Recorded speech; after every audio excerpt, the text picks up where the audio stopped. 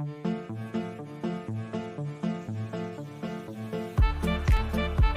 1, this is Gold Leader. We're coming in hot. I promised the crew that we would not be late for Echo Base Network Live. Rear thrusters are engaged.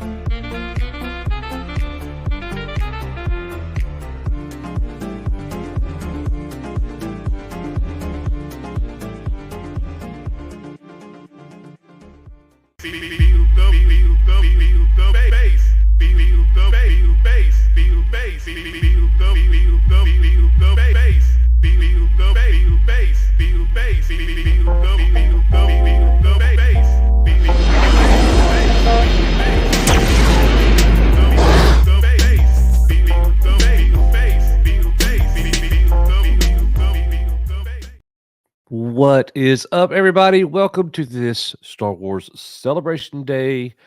Full coverage here at EBN. We will be going live all through the day today, right here with you, hanging out, chilling. We are searching everything, everywhere, all at once. See what I did there?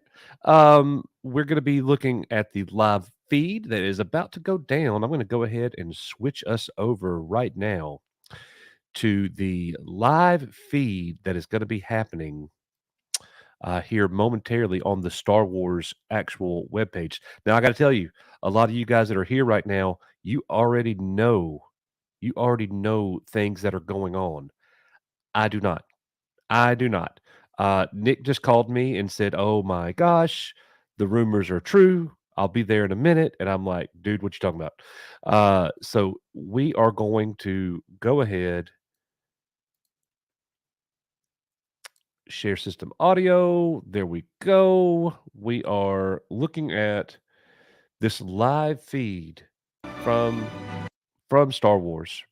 And we will see what this is all about. Welcome and good morning to all of you guys. Mandalorian Legion, good to see you. Voxy Vox, what is up? The Ahsoka trailer looks dope. I love it when Debbie talks. You are awesome, Mama Bear. Jeremy Turner, what is going on? Aaron Bubba Ratliff, good to see you, Aaron. What up, DD? D. Kareem, my man. Trust the plan. Trust the plan. The message. We're going to get plenty of message today, I'm sure. Sith Gorilla, what is going on, my man? Did it drop already? I haven't even finished my first cup of coffee. Bro, I've had one sip, man. I've had one sip. Can you tell in my voice? Look, I'm still wearing what I wore last night. I haven't even had a shower. We dirty here at EBN. We are dirty here at EBN. What is up? Mary Lanning never lets us down. The sweet, wonderful Mary Lanning, always in the house. Super Bad Mofo 1. Now that's one hell of a name. I love it. Thank you, sir.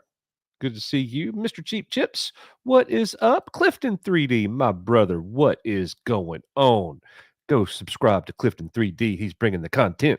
So Uncivilized, what is up, my man? Gary Banjo Sandwich, Worthington, UK time. Yay. Just for you. Well, not just for you, but I'm glad it worked out. You the man, Gary. You the man. Celebrate what, though? I don't know, Jade. I don't know. We about to find out, girl.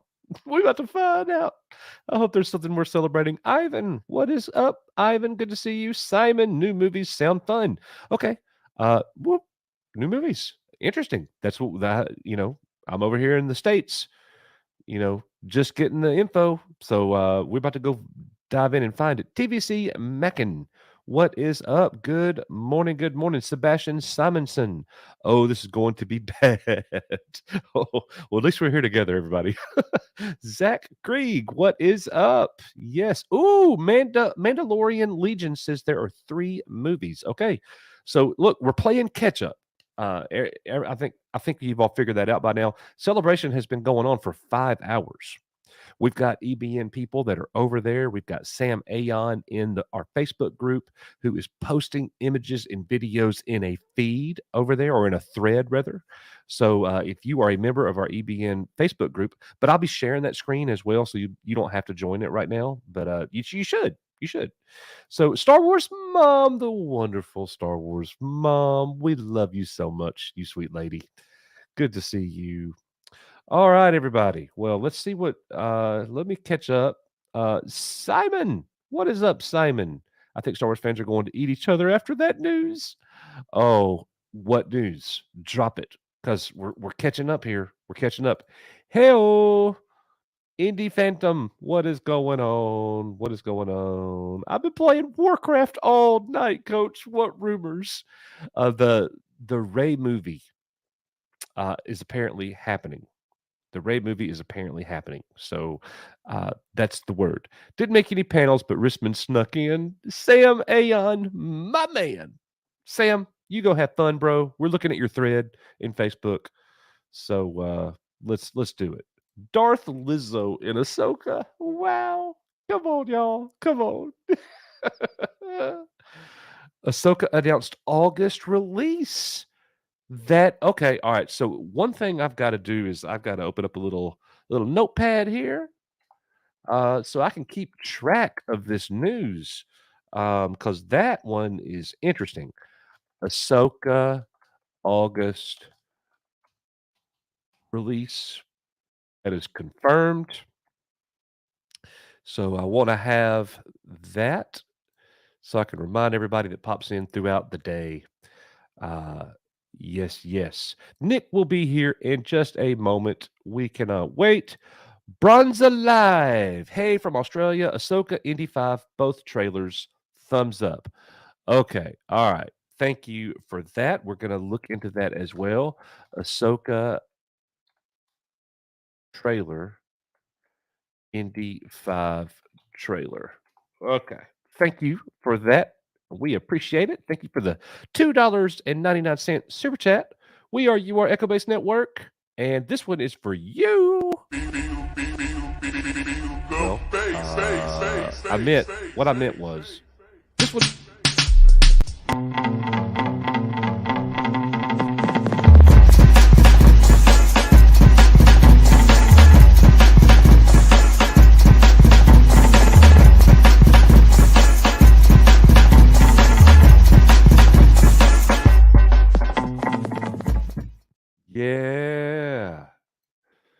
Yeah. All right, I got a couple messages to send out real quick.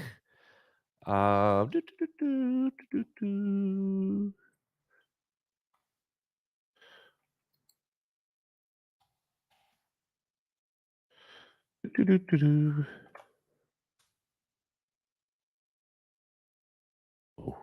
wrong thing there. Bear with me, everybody.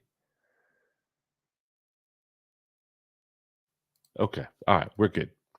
We are good, everybody. We are good. We are good. All right. Oh, here we go.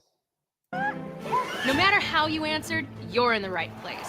Star Wars Celebration 2023 is finally here.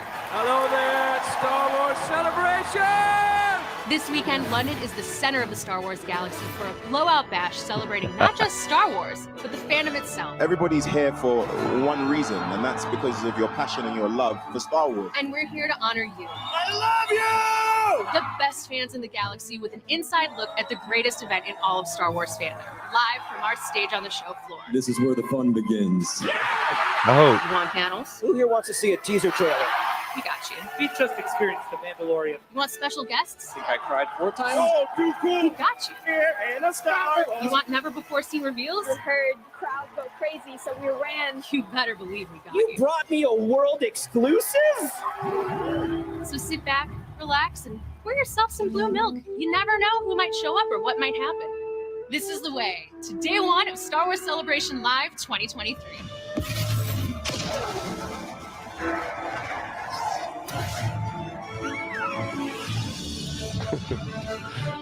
You're so funny. Have fun, Sam.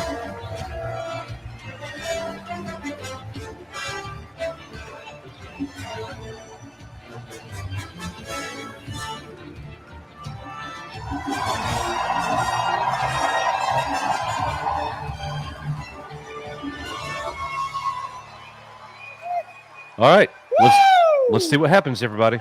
Oh my goodness! Hello and welcome to Star Wars Celebration Europe 2023.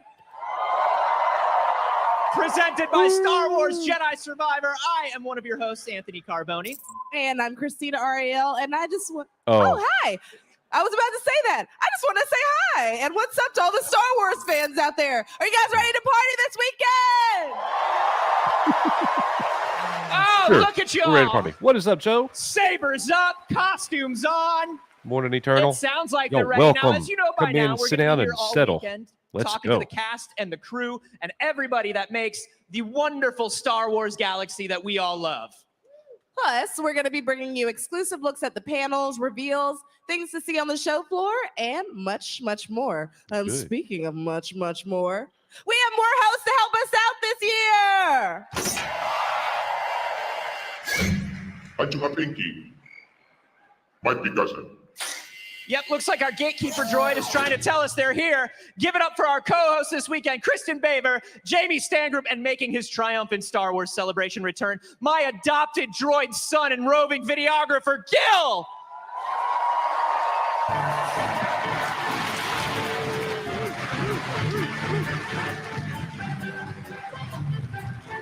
New Ahsoka poster, everybody. Oh, it's the Gil pretty good. cam! Oh, it is wonderful to have you back with us on camera, Gil. I'm so excited to be here. Thank you. Are you excited to be up here on the main stage and kind of hosting with us this year? I'm so excited to see everyone. Well, You good. literally see everyone. Yeah, everybody wave to the Gil cam. Hi, everyone. It's so good to see you all. Okay. Oh, well, Gil, we're excited to have you here with us, and we're excited for everything we have going on this weekend. I mean, what are y'all looking forward to?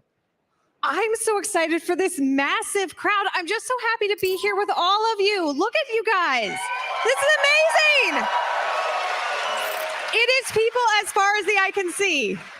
Yeah, so much to be excited for, but it's just great to have Celebration back in London, Europe. I think everyone agrees, right? Yeah? I would agree. I would agree. And I'm more excited when I look, by the way. I'm British. Rick Famuyiwa says it's about identity. The Mandalorian executive producer and episodic director Rick Famuyiwa takes us back to the birth of Grogu and looks ahead as season 3 continues to unfold. And we got a video there. Cute, and there was a Marta Rowan. I love her so much, and she was out there, and I just waved. I got 30% of it, but it sounded good. It sounded good and very Did it sound like I'm excited? It did. Because I am. Awesome. You know who else I'm excited to see back this year? Who? I got distracted by Christina, but I'm also excited for Cameron Matthews out in the crowd, keeping the audience amped up all weekend long. What up, Cam? What up, everybody? Hello to all of you watching at home on StarWars.com and on YouTube. I'm Cam, your warm-up guy. Thrilled to be back here for Star Wars Celebration live in London. And we are having an incredible time here. And as the hosts were just mentioning, the cosplay is amazing. Yeah, and the energy in here All right, let me go is find the electric. Ahsoka. Right, everyone? What's so wonderful about this is the place where true Star Wars family and friends go. come together to be a family of one, right? Yeah, and we are finding out that we have folks here live with us in London from all continents, even Antarctica, someone said. We're still getting confirmation on that. But across the globe, so many. All right, so I'm going to go ahead and show us the Ahsoka trailer, everybody. You know what? I'm going to wait on Nick. Nick, get your butt in here. Rachel, where are you joining us from? I'm from California. All the way from California. That's fantastic. What makes you travel all this way for Star Wars? What is it about it? All right. I really love the panel. Post seeing your other news people's that you've cosplays seen. and just Like, meeting y'all a lot of help the other me- fans too. Everyone Y'all here help is so me nice. get It's amazing. caught up. It Thank is. you, Everyone Pit Boy. is so nice, and I love the energy around here. I was just talking to these folks right Yeah, here. Hi, that's what's right, your name? Metawing. Chrissy? Chrissy, we were looking at that opening sizzle reel, right? We were looking at the energy from Anaheim last year, right? What was it like to be in that room when you and McGregor was on that stage? It was amazing. What's up, Waited a Steve? long time for that, so Will do. And if you want to see that incredible energy, you're in the right place. Stay with us all weekend for Star Wars Celebration Europe. Back to you guys. You're so funny. It's a good-looking crowd. Nick, wake up. Oh, he's The up. He'll audience be here sure in just a seems second. excited, but I'll tell you what got me stoked this morning. It's all the incredible new Star Wars that was revealed at the Studio Showcase panel today. That's right. We got Here to we meet go. the cast of The Acolyte, which is officially coming out in 2024. We found out more about season 2 of Andor, which is shooting now. Yes. Checked in with the cast of The Mandalorian. Learned more about the Amblin-esque adventure series that awaits with the Skeleton Crew. Oh my God. And 3 new Yeah, the Star cut. Wars films directed by James Mangold, Charmin Obaid-Chinoy, and Dave Filoni.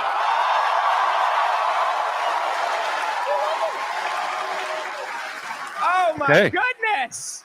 Interesting. And speaking of Dave, we got to see a brand new teaser trailer for Ahsoka. Okay. In Right. fact, do you all want to see it again? Yeah. Because I Look sure at- do. I Let's sure roll it. do.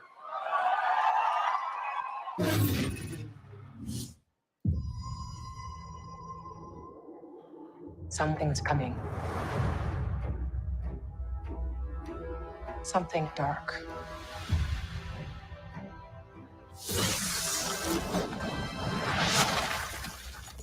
I sense it. Ooh, I like the red logo. This is a new beginning. For some, war. For others, Wow. I knew it. power.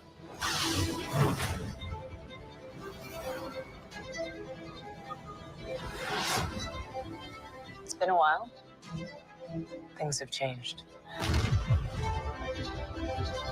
I started hearing whispers There she is. about Thrawn's return Oh boy. as heir to the Empire. What?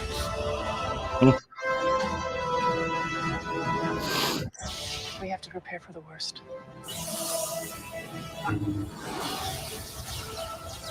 The Jedi fell a long time ago. There aren't many left. Mm.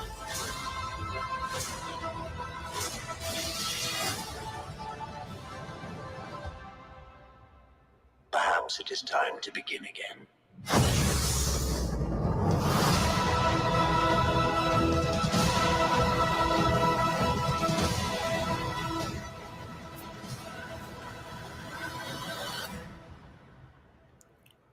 My God, Nick, it looks like a Star Wars show. It looked pretty good. I know. It looked like Star Wars. Yeah. Wow. In live action all at once. What do y'all think? Sabine, Hera, The back of somebody's head. Chopper? Chopper? Thrawn, One. Chopper. Be anyone. Does it rhyme with Long It John doesn't rhyme with Silver? anything. I don't think It doesn't so. rhyme with anything. Oh, shut up, lady. All right, She I know gets we on my can watch nerves. that trailer I all know. day. And don't worry, Both of them do to we me. will. Yep. Ron wasn't the only character. She said it. The triumphant return to the She screen. said it. What's What'd she she say? say? She said it. Apparently. We're allowed to say it. I'm glad to say it. It's fine. It's That fine. was Thrawn. Yeah, we know, dude. That's right. Our old pal Dr. Henry Jones Jr. is back with his latest adventure, Uh-oh. Indiana Jones and the Dial of Destiny. Adam. Would you guys be interested in seeing that new trailer? Yes, we Okay. would. And we're also thought so. interested Let's in roll it. Adam's super chat. Thank you, Adam. Fasten your seatbelt. Discount Doku's coming for you. Hope first one stays safe.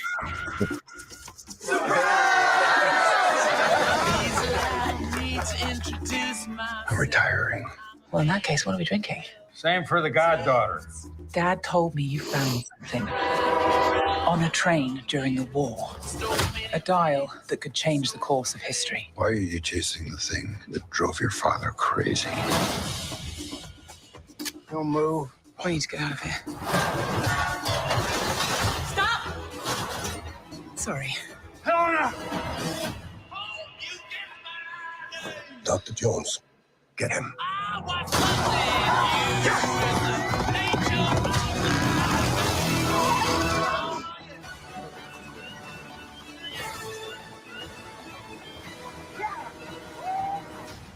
Hitler made mistakes, and with this, I will correct them all. You stole it.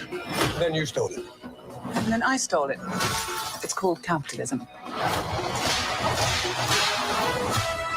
This way. Fasten your seatbelt. There might be some turbulence. You've taken your chances, made your mistakes. And now a final triumph. Indy! Give him hell, Indiana Jones! A few times in my life, I've seen things. I've been tortured with voodoo. Been shot 9 times, including once by your father. Ah, sorry! But I've been looking for this all my life.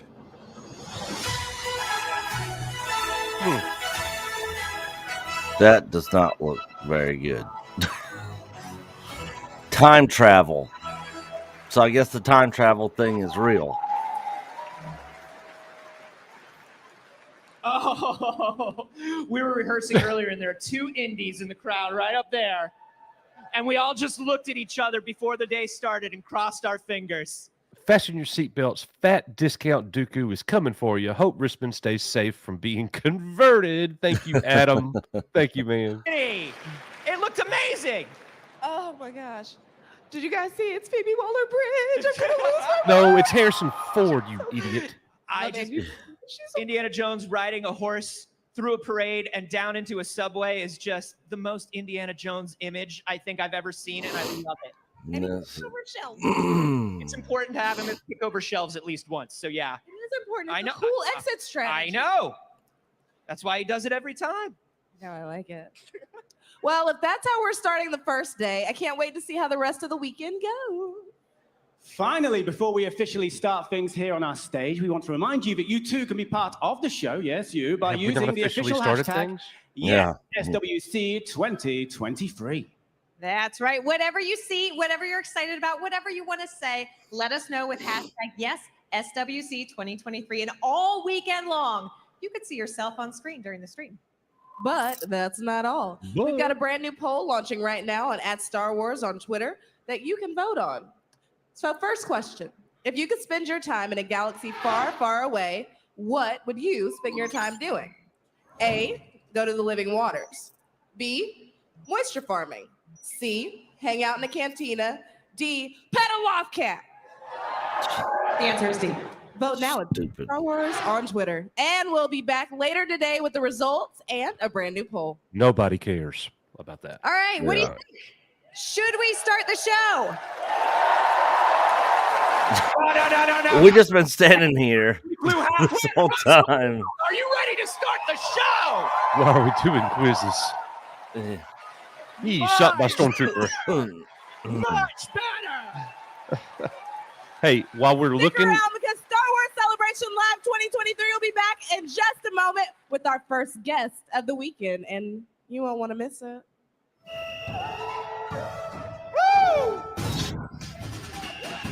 the cringe is real, folks. Yeah. The cringe is real. Cringe So let- is over 9,000. So let's be searching and looking. Can we get some confirmation for the Ray movie? Like, so they said there's 3 new movies. Yep. James Mangold, Pass. the President Shinoy lady, Future. and Filoni. Yep.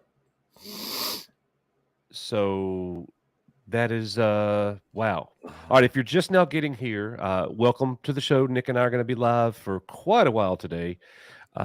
Ahsoka is coming to us this August, so it's an early release that they let us know. We looked at the trailer for Ahsoka. It looked really good to me. There's some definitely some interesting parts, and we got to see the first image of Grand Admiral Thrawn. We just saw the Indy 5 trailer. It was kind of weird, Nick, because that was the most modern Indiana Jones, which I get it. It's supposed to be more modern. They're playing the Rolling Stones, and it looked like going to Walmart today almost. Like Indiana Jones is totally in the modern era. But he is the oldest he's been. Rick Famuyiwa talking about identity over at StarWars.com, and 3 new movies, Mangold, Shinoy, and Filoni. So the Filoni rumors are true. He is doing a movie. Acting in a brand new Disney Plus Star Wars series? Please welcome from The Acolyte, Amanda Stenberg and Lee Jung Jae. Oh, The Acolyte. I thought this was fake news. Fake news. Fake news. This isn't happening. So after this, everybody, Nick just found this article. We will be going here. Daisy Ridley to reprise role as Rey in new Star Wars film.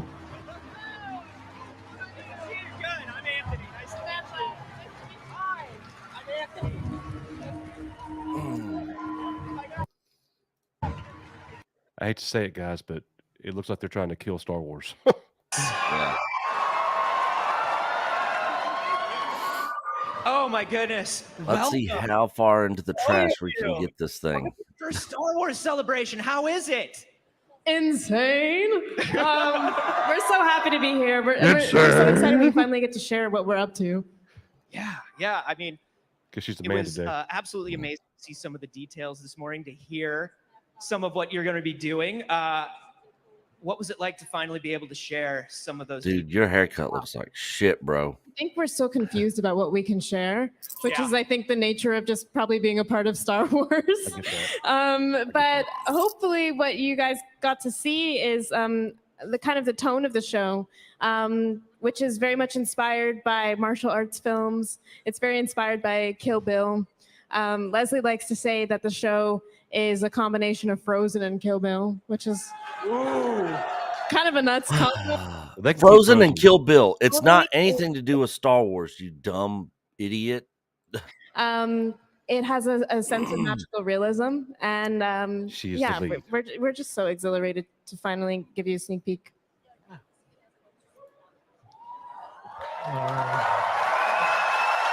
Are they about to show us a clip from The Acolyte? The show that's not really happening?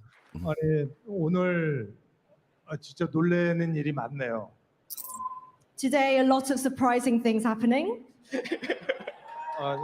이렇게 많으신 분들이 이렇게 함께 하시는 이 행사가 15년 됐다라는 것에 많이 놀랐습니다. So I've been amazed to find that this celebration with so many of you has been going on for 50. EA's Jedi Survivor is the only thing that I want out of Star Wars. Cameron Monaghan is 10 times better than any of these jokers as at this Star Wars funeral. Not wrong. Thank you, JRG. We appreciate that, bro. And I'm with you. It's a family, and you're part of the family now. Yes, right. This guy is so cringe. 오늘 아콜라이트를 I sent you a link, fool. 보여드릴 수 있어서 너무 기뻤고요. And I was really glad to show you a sneak peek of Acolyte today as well. Yeah. 그리고 그것만큼 더 흥분됐던 것은 And something more exciting on top of that was 다른 트레일러도 오늘 The soy 많이 is 봤다라는 strong. 것이 굉장히 흥분되었습니다. 멋있었습니다. it was so cool to see other trailers for other shows as well. Really exciting. Really exciting. Is that Star Wars Meg? Oh, shut up. Hargrave sends his first ever Echo Base Network super chat. Thank you, Hargrave. Hail Hargrave. $2. Crouching Jedi, hidden Sith Lord equals acolyte. Pretty much. And it's the chick from Frozen who's the Crouching Jedi. It's hidden gonna be Sith Lord. out of this world. Yeah. And that character is already so special, and she's so phenomenal. So I'm so excited for that. Yeah. Yeah, to see. Oh, we're not attacking anybody. Ahsoka We're just and reacting. Hera and Sabine Relax. all in the same place on Yeah. camera. They're like Nobody's that. attacking It was anybody. just We're like just a having really fun. interesting moment, Calm wasn't it? down. Calm down. Yeah. Junkman sent me a message. He said, you guys got your Ray movie announced. Nick will be first in line. Yeah, F that movie. I don't even know if I'll go see it. I'm going. I'll probably just. We're going. You gotta say about it. We're going. I don't know. We're I don't know going. if I can do it. We're gonna walk Today, out the most laughing. interesting parts were that all the trailers had gotta different cover it, bro. feels and different genres from them. Oh man. 너무 빨리 보고 싶어서 기다리는 게 지금 기다릴 수가 없는 것 같아요. So I can't wait to see them all in full. Yeah. It was a lot of wonderful stuff. Joining Star Wars, I'm sure, is it's always something that is a big deal. It's a lot to take on, I'm sure. In particular for you, Lee, this is your first American series, and this is your first series in a foreign language for you. How was the experience coming on to all of this? 굉장히 특별한 경험이죠. 저에게는 제가 영어가 언어가 아니기 때문에요. So it's definitely a special experience for me, especially because English isn't my first language. 그래서 아마 스타워즈가 아니었다면은 아마 이 작품을 못 한다고 거절했을 것 같아요. So if it wasn't Star Wars, I may have declined some other show. 근데 누가 스타워즈를 거절할 수 있겠어요? But who would say no to Star Wars? Come on. If it's bad Star Wars, I would. I'd say no to Star Wars. And they said you Please can use a stab me in the eye. lightsaber. Amazing. And obviously, I mean, look, she shows up to her own panel for her own show dressed as Padme. Like, you know it's a big deal for her to be part of Star Wars. Tell me about this. How was it for you? It's unreal. For sure. Yeah. I really love cons. I really love cosplaying. So it felt like there was no way I could come here. Master Paul of the Star Wars guys with a member chat. Hey guys, thanks for stomaching this crap for us. Hashtag look into Star Wars EU. Thank you, Paul. You the man, bro. Show and becoming part of Star Wars, like, how was that for you? Oh my God. Yeah, I nearly fainted. I thought this was going to happen tomorrow with the actors being interviewed. I thought today's going to be more about the creatives coming in, so that's going to be interesting as the day goes on. Clearly, secretions are served at this celebration. Indie Phantom with a $2.20 super chat. Thank you, Indie Phantom. Yeah, they are definitely serving up them secretions, my friend. Entire heart and soul into it and do the best I possibly can. Breaking. Here, but let's yeah, just that kill first the meeting banners was because there's going to be a lot of moving wild. around. I was presented. Hello, with hello, my friend. Hello, my friend.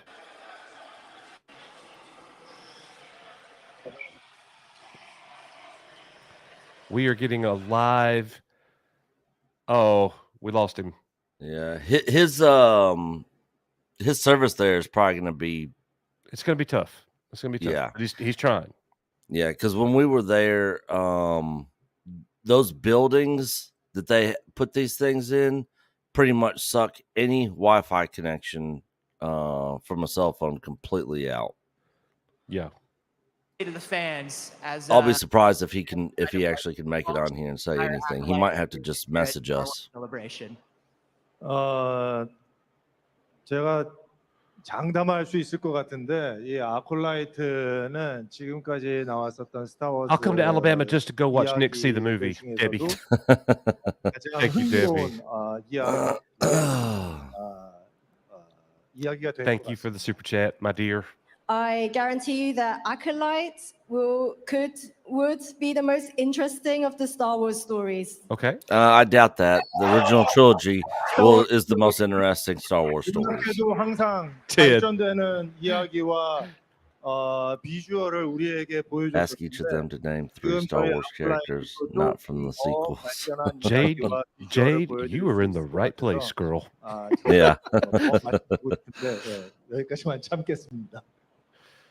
Star Wars has always shown stepped up visuals and stepped up developments of stories and so on. I think Acolyte will be showing a great example of that going further ahead. I really want to share more, but... You there? Maybe. Yeah, we hear you. We can hear you. Okay. The Wi-Fi is overtaxed here. How are y'all doing? We're great. We're not doing good at all, Risman. Right, let's get right into it before we lose him, Nick. Ahsoka, August release. We saw the trailer. We saw the Indy 5 trailer. And we got the 3 new movies announcements from Mangold, Chinoy, and Filoni. Is there anything we're missing? They showed Skeleton Crew clip. They showed Andor 2 teaser, and they showed 6 minutes of Indy 5, and they showed 8 minutes of the next Mando episode. So, did you see the 8 minutes of the next Mando episode? So I didn't get into this panel. And but the way that it works is they have the main stage and then they're simulcasting it at 2 other stages, all of which you were in the lottery, then you had to get in line, and all the lines were crazy. So I went to see the Legos, and I realized it was next to one of the overflow stages, and I snuck in the back curtain so I could go and see it. So answer your question is, I saw it all, and now they're also, for those people that were there, they're going to show the whole Mando episode later. Wow. So what you saw on Mando, does it look like Mando's going to be trending up or down? Oh, boy.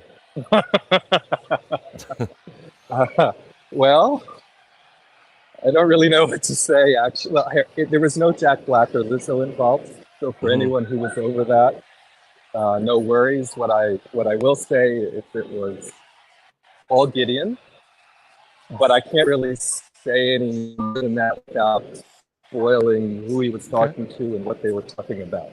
So we got confirmation that Gideon is appearing in the next episode. Yes. All right, good. Yes. And everyone's favorite Lieutenant Biscuits is in it as well. Lieutenant Biscuits. The gal who scrambled Pershing's mind. Yeah. So, yeah. If you want to know more, I'll tell you offline. I can't say any more here. Sure. Just text us. Text us. I will. The Indiana Jones thing was nice, right? I mean, what I saw of that movie looked good. You guys heard about Mangold and the rest of it. They brought Daisy Ridley out on stage, no surprise. She's going to be rebuilding the Jedi Order in the Miss Marvel's directed film. But there were no details, no time frame, no. It sounded like it was all just in the idea phases to me, and that they brought out these 3 directors just to prove they actually have directors. So they brought all 3 directors out to announce the movies. Yeah, but they only, Kathy was like, just give a brief overview of what your movie is about. So each director spoke a little bit, and Filoni was like, he's like, well, I'm just happy I get to make a movie. He said, this is just cool, and he didn't say. So which one's doing the Rey movie? The Marvel director is doing the Rey movie. The Amawagu. Yeah, I don't know how to say her name. Her last name's Chinoy. That's her. Gotcha. And Mangold is doing the 25,000 years before A New Hope. How does the Jedi get started and the whole, Force. It sounds a little bit like, I think, the movie Old Republic, or do we know which one's going to be first? Years before. Yeah, that's a long time. No, it sounds like Mangold was making the movie we thought Taika Waititi was going to make. That's what I got out of it. But they didn't give us no release order. They didn't. Kathy said something like, "We're just excited to get started on these projects," which makes me think none of them are in production. Right. So, there. I mean, I have to tell you, of all the, you're not going to be surprised when I say this. Of all the footage they showed, I thought the Andor 2 stuff looked out of this world. Just beautiful, and then just every bit as perfectly produced as what we saw in season 1, which is even more interesting because they're still literally filming it. So they must have just post-produced these parts to put this teaser reel together. The rest of it was fine. I mean, Jude Law was there, the kids were there that are in Skeleton Crew. It seems like he's a Jedi. He has the Force. At least I think it was him in the Skeleton Crew. They're on their belts, like, he uses Force to get a key to get him out. And they're like, "Oh, you're a Jedi." So he may be playing Larson, Tekka, or whoever people thought. He never disclosed the name of his character or that confirmed that he was a Jedi. It was just something that was in a teaser for Skeleton Crew. So what's the current movie? Who's doing the current movie? Dave Filoni? Well, if the rumor is true, the current movie is the Rey movie. Well, I thought If that we the Rey believe what movie the- was the future. Yes, but if we believe what the trades have been telling us, that movie seemed to be the farthest along. But it was also the movie that He was means Lindelof current as in like. House. Okay. Oh, time Yeah. frame would be Filoni's. Filoni's is set in the Mandoverse. Sorry. Gotcha. Okay, gotcha. All right. Yeah, it is the culminating. She made it a point to say, just for you, Coach. It is the culminating, supposed to be the culminating event, bringing together the threads from the Mandoverse Disney Plus show. So is this going to be the end of the Mandoverse, you think? I would have thought so, but when Filoni's been questioned on this previously, he said something like, we can keep it going on the TV and we can still show you something on the big screen that would be pleasing. So I think they're going to do both. I think they'll keep it going somehow, and they'll also maybe close out these chapters we've been watching. That's the impression I got. Gotcha. Interesting. Yeah. Other than that, there's more people jammed in this small space here than I've ever seen in my life. It's just absolutely bonkers. I bet. How did the crowd respond when KK announced the new movies? Everyone responded very positively, but as you might expect, they're at a fan convention, and everyone was just super happy to be here. But I mean, she was on stage the whole time. Did you hear any boos?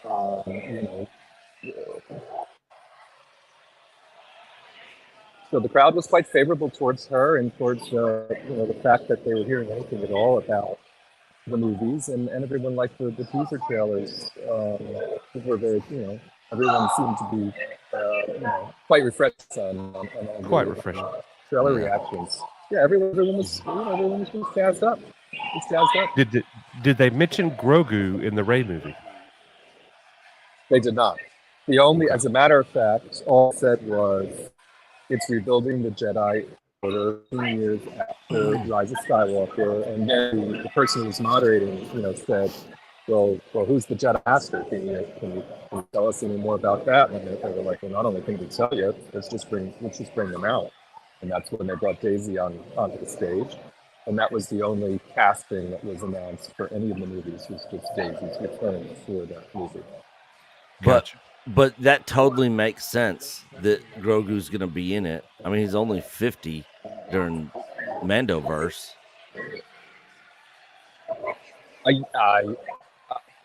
I'm with you. I think now that they seem to be more brought into some amount of live action Disney Plus while theatrical things are happening. I think there's still a possibility. The issue is it's just so far in the future compared to where we are in the universe. But I guess it doesn't negate them continuing on with him on Disney Plus, although I don't know that we'll see Grogu and Ahsoka. I don't know that we'll see Grogu and Skeleton Crew. So they could sell it more Mandoverse Disney Plus, I suppose, without Grogu. But yeah, they didn't confirm anything else about it one way or the other.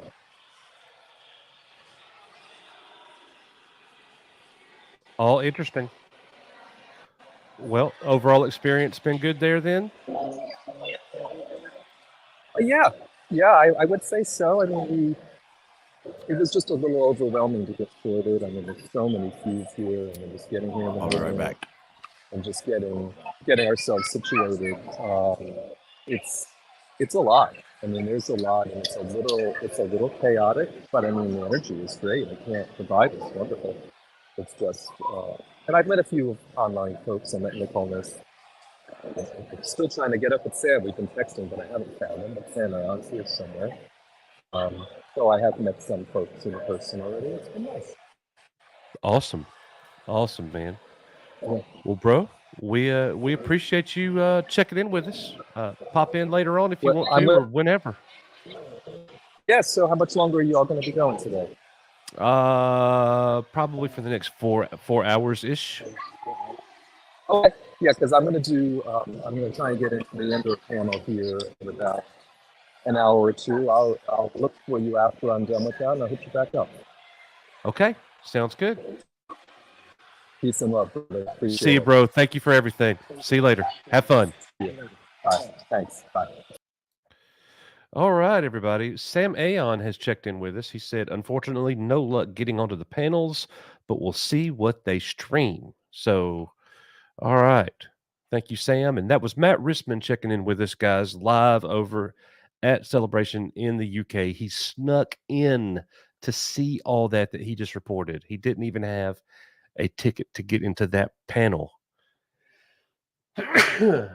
So, great job, Matt Rissman, with a huge sack sneaking in like that at Celebration, risking getting thrown out. I got to be honest. That's wow. I don't know if I could have done it, but that's awesome. You are the man. Robbie Peppers with a $9.99 super chat. Star Wars looks nothing more than an expensive fan film now. Ahsoka sabers look like trash. The costumes look like cosplays. I'm disappointed. I understand, Robbie. I understand. Hang in there, man. You know, maybe they'll hear us, but thank you so much for your super chat, my friend, and your support here at the channel. Channel Starface sends in a member chat. He says, so this is how Star Wars dies, with thunderous applause. Seriously, F that host, F the guest, and most of all, F that crowd. Good morning, by the way. Can't wait till Saturday's show. Happy Easter weekend. Thank you, Channel Starface. You are the man, brother. And King's Advisors with a $1.99 super chat. 7 episodes into an 8-episode season, we finally get the bad guy. Yeah, you're right. Which that makes it a fail. Honestly, it really, really does. So it is what it is. But thank you guys for your super chats. We are your Echo Base Network. We'll be right back. We'll continue our live coverage here of Star Wars Celebration.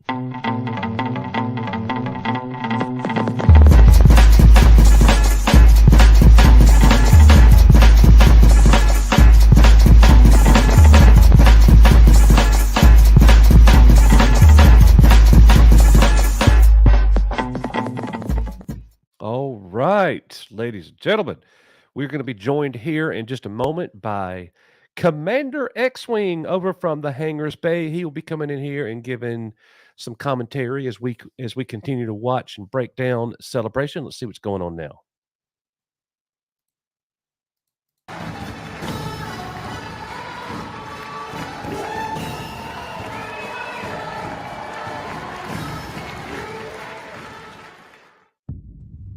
This is a lightsaber.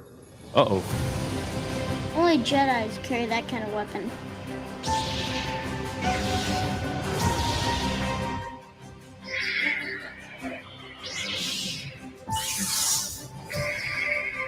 Are you ready? Then let's begin. Your father's lightsaber. This is the weapon of a Jedi Knight. An elegant weapon for a more civilized age. I am a Jedi, like my father before me.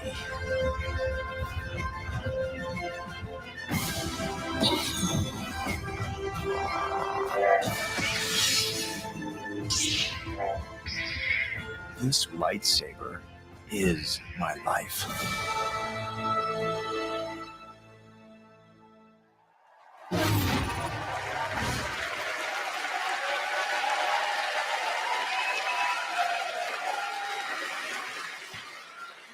When you're nearly 7 feet tall, you're pretty tough to miss in a crowd. But unless you're really good at recognizing piercing blue eyes, you'd be hard-pressed to recognize this famous Wookiee at the supermarket. He's a gentle giant, and he's joined by the considerably smaller but no less talented co-star from the upcoming series, The Acolyte. Give it up for Jonas Swotamo and Dean Charles Chapman!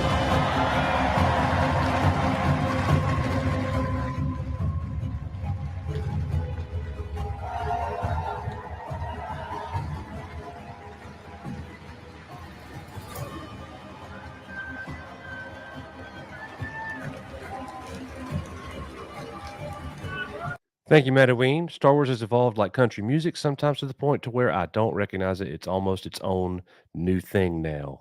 Well said. All right, Well wonderful. Thank you both so much for being here with us today. How excited are you to be at Star Wars Celebration? It's an amazing experience. So excited. What's up?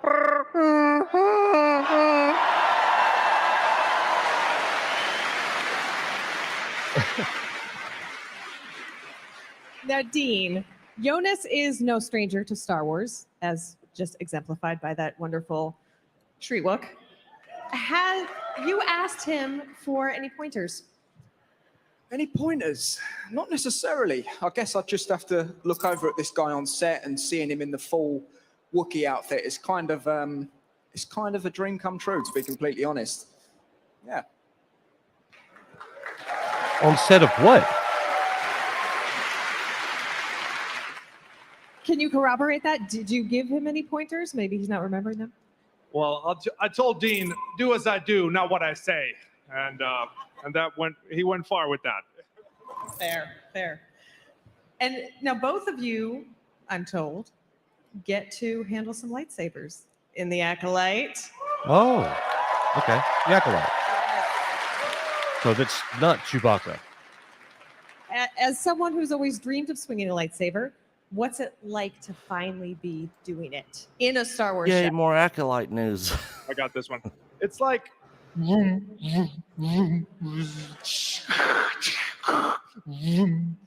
Shut up, dude. Perfect, no notes. So cringe. He's AF. Chewbacca. He's our Chewbacca now, but Yeah. he's going to be in the Acolyte. Yeah. But he can't be Chewbacca in the Acolyte. It's got to be, Yeah, he's just another some- character. Yeah. Hey, I'm going to step away for just a moment. X-Wing's going to be joining us here in just a moment. Right. No, good. I wouldn't want to. They'll never You- get you it keep the back. feed going? Yeah, I'll nick it. I got to make another coffee, and I'll be right back. Now, Okay? Jonas, as a Yeah, joke, leave it going. Oh my gosh, I closed it down like an idiot. That's fine. Oh, when you play those videos because you're sharing your screen, the sound is all jacked up. A Wookiee Jedi? A Wookiee So, Jedi. if When I you play what You videos? say a Wookiee. chat or the member anything that's in our thing, Oh, gotcha. it's all jacked up. So I got it. if we I got play it. more, we'll have to close the share screen. I got it.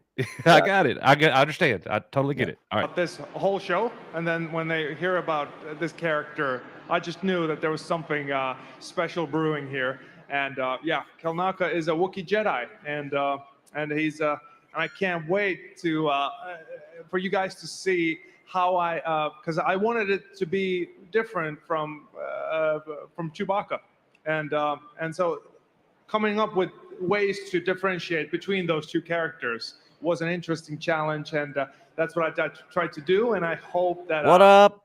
Okay, Definitely did. Just waking up.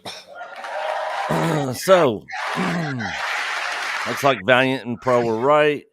Getting a Rey and Rey movie, rebuilding the Jedi Order. A Wookiee Jedi. I'm just going to keep saying those words together. I can't wait to hear what Stephanie Janicek has to say about that one. Same. Oh yeah.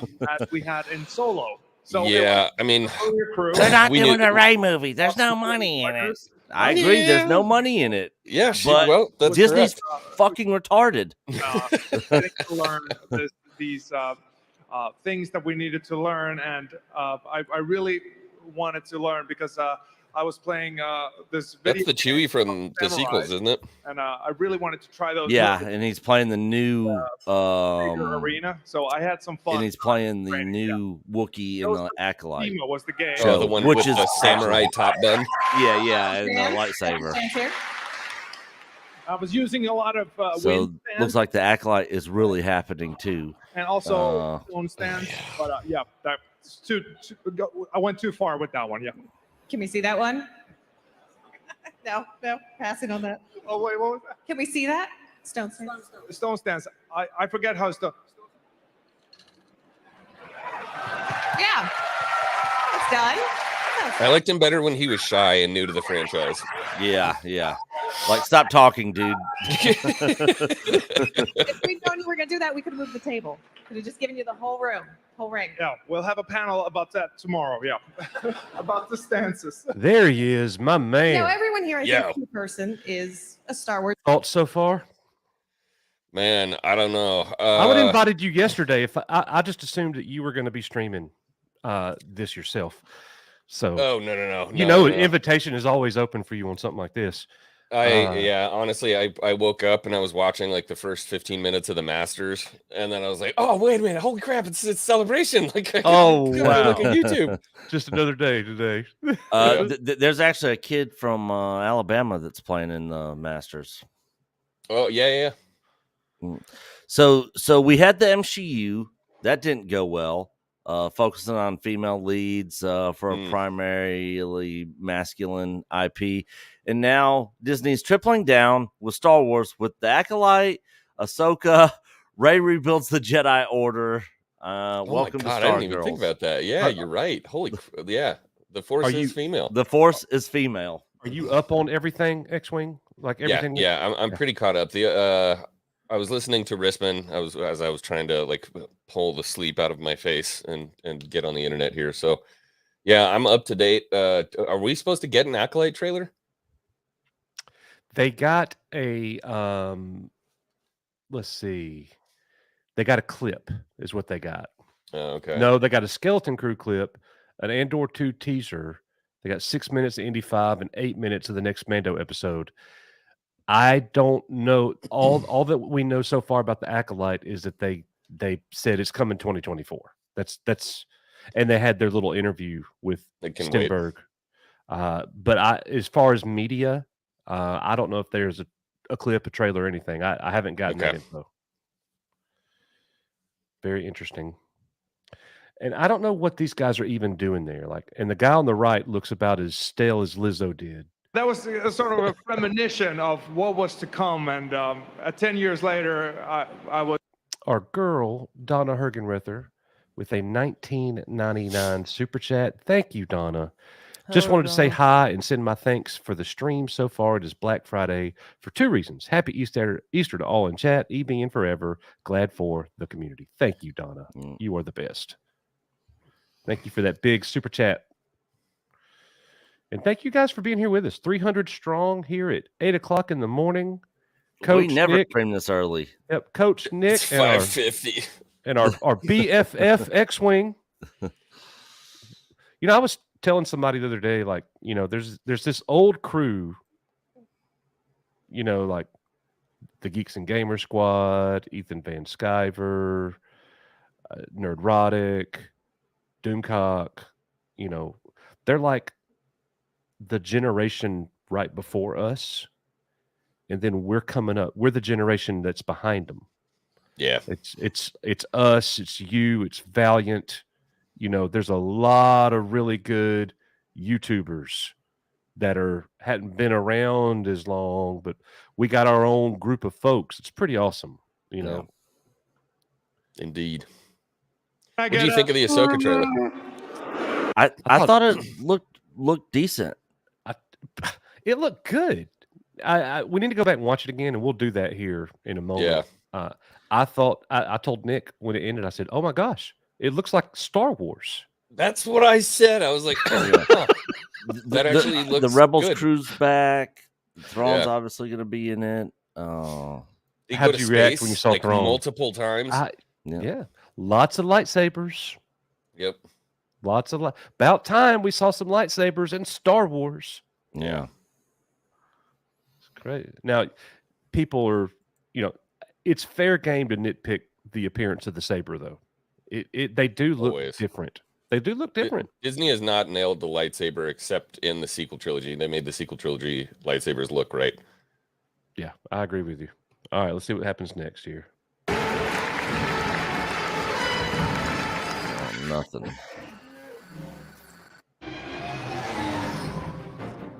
With everything happening in the galaxy, StarWars.com is the Omega. only place online that is all Star Wars, all the time. No, our channels are too. Yeah, I thought it was going to be like Dragon Ball Z and car videos on there too. The number one Stupid. destination for the saga we all love. And with an ever-evolving databank of Star Wars information from all eras, crafts, and quizzes, you'll never run out of Star Wars to And explore. man. Going right over there. Oh God, really? Really? They had to add. They had to add the. They had to add the fat lesbos in right at the end to have it end on. Thanks, Disney Star Wars. It was the two that won the trip to the Star Cruiser. Yeah, I'm not surprised. The number one destination for the saga we all love. And with an ever-evolving databank of Star Wars information from all eras, crafts, and quizzes, you'll never run out of Star Wars gotta to see it explore. StarWars.com. Honey boo. All Star Wars. Yeah. Come closer. Because I got you, fam. It's Jodie Turner-Smith and Rebecca Henderson. Oh, shut up, man. She gets on my nerves. God, man, I wish they would Jodie mute Turner her. Smith is in the Acolyte, so we're about to get us some more Acolyte here. Yeah, this is all Acolyte stuff. The show that wasn't really happening, but If that's really not loud is enough, happening. y'all. If that's not loud enough, y'all let me know, okay?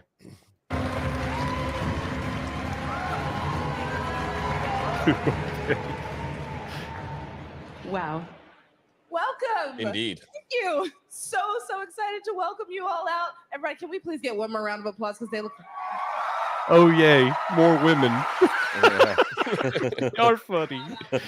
Oh my goodness. I love how they pander to the crowd to try to get more cheers. Acolyte? Yeah. What do you want? Yes. Yeah, we'll keep it Vegas. Jodie, can you tell us about your character? Okay. Well, let me try to talk about this without getting fired or murdered. So my character, she's a powerful leader. She's a powerful Shocked. leader. Of course she's gonna be. Yes.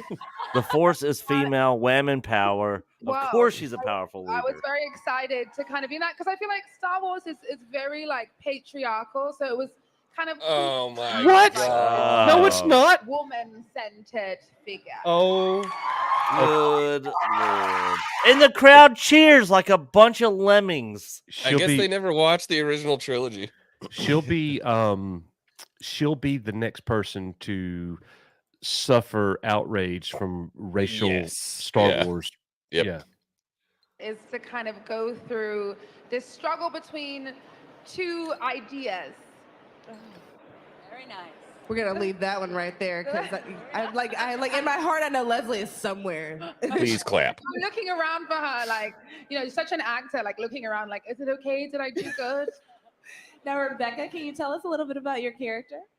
Yes, I play a Mary Allen, an elder Jedi master.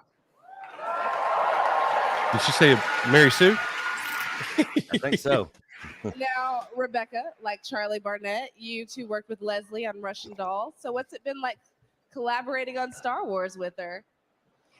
I mean, honestly, it has been so emotional. I'm shaking because I'm shaking. watching Leslie, from the very beginning, from her coming up with this idea, pitching this idea, having the show begin, and now we're still shooting and being here. I mean, it's been incredibly emotional, and I have cried many times today. Well, you guys are doing great, and everybody out here is going to be so happy. And I'm emotional just knowing that you all are a part of this galaxy. It's so cool. Now, being cast in Star Wars, it's a big deal.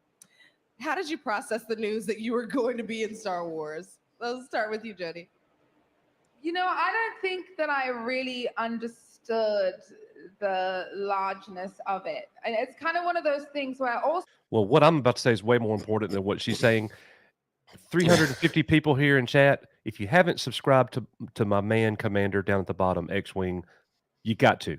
He's got one of the best live stream Star Wars shows you can get. It's EBN with a lot of cussing. You don't want to miss it. Sorry. Thank you. Okay, I'm so sorry. Sorry for. I'll put money in everybody's sweat jar after this. No? Is that Rebecca, Grace how did you Jones? process it? Like, I don't think I really processed it until my first day on set in the Jedi robes, green. All right. And in a Jedi temple, which was actually built. And then I was like, huh, okay, yeah. This. She probably never Please even seen clap. Star Wars. You're kind of launching Star Wars, but really making Star Wars. Yes, yeah. All right, guys. So, look, I'm going to pause the feed. If y'all want to keep your ears on it, you can. But let's look at this real quick because I think this is probably the biggest takeaway so far. Daisy Ridley to reprise role as Rey in the new Star Wars film. So I was at Lucasfilm just to have lunch and say hi to some guys. Nothing going on here. Nothing happening. I just went by to say hi. Look, and what Pro said, the leak minus the Grogu things and the other side characters, we don't. That is yet to be revealed. But so far, these rumors that he broke is happening, and all the people. So many people were like, "It's not happening. I don't believe him." Some lady that talks like this. She's like, okay. Shut the F up and listen to me. Shut the F up in my stream. All right, so we'll stop You there. guys are just grifters. You're not telling the truth. Bluebird. This is the Bluebird. This is the Bluebird from Iron Eagle. Yeah. Daisy Ridley to reprise role as Rey in the new Star Wars film. This is from Variety, and this is really funny. The Star Wars movie features future just came in sharper focus. Daisy Ridley, Rey, central focus in the Star Wars feature film. 2019, The Rise of Skywalker. Lucasfilm President Kathleen Kennedy announced at Star Wars Celebration in London on Friday. Charmine Oboid-Chinoy, Miss Marvel, will direct from a script by Stephen Knight. Peaky Blinders. The film follows the events of The Rise of Skywalker and will focus on Rey as she builds a new Jedi Order. The project marks several major milestones for the franchise. Chinoy is the first woman and the first person of color to direct a Star Wars movie. Go ahead. Oh, check those boxes, baby. Get them checked. We are checked and ready to go. So the only thing is, Knight did Peaky Blinders, and Peaky Blinders is incredible. Yeah. So that's the only thing that. What am I talking about? It's a freaking Rey movie. Yeah. It's a Rey movie. I don't hate Daisy Ridley. I just hate Rey. Yeah, same. I agree. I mean, most of all decent Star Wars fans that hate the sequel trilogy and hate Disney Star Wars, I have no issue with the actors unless they start spewing, crazy talk. But for the most part, we have issues with the characters, with the writers, the directors, the people in charge. Yes. This lady on the panel already pissed me off. Star Wars is the patriarchy. Yeah. Oh no. Yeah. No. All right. So I got some let's see. We need to get caught up here. Thank you, everybody. We've got 355 people here in the stream. Thank you for being here. We're covering Star Wars Celebration at least for the next 4 hours until it ends. We definitely want to engage with you guys and get your thoughts. Real quick, the things that we know, confirmation that Ahsoka has an August release. The new Ahsoka trailer dropped. It looked really good. We'll look at that again here in a few minutes. Indy 5 trailer, we'll talk about that too as well. Rick Famuyiwa talks about it's all about identity and how the identity is changing for Mando and Grogu. The Acolyte is coming 2024. 3 new movies directed by Mangold, Chinoy, and Filoni. Dave Filoni finally gets a movie. That leak was true as well. Skeleton Crew got a clip that was shown to the attendees of Celebration. Andor 2 teaser also played 6 minutes of the Indy 5 movie and 8 minutes of the next Mando episode.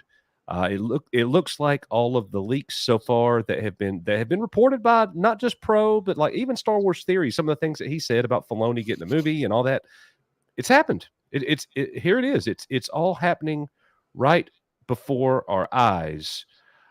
Good morning to Cardinal Sin, my brother. Good to see you. What's up, Cardinal? Let's see. Our friend Rogue Sarge, Bobby, good friend of our channel, Grandmaster member here at the channel. He sends in a $19.99 super chat. Good morning to everyone, EBN, and thanks, Coach and Nick, for the live stream. Thank you, Bobby. We appreciate it, my friend. You are the man. Thank you for your support of the channel, man. Rogue Sarge. And we also have a super chat from Michael Maloney, $2, all hope gone. Well, look, here's the thing.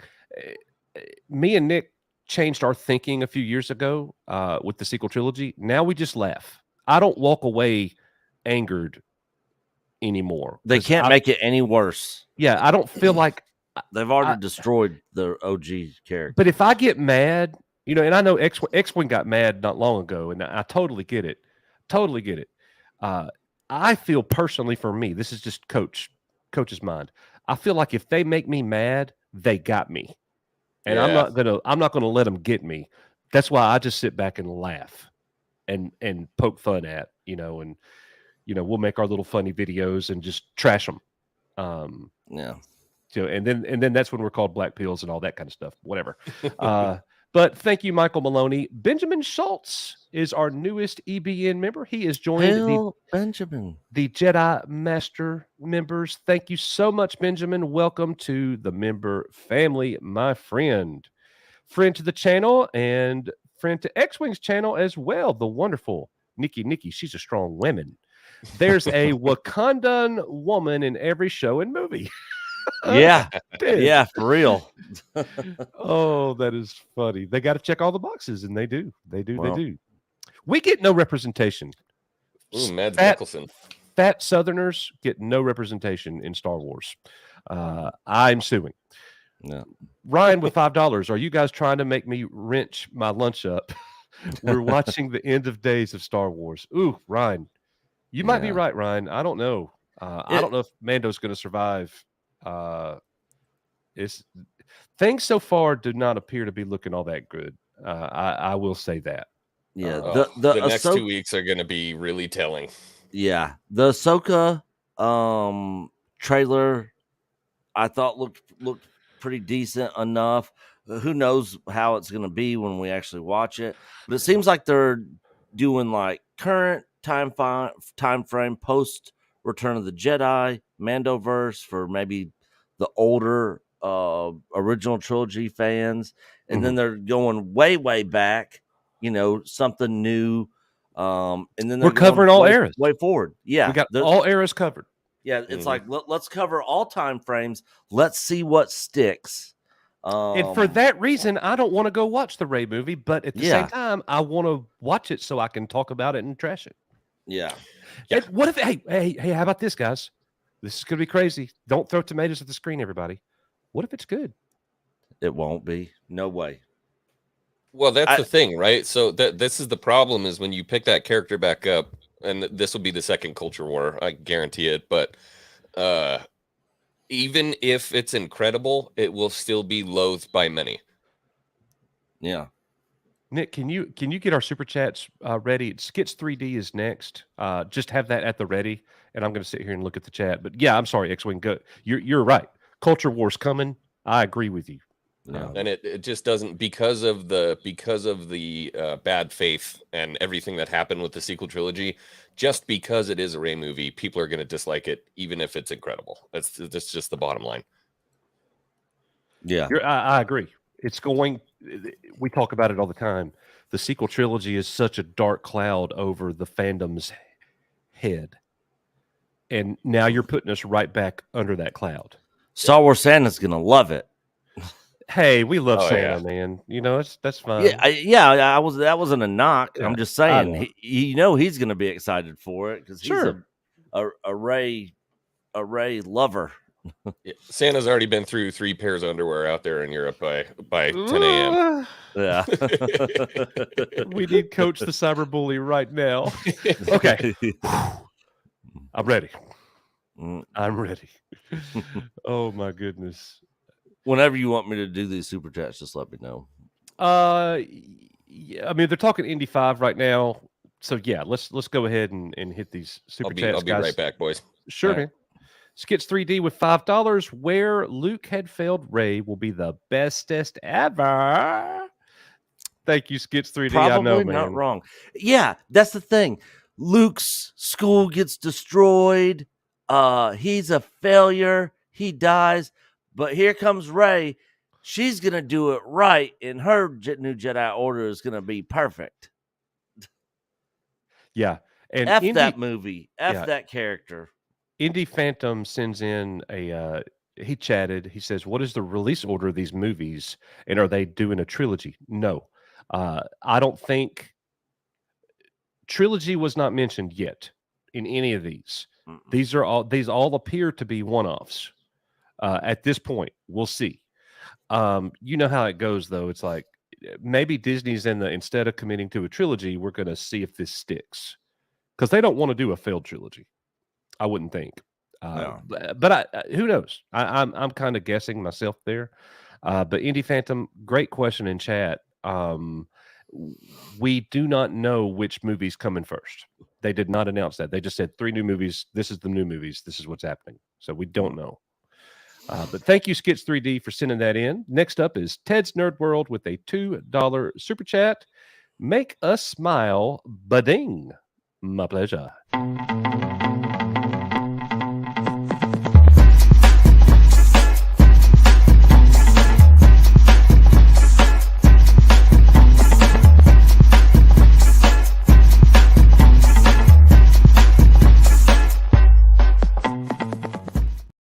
You forgot. Right. Forgot what?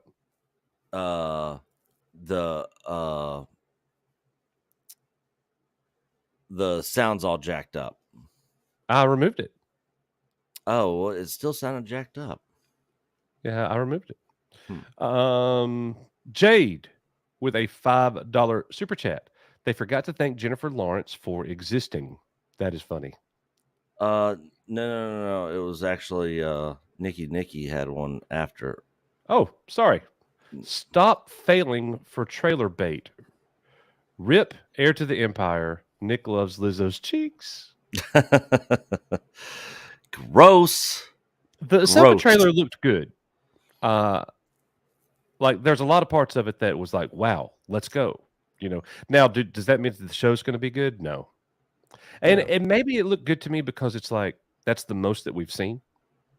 Maybe it's because so much saber action in Star Wars, which my eyes are no longer used to lightsabers because we don't ever see them, you know? So, but yeah, Nikki, I'm with you completely. We will not. I mean, we thought the Last Jedi trailer looked good, you know, and that was a huge pile of crap. So we are well aware. I didn't think so. It's time for the Jedi to end. That was bullshit. Yeah, but nobody really knew what that meant at the time. They're like, I know, "What's that mean?" but everybody was crapping on it. Like that was, yeah. Okay, I'm with you. I just, you know, okay. Jade with $5. They forgot to thank Jennifer Lawrence for existing. Thank you, Jade. Thank you, Jade. Yeah, they did forget JL.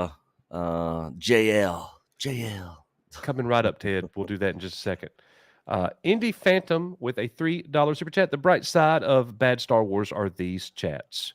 Well, thank you, sir. Thank you, sir. We appreciate that. We do the best that we can here at the network, man. Thank you for your support. Let's see. Captain John D with a $10 super chat. You guys have become Captain John D. my favorite Star Wars channel. Well, thank you, Captain John D. Thank you. Thank you for your honesty. There's always hope in Star Wars, but we are at the lowest of the low. At least there's a channel like yours to experience it through. That's what we do, man. Yeah.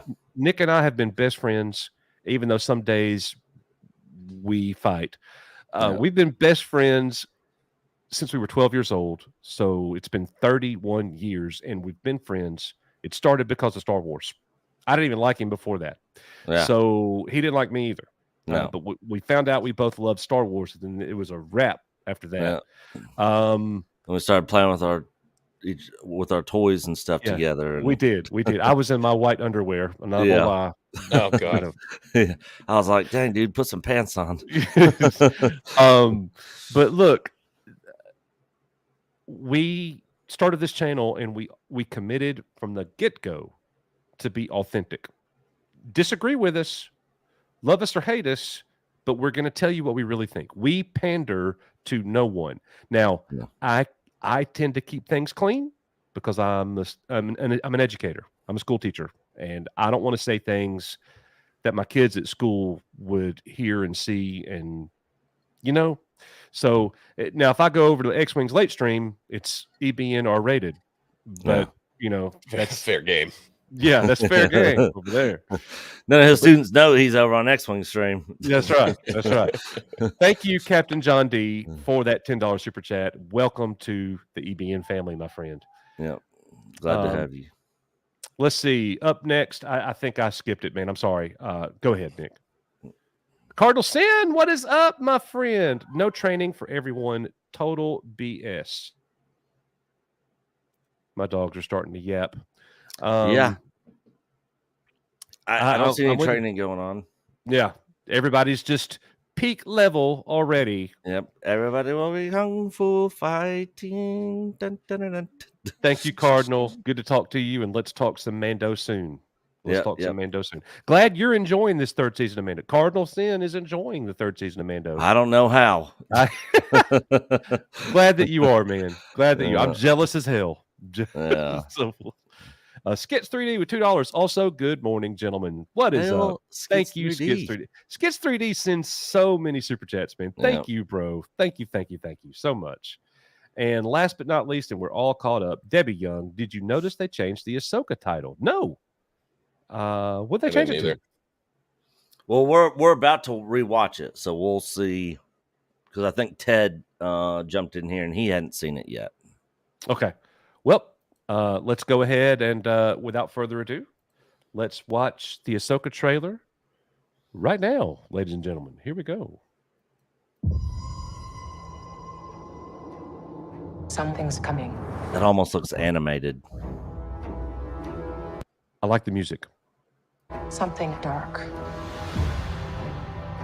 Palpatine? I sense it.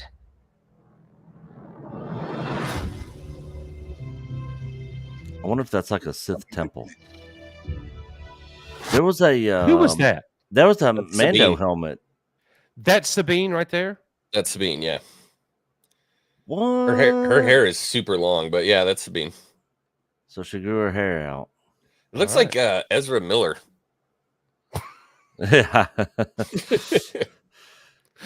I've been out there in the Outer Rim for so long. So I didn't realize that was Sabine. Okay. Yeah. All right. Awesome. And I figured out that I was really a woman. So I transitioned. And I have long hair. I threw so many chairs at people. It's so fabulous. All right, let's continue, jokesters. For some, war. No I like clue those who HKs, man. droids. Who are those droids? They're you remember the Hera. So do you remember she's in it, the magistrate? Oh yeah. Those were her droids, but I don't know Okay. if those are gonna be her exact droids, but yeah, those are the HK assassins. Now, I did see a picture of her. Yeah, she's in the trailer. Yeah, so I heard that this is actually going to take place before what we saw in Mando season 2, current and future. Like, yeah, okay. Well, we see the end of Rebels in live action in this trailer. First four wow. episodes, first half of the season is basically a prequel story for Ahsoka. And then the last 4 episodes is the current Mandoverse. That's according to Making Star Wars, who Wow. blocked us. Wow. Screw you. We get blocked by everybody. Blocked by everyone. All right, now who is that? I don't know who these guys are. I mean, I'm assuming He looks these are like Bull off Night Court. It's a very Game of Thrones look. I don't know. Yeah, very Game of Thrones. This guy's good though. He's a good actor. I like him. Yeah, yeah, These are two like Sith. They're like Inquisitor type people. I don't know who they are. Mm-hmm. Is that women everywhere? This is they're everywhere. They're commanding ships. They're what color was that lightsaber? It was like a yellowish red. There's Ezra's tower. So this is the end of Rebels right here. Why did it not hit me that was Sabine right here? It even says Sabine.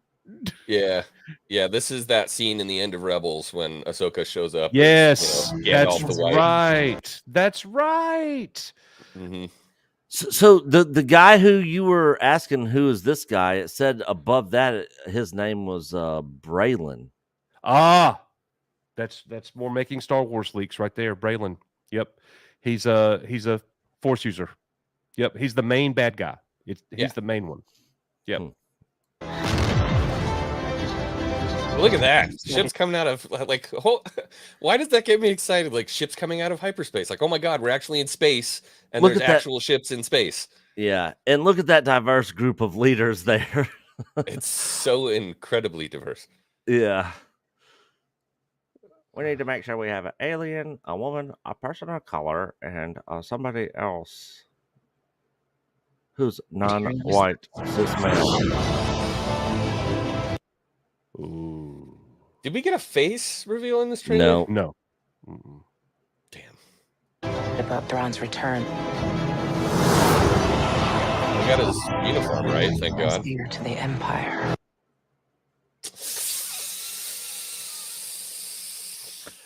That line, though, really makes my butt perk up. Yeah. Really doesn't mean anything. It really doesn't. That line is going to cause more people to be pissed. Because if you think that line means we're going to get a lot of lore from the books, you are mistaken. Well, I wouldn't be surprised if they cherry pick stuff out of it just to be like, heir to the Empire, guys. Like, yeah. Remember this stuff in the books? You really like the book, so we're taking these elements and we're putting it in this story. This is our version of Heir to the Empire, our version of Thrawn, our version of that story. It kind of reminds me like Rings of Power. Like we want to tell the story that Tolkien didn't tell. Like then yeah, don't exactly. do it. We want to tell the story that Timothy Zahn didn't tell. Yeah. I can totally see them doing that and making it their own thing because I mean they've shown to do that time and time again. Yep, I'm with you. Let's continue. There she is. She was a really good character. But just one time. Yeah. I don't. Yeah. We already saw her demise in one episode. It does make me wonder if we're going to get Michael Biehn. Oh yeah, because if they're showing stuff from the past, to begin with, we might see him. And he was her man. Yeah. Yeah, that's true. I hope we do. Yeah, I hope we do. liked his character. So they're in the world Braylon. between worlds here. Yeah, I just noticed that. And he's saying, "You are not going to stop the sequel trilogy from happening. I'm going to stop you." Yeah, so this Palpatine will live, and so will Rey. This appears to be some kind of an excavation site. Oh God, Dick, you have to clip that. That has to be a short. Yeah. You will not stop the World Between Worlds, the sequel trilogy. Yeah.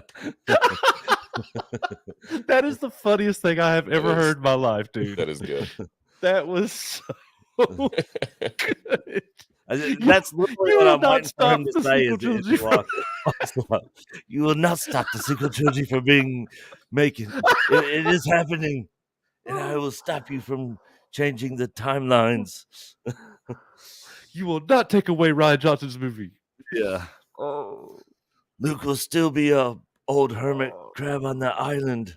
oh my Han will still God. die like a bitch. Oh my God. We have to prepare for the worst. So It's like Squadrons.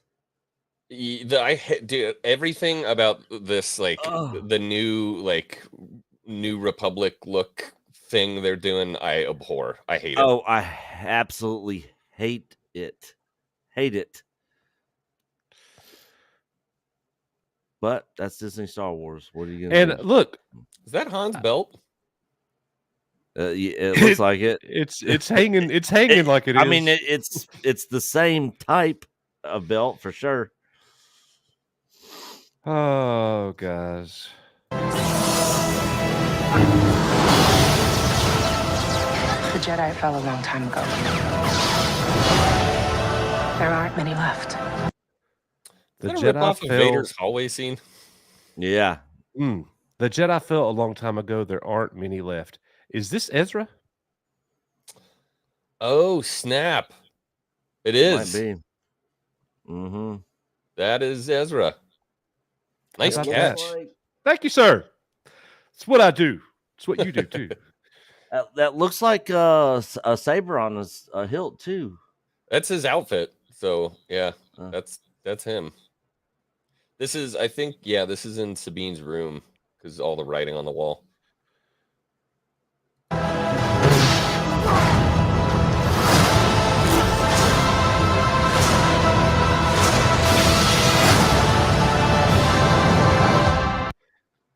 That was cool. Excuse me. She was never a Jedi. Who? Ahsoka. Technically speaking, yeah.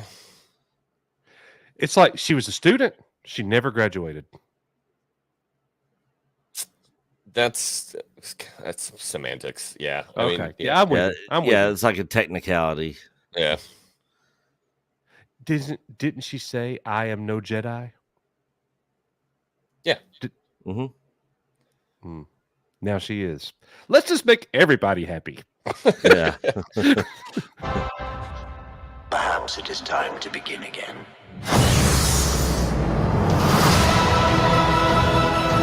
Hey, look. Oh, boys. There's our message right there. The droid just told us. Perhaps Think about the world between worlds now. The droid just told it. That's a message. Perhaps it is time to begin. Yeah. Coach is being funny. I can totally see some of the YouTubers out there. They're retconning the sequels, everyone. Yeah. I'm telling you, it says it right there in the trailer. It's time to begin again. They're starting over. This Be quiet, movie Stephanie. really is not happening. Be quiet, Stephanie. Oh, wow. All right. We got a super chat from Marcos A with $4.99. Coach, Nick, X-Wing, love both your channels. You guys are honest and don't shield for Star Wars. Appreciate that so much. Yeah. Thank you, Marcos, for that, man. We greatly appreciate it. And we really try not to. We really try to just say what we think. And on top of that, if we see something that we like, that's cool, we'll be like, hey, I like that. It looks pretty awesome. You know, absolutely, guys. We're going to continue to give you the live Star Wars Celebration coverage all day today. We're going back to Celebration right now. Let's see what is happening. We got 420 people here. Please hit the like button. We only got 184 likes. Please, please, please, for the channel, for EBN, for your love of Star Wars, please hit the like button and share out the stream if you can. We greatly appreciate it. We need your help in that regard. Thank you for being here. Thank you very much for being here as it's a chill stream and we're seeing what is happening. And if you guys aren't subbed to X-Wing down below, go sub to his channel. Thank you, Tom. All right. Crammed in there like sardines. Thank you so much for spending some time with us all today. Oh, I hate this woman. More from Star Wars Celebration Live coming up in a moment. Yeah, I don't even know who you cats are, so I'm not worried about it. I'm going hang on, I'll be right back. I'm going to put this in the sink and grab a drink. Yep. How's the volume, X-Wing? Is it okay? Okay. Yeah.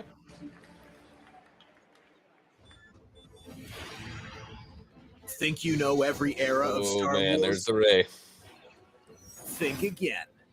The High Republic. Yes. Behind the scenes of this exciting new chapter in the Star Wars saga.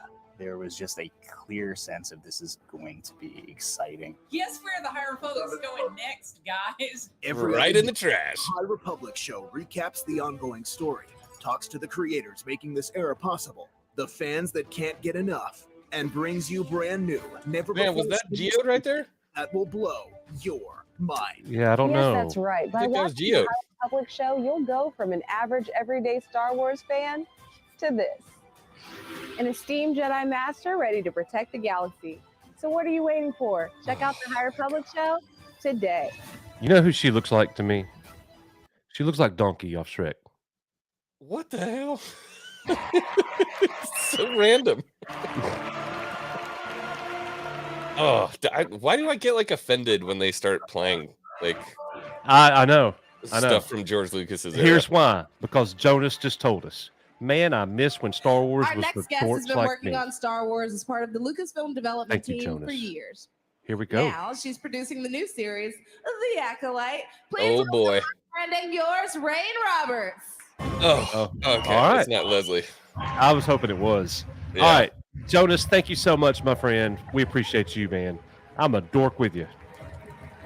All right, let's see what Rain has to say. She's on the writing team. She's one of the writers. I just can't wait to hear about the patriarchy. Hi. Welcome. Hi, nice to see you. You too. I love seeing you. It's such She a is joy vice for me. president of Yay. film development. Now let's talk. What's it like working with Leslie on this series? Leslie's like a dream come true filmmaker that you get to meet when you're working on Star Wars, because I had been tracking her independent films for a while, watching her films at Sundance. And when she came in, the first time I met her, when she came in my office and seemed to know everything about Star Wars, I was truly shocked. I doubt that. And just so pleasantly surprised, because she also immediately pitched me this incredible emotional story that was very personal to her that fit inside the Star Wars mythology. So that's kind of like the gold star of a filmmaker that you get to work with. And she's an absolute delight. We have a lot of fun. It's like working with your friend. And there's lots of hugging and crying and pushing each other, but it's been really, really fun. I love that. And I love it'll All be right. interesting. When Nick gets back, I've got the official trailer leaked for The Acolyte. Oh, When let's Nick's get back. go. Oh, this is going to be interesting. Pleasure to witness her bring this to life and to support her through her journey, like making this. Lots of hugging and crying. This is how you know that this show is just going to be. I think people love Hey, it. Mr. H, good to Now, see how you, do feel man. Creating the feel of Star Good to see Wars you. at a new Nick era isn't that here. we've never seen You know before all in live about that, action. don't you? Well, one of the things I've had the pleasure to learn from working under Kathy for all these years is like you just get the best people you can get. So in terms of like building out this world, we were really lucky to get Kevin Jenkins, who was the production designer on Rise of Skywalker and also has been a concept artist at ILM and Lucasfilm on a lot of our films for years and years. And he was just really excited to like create a new world, Oh, a yeah. new era that's distinct from what you've seen before. And then we've just got the best Good. costume designers that were looking at the drawings inside the High Republic book series.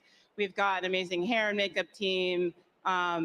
Everyone that's come on, all of our HRDs are just like very enthused about this new opportunity to take from the mythology, take what we know, but add, like, as George Lucas likes to say, and Doug Chang, like 20% more new to make it feel a Bro. little bit different, but also of the world that we all know. So I think you'll be excited to see some of the colors that we use in our spaceships, and you'll obviously see the costumes of the Jedi are referencing the High Republic era. But all of it is really fresh, and we just had a really great team. Yeah. Look, Mr. H is asking about the Rey movie.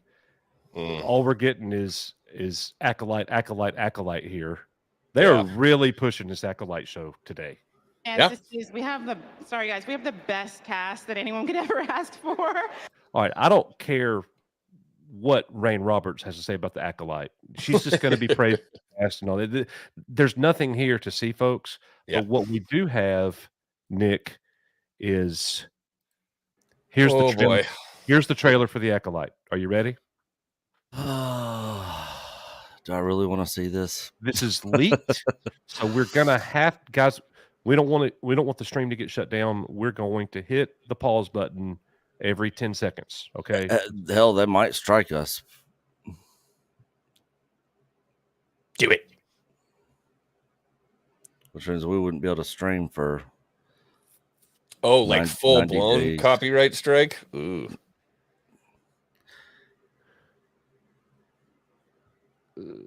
Put the link in the chat. I mean, we do got a backup channel we could stream to. I don't think it's worth the risk. But here's what we'll do. Should we watch it off? Yeah. Yes. Yeah, that's what I just posted grabbed it the in link. chat for everybody. So everybody open you up another window. Check that out, and we'll be right back, and we'll talk about it. So I'm going to watch it right now. Let's hit play at the same time, boys. All right, hang on. You put the link in the chat as well? I did. Okay. I did. All right. Okay. I don't see it. Yeah, we better hit this quick before they take it down. I don't see the link. Where's the link? You're absolutely right. I just commented in chat. Oh, I was looking in private chat. No, I gave it to everybody. Okay. And they can't take this down, X-Wing, because I just downloaded it. Nice. So we have it forever. Oh, damn it. I'm not on the YouTube side. Hang on. I got to pull Hey, YouTube look up. who is here at Echo Base Network.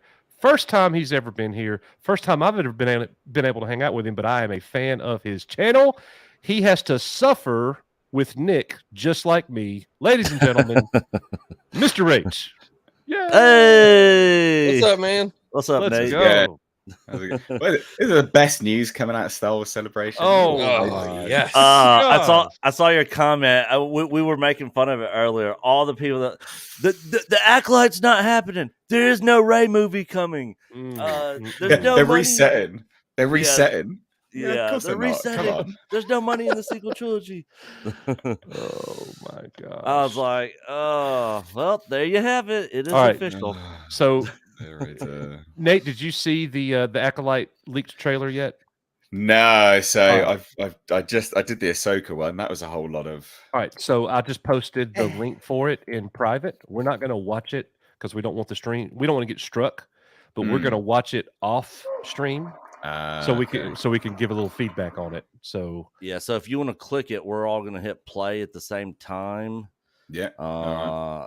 And hang on, I got to get my speakers off because it'll. blood guilty. I saw it. It sucks. In the world of like epic smartphones with What was 4K that? cameras, why is everyone terrible with the potato it looks like a quality? flip. It looks like a Razer flip phone. I know. From the mid One of the old 2000s Nokia quality. bricks, man. All right, I'm watching it now. All right, All 3, right. 2, 1, go. Play.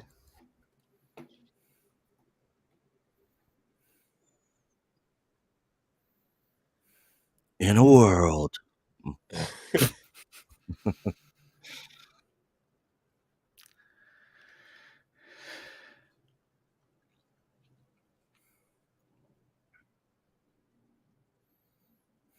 Who's that voice? That's No the guy from Squid Games.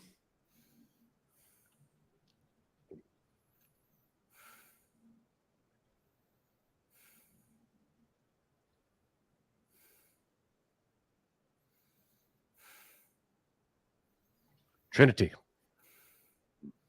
Oh man, this is straight up Matrix. Crouching Tiger, dude. Hidden Star Wars. Wow. Oh, they cut it That's short. it. Yeah. Wow. Can't say that was Crouching particularly Tiger, great. Hidden Star Wars. Yes. There you go. Maureen didn't say. Whitebeard only every single day. All right, wonderful. Yeah. That's Well, sweet of you. well, Leslie did say that she Jeffrey Brown. wanted people involved that knew nothing about Star Wars. So good. She got it. Vader and Son and Friends. Goodness. Like Darth What? Vader. If Oh, you want children's a little, books. good nice story. It's like a bedtime Yeah. story. Who cares about any of this? Yeah. What's not to like? Yeah. I guess one of the saving graces about Is that a Star Wars? the all the movies have been announced. There's like a 1 in 3 chance of only one of them happening, basically. So Yeah, 'cause I they'll don't keep believe getting anything. cancelled. Yeah. This is the thing. If you go to the I've literally just done a video on it. What's so embarrassing about Star Wars is they got 6.5 million followers over on Twitter, not even 1,000 comments.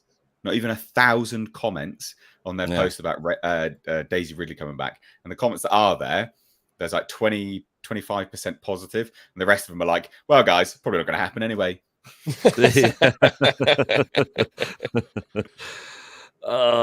What a nightmare. And so we talked about it on boom, canceled. Yeah, pretty much.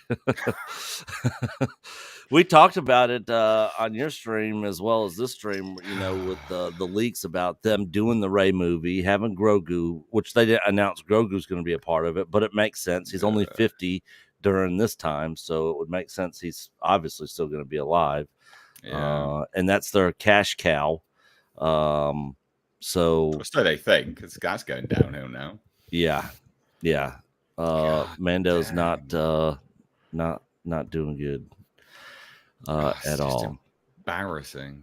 Yeah, and then of course, we got the announcement from 25,000 years before, you know, the prequels. We'll the get very a movie. first Jedi. That's going to be the and it'll Jedi. be a wham and. So I will say this, right? Loads of people rag on Mangold because of the Indiana Jones stuff. One, no one's seen that movie, so just wait. Because Mangold's other films are fantastic. He's a very Ford versus good Ferrari director. was good. 310 to Yuma, Yeah, Logan. 310 He's a very good director. If he's given control of it, I would say that his film, out of all of them, has the highest potential chance to actually be passable, if not okay. I'm just so glad it's not Taika. Oh god. I agree. Yeah. All right, boys, I am posting we don't have to watch this right now, but it's there for us. A leaked trailer for Andor Season 2. We have that now. You liked Andor, didn't you, Nate? I did, yeah. There's nothing in that decent. video. There's nothing in the video? Yeah, it's just no, a it's screen. just a white screen. Trailer for season 2 was shown during the event. The Andor portion ends as Andy wow. Serkis chants "One way out." So I guess he learned to swim. I guess real Right. quick. Oh yeah, yeah. This one had. This is the right video here. Sorry about that. Yeah, here we go. I will post this in chat for everybody if you want to see the Andor Season 2 leaked trailer. What is with these potato phones? It is there for you. Yeah. Man alive. All right, I'm hitting play. Oh yeah, I'm already halfway watching it. We're ahead of you, Nick. It's not a chill stream now, right? Look! I'm not even watching it because I don't care. Oh my god, it's cereal. He's eating the cereal again. Oh wow! I'm gonna go refill coffee, Nick. I'll be back.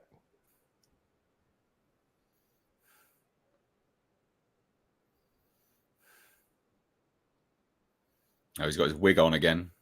Yep. Ah, man, they're that's cutting quite these short short. Bizarre. Really bizarre. Remember Star Wars? I don't know. I don't hate Andor. I think there's some good stuff in there, and I think it's much more it's much more serious in tone as well. People are losing their minds on the Ahsoka. Fucking these people are idiots. I'm just insulting people on my Ahsoka video because I'm like, meh, like I don't care, like we know where it goes, and people are like, you do realize the new episodes are washed, right? It's being rebooted. I'm like, no, it's not.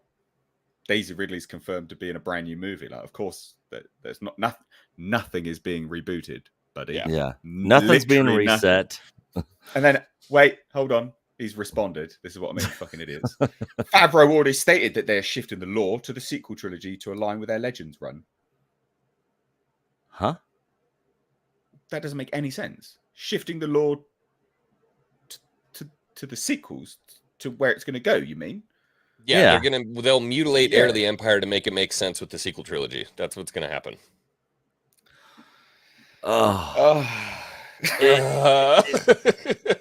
If they do that, people are going to be so mad. People are so desperate to like stuff. Like I understand having like optimism and and having a sense of just wait and see.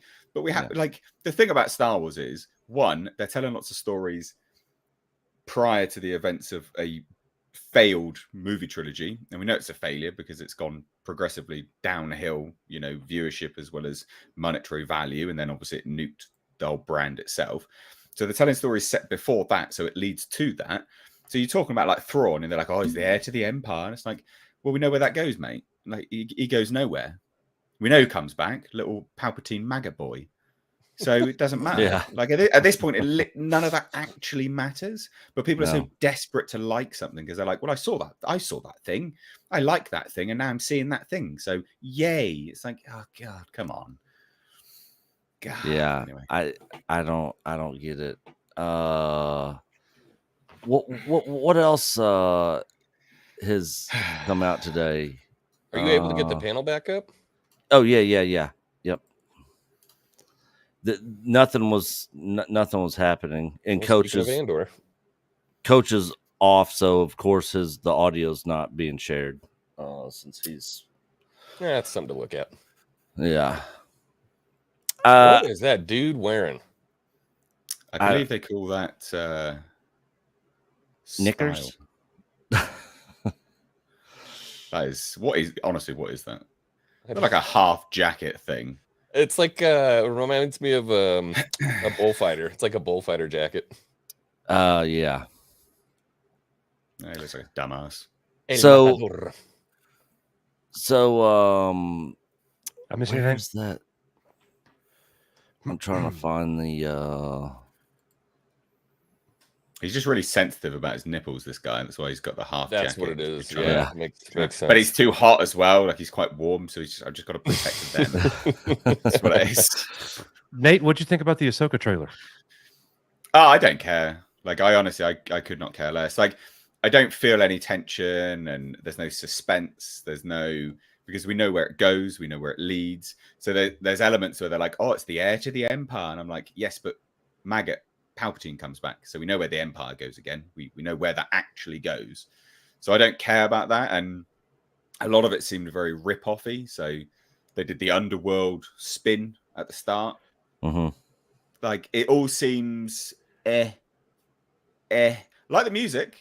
Did like the music, and the VFX looked good. A bit more serious in tone, stepping away from Mandalorian, which is good. That sort of tone that they've been pushing out in season 3. Massively regurgitated child crap. But this, I'm just not interested. Like Ahsoka, the thing about it is it might drop, and I might be like, oh, this is interesting. I could get into this. But from a peripheral perspective, it's a whole lot of meh.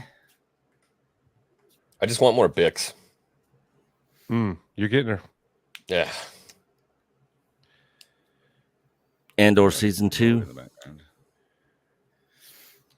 So the It's to see behind the scenes. You want audio or no, Nick? You want audio or no? The drama. Yeah. And also it's so because This is the cast from Mandor, right? Yes. Yeah. To be on, even though you're aware, it's the Empire. Like it always really struck me that people kind of loved Dedra All to right, Nick, begin with. we and then are it was like, way behind on super sorry, chats. she's super evil. E. Stevens, let me pause this real quick. E. Stevens has joined us. He is rejoined our Jedi Grand Master member family. Thank you, Eric. Good to have you back, my friend. E. Stevens.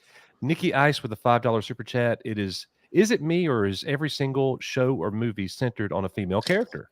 Even Mando's show is basically the Bo-Katan show. Look at the upcoming projects. There are women everywhere. And normally that's not a bad thing. But I'm with you. Yeah. Well, no, it's homogenous, isn't it? That's the thing. Yeah. Everything is always the same. So we say this when there's nothing wrong with inclusion at all, but there's something wrong with it when you can go, that's going to be that character, and that's going to be that archetype, and that's going to be that one, because you know it, because it's literally a checkbox, because they have to check a box to be allowed into award shows now and to have funding given to them. So it's literally a box checking exercise. Mm-hmm. And then it just becomes a homogenous story. Like, I'd love it if Netflix, because we talk about, race swapping all the time, right? Or, gender swapping. I'd love it if Netflix hired an African filmmaker to tell an African story about African myths and legends and just cast people from Africa. I think that'd be great. It would be something which I've never heard before, never seen before. Give it the production budget it needs, rather than just go, make that person black. Just make them black. Like, that's the most lazy ass shit ever, isn't it? Like, how God. And then, but again, same with women. They're just like, just give her a pussy. It's fine. Yeah. Like, why? That's so boring. Box Not checked. the pussy's boring, obviously. And you see that in all the trailers that they've given us today. I mean, they're literally tripling down. We got the Acolyte, Ahsoka, and Rey, who rebuilds the Jedi Order. It's Stargirls. Force is female. Yeah. Force is female. There you go. Yep. Well, thank you, Nikki Ice. We appreciate that very much. The White Snake with a $10 super chat. A big thank you to all at EB in bringing us this news. Many Bothans died. Many Bothans died. What a day, bring you this Becky so-called Star Wars celebration. Thank you very much, Becky. We got a member chat, Nick, from JD636. What is up, JD? What Good up, to JD? see you. Thanks, guys, for the stream today. But all I have to say is Disney Star Wars has dropped the ball so many times, but I keep watching, hoping it would get better, but it just gets worse. I think the majority of us are feeling that way, JD. Hang in there, brother. We'll laugh together, I promise. Matthew with a $5 super chat. I'm getting tired of people sliding backwards on their feet every time they get hit. That's true. Seeing that a lot. What do they call it? Kill Bill and Frozen? Yes. Yeah. Oh, yeah. God, what a way to tag a show. Acolyte is Kill Bill meets Frozen. Okay. Yeah. Our friend Cardinal Sin with a $4.99 super Cardinal. chat. You realize, of course, this wouldn't be the first time that they announced stuff at Star Wars Celebration that never came to pass, right? Oh, yeah. Man, do you remember when they had that board up with like 60 different shows and we've got 2 of them? Yep. That's why we made this. Boom, canceled. Yeah. That's why we made that. That came from us covering that video, going back and taking a look at all the projects that have been Investors announced. Day 2020. Yep, Investors Day 2020. The biggest L Star Wars has ever taken. Yeah. What's this? Sith Gorilla $4.99 super chat. They complain about patriarchy, but their matriarchy produces garbage. Start making good stuff, ladies. We want to support you. I'm with you. Thank you, Sith Gorilla, for that. Red Tigress with a member chat. Sigh, this has been very depressing. I can't stand a bastardized heir to the Empire. Acolyte looks like the Matrix. Very diverse. I want to like Andor so bad, but they did not hit it out of the park for me. I'm with you. I'm with you. Thank you, Red. Shrike 7171 with a $5 super chat. There was a day when I looked forward to introducing my kids to Star Wars. No more. I'm teaching my kids to make fun of Star Wars. This is all trash. You know, I've got 2 teenage daughters. Yeah. And neither one of them watch anything Star Wars. There's no hot guys in it. Their They don't dad watch that shit. has a Star Wars YouTube channel. They have no interest. None. Zero. I could beg them to watch Mando with me and they won't do it. So, no. Good point. And then last one, we're all caught up. Trucker Mark, $5 super chat. Rip Angie Mayhew, wife of Peter Mayhew, aka Chewie. God bless them both. You know, Angie had heart surgery. I was in dialogue with Angie. Yeah. Trying to get her on the show 2 weeks before she passed away. Yeah. But good for the Mayhews for getting back Peter's scripts from the original Star Wars. They got it back into the family, so good for them. But yes, rest in peace, Miss Angie Mayhew. Thank you for sending that. You are Echo Base Network. This is for all of you. We'll be right back. Here we go.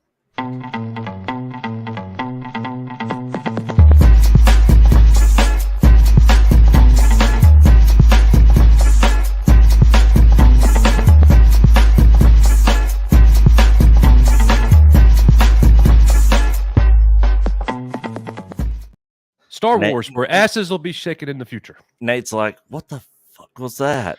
I've never seen this before. What on earth was that? I mean, I could dig the some of them dancing on the stage. That was quite nice. Enjoyed some of that, but the rest of it, I was like, what the? Got another member chat here from the Brewing Sailor. When Indy 5 flops, Mangold's movie gets canceled. That's what I said, and yeah. His movie will absolutely hinge on that, but that movie's not going to make money. It can't because the budget's so big. And is Mangold's movie do we know? It's the old Jedi movie, right? one. It's the Jedi one, yeah, the first Yes, Jedi. Yeah. the beginning of the Jedi. Okay. That's got potential. It's interesting. Very interesting. Oh my God, Bix is so fine. Is like Marva. Yeah. Yo, we all want to be like Marva. though. Yeah. We all want to be like Marva. We all want to be like Marva. 100%. What did they just say? We all want to be like Marva. She's dead. Oh, Marva. I thought they said Marvel. I'm like, you gotta be shitting me. Yeah. That's focus. Oh, so good. Dedication, Marva. Just give me a Bix movie. Just her. Yep. I would watch shower, that. like 5 hours. Multiple times during that episode where I was like, best monologue that's never been given in Star Wars. That would sell. You want to get butts and seats? It's Bix and how she starts her day. It's an hour and a half. No, yeah, cutting it short, mate. Come on. These movies stretch like 2.5, 3 hours now. Give me a 3 hours. Give me a 3-hour movie of that. When you're in the privileged position of being allowed to read the scripts, like when I signed up, I read the first 3 episodes. And Man, she looks like she didn't get very much sleep the night before. Nervous. But I read the first 3 episodes and I thought, oh, this is. I would be nervous heading to Star Wars Celebration. Absolutely. Jesus. Where you're just going to focus on. This is the thing, like loads of people forget because they always rag on the actors. It's not their fault. You know, it's the same as Daisy Ridley. Loads of people hate on Daisy Ridley. It's not actually like she says some dumb stuff here and there, but she's not an inherently bad person. Agreed. You know, and it's the same. I like same her. as, you know, these. If If you're given the opportunity, you know, tens of millions of dollars appear in this movie, you'd be like, yeah, absolutely, With my shirt off. 100%. Whatever. Yeah, 100% I would. But then, yeah, like it might be crap, but you'd be like, yeah, no, I'm going to do that, of course. Runtime. That reminds me of the Michael Star Caine Wars, comment. sci-fi, maybe. He got interviewed one time, and they were asking him about Jaws: The Revenge, about what a terrible movie that was. You were in this movie. What did you think about it? He said, I don't know. I never watched it, but it bought my mom a nice house. You know? Yeah. Well, it didn't. Someone came out recently and said that they literally did a movie because they wanted to pay for their garden or something like that. They're like, yeah, I did this really crap movie because I just wanted to pay for my garden. It's like, I respect it. At least you're honest. Just a tiny bit of your eyebrow, and then it just became like, what else can I make Twitch? And I just asked That guy, man. Dude, That guy. Oh, jeez. Oh my God. Things and can So, just show up and stare. That'd be great. This is something that's interesting I right have here, so- guys. We've covered this. When Kathy Kennedy walked out to Investors Day back 3 years ago, she said that the Mandoverse, the New Republic era, whatever you want to call it, is going to lead to this culminating event, like a Marvel Endgame. So that's the movie that Dave Filoni's directing. That's right. So now they quit using that specific word. They quit using culminating and they started using a climactic event. Those two you know words why, are don't very you? different. Very, very different words. One is the end and one is not. Now this is coming out. New Star Wars movie to deliver a culminating event for the Mandalorian and spinoffs, Dave Filoni directing. So now they're using that word again. Is this in fact going to be the end? No, of course no, it absolutely won't be. No. Well, I saw a different word being used. Let me have a look. I miss Pudgy Boba. He was so much better than Book of Boba Fett Boba. Oh no, yeah, no, you are right. Yeah, I saw that word as well, actually. Sorry, just double checking. Sure. What I saw. Yeah, no, yeah, they are using that. Yeah, but it won't be the end. It won't be the end. It can't be. They'll kill Mando in this season. Watch it happen. The last episode. You really think so? Hey, where's the story going, man? Do you think the Pedro Pascal walking off the set rumors and he's pissed and Favreau's mad at him and do you buy that? No, they came from Grace Randolph. No, notorious bullshitter. She couldn't organize a shit in a toilet, so no, I don't. I literally what a phrase.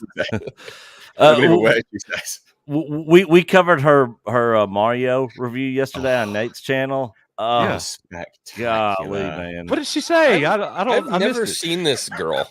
Who is this? What did she say? Break it down for him, Nate. I'm gonna go refill my drink real quick. Oh, honestly, it's like she just. I can't possibly break it down. It was the most. She said the Mario movie was offensive. It was inaccessible to non-Nintendo fans. It was offensive as well because Bowser just wanted to date Princess Peach and marry her. So in a post-Me Too, literal quote, post-Me Too world, that's a bit iffy. It was just honestly, what's her channel called? Beyond the Trailer. Okay, we all lost many brain cells watching that. Saw the movie yesterday, review. And there was the absolute absence of agenda, wokeness. It was just pure entertainment. Loved it. Brilliant film. It was great. If Nintendo continues that, oh my gosh, they will absolutely destroy Star Wars and Marvel. No, they will. So Nintendo's Japanese, and Japanese are famously very anti-woke. They absolutely despise that sort of narrative and the agendas, and they switch off from all of it. They have done many times before. It's proven that they're not interested remotely. And it's the same with Toho being in control of Godzilla and having everything signed off with Legendary. Nintendo had everything signed off.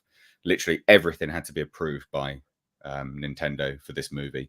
So yeah, like it was Illumination and Universal, but Nintendo were the ones going, no, you can't do that.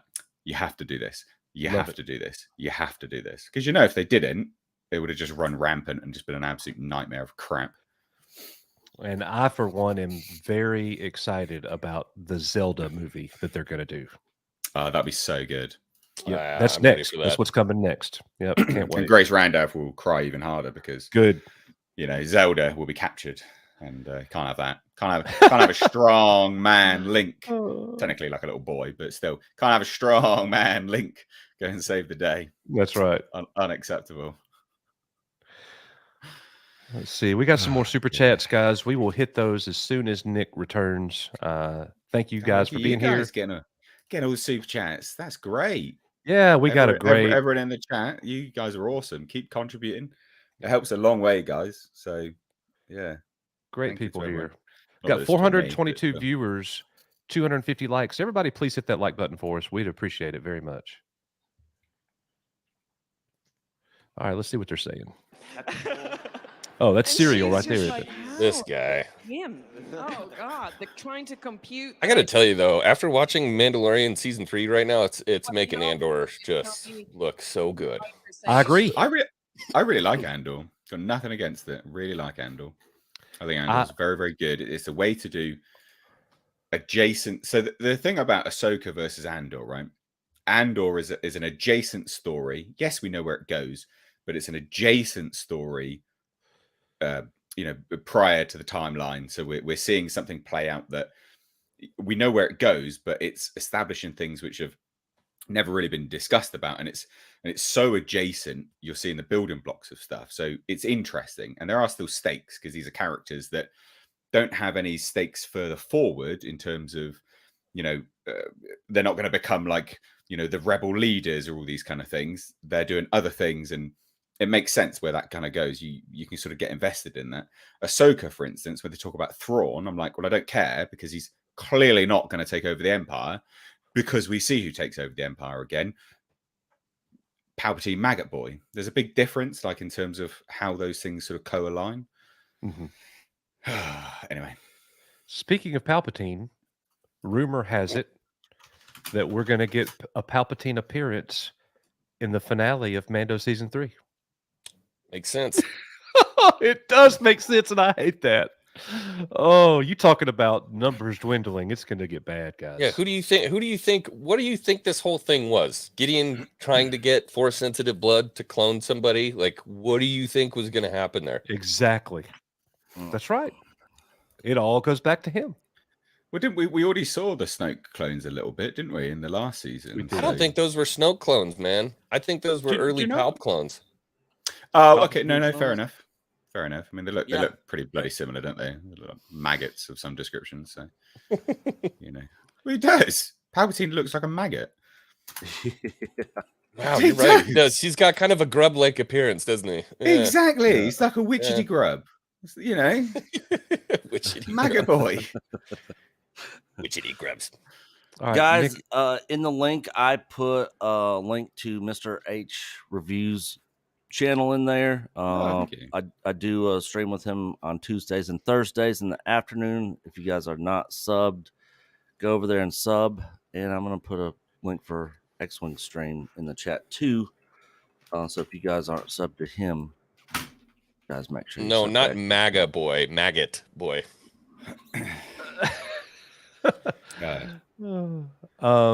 Make the galaxy great again. Nick, we got a $2 super chat from Jonas Campbell. You want me to go hit it? I can do it. Yeah, I was just getting this link. No worries. Almost there. The chat is super active, man. Thank you, guys. Jonas Campbell, subtitles said Marvel. And I was like, too true. That's what I heard, man. Yep. Thank you, Jonas. You the man, bro. Keep rolling over there. Clifton 3D. Oh gosh. Member chat. Yes, shirtless coach. No. We don't want that. I did put the Ewok mask on and do it though, so maybe. You went shirtless. You don't want to see it, Nate. With the wicket mask, it's bad. I'm kind of Ewokish. You're saying, as if this is just an average Friday for you. It's what I do, mate. I just do it. Like, no, I don't know. Sorry, I'm not aware of this. Thank God. It was rather jarring for the viewers. I will say that. So. You're lucky you didn't get people unsubscribing. Look, so the funny thing was I cut to the camera cut to me, and I was wearing the Wicket mask with no shirt on. It was very scary. And then I cover my boobs like that. So it was all. Well, didn't cover enough. That's what we do here, Nate. That's what we do. Did I say boobs? I meant moobs. My bad. Moobs. Yeah. Your breasts. All right. I am behind. I got the next one. I'm caught up. I got it highlighted. Yep. Go ahead. Cardinal Sin, that guy is the Wesley Crusher of Star Wars. I think he's talking about cereal. Yes. Yep. Shut up, Wesley. Or the host of Celebration in the Bullfighters jacket. Maybe something else is going on at Celebration. It looks like. Thank you for sending that in, Cardinal. I don't even know how to say your name, my friend. I apologize. Azure Worm. Yeah, Azure Worm 66. Is there any potential to use crowdfunding as a means of putting additional monetary pressure on Disney? I don't think so. Keep supporting YouTubers that are going against this shit. Yeah, exactly. Keep the message out. But not the ones that spread nonsense like they're going to reboot from, the sequel trilogy, because that's clearly nonsense. So don't support them. It's happening. Because those people are hungry for views, so they'll say anything. We got Carl Weathers on the panel. I agree with that. Ted's Nerd World with $2. This is not very refreshing, son. It's refreshing. Yeah, well, last one. I don't know. So that's a super sticker, Yuckster Thorzini. Thank you, Yuckster. We appreciate that very much. We'll go ahead and go. And that was Yuckster's very first super chat on the channel. Thank you, Yuckster, for your support, man. Yeah. We'll get back to these other ones after we hear what Carl Weathers has to say, guys. Let's do it. Yeah. Why is Apollo it Creed. I feel like I've Yeah. Wow. I do like That Giancarlo? Oh my Yep. gosh, I feel Yeah. rude. Wow, he's short. Yeah. I mean, he's old. Look at you. You gradually shrink as you get older. I'm on the stage right now. It's beautiful to see. How's that? That's a little better. Good grief. I think Carl Weathers is 75. Oh, thank you all so much for joining He me. looks pretty good for his age. Yeah, he does. Thank you, London. Thank you, UK. That's the armorer, right? Thank you. Yes. Emily Swallow. Yeah. Hold on. I know we have a schedule here, but Giancarlo gave me a great idea. You guys better send me those pictures. I don't have my phone. You guys are about to be on Carl Weathers Instagram. Seize the moment. Okay, come on, let's go. Oh, no. Oh, yeah. Keep going, don't slow down.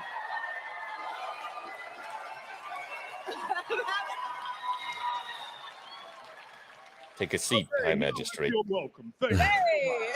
As soon as I started this thing, it's nonstop pandering to the crowd to get the cheers. You know, at this point in time, I gotta relax, baby. Wait, I just Listen, realized I am where here we for are. it. I did not even look at where the heck we are. Yes. You guys, what do you want me to make you? There you go, the armor. Right here. Gus Oh, Fring. God. I need a beer. Is this like a new show that we're having? I already fixed a whiskey drink. This is the way, Emily. At home with the armorer. We're going to interview. I'm going to make you some new armor while we're talking. What does everybody want? You get an armor. She should take her fucking Mom, helmet off more, shouldn't she? Jesus. Yeah. Listen, I don't even have to welcome them because they truly are already at home. Yes. By the way, this reminds me a lot of my grill at home, okay? All the hamburgers and hot dogs are done right on something like this. The armorer can come over and pound them with their hammer. It's a meat tenderizer. Pound the armor. And this is whoever built this. Right. All right, Carl. Stand for our prop builders. Have you ever been to a Star Wars celebration before, Nate? No, fuck no.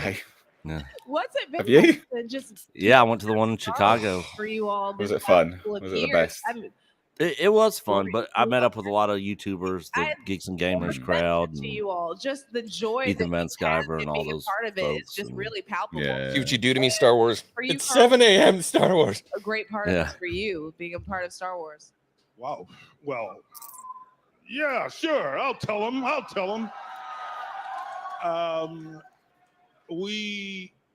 We are all really, really, really fortunate because these two people, Emily and Giancarlo, have been working happy. Just for tap, so tap, long tap it in. by Tap it in. don't have an opportunity, let alone have the success that I wonder this if Favreau show shows has up had. today, guys. And to be a part They of go- that, they're first gonna of be all, there. spectacular. Yeah. But on the other side of it is just Can't as wait an to look at entertainer, his as an actor, face. to be able to work with people of this Because you know he caliber, sees all who the turn in the kind of backlash. performances Yeah. they do, and that you all love them means I just want to work with them more and more and more. Because if I'm in a scene with them, then you're going to love me too.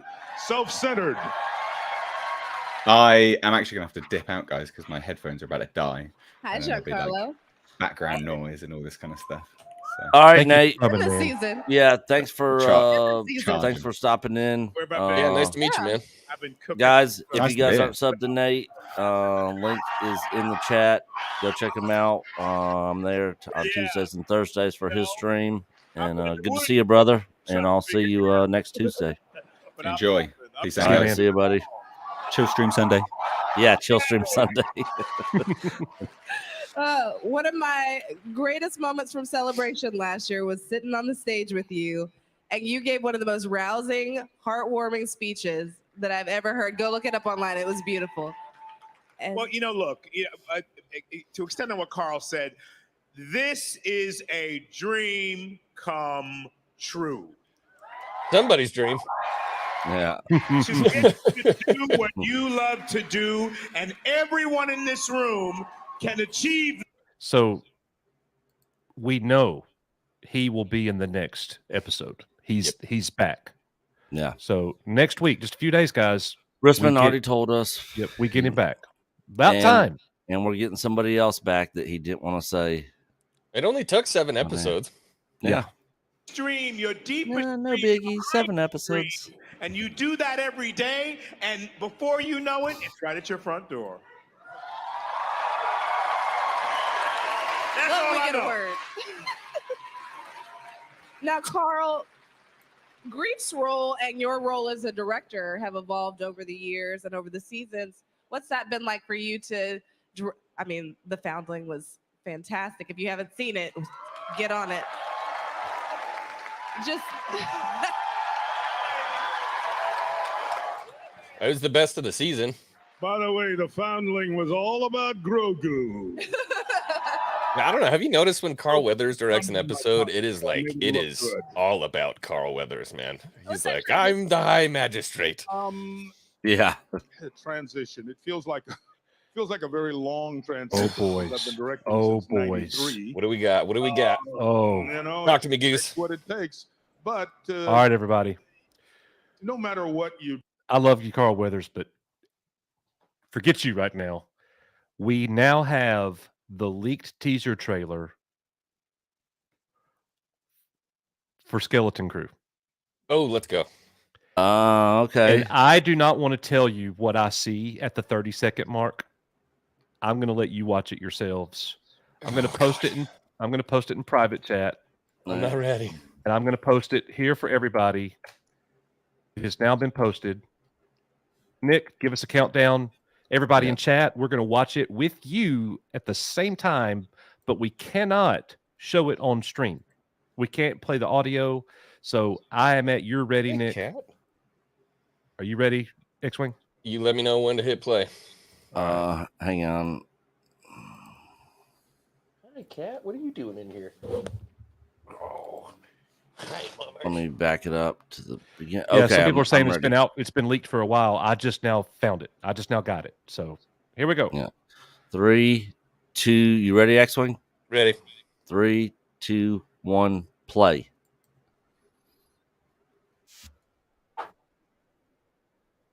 What? That's Avatar. Yeah, this is fake, by the way. Oh yeah, because they showed stuff from Rogue One. Yeah, that was definitely Oh, Avatar. this is not real? Yeah, this is fake. Solo. Yep. Fake trailer. So at fake the 30 trailer. second mark, it shows a first order stormtrooper, and I was like, "Oh, here we go." Yeah. Yeah, no, I trailer. immediately as soon as I saw the ship coming down, I'm like, that's Avatar. Yeah. You suck, dude. Whoever did that. Oh, Yeah. it's a fake. Sorry, Coach. You suck. Coach, you suck. Hey, I'm trying to bring y'all the content, man. Coach, you gotta vet this stuff a little bit better, bro. I wanted to see it for the first time with y'all. Yeah. Come on. You knew what this was. No, let's see. Emily, I'm going to ask you again. Did you think that your line, "This is the way," would take on such cultural significance within the fandom?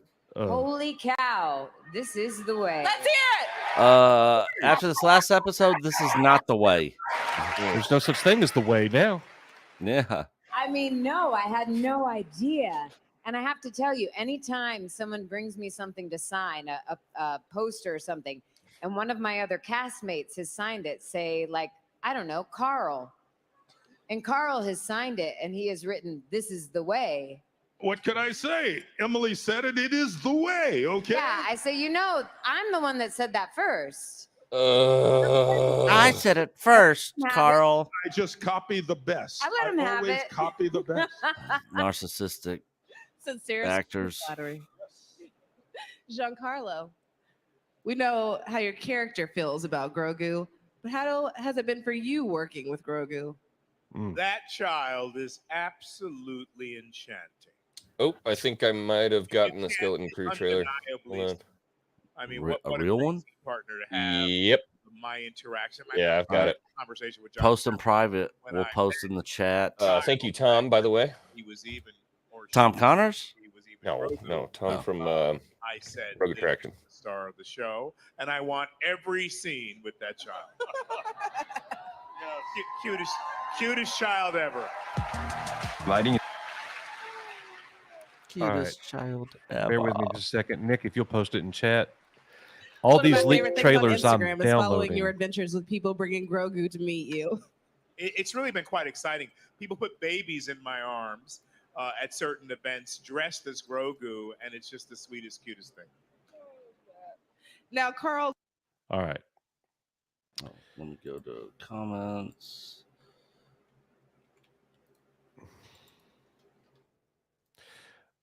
All right, we're posting the real Acolyte trailer now. No, Skeleton Crew trailer. Skeleton Crew. I didn't mean Acolyte. Skeleton Crew trailer coming up.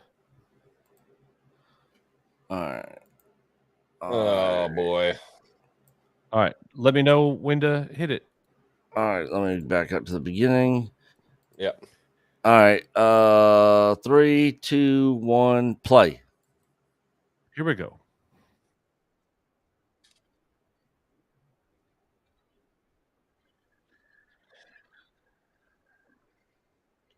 What is that? Cyclops? It's Data.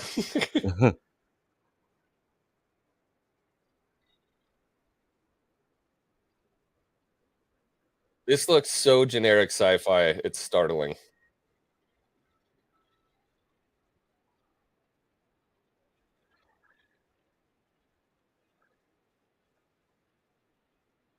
A baby Max Rebo? Dude, was that Max Rebo? Yeah. And LeBron? Cubicles.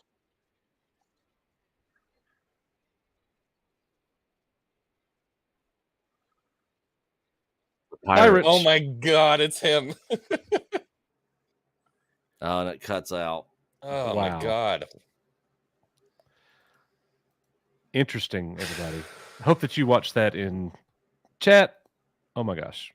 I don't Yeah. really have too much to say about that other than it doesn't look very interesting to me. It just looks like generic sci-fi, like Land Yeah. of Tomorrow, like We're there to try to tell the story. Not very soothing When I first read or refreshing. Very soothing, Make any son. sense to anybody? Okay, there's the answer. All right, you want to keep rolling with the super chats, Nick? Thank you guys so much Oh, for your super chats. The last one that we did was from our friend Yuckster, who sent his very first super chat ever on the show. Whitebeard Sky Daddy is next. Hang on, I had to put that in the private in the chat, so I did you see in chat, imagine Lizzo in Mandalorian armor and then sweating?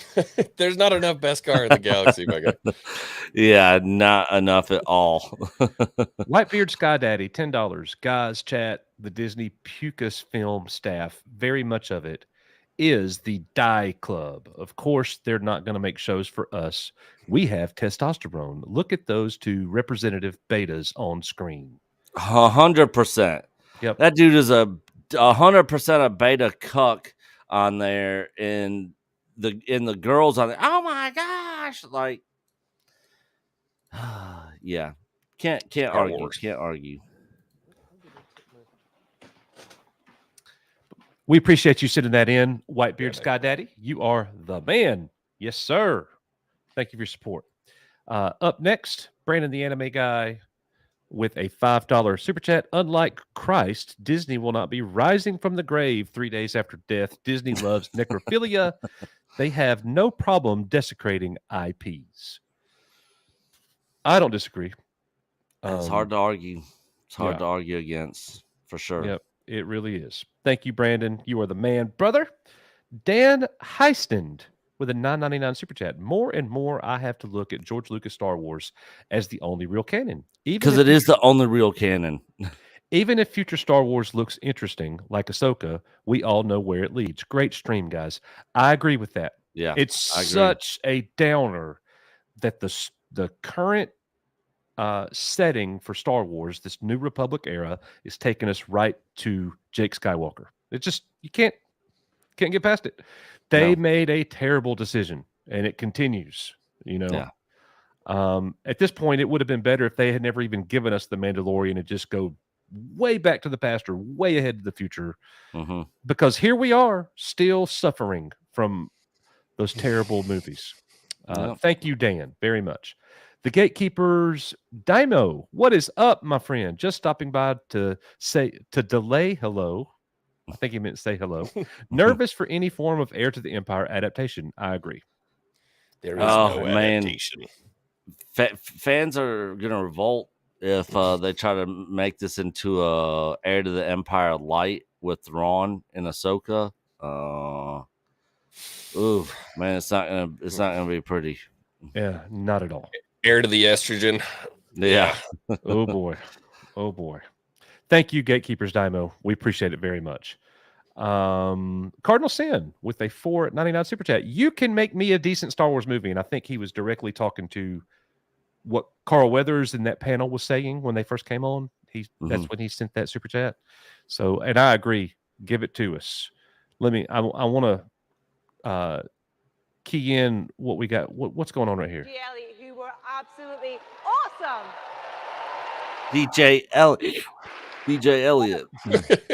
Next track. I feel like I've come home before. The energy in this room is I'm not as amazing. think as you drunk I am. To talk here about Andor. No. Yeah. All right. It is the best thing they've given us at this point. Yeah. I wouldn't have said that 4 weeks ago. Now I am. Nope. It's kind of like The Mandalorian is kind of like, I really liked The Force Awakens until The Last Jedi came out. I didn't like it all. I thought Kanja Club was freaking stupid. Oh God, I didn't like the way they killed Kanja Han. Club. I didn't like. I didn't like how Rey and Leia had this instant like I love you, and Chewbacca after Han's death and all that stuff. Like stupid. It was all over the place. It was all over the place. It was horrible. J.J. Abrams, you suck. You Yeah. suck. But the next movie made it terrible. Yeah. And Mandalorian season 3 has diminished The Mandalorian greatly. Greatly. I agree. Man, I'm getting like good feels watching this Andor trailer comparatively. Like I'm like, yeah, that was a good scene. Yeah. Yeah. Wow, they did blasters right. Yeah. And the thing is, when we were watching it, even though I thought it was boring, not fun, not Star Wars, there were stuff that I could cherry pick out of probably almost every episode that I liked, that I thought they got right, that I thought was cool. But overall, it was a well organized, well thought out story that made sense, and you had to pay attention, and it, like every scene meant something. There wasn't a whole lot of filler in Andor. There was a lot of moving pieces and things. I don't know. Yeah. The cereal eating, I thought was. No, I'm with you. Did Uncle we have to have Harlow that? and all that stuff. And- Yeah, I'm with you. But compare that to Mando season 3, Nick. Oh, this is gold. Oh yeah, it's not even close. This is Casablanca. Yeah, This is Casablanca. Yeah. He's looking at you, kid. All right, let's continue here. Red Tigress, X-Wing, with this stream needs a palate cleanser. Finished Heir to the Empire set. Need reading recommendation for the EU. What should I read next? Oh man, you should read The Courtship of Princess Leia. That's a really interesting book. It plays a lot between like Han and Leia and their relationship. It feels very kind of Empire Strikes Back. Han's like a total jealous rageaholic because Princess Leia is going to be married away, and he winds up on this like insane quest to go save her on a planet filled with like rancors, and it's fantastical. That's awesome. Yeah. So they don't get divorced and break up over Kylo Ren and that. No, this is way pre to that. All right. Well, thank you, Red Tigress, for sending that in. Cardinal Sin with a $1.99 super chat. Bring back Cara Dune if you want my money. Cardinal, I thought you liked season 3 of Mando. He does. He does like season 3 of Mando. But I'm with you though. And they're not going to do that ever. There'd have to be a complete new leadership at Disney. After everything that we just saw today, no way they're bringing Cara Dune back. No way. Yep. Nope. And I wouldn't blame her for never wanting to come back. Why would she want to? She doesn't have the right boobs. Wrong boobs. Now, if they had a top-down cleanse of leadership, studio heads, everything, and they were like, "We want you back, Gina," I'd be like, "Let's go." Mm-hmm. Yeah. All right. Let's see what they're saying now. With excitement. Never mind. All right. Jonas J. Campbell with a What's up, $2 Jonas? super chat. That's audio from Captain Marvel. Fake. Thank you, Jonas. Yeah. We were late, but we figured it out. Yeah, we figured it out pretty quick. Cardinal Sin with another $1.99 super chat. The Force is 5 years old. Hey, look who it is. Executive producer, Cassian Okay. Andor himself, Diego Luna. I want to go back.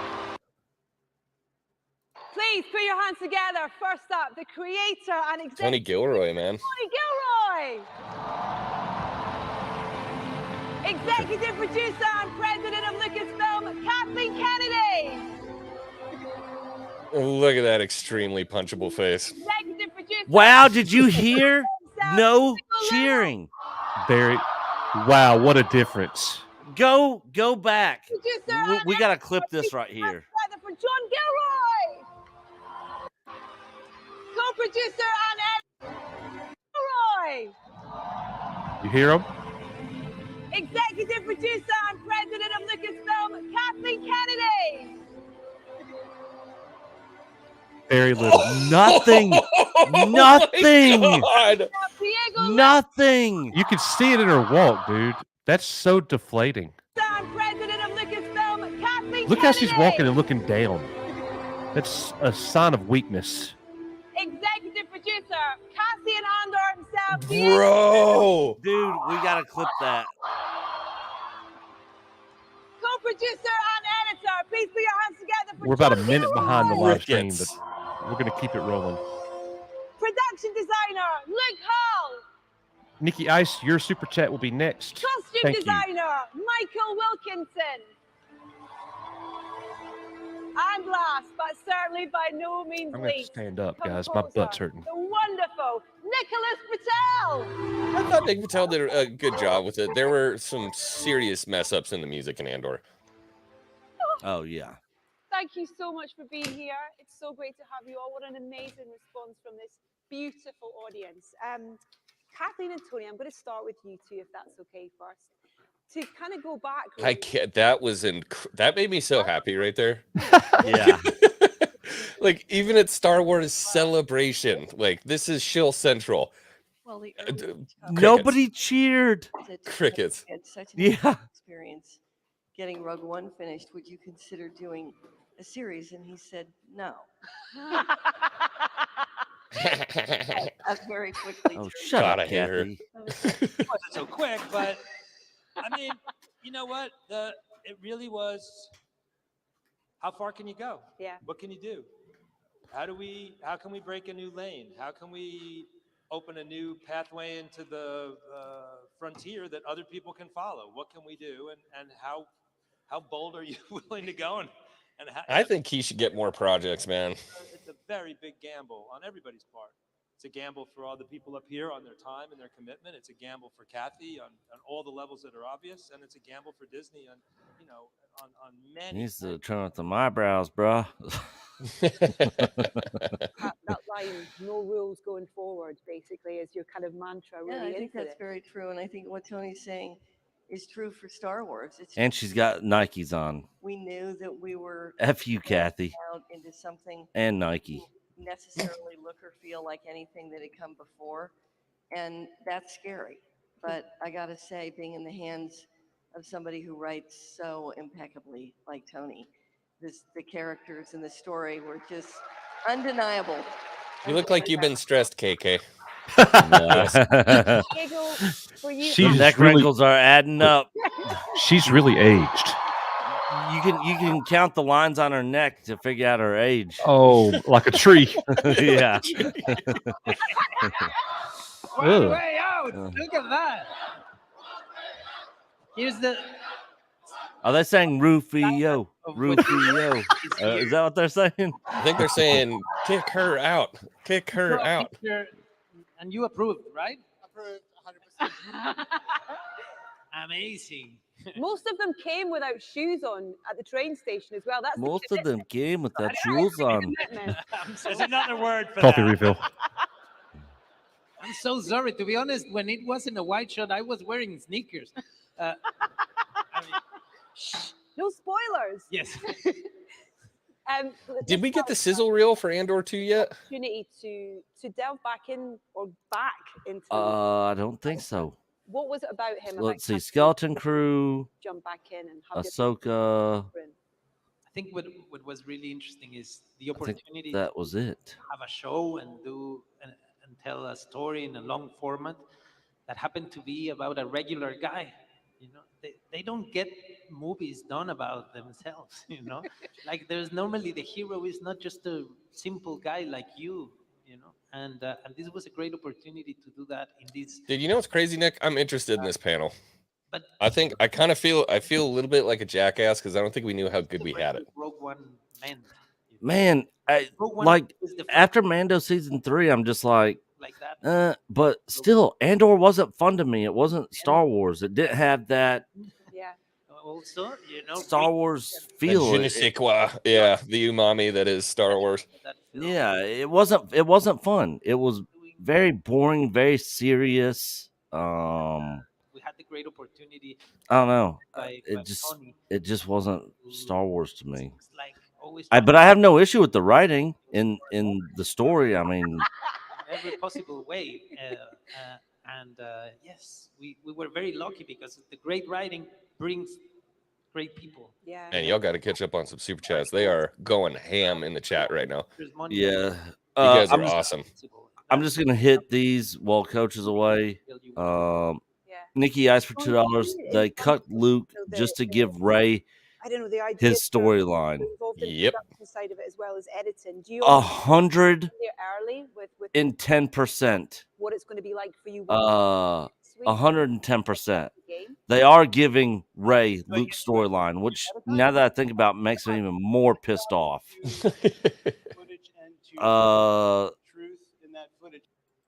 The Brewing Sailor, $5. To quote Chiseled Adonis. Chiseled Adonis.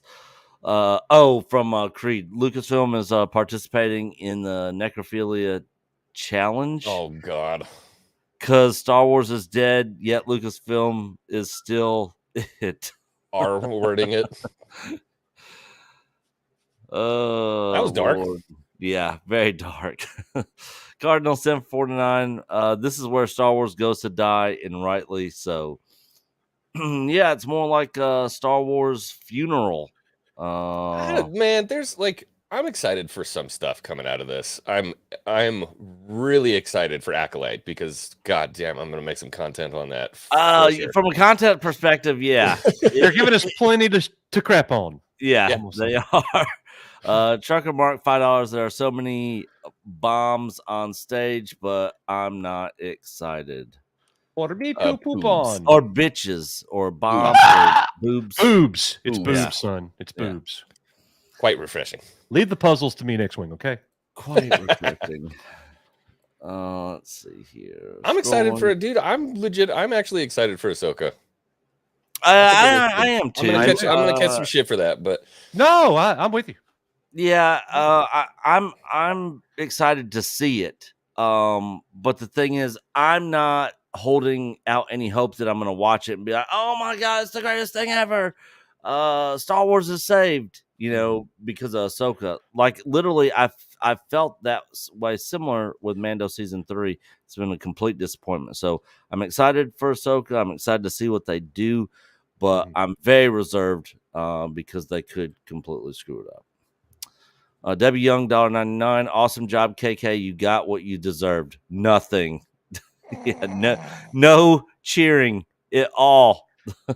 We do have to clip that, guys. We have definitely got to clip that. What type of meeting did they prior to walking on stage? KK probably gave them breakdown of what they were allowed to ask from Gatekeepers Daimo. It's Daimo. Daimyo. Yeah. Daimyo. It's pronounced Daimo. What? Well, so they got that wrong in Book of Boba Fett, I guess. Yeah. Well, I mean, they can't choose whether it's Bo-Katan or Bo-Katan either, you know. Mexican Iron Man. What's up, brother? Let's go. $5 super chat. KK $5. laughs like Kamala Harris. All right, Look, look, she's look, a cackler. We love you, Mexican Iron Man. This is for you.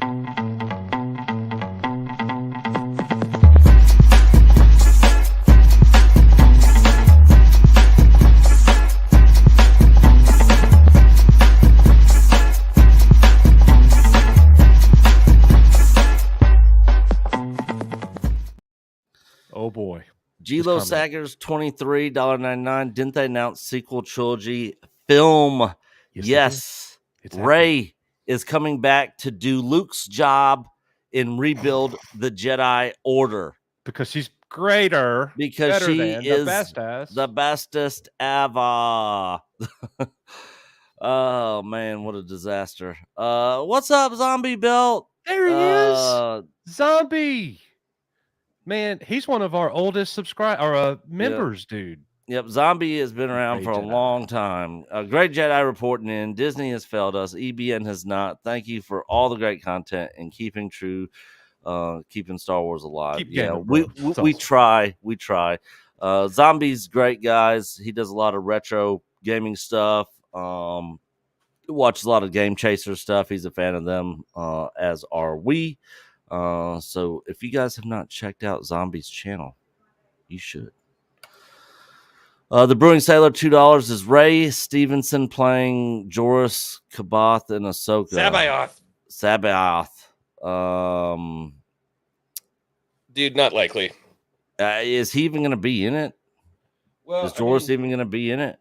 It would make sense for everything that, you know, they've kind of been hinting at. So if you're hinting at Heir to the Empire, we have Mount Tantus and Bad Batch. Like, you can't do all that stuff without Joruus Sabaoth.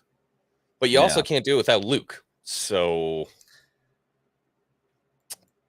maybe Ahsoka is going to take Luke's role in Heir to the Empire, and Rey's going to take Luke's role in the building the Jedi Order. Yeah, tough to say, man. Tough to say. No Han, no Leia, no Luke. It's going to be Ahsoka. I don't know how they're going to do this. Can you tell that I'm standing up? No. Sweet. It's good. Success. Where's the panel at? First time I've ever done this. Oh, yeah. We're caught up on Super Chats. All right. So we'll listen in and we'll be scouring the internet for more information. I'll be right back. And from that moment, I think we felt like we had a sense of how things might feel. And then I think the really exciting. We're caught up on Super Chats, but we're not caught up on Member Chats. So Nick doesn't see those for some reason. Valiant Renegade, been a member for 25 months. The Rey Palpatine movies, where she gets paired with Grogu. We told y'all so. Yep. Certainly did. Wait, are you saying you told us or we told y'all? Yeah, I don't get know. it right. But either way, I guess it's right. You the man. You the man. I sent you a link to get in here. Like, where you at? Oh man, I gotta go to work soon. Ooh, suck. My wife told me that I can't take off on her day off anymore and do this. Like I've been getting on her nerves because I've been too loud. So I was like, I will tone it down a little. Okay. I get excited, you know. Mexican Iron Man, I need cash. I want my own show and I want it now. The Mexilorian. More Mexican representation in Star Wars. Yes, I would take it. I would take it. Star Wars Dog says, hey guys, what is going on? What's up, dog? We got Raging Rhino super chat last, didn't we, X-Wing? We haven't looked at Raging. No, we have not. We have not. Yeah, thank you. Raging Rhino, $2 super chat. Star Wars Celebration has been kind of cringe. Thumbs up. I agree. It kind of always is. Yeah, it kind of always is. It's not made, like it was back in the 90s. It's not like that anymore. This is the way. This is the new way. So, anyways, I don't know, but thank you, sir. And Debbie Young, $4.99. So, what if they have Luke's Force Ghost guide Rey? Just asking. That doesn't interest me. I would almost say leave Luke completely out of this, please. Keep my Luke Skywalker out of your movies. You've already ruined that character. Sequel trilogy, Luke Skywalker. I don't want to go through that again. That's me. What do you say? X-Wing? Sorry, I was looking at the chat. No, it's okay. Debbie, the trolls, hilarious. Debbie was saying, what if we get Luke Skywalker's Force Ghost to guide Rey? Would that make it better for you? I said, absolutely not for me. Yeah, I don't know. I mean, I'm kind of at the point where, I was one of the people who was really stoked about seeing Luke in Book of Boba Fett, all the good stuff that we got with him training. I was excited about that stuff. I love to see young Luke. I love to see kind of that EU era Luke. When it comes to basically the sequel trilogy Luke, like not really. No, I don't know that I want to see that. I don't know that I want to see any more of that. So, who you said there's a troll in chat? We don't usually get trolls here. Yeah, some dude's been spending like an hour. Just I have not even noticed him one time. Who is it? It's here. I'll talk to you in private chat. Okay.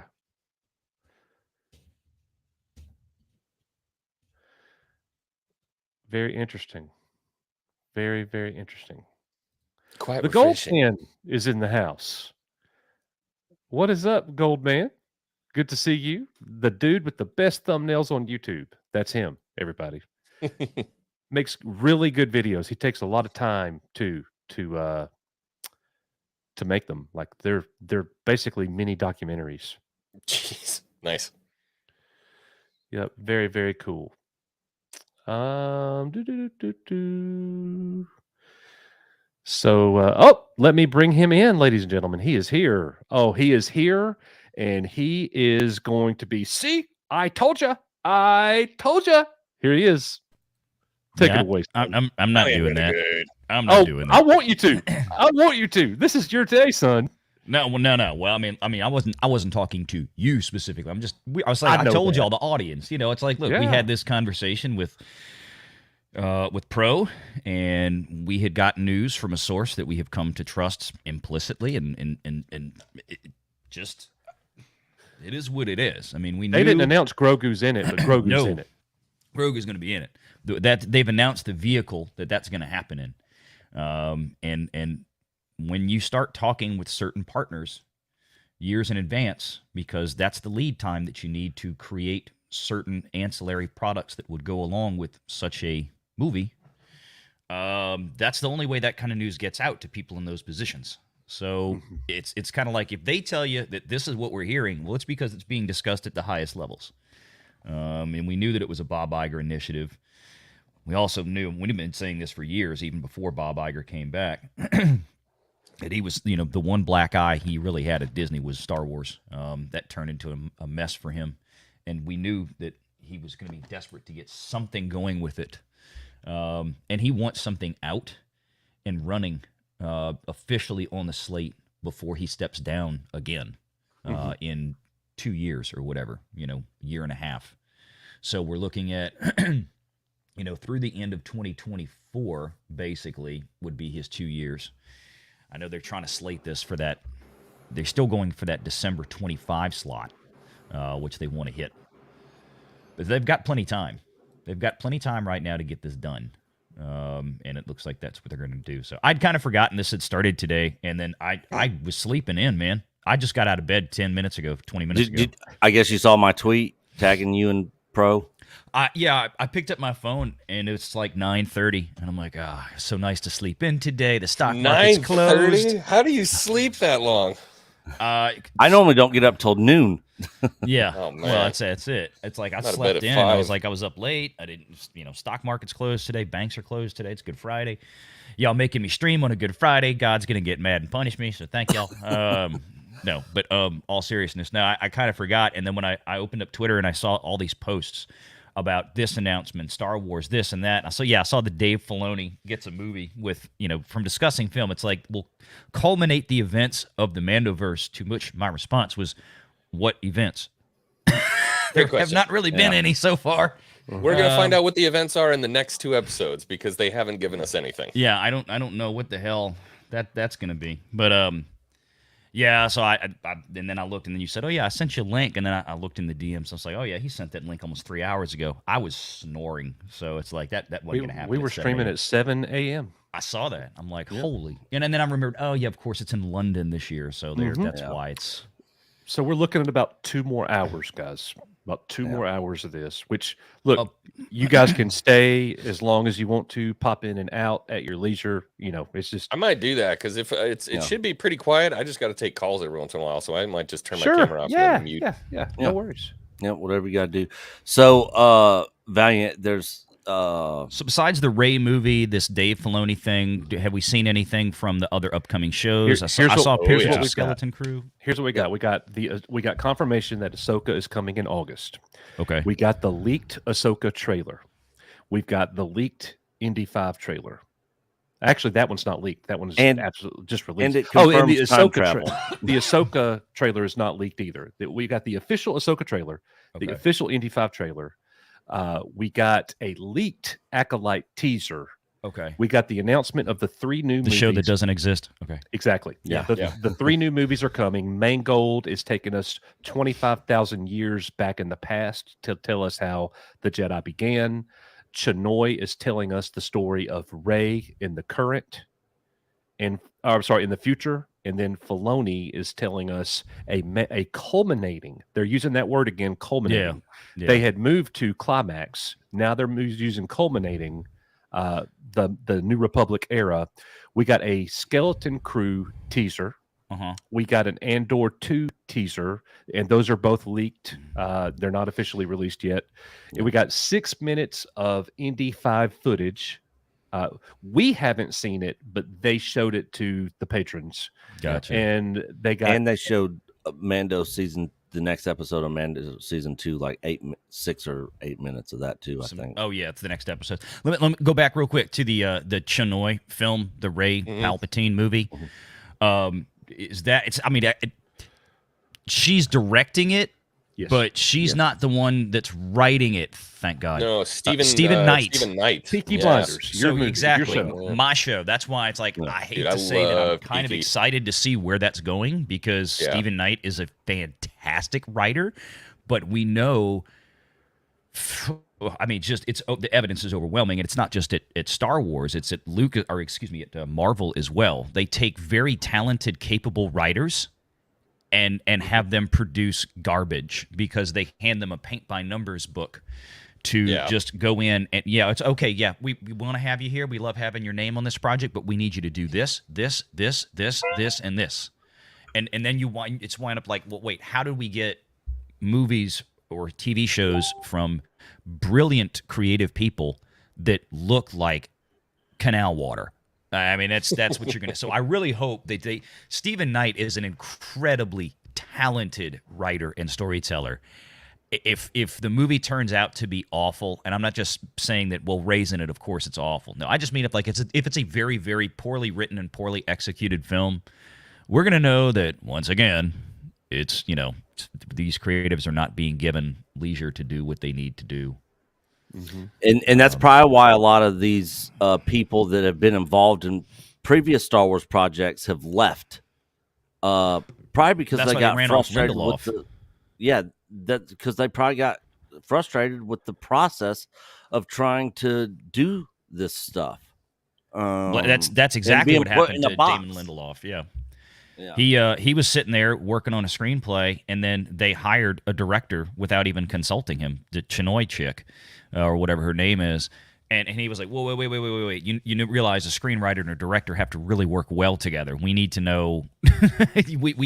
Then they let him go because there's no way they were getting to get rid of the woman of color over the white guy. So that's like Damon Lindelof had to go, and that's when they turned around. They already had Stephen Knight in the back pocket, so they just switched him out. So it's just more mismanagement. Just from watching the celebration, they are doubling down on all of the woke diversity inclusion stuff. Yeah, it's part of the Disney mission statement now. I mean, that's what it is. I mean, they're like tripling down. Everything announced is Stargirls, like Stargirls. Is that actually a show? Ahsoka, the Acolyte. I could so believe that Kennedy would come up with a show called Stargirls. So, yeah. I mean, it's an absolute joke. So Nick, tell Valiant about KK's reception to the Andor panel. Oh, dude, we're totally got to go back and clip this. I heard about this from Jonas. He's been lighting up the private chat all morning. Him and Lauren, I think, and she walked out and basically it was like crickets. Is that the one? Crickets. So like to make it worse is like she was sandwiched between Tony Gilroy, who got a very good ovation. Oh, that's who was in that picture. That was Tony Gilroy. And Diego Luna came after her, and they went crazy when Luna came out. She got about nothing. Yeah, I was struggling to hear any clap or cheer. She looks down. Like she just looks. She's really aged in the last couple of years. She's 70 years old this year. Yeah, but she didn't look that. She didn't look her age a couple of years ago. She like you could just. It's catching up to her. Yeah, yeah. Hey, and she had her Nike. I saw the shoes. Yeah, sneakers. Members in EBN chat, if we got trolls in the stream, let me know and I'll bounce them out. No, not a problem. Then. Or we could just have fun with them. It's up to y'all. Y'all let me know. Trolls in the stream. Anybody we know? I don't know. I haven't been able to figure it out yet. I'm looking. I'll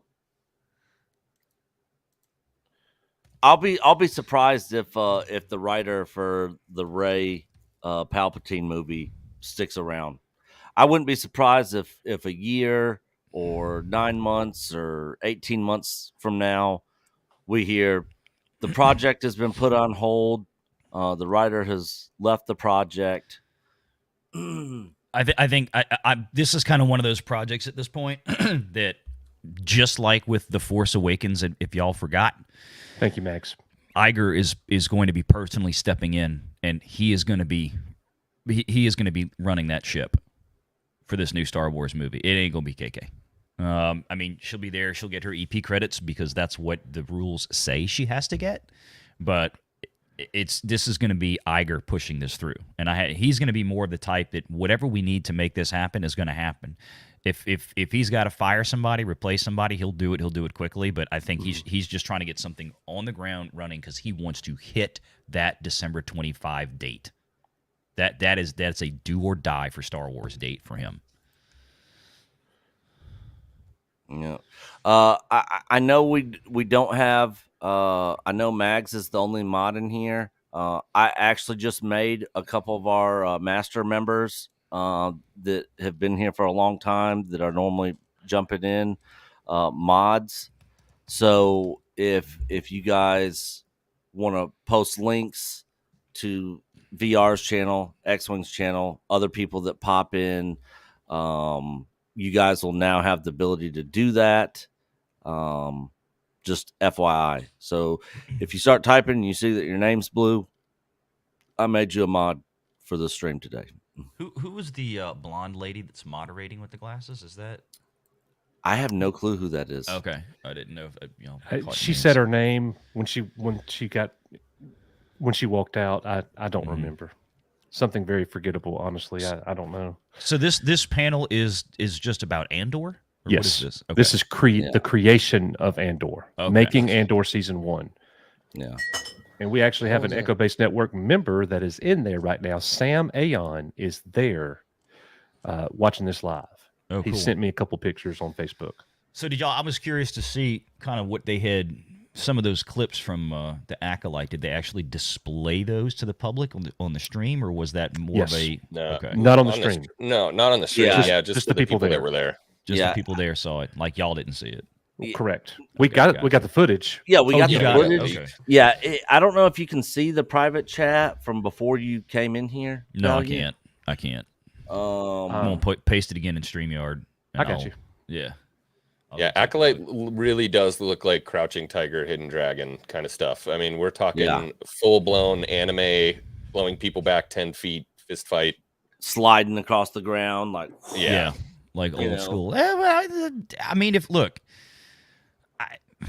visually from a martial arts perspective, I wouldn't mind seeing something like that if it's really well executed. Hell, I just bought, or I should say re-bought, because for some reason I never had the last physical media copy I had. The disc broke, but I just re-bought Crouching Tiger, Hidden Dragon, the 4K remastered version, just last week.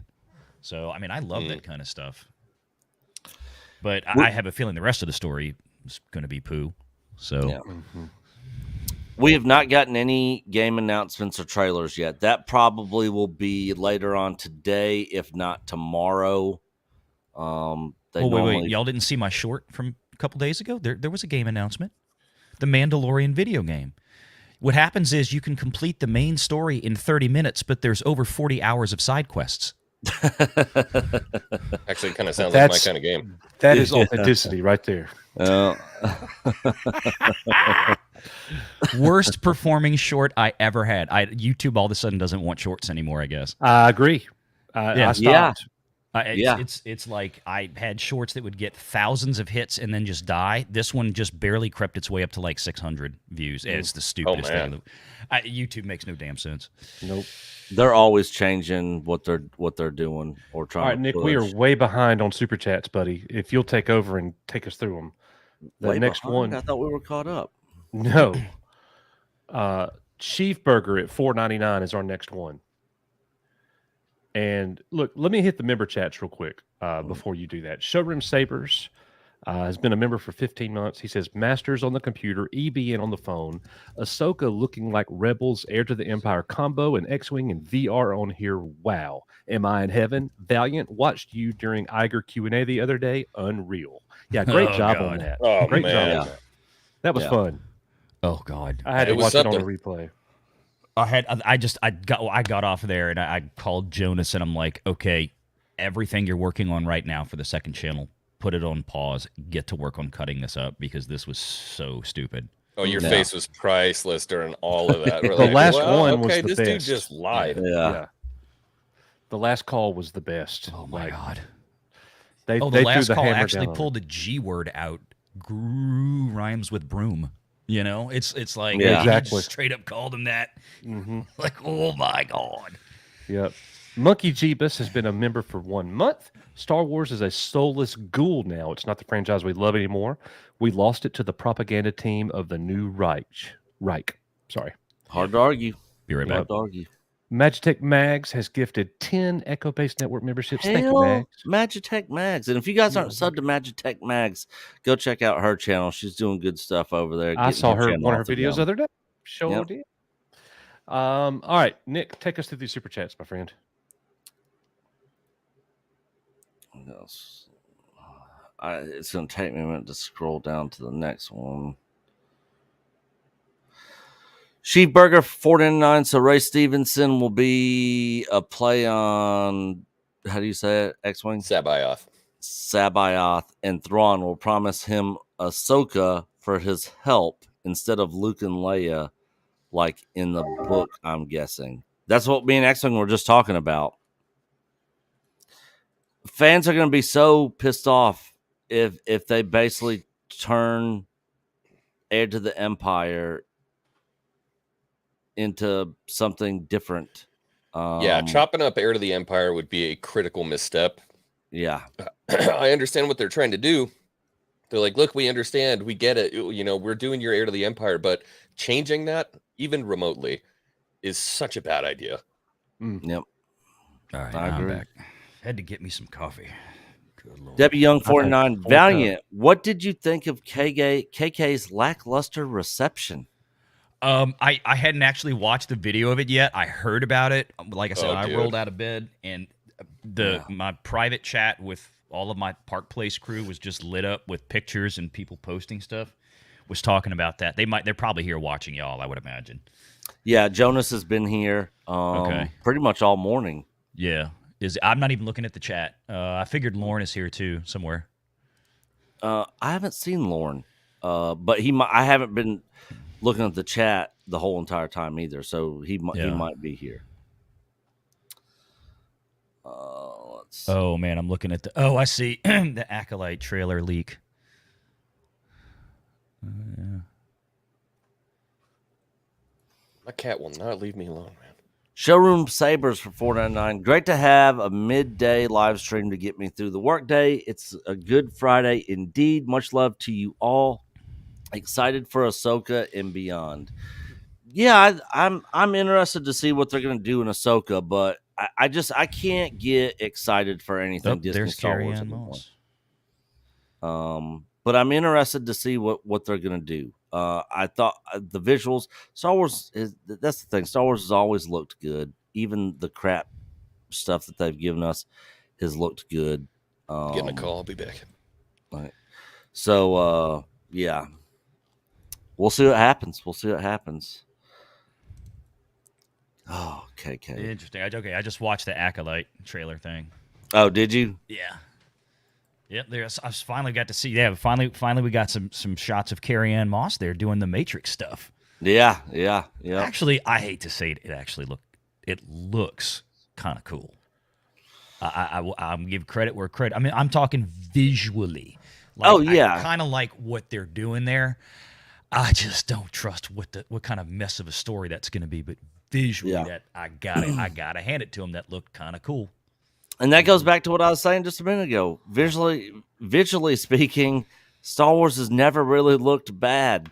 Nope. You thank Doug Chang for that, because Doug Chang is the guy that's been around at Lucasfilm as the creative director for all the art for over 20 years, since way before George sold it to Disney. Yeah. Doug Chang is the guy responsible for creating what's on the screen right there, that kind of artwork and the worlds and everything, the way it looks. That's all Doug.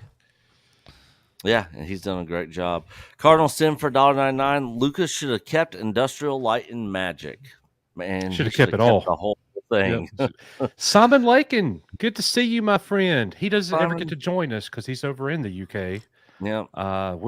He always watches the restreams. Yeah. But thank you, Simon, for being here, man. Good to see you. Yep. Is that pounds? That's pounds. Those are pounds. Right? Yeah. Mm-hmm. Hello, ABN. Glad to catch you live for once. Yeah, there's a lot of people that normally don't get to catch our Saturday night live streams or our late night chill streams because we're normally not streaming right now. Simon is a writer, and he sent me one of his books. Awesome. I still appreciate it. Sweet. Jacob Glasser, when did a bunch of Marcy Darcy's take over Star Wars? What a great reference. Yeah. Oh, man. When George sold to Disney. For those of you who don't get that is a Married with Children reference. Yeah. Marcy Darcy's. That's funny. That's us old school people caught that for sure. Uh-huh. Magic Tech Mags with a $5 super chat. Valiant, your show the other night was the most entertainment Disney has ever given us. Yep, and look, the live stream actually is going to go down today. It's going to go to the members only side, but remember, there are clips of it. I have one clip on the main channel at Valiant Renegade. If you want to see some other clips of it, go over to the second channel, Renegade Online. Jonas has been dropping several clips already this week, and I think there's another one should be coming out at 1 o'clock today. So sweet. Royal Uplinks, I think she does the chicken dance in one episode.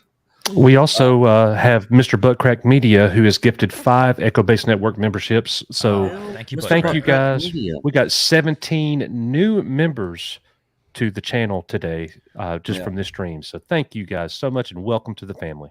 And on top of that, guys, I didn't even announce this earlier, but I have created a Boom Canceled emoji for members, and I have created another one on pizza rolls. Boom, canceled. In Well, reference, I have created shirts for both of them. yeah. Take the. I'm gonna show this real quick.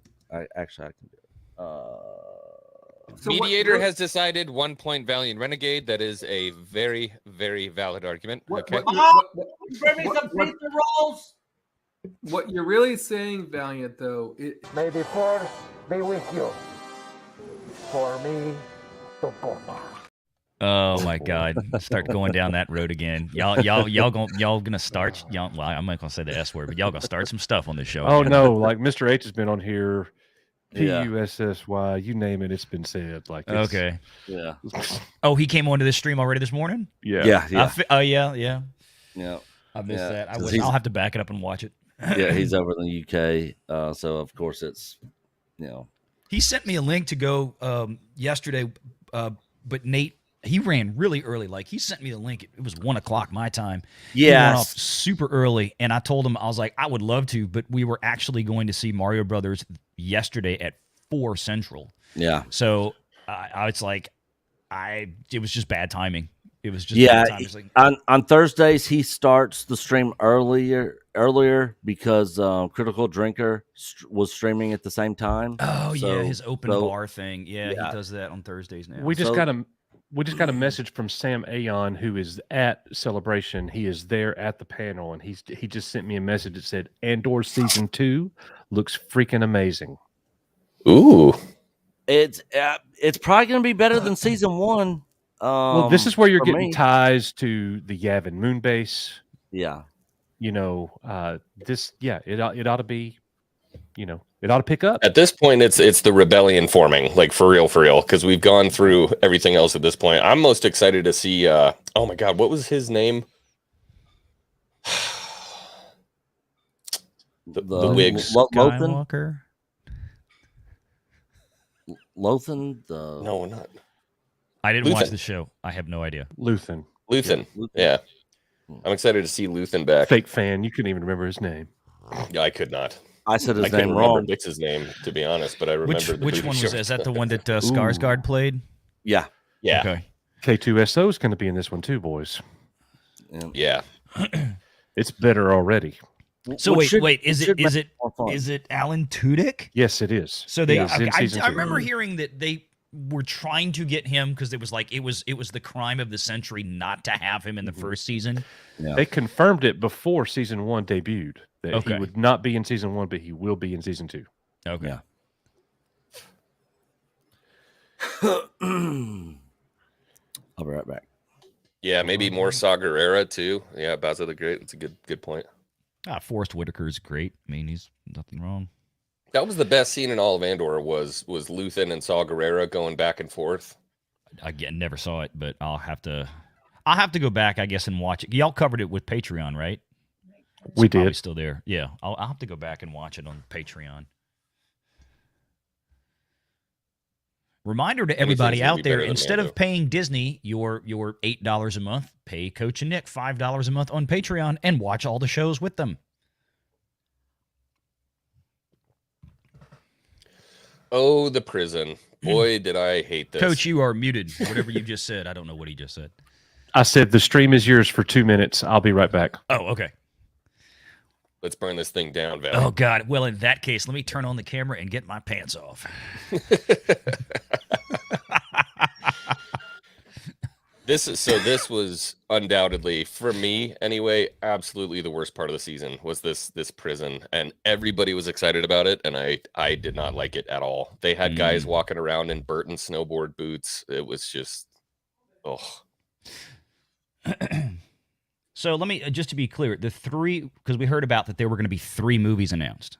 So the one movie with Rey, and likely that's where Grogu is going to come in, and then we got one with, what were the other? What were the other 2? We got the Dave Filoni thing and the Mandoverse. Yeah, What was so the the third Dave one? Filoni Mandoverse one, and then there's the there's the 25,000 years before James Mangold talking about the Jedi, not the Jedi. Oh, but so the that's Jedi. okay. So like basically the Journal of the Wills kind of stuff. Yeah, basically. So there's, they're on this moon and they're figuring out what the Force is, and then they basically split up onto 2 different moons, and that's how you wind up with the light side and the dark side. I see. Okay, interesting. Very much tied to like the brother and the sister, all that whole arc. Oh yeah, which was the best arc they gave us. The Mortis arc. Yeah, in Rebels. Yeah, that was Clone Wars. Yes. Wait. Oh well, they concluded it in Rebels when Ezra. That's what I'm thinking of. When the yes, yeah, but you're right. Yeah, when Anakin had to do some Anakin there and kill somebody. That's what he does, y'all. Yes, he does. Again, thank you guys for all being here. Appreciate Can it. we very hear much. Tony? Let's hear it. I like listening to Tony. A lot of talking. When the reveal is made on what they're actually making as well, the noise that came out of my mouth and as a realization of what it was just like, I'm sure a lot of you were the same, of just going, oh my God, it's that. It's just all these joining of dots of things. It's so clever. Sorry, that wasn't a question. That was just me oversharing. Making the weapon that's going to kill him. Oh my God, Michael, what was? Oh yeah, I didn't think about that. He's totally making the weapon that's going to kill him. Great costumes that we can see in this. Oh God, the boots, not the boots. They've made an impact. Are they going skiing? Because They've made a those huge are ski impact. boots. What the? Straight up Burton snowboard boots. I hated those. Empire to make the prisoners feel as dehumanized and as dispossessed, as disempowered as possible. So you have a white costume and a white environment. It's very sterile. It's disorientating. You sort of literally don't know where you are in the room. They were made out of like this very industrial fabric. It's sort of very disposable, like a papery sort of fabric. So it's kind of, you wear it once, it gets thrown away, you get put another one. Everyone looks exactly the same. And then we came up with this idea that the guards would need to sort of find them. So we added these flashes of orange graphics down the side of them that had a cool kind of, we leaned into the sort of 70s maxi graphic language of Star Wars. So yeah, that was the idea. War Monkey. Joining dots is tight. Empowering, as unpleasant as possible. So well done, guys. Yes, Maybe Tatooine, actually looks Ashland, quite Bogan. comfortable.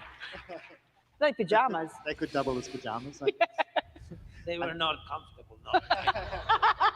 No. They're not comfortable. We have fun either way it goes, Jacob Gordon. Welcome to the show. It stays there. It's what Tony is saying is interesting, because it would have been very easy, and I'm sure you go like, okay, the character is going to go to prison, and then suddenly you're thinking of a film that happened in the prison that you love, and you'll do exactly what you've seen another actor do before. But here was impossible, because it's a prison where you're supposed to be healthy, where you're supposed to be clean, strong, to be capable of building nonstop. There's a hope of you going out, Gotcha. They Sorry. provide you food, specifically for you to, like, it's so interesting to play a prison like this one, and it's, they're not gonna comment on it, but it's a lovely comment on the world we live in, so it's those moments where. Valiant, did you see the Ahsoka trailer? Yeah, I watched it. Oh, I'm sorry. No, the Ahsoka. No, Acolyte is what I watched. Sorry. No, I did not see the Ahsoka trailer. Do it. Let's do it. Let's do it. Do it, because nobody wants to talk I'm about down to Andor. watch it again. There's always that recency bias when you watch it for the first time, and then you go back and you watch it again, you start breaking stuff down, you start to poke holes in it, but I'm still excited for the show. Oy. I'm standing up, so I can't see my third monitor over here. All right. Here we go. Something's coming. Something dark.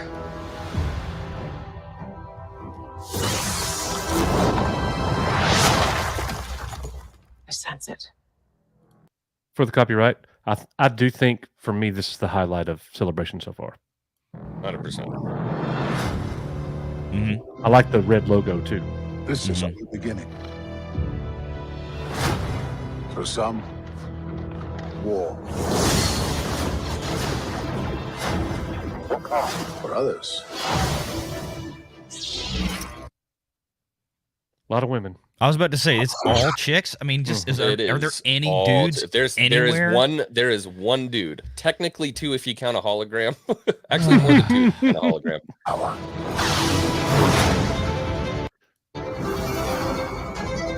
Who was that supposed to be? That's His name is Sabine Wren. Yeah, Sabine and Braylon are the people that you've seen so far. Sabine with the lightsaber just now? That's Sabine right there. Okay, that. I don't know who that chick is. I don't We know don't who know the her. chick in Braylon So is. she is the apprentice of Braylon, who is the main bad. Okay. Well, things have changed. I started hearing whispers about Thrawn's return. There he is. We just saw him. There he is. Heir to the Empire. Did you hear that? Trigger word. Yeah, trigger words. Trigger words. And then it's all going to be completely meaningless in the long run. Look where they're standing, Val. Uh-huh. Yep. They're in the world between They're in the worlds. world between worlds. Oh yeah. Look, Well, when we saw this, Nick said, "You will not retcon the sequel trilogy." You shall not retcon. His little armor stuff was pretty cool.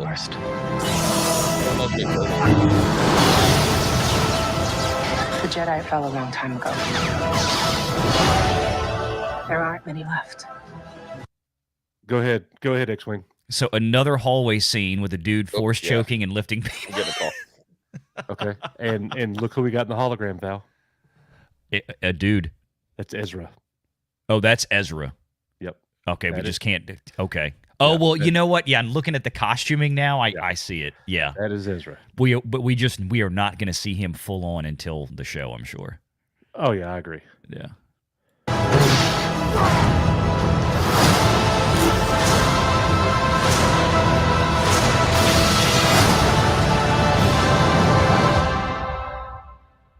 perhaps it is time to begin again.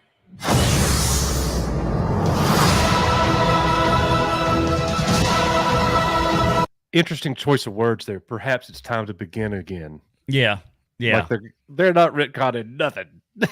I know. They have every opportunity to. I'll believe it when I see it, kind of thing. At this point. Yeah.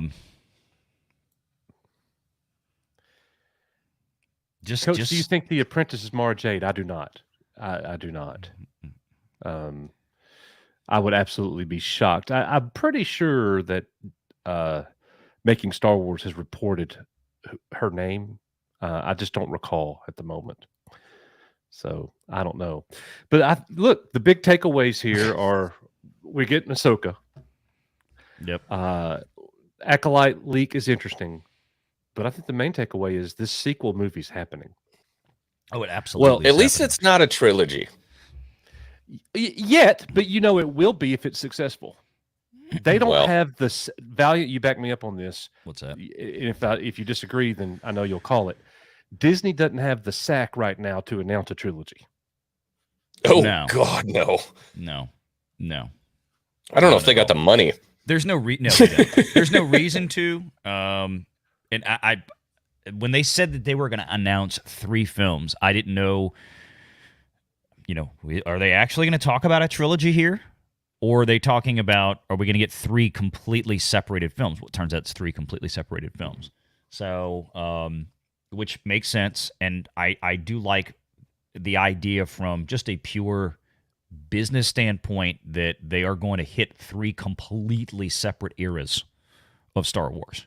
We're going to go in the Wayback Machine to before anything, 10,000 years before. 25. Whatever it is. Yeah. And then we're going to They're throwing it at the wall and seeing what sticks. Exactly. And then we're going to get the Then we're going to get the Filoni thing where we'll have a cinematic climax of Heir to the Empire. Is what this, that's what they're going to set up, right? That's the idea, is that all this stuff with Thrawn and everything going on right now is going to lead to that movie. It's going to, yes. Yeah. And we're going to get Palpatine and all that.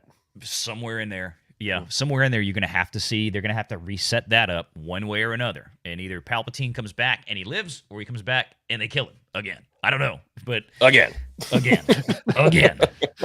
Just keep killing this sumbitch. Third time's the charm, y'all. Yep. So, and then, of course, we've got the post-sequel trilogy movie where you'll get Rey and Grogu, like we told you. I mean, so who's going to be the bad guy in that, man? Does it matter? No. I mean, seriously, does it matter? So you basically got two movies right there. Of those three movies, two of them will feature Grogu. You'll get young Grogu right now, this age, in the Mandoverse movie. Yeah. And then you'll get... You said who's going to be the bad guy? SB. Well played. Well played. Yeah, pretty much. Drink to that one. I'll be right back, Nick. I got to let the dogs in. Right. Oh, my God. So, yeah, we were talking about all this earlier, and we'll definitely clip that and run it up later where they were standing in the world between worlds, and I was like, that guy's going to be like, no, you will not reset the sequel trilogy. Yeah. You shall not pass. Yeah. Yeah. But yeah, it's going to be, oh man, I'm literally going to be telling people, look, if you don't want, the unfortunate thing is because we have this channel, me and Coach have to go see it. Yeah. And I don't want to You're going to pay. enjoy it. You're going to enjoy it. I don't want to pay to go see a Rey movie. We're paying for it. We're going, and when it's terrible, we're going to be one of the first people out there talking about it. Our audience wants our opinion on it, bro. We're not going as fans. We're going as critics. Right. It's just business. Our members want to talk about that movie. You know what we need to try to do, Coach? Sneak in. Well, not we could literally pay for another movie and then go into that one. That's what Jeremy said yesterday when he was talking on Geeks and Gamers. He's like, we'll go buy another Mario ticket when whatever it was coming out in April or May. What was it? Little Mermaid. It's like, we got to go watch Little Mermaid. It's like, we'll just hopefully Mario will still be around. We'll buy a couple of Mario tickets. He's talking to Ryan, and he's like, then we'll just sneak into the Little Mermaid theater.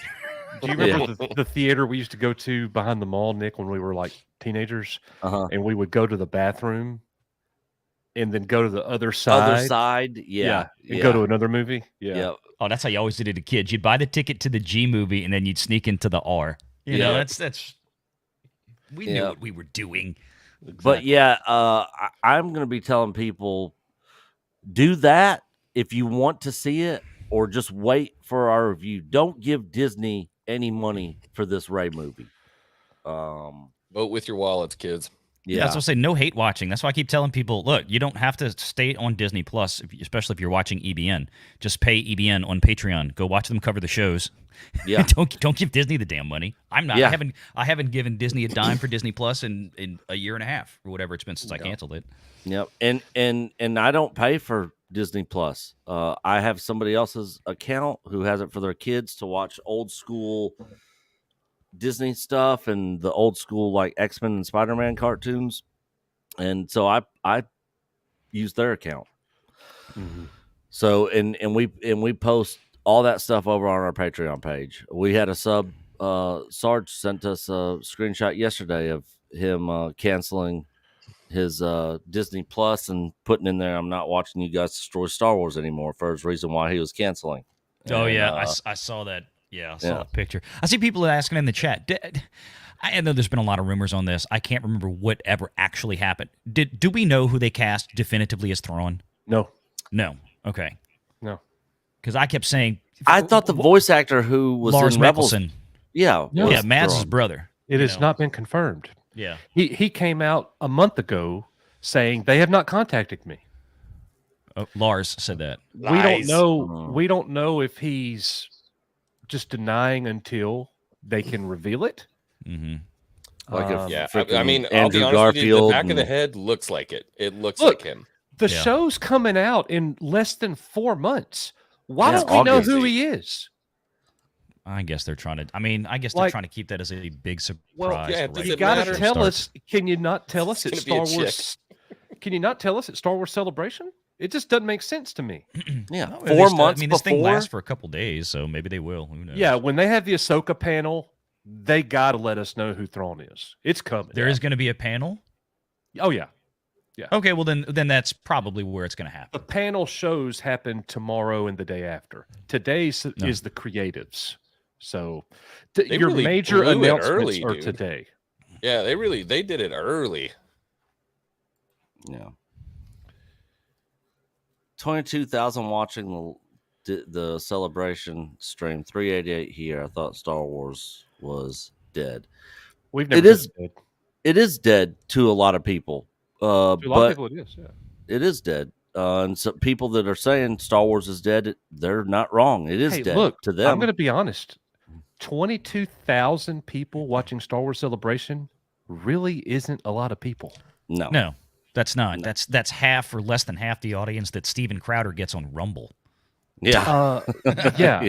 Like Star Wars Theory had 20,000 people in the charity event from a few years ago. Yeah, the one that Like, we were. It was just a doing with charity them. event. No, Yeah. I mean, Yep. you know, so yeah, it's The Star Wars This- channel has 4 million subscribers too. Right. So this is calculate the that's not a lot of ratios. people. No. There's a lot I mean, of people that look, are curious, look, but to put it in perspective, that's less subscribers than we have. Jeez. Yeah. Think Yeah. about that. That's Good less point. subscribers than we have watching Celebration right now. Yep. That's kind of a fail, guys. On day one, mind you. whoa, Yeah, they had really. they had the marketing ready to go for that. I just pulled up IMDb. Right there, huge at the top of the homepage is Ahsoka. So they were ready to roll on the marketing today. Already spending that Disney money. So people that are coming in late, yes, a Rey movie has been announced. You can see the article over at Variety right here. She is There's coming my back. girl.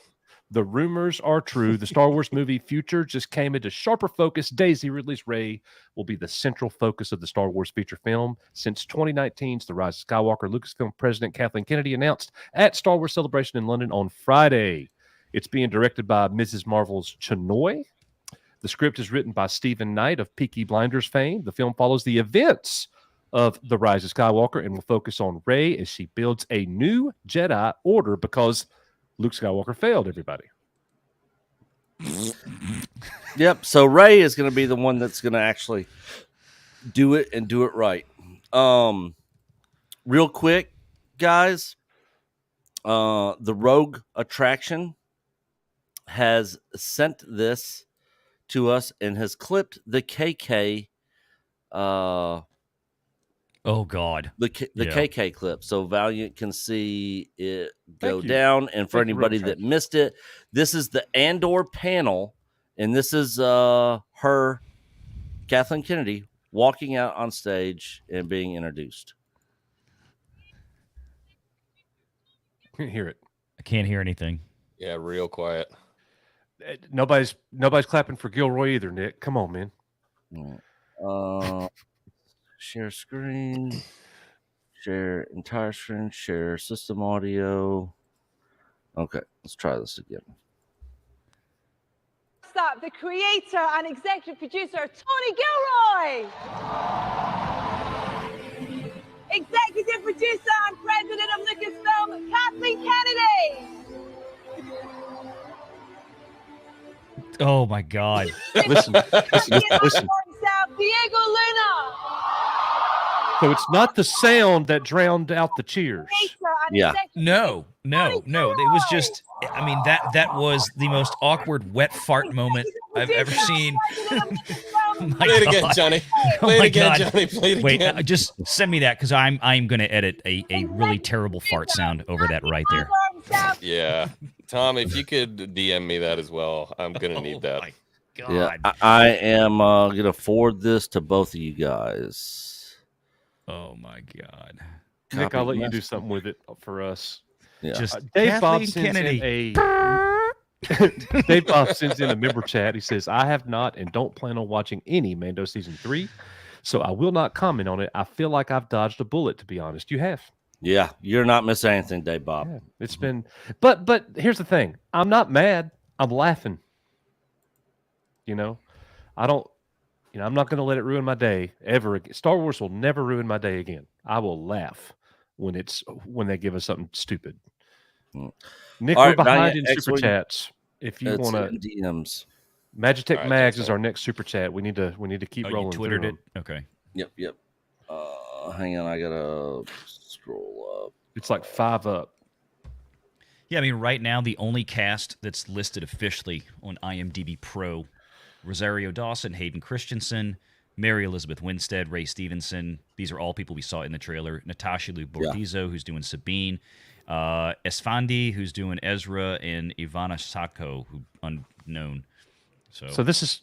I just want us to see what throwing. we're looking at here. Just different creatures. It's pretty neat.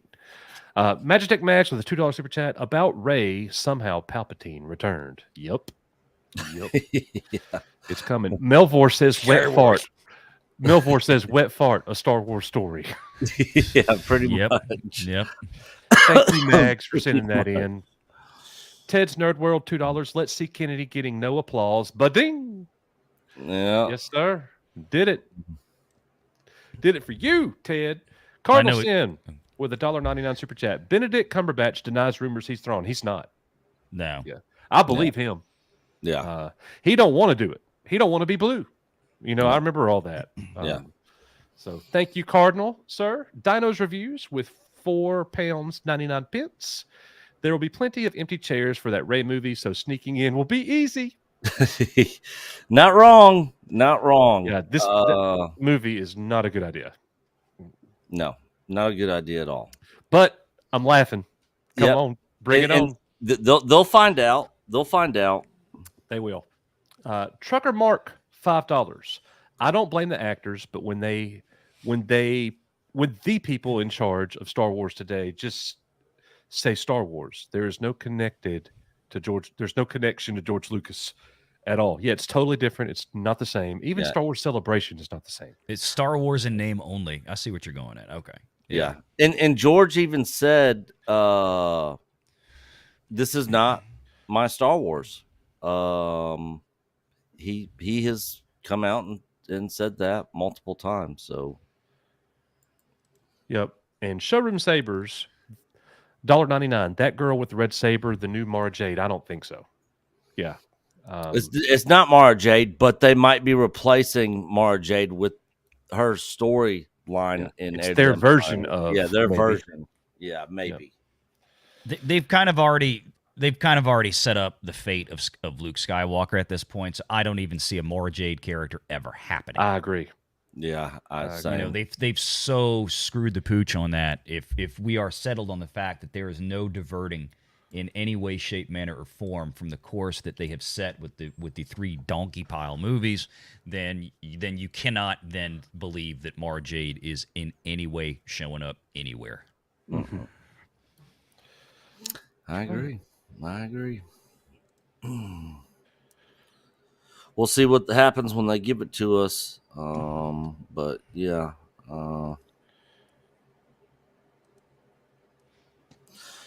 Also, while they're showing this, let me pull up. Hey, so check this out. Just Guardian reports. This is what was actually. This is quoted. This is the actual words. A post on StarWars.com. A post on StarWars.com says that Mangold's movie will go back to the Dawn of the Jedi. Okay, we knew that.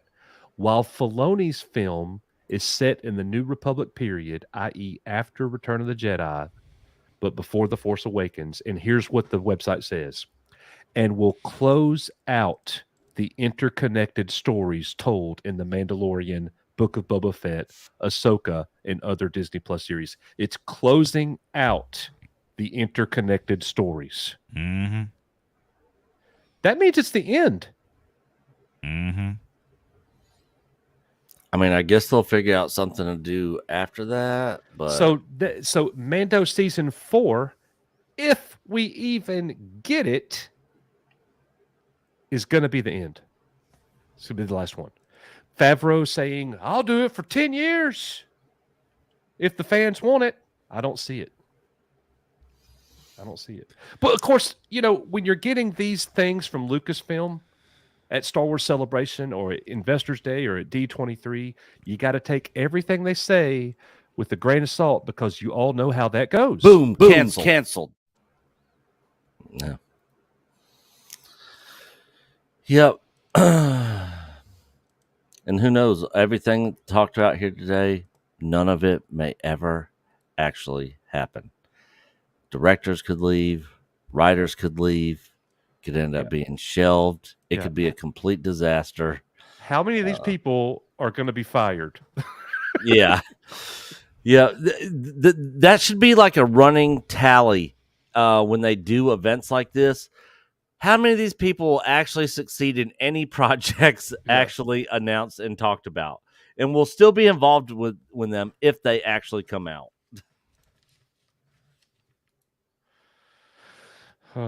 Yeah, I mean, the movies, I think, at this point have the best chance of happening that they have ever had.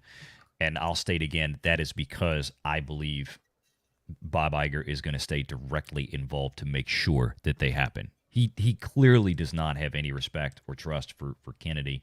He's got to put up with what he's got to put up with. But he is going to make sure that those happen, or at least something that says Star Wars on it is going to be in a theater in December of 2025 on schedule. Something will be.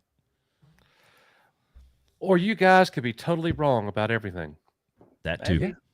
That's how about that? That is always possible. Yep. Yeah. It's literally speculation. But looking at the track record, yeah. Is it outside the realm of possibilities that what we're saying is true? That somebody's going to be fired? I'd bet my house. Oh yeah. The movies, one way or another, will happen, but yeah, no guarantee that the same director or same screenwriter is going to be there at the end. Yeah, exactly. If I mean this showrunner from the Marvel or Ms. Marvel or whatever, this is the problem: is they keep hiring people that basically have no real experience to command these $200 to $250+ million production enterprises. It's just a bad frickin' idea. All right, so question, boys. X-Wing, are you with us? Yeah, I'm here. What do y'all think about this question here?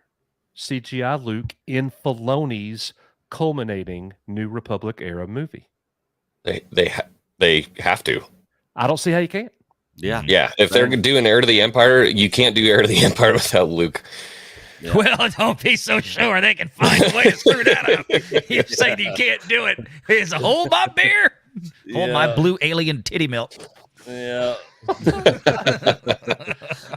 I just look, and that fact right there, even though sequel trilogy cloud is hanging over us, I'm saying it, I'm most excited as a fan for Filoni's movie. Even though the Mando season 3 is absolute gutter garbage trash. Yeah. I'm starting to put the puzzle pieces together, and the way that people are talking about this stuff, as much as I don't like Filoni, I think his hands being off, unless there's something we don't understand, his hands being basically off of this Mando 3 project might explain some stuff. So if nothing else, having the accountability there to be like, this is a bad idea. I don't know, man. It's tough to say. I think the big telling thing is going to be how Ahsoka goes. Look, Valiant, I'm wrong on most things, like investing everything in blockbusters and Sears. Whoa, wait, I'm sorry. Step away. I'm wrong on most things. Like, oh God, That's bad. Valiant would not have given you that financial advice. I promise. Yeah, we're just no. Buy GameStop. Yeah, or AMC. Yep. We do not know what movie comes first in Gar Renegade. Or it's going to be Filoni's. That's the furthest into production. Okay, if all 3 movies even happen. Filoni's movie's happening. Yeah. That's happening. Because it's tied to the Mandoverse. Ray's movie's happening. Yeah. It's the Chinoy, it's the I'm sorry, Mangold movie. Mangold. Like yeah. it was said earlier, if Indy 5 flops, Mangold ain't happening. And let's not forget, wasn't there? I swear to Bob, I remember covering this. Wasn't Mangold out like 2 or 3 weeks ago? We were like, oh well, I guess Mangold's not making the movie anymore. Well, no, that was that. You thinking of Damon Lindelof? Lindelof, that's who it was. Yeah. That's the Lindelof. one. Stephen Knight replaced him. Lindelof's the one where he was working on an initial draft of that screenplay for the Ray movie. And they went behind his back and hired a director that they didn't consult the screenwriter on, which was just rule number 1 is really stupid. And then they let him go, and then they brought in Stephen Knight. So, incredible work. Our friends at Lucasfilm Archives have brought us these amazing props from season 1. All right, let's take a look. First off, we've got loose ends. I'm feeling nauseous, guys. Necklace. It's a Quati signet. Luke Are you Kaiser, serious? Skystone. Yeah. The ancient world. You can see him Because of your drinking? No, because of all this news. hit out of crushed glass. Well, suck it up, Buttercup. All right. Oh, it's so pretty. Is this going to start an argument between you and I? Ice water. I knew you were lying. I knew it. And here we have Nemec's Manifesto. Oh, rest in Why are we peace. listening to this? Yeah, we're not. why are they wearing latex gloves to handle this? Like we're about to do surgery? What is going on here? It's dang plutonium. Yeah. You know? What? This is just why?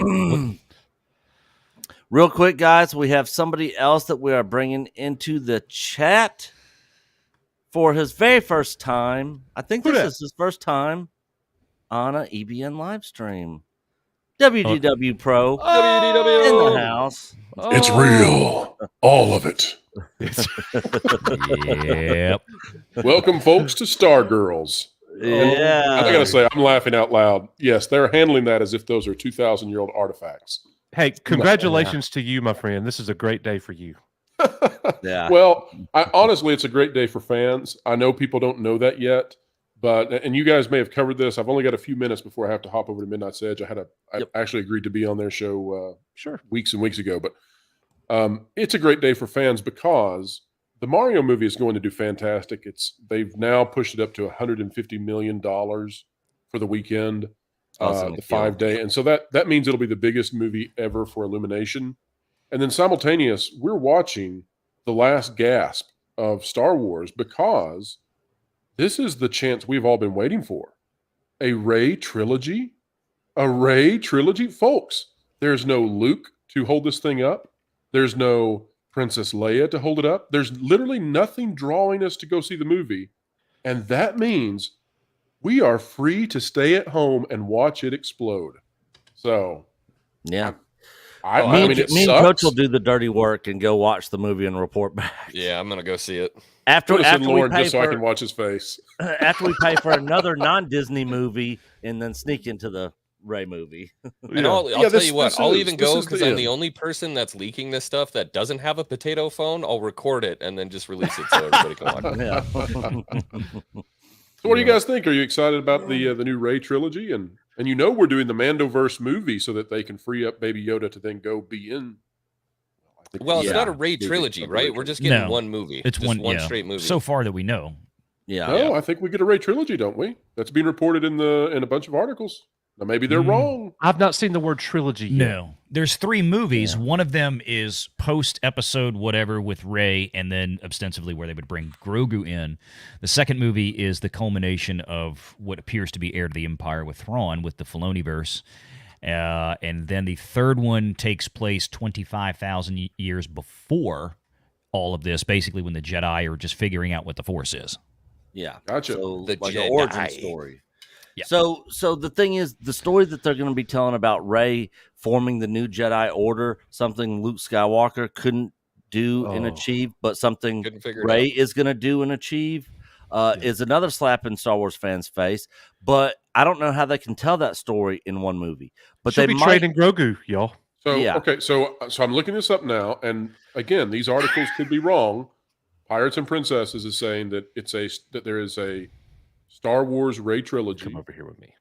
We have, let's see, Joe Blow is out there saying Daisy Ridley returning for a new trilogy of films. So there are publications out there doing this. Now, if they're doing funny wordplay, that may be the case. I'll dig into it a little bit deeper, but I think they're conflating the issue that 3 movies were announced, and the big visual was Daisy Ridley. Rey is coming back, and they're yes, conflating. and they definitely could be doing that. Yeah, I think Because at Celebration, they didn't announce a Rey trilogy. They just said that she was going to be in a new movie. Trilogy wasn't said. Rebuilding the Jedi Order, and they never said that she was going to be in a trilogy. Which, by the way, will be the final decimation of the story that George Lucas came up with, right? Because now... Yeah. Now it's not Anakin. He's not the chosen one. Luke doesn't restore anything. Nick, send me And some of that ultimately, Palpatine is the one that saves the Jedi. Palpatine wins, man. Palpatine is the good guy now. Yep. And If he so hadn't got it on with somebody, we would never have overcame the stupidity and ineptitude of Luke Skywalker and his family. They're going to hire an intimacy coordinator for that movie, I'm sure. So when we have a flashback scene of Palpatine nailing some chick, so I'm sure that will Palpatine's going to have The sex with Force somebody in the lightning has movie. killed her again. Oh man, it is actually happening, guys. This is not a dream. You're not going to. You guys didn't believe me when I told you. You guys thought I was lying. What is this? No, I thought you had already went through the stages of grief. Yeah, no, I'm just speaking to everybody in chat that might have had reservations about it. Yes. I could totally. We've heard from so many people that's not happening. Pro's wrong. This is a lie. Yeah. Well, I don't. By the way, expect an speaking of apology not video out happening, of some of Pro. those sources now. Did you? Speaking of not happening, Pro, did you see the unpublicly released Acolyte clip? Well, it looks like it is held together with quite the budget. We'll see how it turns out. But again, I'm just looking at all of the Star Wars content, and it seems to me that they are doubling down, tripling down, quadrupling down on 100%. what the MCU tried. The MCU tried the MCU, right, in Phase 4. And by the way, I've already been called an incel about 27 times this morning by unknown anonymous trolls. But here's the deal. If you take a franchise that is primarily driven by masculine interest, or if you take a franchise that is primarily driven by feminine interest, and then you flip it to the other side, that is almost always catastrophic financially. You could imagine how stupid it would be if they tried to make the Hunger Games be something that was for men. Men don't care about the Hunger Games. They're not going to watch it. Laughing What if all they the tried way to to bring the out bank right Barbie? now. Yeah, what if they did with Barbie, and tried to make that be masculine? That's not going to work. But they're doing this with Star Wars again. And so unlike the MCU, this is even more so. And now I'm calling it Stargirls. So Stargirls is here. We've got Ahsoka. We've got Bo-Katan is really the hero in The Mandalorian. We have Rey is back, and she's the one who saves the day in all ways. And we have the Acolyte, which is undoubtedly driven by feminine heroes. All of that's fine, except that it's not what Star Wars was, and it transforms Star Wars into something that I think is much, much less successful. So let them enjoy their last celebration. This is the last little finale, hurrah, and then we are going to watch it all self-destruct. We got to come up with a clever name like MCU, except for Star Wars, but it's got to be Stargirls. That's what we said earlier with Stargirls about an hour ago. Somebody just said because Star we thought they Wars. actually said something like that on Wars. stage, and I was like, "Well, Stargirls," and I said, "That's sticking."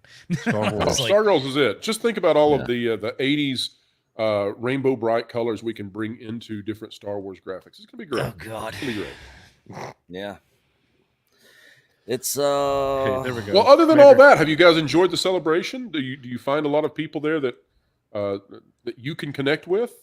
No.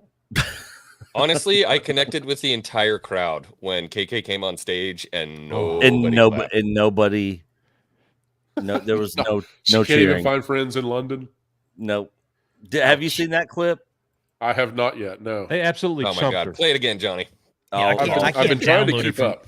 I can't Yeah. download it from Twitter. I'm gonna have to go clip it somewhere else. So, look, just to remind everybody, or if you just showed up, they announced at the making of Andor, they did the Cassian Andor himself. Stop. they announced Gilroy, crowd goes wild. Then they announced KK, it's absolute silence, and then they announced Luna, and everybody goes nuts. Yeah. So this is here's so the great. clip, Pro. Stop. The creator and executive producer, Tony Gilroy. Executive producer and president of Lucasfilm, Kathleen Kennedy.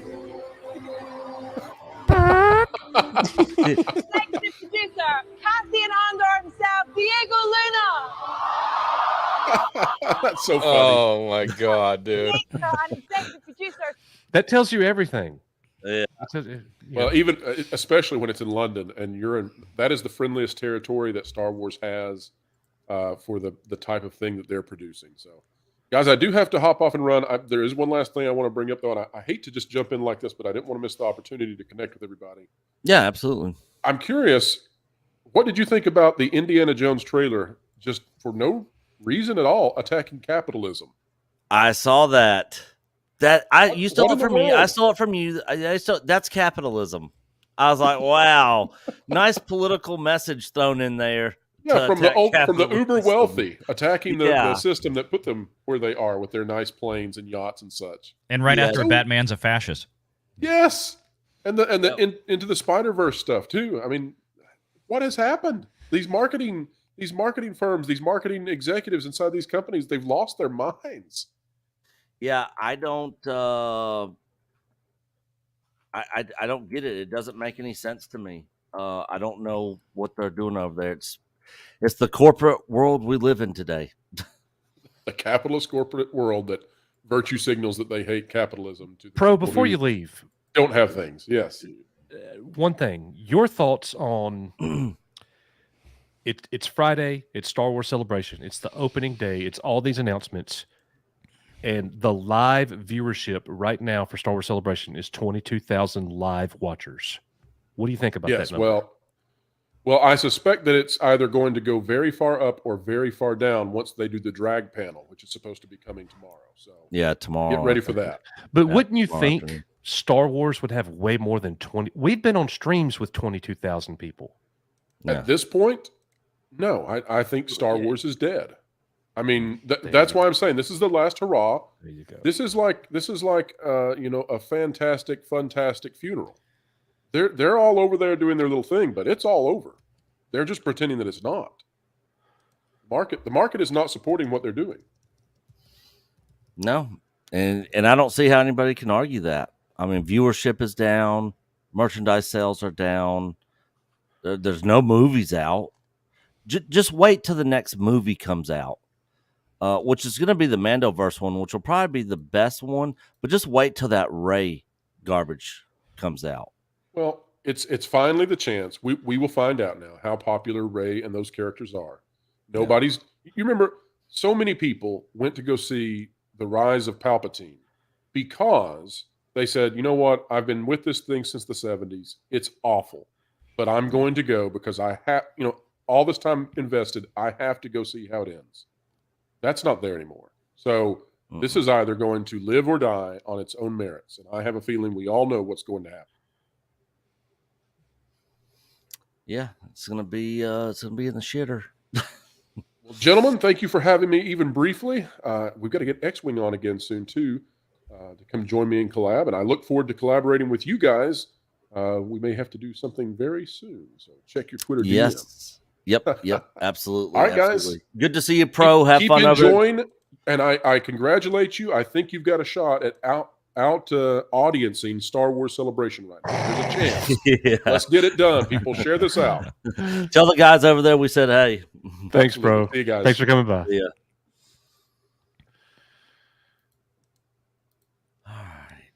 All right, let's see what they're saying now, bud.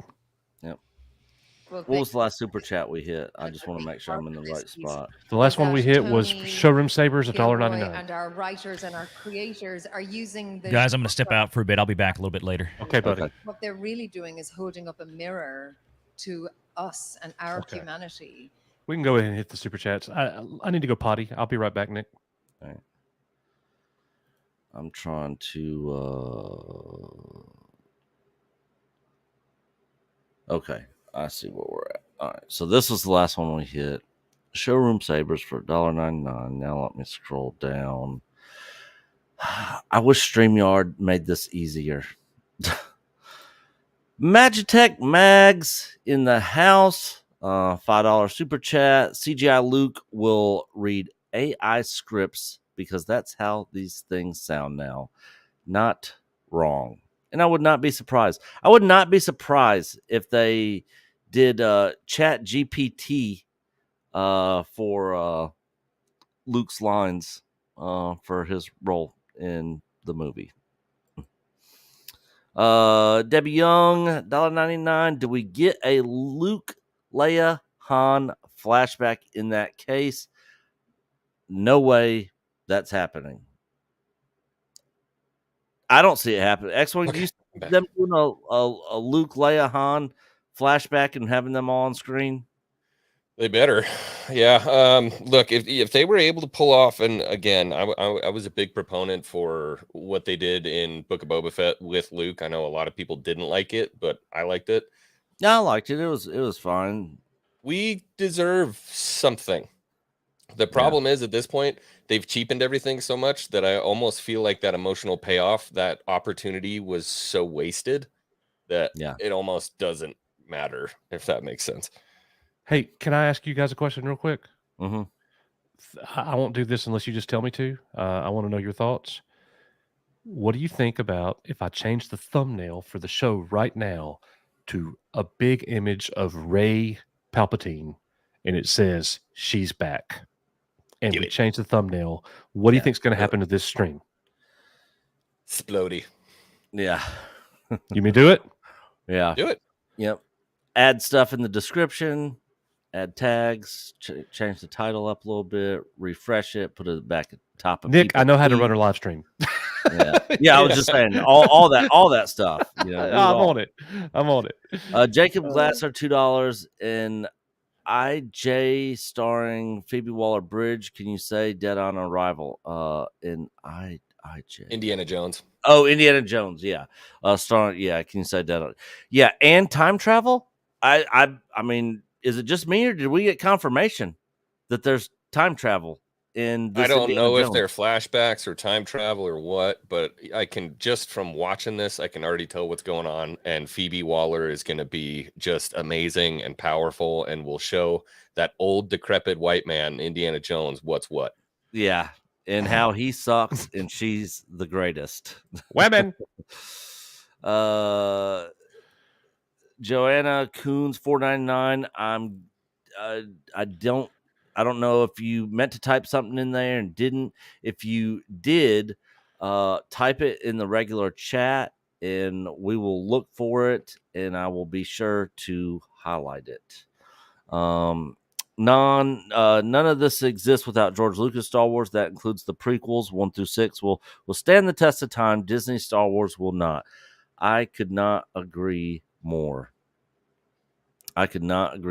Star Wars. Saccharin? Am I saying that right? Scran? Magitech Mags with $2 super chat, but Star Wars is saved, y'all. Laugh emoji, laugh emoji, laugh emoji. I think that's actually extreme pain and crying emoji. I think that's what the Yeah. That's what it is. So Joanne Coons, $4.99. I guess it's the message. If you guys ever send in a super chat and then like the message doesn't go in or something, we'll see that and just tell you to put it in regular chat so you don't have to send in another one. But thanks for that. All these female actresses coming on stage acting like they're the first powerful female character when we've had the exact thing since A New Hope. So where's that? Where is during Star Wars Celebration, they're celebrating women in Star Wars because it's clearly never happened before.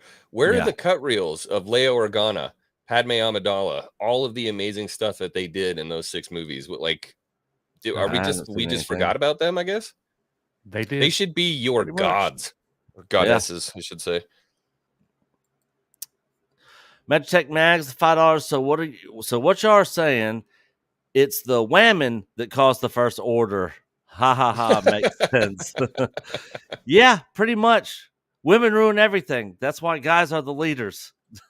Oh boy. Oh boy. Stay in the kitchen and make our sandwiches. I didn't say that. I didn't say none of that. Cardinal Sim for $4.99. They finally have an excuse to sell all those Rey figurines that are still in stores. What stores, man? They're in the landfill. The last time I Yeah. saw a Rey figure, I think it was at Walmart, and it was marked down to $2.99 for a Black Series. Yeah, I haven't seen. Even with the Ollies that we got here, they didn't have any Rey figures there either. Maybe they'll pull them out of the back stock and put them back on the shelves and see if they can recoup some of the money. I remember people were buying the Rey figure just to throw away the figure, take the cloak off, and put it on the Ahsoka Black Series because it fit perfectly. Yeah. Magitech Mags, $5 super chat, 22,000 views on a 4 million sub Star Wars channel doesn't bode well. And on a day, some people may have the day off too. And on top of that, for Star Wars, which is arguably one of, if not the greatest IPs in modern entertainment. Yep. I see Junkman going after us on Twitter about it. Whatever, dude. He doesn't get the relativity of it all. Yeah. Star Wars having 22,000 people watching a live stream for Star Wars Celebration is an epic First fail. day, too. Yeah. First day, too. This is When- all the big when announcements. all the mega news is coming out. 22,000 people eating crap. Yeah. Star Wars Theories pulled more people than that. Friday Night Tights has pulled more people than that. Gary and Jeremy, Geeks and Gamers, and Ryan and all them have pulled more than 22,000 views in stream. Dial Up Chronicles $1.99. Thanks for the stream today. You are very welcome. We are happy to do it. Bring you guys the latest breaking news as it drops.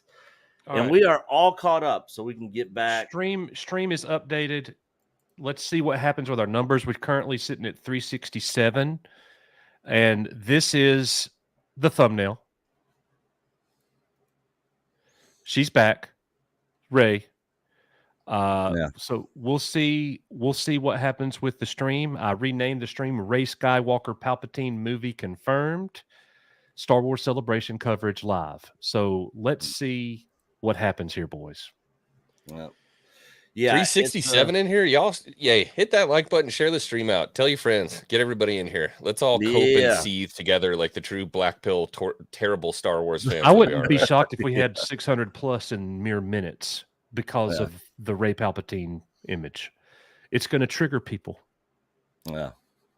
Well, that's kind of telling. Yep. Yeah. But no, remember that we're a small bubble. Nobody else thinks like this. We're just grifters, and we only do this for clicks. We spend every day talking, every single day talking about Star Wars just for Because clicks. we hate it. We spend our Yeah. lives talking about this because we hate it. Yeah. And people, I'm guessing you probably see this a lot in comment section on your videos, X-Wing. Well, why don't you just stop watching it then? Just give up. Just It's- stop watching. It has become my favorite thing in the world when people start to comment and they go, "You need to stop watching this then." I why love are that. why are you putting your opinion out? It's like, buddy, I don't Like, respond what are you supposed to them. I do? feel Like I should, not have a but- Star Wars channel? Yeah, I guess I'll just that's stop. like the White Knight guy I got into it with, this stupid ATG cast guy on Twitter who's like, he thinks he's intellectually superior to everyone. He's like, I don't talk about the negativity. You shouldn't talk about negativity. I don't want to suck your joy. No, I'm giving my thoughts. If it's negative, it's negative. If it's positive, it's positive. I don't try to silence anybody, but he's out tweeting saying that our followers should leave because we talk about the negative. Well, yeah, we talk about whatever it is, fool. They need to listen to their own advice, and if you don't like it, don't watch it. Exactly. Yeah. Yep.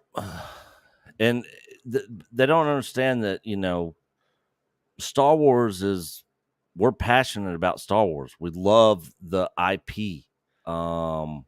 We don't like what Disney's doing to it. They've given us some stuff that we've liked. And there's And when been it was some good, you guys talk about it like it's good. Yeah. And like last week's episode of Mando, I thought it was a fun episode. I had my issues with it. I had my problems with it for sure. But it was a fun episode. It was my favorite one of the season. But overall this Mando season 3 sucks. Diego Luna looks like he just took It looks like he just white got out of powdery bed. substance. Yeah. Yeah, right before the stream. Oh, there's little Johnny Depp in the back room. I am so excited to be here for you. Yeah. Is he Colombian? I think so. I like him. He's got such good energy, man. Yeah. You can unmute it now, Coach, if you want. I'm caught up on super chats. Else he could do, and you are with him, and you know that his life is about to change in that moment, and we live it from we're You can not tell he's loving passionate as the hell house. about We are Andor. with him, he went there. Oh, yeah, for with sure. his sister, and now he finds himself in this moment, and he has to do it. He has to do it. It's Getting a very call. Be right back. dramatic, but it's also very realistic. How many times we found ourselves in a situation that we say, like, we don't want to be this person now, but we have to, I love how it starts and how complex it makes the whole journey, and it doesn't apply if you're looking for in storytelling for good and bad, and to choose right away who's going to be the hero and who are you going to regret their actions. Well, this is not that people serious. on This is Twitter are actually mad at us right now, guys, because we said 22,000 people watching a Star Wars live stream on Celebration Day 1 is bad numbers. That's bad, poor viewership. If you think 22,000 people watching Star Wars Celebration on Day 1 is good numbers, you do not understand math. We're talking about all over the world. I got up at 7 a.m. to stream this crap with y'all. Where's everybody else at? This should have 10 times the viewership that it does. That's the state of Star Wars right now. It is what it is. I want it to be good, but this is just the people who are mad about that. They are so funny to me. Comments? Previous Star Wars storytelling. Everybody left me. Everybody left me. It's me and you guys. I want to We'll fight the battles together. engage you emotionally all the time. Whoa. I want you to feel as if everything that you're seeing exists and that it exists off the frame. And everybody knows, everybody here knows all kinds of people. The neighbor that you despise and the boss that you hate or the children that you love, whatever it is. There's no division of heroes and villains in our lives. It's a distinction that we make based on what we feel. So the whole thing for me is I want you to live through all of them, and Come on, Tony. the Empire is evil at its core for an evil purpose, but the practitioners of that, the people who make it happen, are ordinary people. We don't have to go back and it's an easy analogy to the Nazis, but you go along, people go along. Well, it's sometimes you're making your purchase orders. Sometimes you're, putting the next piece of the Death Star on the conveyor belt. It's I want you to live inside all of these people, and that's what I care about.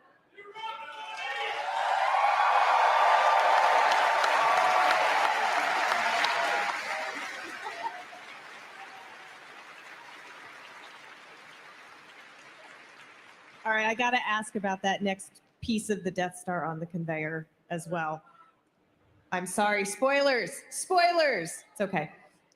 When did you come up with the idea that Cassian was literally building the thing that will ultimately kill him?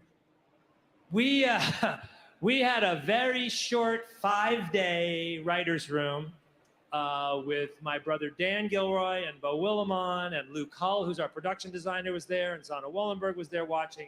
And we just blitzed through. I had about 100 pages of stuff, and the beginning and the end. But we wanted a prison, and we didn't want to do a prison, as I said before, we didn't want to do a prison unless we could do something absolutely spectacular and fresh, because there's so many great prison movies, and if we can't do it, then we can't find something new. And at some point, I really don't remember, and they don't remember either, someone said, well, what about electric floors? And we're like, oh, well, what about this? And this prison started to emerge, this Interesting. behavioral. And we went back the next day, and then we have to start figuring out what it is they're making and how many guys on the floor and what should it be like. And it's like building a watch. What are you going to do? And I think everybody kind of jumped on the idea right away. It's like, well, what if he's building the thing that's going to kill him, you know? And we were really surprised that I think some people must have picked up on it along the way, but we were really surprised at the number of people that were actually shocked by when we thought that would be, but it came up in the planning. Diego, when did you find out about? I mean, it was pretty clear. I mean, and I happen to know the He's a writer. producer on the show. I happen Yeah, to you know knew the from the writer beginning. also. I tend to have dinners with him. Okay, I'm back. We're we still open bottles talking. of wine, you know, still and we friends. talk about life and what we're doing. And no, of course, I'm Nothing's really part of happening the- right the now. Process, which is a beautiful thing, because, you know, as actors, you get there when I want to see that sizzle reel for it's our this season 2. forward, when everything is We decided can find that. and built, you know, and it's so nice to be part of a project when it's just ideas, when it's sketches. I've been Think I have witnessing the process of Luke, of Michael, of like the whole team, and it's a beautiful thing, because the moment I'm on set, I own everything. You know, I understand why we are dressed the way we are, why we are sitting where we are, and if you have a question, you can make it when it's time. You know, there's so many things that like we actors do that are wrong, crap. but one is like, oh, does it really have to be this table? And you go like, no, it is this table. We are shooting, you know. I So don't if have you're it. gonna question something, make sure it's time for that question to have an impact and an action, you know. And here I was invited from the beginning, which is Oh, hold on 2 seconds. great. Yeah, I'm spoiled now. Yeah, yeah. One of the things I love most about Andor is the monologues. You one up All right. yourself, I think, a couple Here's of what I times got for where I thought, Andor. this might be Private the chat for you. finest monologue I've ever heard in Star I'll Wars. put it out there and then for the everybody next else week, watching. a new monologue. What makes for a good Star Wars monologue in your mind, Tony? You know, and then to the writers out there, I mean, look, you have to have the musket has to be packed. I mean, there has to be some momentum behind it. So you can't just have somebody. I've done that though. I started a movie once with a monologue like that. But the person has to be in an emotional state to give it. You have to understand what it is they want to say, and it can't be some bogus thing that they just want to be speaking. It has to be worthy of the moment. But I'll be really honest with you. I've written a lot of them. I mean, we did Devil's Advocate, and I mean, I've written all kinds of. I've written a speech for the presidents and all kinds of things. They're not the most difficult thing to write, for me anyway. They're actually they're not transactional. It's really about the potency of the ideas and what's there. But there are much getting 8 people in a room that you're introducing for the first time that are speaking together, that are trying to tell you something important. That's really difficult.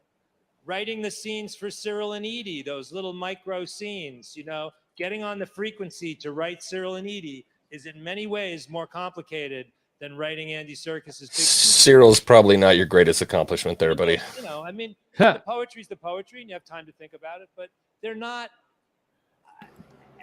All right. You don't want to think of them as sporting events either. They have to be legit. You don't want to say, "Oh, I'm gonna, let's get one in here." It's not like that.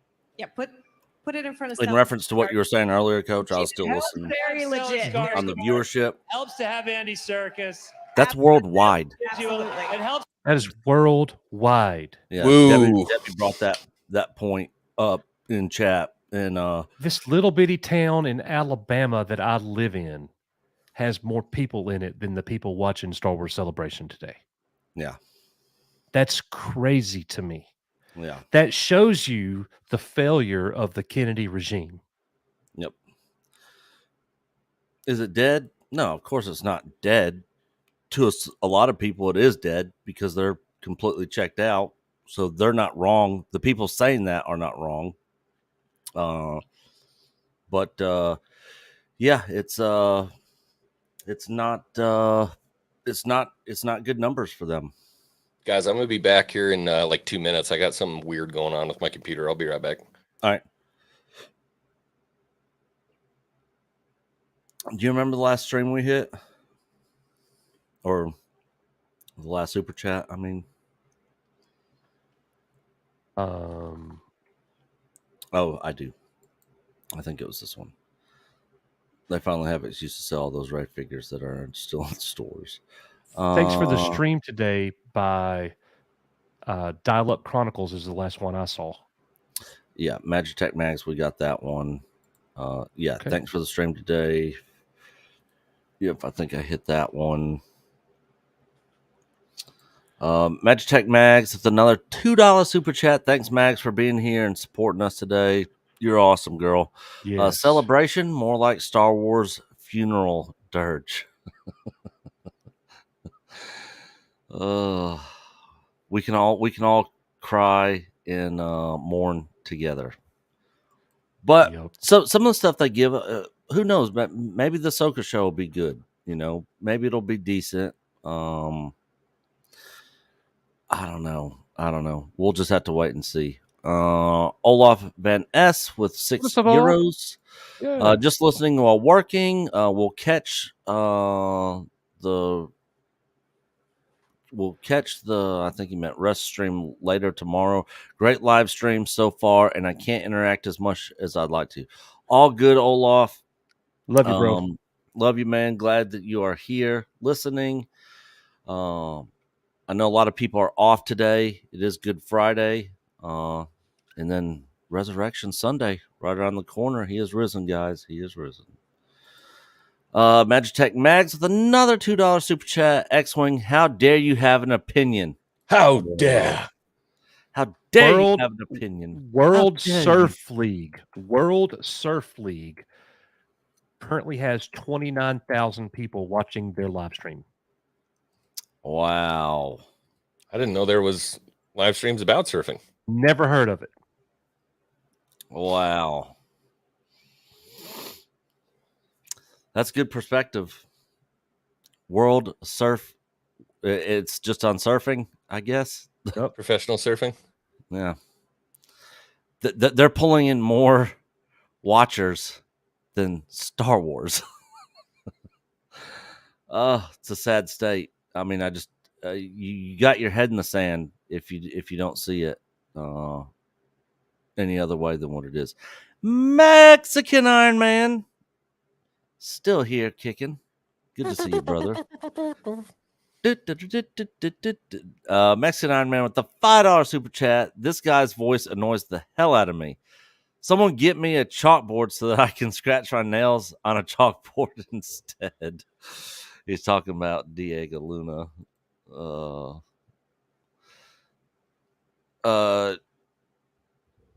Jukesy, 1992. What's up, with Jukesy? Good to see you, man. £5. I am more excited for Mandoverse than Ray, but a little curious. There you go. I'm I'm curious to see how bad and how much more they're going to wreck Luke's legacy.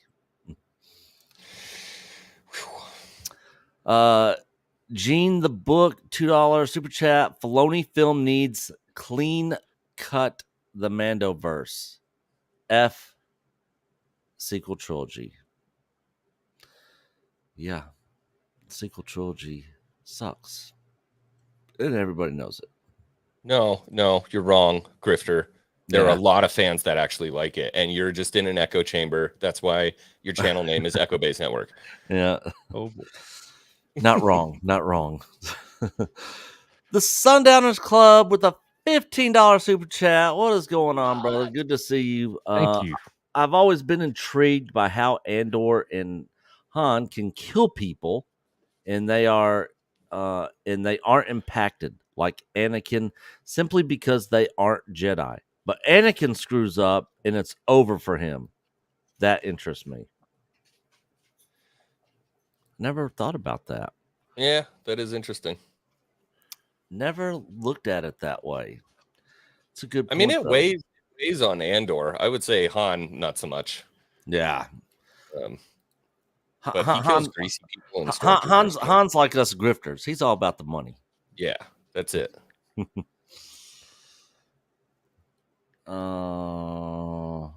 Let's see here. All right. I would That is remember it. too, Anakin's connected to the living force, right? Like he's a Jedi, so I could see how that could be more impactful. Low spec Linux laptop in the house. Good to see you, brother. Echo What's up, Jeff? Chamber Network. Yep. Oh Lord.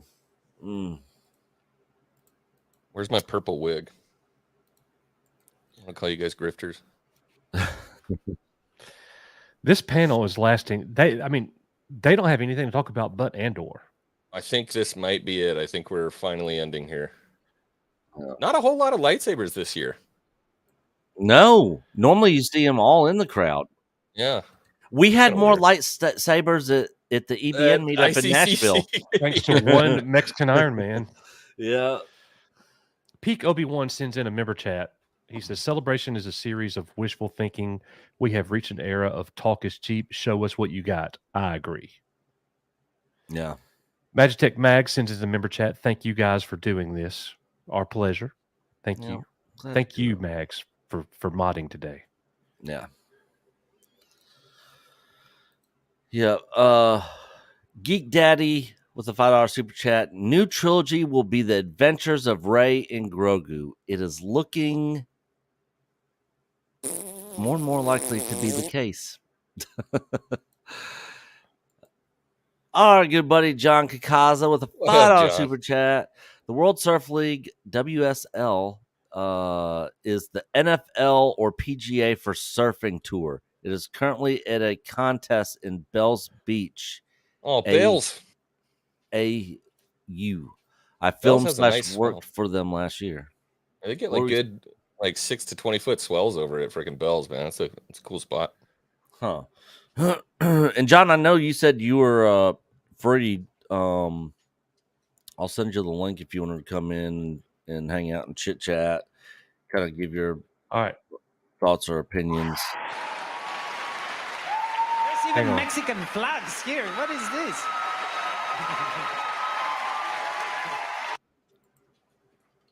And we all know it. And Let's you're listen. one of those people that can pull that off, and it does look super effortless because you're you.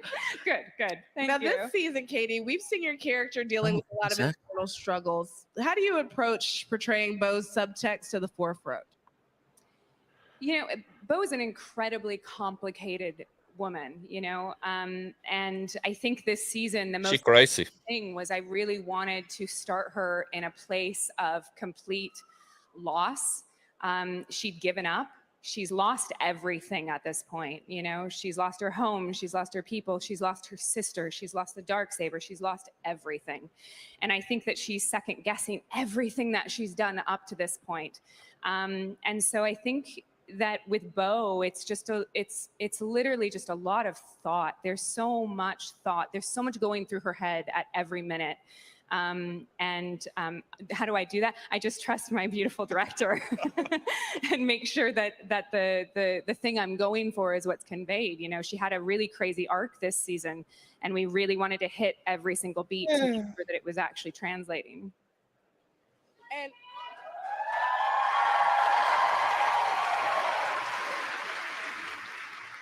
I'm gonna let the applause finish because I love seeing people get their All right, flowers. boys. Now, Rick, are y'all you with me? started your Yep. All right. This tweet was just released by Star Wars. The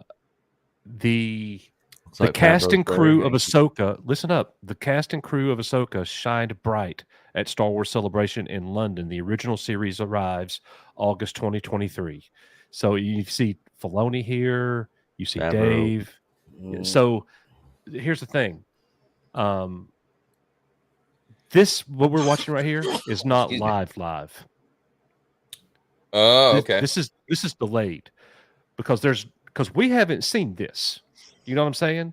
So Ahsoka's coming. Buckle up, everybody. Huh. Interesting. And so that's always been very open to me. And so I've also was Gene the asked Book, $2. on the show Star Wars Cremation 2023. episode, Right back. the second Rough. season. So I've been Ugh. this process. Mattaween in the house. What's up, brother? 25,000 people watching. Get your facts straight. I think it sort of became more of an organic. Cardinal Sid $1.99. Katie Sackhoff is still between super us. hot. I don't disagree. And that's I don't really, disagree. I think where it came. So I I'm think excited she to be a part of is. I think she is. I think she is.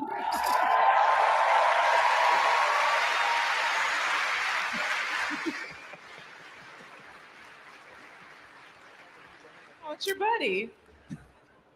Now, Katie, how Jacob Gordon says, shouldn't there be more alcohol at a wake? I'm working on it. Oh my gosh, so much. You know, and Yeah, I got my drink right here. can just do whatever I want. I can move my And body, it's straight. face in a myriad of different ways, and I don't have to worry about it as long as my 10-year or aged voice is Eagle doing what it's Rare. supposed to do. Ooh. And so Damn, that it's sounds good. almost, Yeah, it's like $100 a it's pop. so much easier. I Drinking say it neat? days I'm in my helmet are actually easier days. Yeah. because I don't have to think so much. you know? Good morning. And it's just Yeah, really just it's so smooth, man. Does it look It right is on so camera? smooth. You know, It's big one of the few I can drink because that way. you know your head doesn't really convey that much. Have you ever had Eagle Rare? And so Yeah, we drank that stuff together down at ICCC, but we clearly don't remember.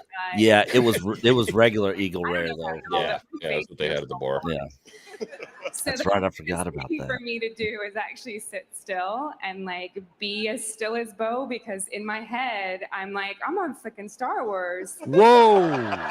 This is crazy. Did you just drop an F-bomb? Yeah, but she just looks cool. all Go, the Katie. All right. I'm So not that cool. here's what's funny. So I saw on Twitter an F-bomb was just dropped on stage. That was like 30 minutes ago, guys. And it just happened. Okay. All right. So the celebration live stream is delayed. Okay. grown both in storytelling and in scale since the first season. What are some of the challenges You in caught up on, continually upping Super the Chat? ante No. while still maintaining Not even close. Well, let's I mean, let's go. we're making an incredibly I am closer. There's only two. King's Advisors, $1.99. EBN and X-Wing need a panel at the next Star Wars celebration. I agree. And we are going to try to get, like, literally. So, you know, the drag show people, they got a panel. We're going to put in and try to get a panel. Let's do it. Let's do At Star Wars Celebration. content creators, YouTube Star Yeah. Wars content creators. They look, Yeah. they only have something like 1,000 followers. You know, we're well above that. I think we deserve a spot. Isn't Star Wars for 100%. everyone? You tell me. Yep. Yep. We're going Thought to it try to was. get a panel there and see what happens. We know we're not going to get one, but we're going to try. We're going to try and show you guys the response we'll get from them. If They're we like even get two a white response. men from the South. No. Yeah. Magitech Mags of $5. I sent the three of you a Discord DM since I couldn't send it to y'all on Twitter. It said y'all don't follow me on Twitter. I'm I thought I followed you, Mags. 99.9% sure we follow you on Twitter. She typed in X Wang. That's why. X Wang.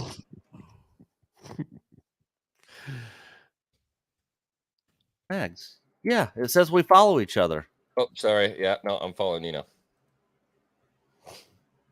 Unless she was referring to X-Wing. What? I've been following you this whole time. What are you talking about, man? Yeah, I'm looking at it right now, Max. We follow you, and I didn't just click the follow button. Here's something that's interesting. You got Drunk 3PO in here saying he'll back the panel for us to get on Celebration. Hey, listen, Star Wars posted this new timeline, and they added, I have not seen this, if anybody else has. They've got the Old Republic, they've got the High Republic, they've got Reign of the Empire and Age of Rebellion, okay? Between the High Republic and Reign of the Empire, they have a new era called Fall of the Jedi. Wow. Oh. I don't like it. No. And with that, we have our next guest, guys. John Kakaza himself in the house. What's going on, brother? What's up, man? How you doing? It should be the rise of the Empire. Does that not make sense? I know. It should be fall of Lucasfilm. That's what it should be. Yeah. That's this part. Yeah. So John, what do you think about all the news going on? I'm going to be listening. I'm just going to go off camera for a minute while I refill my drink. But give us your take on all this crazy shit that's been going on today. Well, first off, the numbers, like Coach was saying, I expected to wake up and see this thing at least at like 65, 70,000 live stream viewers. I mean, it's the first day of Celebration. Yeah, 22,000, 24,000. I mean, that's really not a lot at all. And it probably has a lot to do with them not live streaming the panels. So a lot of people probably just checked out and said, why, what, I'm going to miss all the panels. I can't travel to London, it's like, so they just kind of checked out on that, plus all the episodes. Ahsoka, I briefly watched the trailer on my cell phone. So I haven't watched it like on the big screen yet to kind of like take it all in. But from what I saw, I mean, it looks good, but I really wouldn't expect anything less. I mean, if they're going to drop an Ahsoka trailer, they're going to put everything into it from what it seems. So it looks like we got a glimpse of live action Thrawn, live action Hera. The Rey news, man, dude, I don't know what they're thinking. Can't wait for that whiteboard. Oh God, it's just why? Like from a business sense, why? You've lost money on the sequel trilogy. The merchandise failed. It's a failed property. Why are you doubling down on that? Look, and no offense to Daisy Ridley, I don't really, have any problems with the actors and actresses until they say something stupid. But yeah, and I think the other announcement was Filoni getting a movie, which we all kind of knew was coming. I mean, they've been saying that. They've been projecting that they, were first it was, well, we're going to take Dave out of animation and we're going to get him into, on set and seeing how things go. And then it became him directing his first couple episodes. So this has just been a natural progression.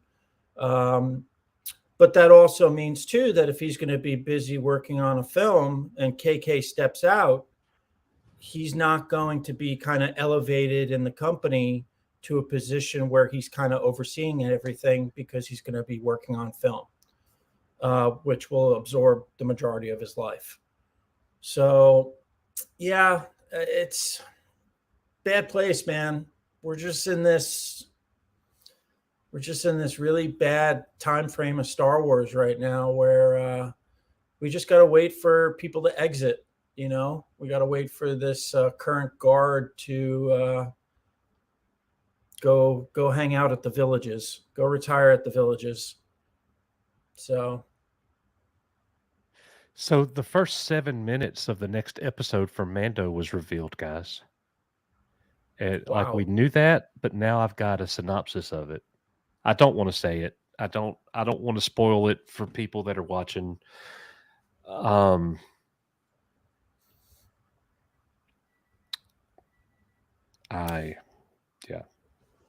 Coach, okay. you and Nick had said to me that you guys caught Josh's stream the other day when he was dropping I watched his rumors. 12-minute video from yesterday.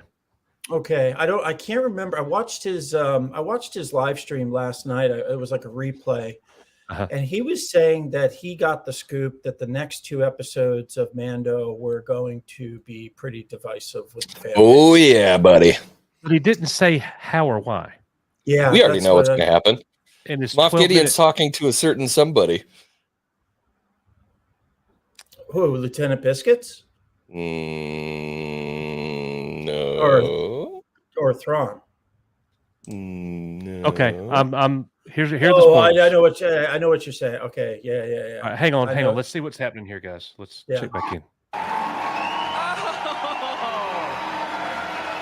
We'll pick right back up on that, John. How good is day Oh, look, there's Rex. I cannot believe it. We have actually come to the end of the first day of Star Wars Celebration Live. But don't worry, there are still 3 more days ahead of us. It's over. But before we go, Ahsoka. poll results. Everyone loves poll results fresh off the internet, right? Oh God. Results, Yes. we always say. That's why you guys are here, obviously. That's why they stayed till the end, the poll results. As you remember from earlier, we asked if you could do anything in a galaxy far, far away, what would you do? So we had go to living waters, moisture farming, hang out in a cantina, and petting a loth cat. Oh my God. Now, yes. cantina, I would have. This is Love Cat erasure. Yeah, but have you seen cantinas? I voted. Did you vote, Christina? I voted. I voted for the last. But in a surprise, I guess, to nobody, maybe a few people, surprise a few of us, 41% of you chose hang out in a cantina. I'll give you the spoilers in just a moment, guys. Petting a Lobcat, not far behind. 37% of the vote. As for living waters and moisture farming, not too popular. I want that jacket. Somebody get me his jacket. I'm going to wear it on every live stream. Talk to everybody who voted for moisture farming. I want to talk to just everyone who saw decided one thing they want to do in Star Wars. 15,000 is votes on moisture their live poll, boys. It's a means to an end. Ultimately, moisture farming, like they could end up saving the galaxy. You don't know. That's true. Right. Star You need Wars moisture theory to gets upgrade more your votes on these hydration. polls. I do need to hydrate. What if there was a drought? All right, we'll have another poll for you tomorrow morning on Twitter at Star Wars, so get some sleep before you vote. And as sad as we are to say goodbye today, we have lots more to come after a good night's rest. Yes, exactly. We'll be back here tomorrow with even more guests, more panels, live as it happens. Thank you so You guys much. going to be up early for this tomorrow? We'll see you tomorw from Star Wars Celebration Live. It's Easter Sunday. Presented I by won't be able Star to do Wars it. Jedi Survivor. Saturday. May May the Force be with you!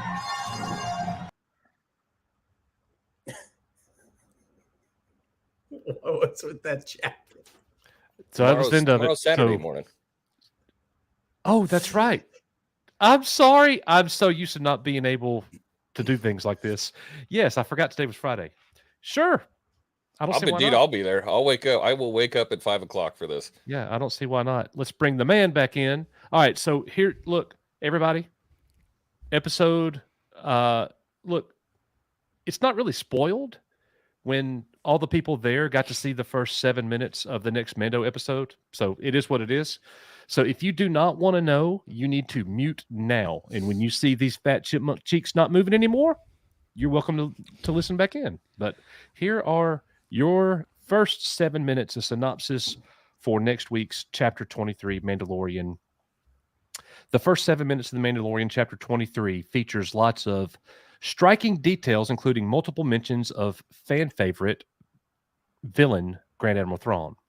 The opening of the episode saw Katie O'Brien's Elia Kane on Coruscant, receiving a hologram from Moff Gideon.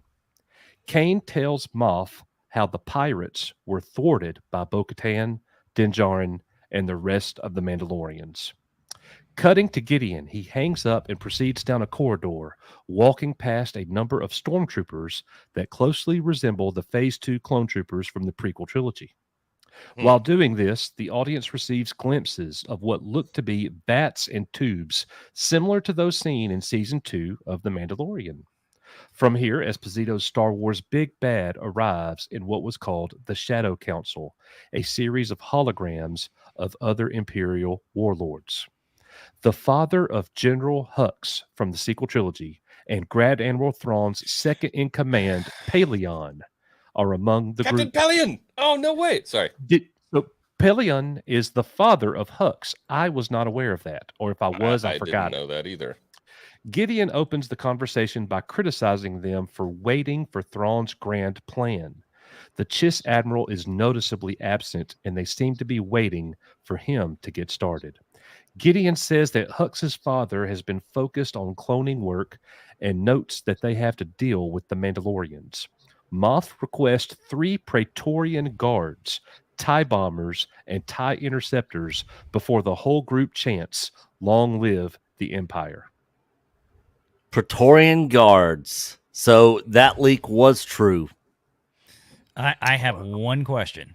I'll be happy if they do it, I guess, because it'd just be fun. Is Hux's father gonna actually be played by his legendary father, Brendan Gleeson? Yeah, I don't know. I mean, because Dalton Gleeson is the guy who played Hux in the sequel trilogy, and his dad, Brendan Gleeson, of course, they were together in Harry Potter. Brendan Gleeson was Mad-Eye Moody, and Donald Gleeson was one of the Weasley kids. He was the oldest Weasley kid that married Fleur, I think. Azure Worm brings up a really good point. Pelion isn't with Thrawn. He's in Chiss space. He's gone. Well, he's in this first 7 minutes of chapter 23. Since Well, when here does comes the first continuity of matter? many. Here we go. All of a sudden, continuity matters. You think? Oh, you funny. But is he there? Is he there live with Gideon, or did you say he was a hologram? Go back to that because they might all just be hologramming in, kind of like a Jedi Council thing. What would Yeah, Pelion you in know. Chiss space have any reason? Whatever. Hey, Jay's out there in the audience. I see him. Hologram. Hologram. It's a series of holograms. We're going to see multiple. It's a meeting. So. Oh, boy. They're bringing him back.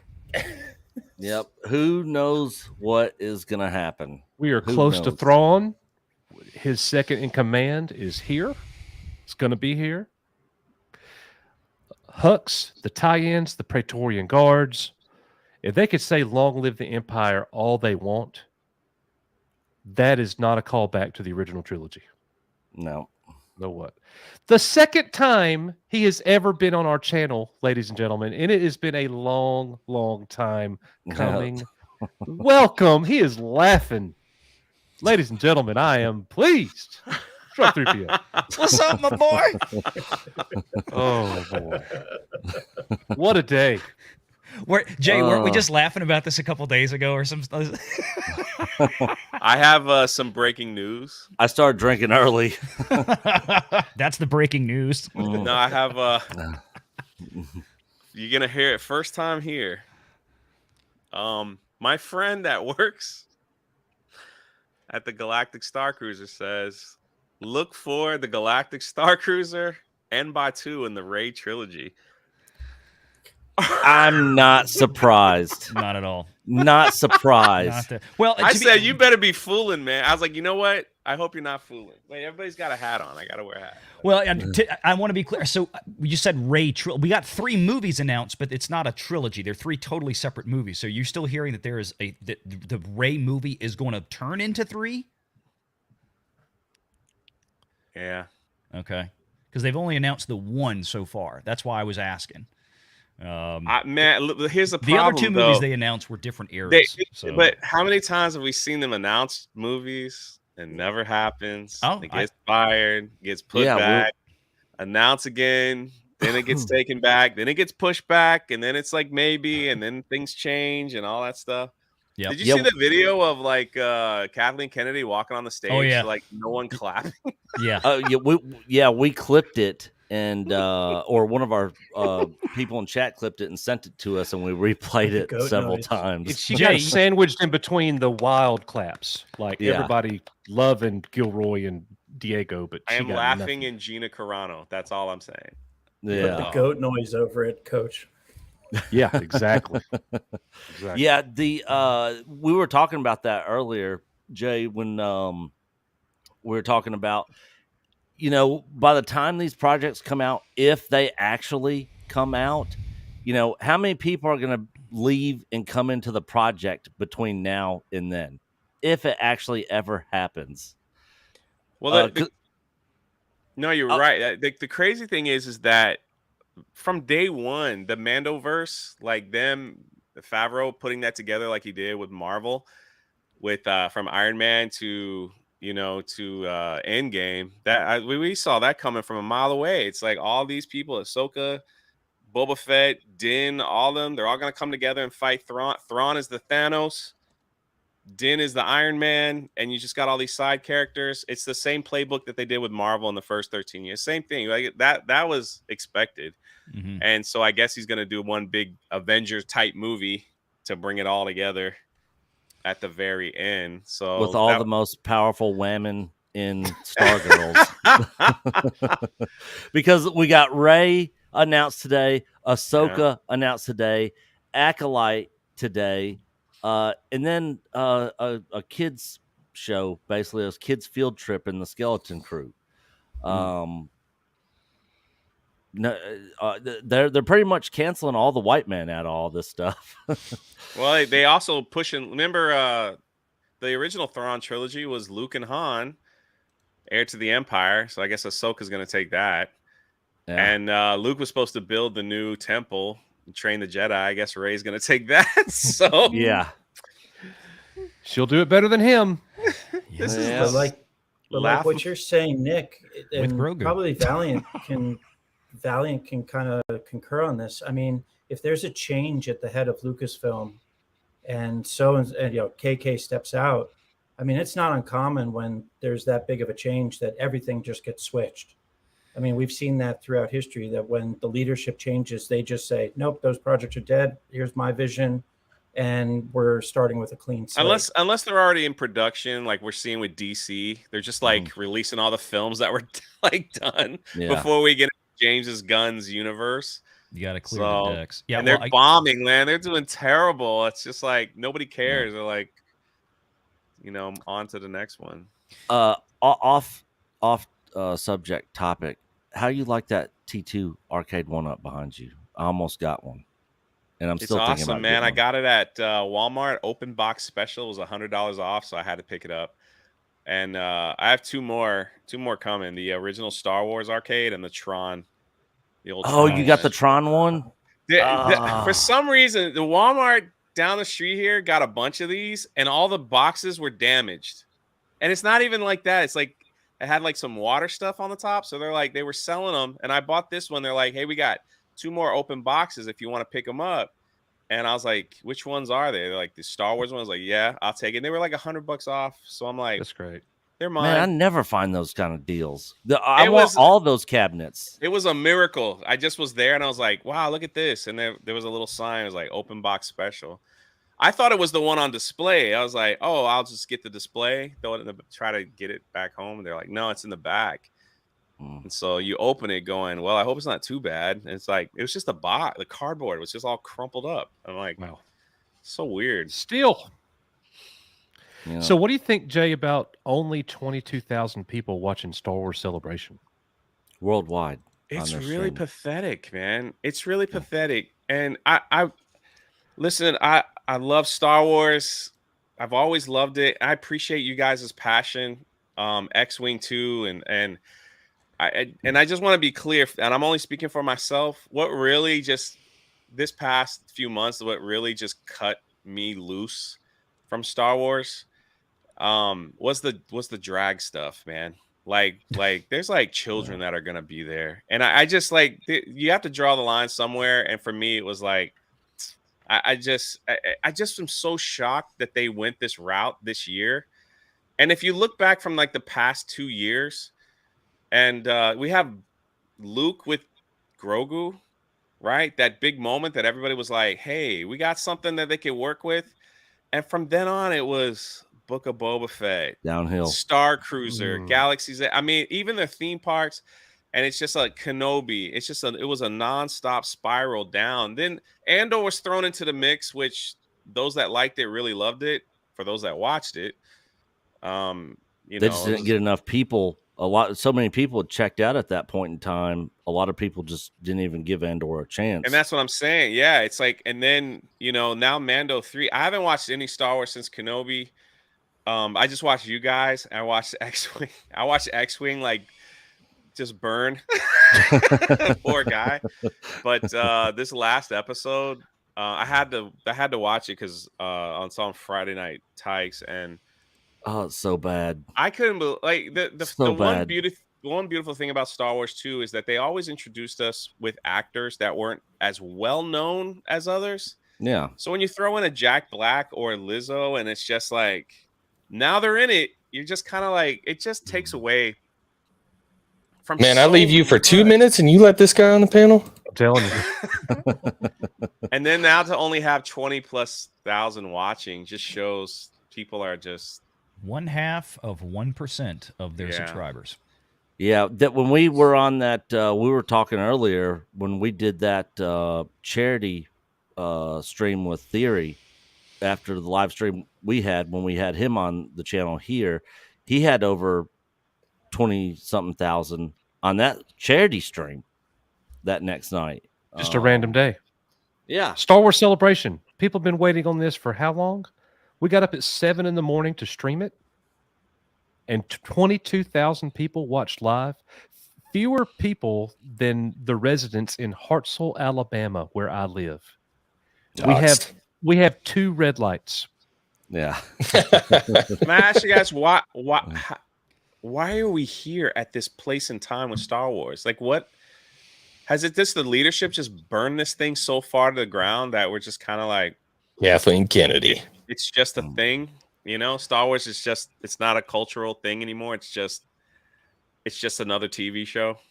Yeah, I mean, Coach has said it many times. He's a school teacher. None of the kids there are talking about Star Wars. Same with my classroom. They could care less. My nieces and nephews, they know I do this YouTube channel stuff. None of them are like messaging me saying, "Oh my God, did you see the newest Star Wars?" Or any of that. They're all talking about the new Mario movie. You know, They should be. Yeah. Yeah. Did I tell you my mom called me? My No mother. X-Wing, thank you. My mother called me and was like, Wow, "What the hell's finally? going on?" Yeah, I know. Yes. Finally, we haven't talked for years, but my own. Did you guys mother bury the called me hatchet? And was like, she's like, "What the hell's going on?" I'm like, "What are you talking about?" She's like, "What the hell's going on with Mandalorian?"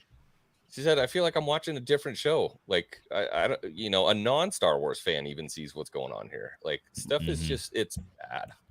Well, I think that's one of the reasons why I do believe these movies, or at least the Ray one, almost for certain, is absolutely going to make it to fruition this time, and that is because, like I said earlier, Iger, I think, is the one steering the ship right now. He is going to force this to happen because it needs to happen. The reason that Star Wars is, at least commercially, in the state that it's in is they haven't had any big theatrical events now. They haven't gotten a single one into pre-production since 2016 at this point. It's been 7 years since they put something into pre-production. Went into planning and principal photography. It's been forever. Whenever they started doing the final movie, Rise of Palpatine, there. So I mean, they have to get something done. And I think just like The Force Awakens, I mentioned this earlier, where at that we knew Iger came in at that point and he said, "Just remake A New Hope. Just do this. Let's get this in the theaters. Let's get this going. $2 billion, great. Now y'all go ahead and run this thing." And they ran it into the ground. Now he's got to come back in because it's really the only real big stain on his legacy at this point from a production perspective, right? There was a lot of success with Marvel that he acquired. There was a lot of success with Pixar. I know there's not any more with those 2 franchises or those 2 or those 2 studios, but he had some big success with them. They got a taste of some success with the first film with Star Wars, and then everything after that fell apart. And now it's like you said, it's just kind of a who cares TV show. That's all it is now. It's been reduced to that. So they've got to get something cinematically back working again. And I think he's going to push it through come hell or high water. So Yeah, but I mean, that whole division is freaking broke. Like, when's Disney's not really making money on Lucasfilm definitely isn't making them money. That was the question I've always asked. It's like, what are they bringing to Disney as far as making money? I mean, you know, you look at that hotel now, they're going to be operating on 2 days a week because they can't get anyone to book. And they in the middle of summer. They refuse to change. Their ego is just Valiant Renegade was in our live stream. We were at Galaxy's Edge and I was showing the merch. It's all Life Day stuff. Yeah. Really? They're selling Life. And I was like, Valiant's in the chat. I was like, Valiant, I'm going to buy you this. It's Chewbacca in the red robe holding the blue ball. Like, oh my God. That's what they're selling at the theme park. You didn't And you're actually like, buy that and send that to me. No, did no, you? no. Oh, I wouldn't- please. no. Okay. God. I know what you would do with it. Probably be in the toilet, but I it's have like- it right here in front of the camera every live But that's show. the thing. You look at Star Wars as a whole, and it's like, what are they thinking? Like who is sitting around this round table saying this is a good idea? Let's take the worst thing that George Lucas ever signed off on, the Hollywood special, and say people love it. Let's just sell it all in our theme parks, and people will buy it. And they're like, no, they're not. It's still sitting there. Like nobody cares, and it's unbelievable. Like who's making these decisions? To your Same point, thing the with pride, dude. They're Same just thing like, with the. Go ahead, Nick. Sorry. I was just gonna say real quick. Same thing with the High Republic stuff. They had a deal, and I heard Pro talking about this. They had a deal with them to put all the High Republic stuff on the end caps. None of it was selling, so they loopholed the whole thing and put all the High Republic stuff on the floor on the end cap at the very bottom, and then put other stuff at the top on the same end cap. The classic, the extended universe or legends or whatever they call it now. Yeah. The actual OGE selling the books that sell. Yeah. But to your point, Jay, like you said, the hubris, the pride in it, that it's like you will take Rey Skywalker and you will love it. And it's like, no, we don't want that, bro. And they're like, well, that's what you're gonna get. Good luck with that. But when do they get the clue? When do they finally say, hey, look, this might not be working? I mean, you would think that the Reva lightsaber to me was, honestly, I think that should have opened the eyes of some people, because that was the first time I've ever seen, and you can correct me if I'm wrong, that I've ever seen Star Wars promote a Hasbro toy. They pushed it on their Twitter. They pushed it on all their social medias. They made a YouTube video about it. They did an article about it. They pushed it over millions of followers, and nobody cared. Nobody wanted it. The only other thing was the Rancor project, but there was some drama behind that. But yeah, the Reva lightsaber was a complete disaster. And it's shouldn't they be like, man, we couldn't even get that thing funded. Maybe Reva wasn't the best character we ever created. You know, it's like, but they just don't get the, I don't know, at this point, it's like, how do you even, after that last, it's hard to talk, because it's like, after that last episode of Mando, it's like, who sits back and goes, this is great Star Wars, guys, good job. You know, and pat each other on the back. And now I heard you guys talking. They're saying that the last 2 episodes of Mando are going to be fantastic. So is that where we are now? We're gonna make a series and push out 6 episodes of nothing, so you can watch the last 2 episodes. Well, according to rumor, the last 2 episodes are going to be just as bad as the entire season. But this time with member berries. Yeah, and prequel elements. And Praetorians are there in the first 7 minutes of the episode. Yep, sequel trilogy stuff. It's all tied together. Freaking Stephanie Janisek is gonna go insane on her channel when she finds out that the Acolyte is actually happening and there's a Rey movie. Oh boy, we're ready for a rant. Oh, What's up, Mike? You know, I was gonna real quick. It dawned on me the other day. You know, we all made jokes about Amazon, right? They spend $250 million, $250 million, just to get the rights to use the name, The Lord of the Rings, and made what they made from it. Disney spent $4 billion to use the name of Star Wars and pretty much nothing else. I mean, that's effectively what's happened. Yeah. You know, it's like instead they paid $4 billion to buy all the rights to everything, and then decided to not use it and make their own brand of Star Wars from it. It's got to be one of the worst investment decisions I've ever seen. They should be printing money right now. Yeah. But they're Like- ideologically driven, Jay. That's the thing. Yeah, They're that's what I'm saying. It's like they should be they're not printing money. logically. They're not logically driven. They don't have people like Valiant or Mike telling them the numbers and saying, "Hey, man, listen to the fans. Like this stuff hit." They're saying, "No, we need to make this work. We need to throw more money at it." They're in these positive feedback loops at these companies where everything's being driven by the HR departments. And you guys who work in corporate, I've dealt with this. The power of the DEI and the power of the HR departments giving notes and telling them exactly what no, you can't do that. We need to do this. And they follow it, and they're in line with it. It's their ideology, and they're just going to burn it into the ground. Well, Disney's they've got so many fails. Hold on. You know. Let me jump Go in, ahead. and I want to add something to that because he's Jump on in. point. And one of the things that a lot of people who watch this stuff and cover this stuff, none of the people I'm sure on this stream fall into this category of what I'm about to say. But a lot of people are like, well, they've got to focus on making money, and making money's got to be important at some point. No, that's not true anymore. That used to be true, but they are now ideologically driven, as John was talking about, and they're ideologically driven, and they're now financially supported by large investment firms that put cash into the stock purchase of these companies that props up their stock value. And making money for them is about stock options, about stock price, and about having investors that are from these big firms put money in. If it mattered, then a guy like Ike Perlmutter's approach is different. He's like, I'm going to build this business. It needs to make money, and I'm going to make money in the business. And if my stock goes up, it's going to be worth something. That's not what all these morons like John's talking about give a shit about, because they're ideologically driven, and they are subsidized and financially supported, frankly, by these firms. And where do these firms get their money?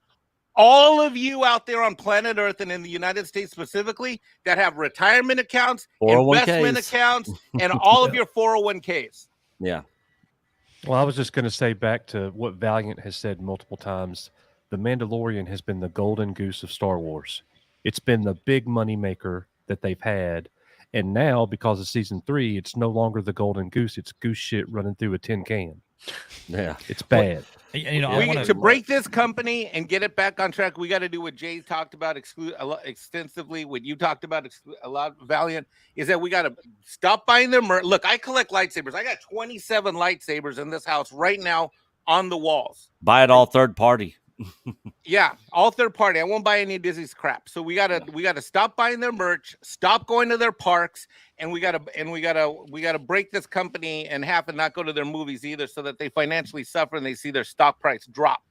Then they will care. I'm not giving Disney a dime. Not a dime. This is largely, I mean, and I was talking about this the other day in a video, and especially this week, it should be very, very obvious to people out there that there is a huge divide between Disney and everybody else in Hollywood right now, in terms of the products and the direction that they're going. And I'm not going to sit here and tell you that Universal Studios or Paramount or Sony Pictures or somebody else out there is not going to put in stuff that we don't like, or there's not going to have some type of political agenda here and there that's going to sneak in. Nobody is going to the lengths that Walt Disney Company is. Nobody. It's not even close at this point. You won't look at a Warner Brothers annual stockholder proxy statement that has, it's full of DEI, ESG, yay, hooray, this and that and the other thing. You don't see this in most of the companies. They may throw it in there as a line item to satiate certain investor types, but Disney is they want to push this, and they want to push it hard. Look at the Mario movie this week. The Mario movie was just the Mario movie. They didn't try to stick anything additional into it. They didn't try the message. Let's put all kind of this and little. No, it's a movie about Nintendo characters running around and fighting Bowser. The problem, Valiant, is that Disney is making enough money from their theme parks to keep throwing turds. That's it. into And the live wind. sports. There is yes, correct. There is enough Disney adults that have. I mean, this past week here in Orlando, and we try to, we do our best, try to report it on the theme park channel. Is that Disney sold out multiple times this week, and they haven't done that in a long time. So they sold out of their Genie Plus. They sold out of other things as well, like other reservation stuff. They haven't, and they're cheering that because there's still that they did an excellent job for the past 50 years. For people that don't watch YouTube or whatever, they have done an excellent job over the past 50 years. Let's be honest, of marketing. I'm going to Disney World, and when I'm on vacation. They had the Super Bowl runs and everything else. And this past week was no exception. I was shocked. I was there yesterday, as you saw in the live stream, with Krista. We were at Hollywood Studios, and it was 3 to 4 hour waits for rides. And I put that all in the vlog. It was like people were just sitting there waiting 4 hours to ride a ride. 1 hour wait to meet Vader. I saw and that. So, yeah. Well, we went from there to like the real Star Wars. I was like, the real Star Wars hidden stuff in the isn't back of even the park. in Galaxy's Edge. Yeah. And I was like, look, they don't even advertise it, and they tuck it in the back, but it still had massive wait times. But it's like, and as long as I don't know how this thing with DeSantis will be an interesting factor on all that when it finally all comes down. But yeah, you remember when Universal Studios got involved in that? Yeah, me neither. Yeah.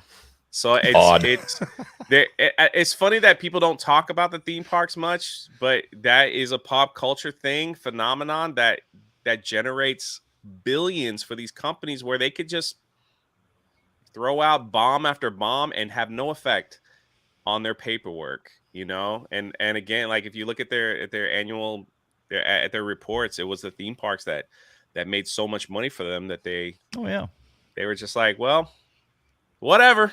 Yeah, we show that to watching, people every earnings call. Every time we cover an earnings call, we show, look, this is where Disney makes its money, y'all. This is what y'all need to understand. Are we watching a pop culture shift to Nintendo and Universal?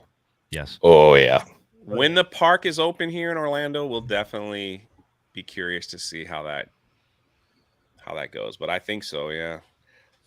I mean, we talked about it. Me and Valiant talked about it. Is that for the first time in the history of Universal, even though Disney still has massive crowds, Universal had more people visiting them, except for the Magic Kingdom, than other Disney parks. It's never happened in that history. So there is a slight shift happening. So, but still, like on busy holiday weeks, like this is spring break, for most kids and stuff for Easter week. It was, you're right back at like, man, they're so packed out that people can't buy tickets to get in. That hasn't happened in a long time at Disney. So it's, it's there. Because every kid is going to always want to go to Disney World. A little kid has no clue what we're talking about. Kid just knows he sees the TV screen and he just absolutely loves Disney, and the parents want to fulfill that dream. I mean, we just did it with my nieces and nephews last year, and the amount of money that they're charging at these parks is just absurd. John, that's true some places, but it's not always true. I mean, I'll repeat a story I told the other day. My 6-year, I think it was on Valiant's channel, but I was about to say, I know Mike's jumping in on that one. So when my kid was 6, I told him when he turns 10, because this is obviously before a lot of the stuff, and Jay knows the story too. But when my kid turned 6, I told him, when you turn 10, Daddy's going to take you to Orlando, and we're going to go to Disney World. And I've never been. I've been in Disneyland, God knows how many times, but I've never once been to any of the Disney World properties. So it's been a dream of mine all my life. And when I was 6. I told him that's what would happen the summer of his 10th birthday. He just turned 10. And I brought up to him, and he doesn't know my YouTube life. He doesn't know my Disney coverage. He doesn't know about any of what Daddy says, or what pop culture stuff. And his birthday was last month, and I said, when you come see me this summer, we're gonna go to Orlando like I promised. He's like, yeah, Dad, but I want to go to Universal. I don't want to go to Disney. And I said, you're kidding. And he says, no. And I'm like, why? He says, because everybody knows Universal's better. All my friends have gone to Universal and they say it rocks. He's 10. And like no conditioning from me, no me bad mouthing, nothing. It's just shocking. Yeah, he came up, and my kid's pretty base as F, frankly. I mean, he's, baseball, so, he does sports, all that. But he's very social butterfly, and he's in a pretty, wealthy area. So he's got other friends that, their parents take him on trips. I mean, my 10-year-old is waking up.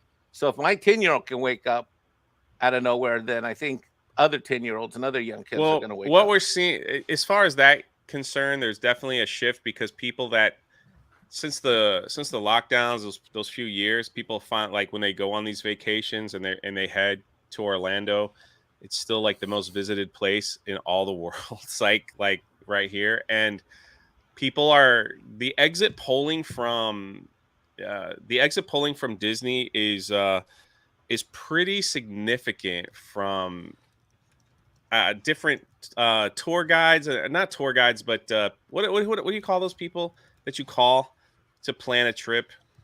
Travel agents. Travel agents. Yeah. Sorry, man, my mind went blank. But like the travel agent polling that they've done is that people have gone to Disney and they couldn't stand it because it's like it's way too packed. I can't do anything. I paid all this money. I can't ride anything. I can't do this.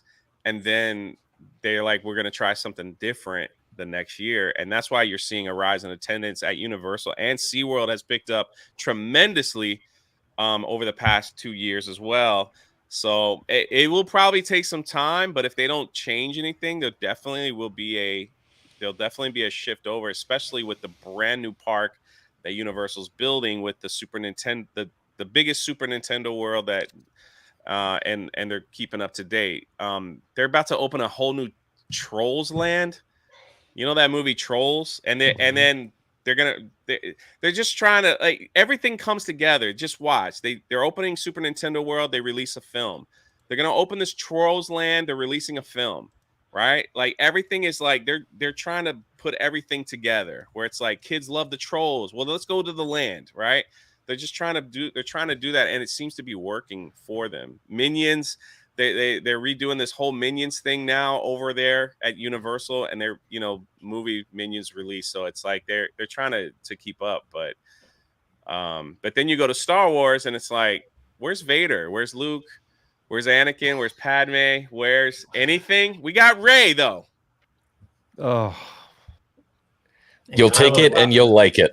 Yeah. What about all the other stuff? I don't know what you're talking about. It's we got Darth Vader standing next to Buzz Lightyear in Tomorrowland. You can go over there and see him. They actually did that.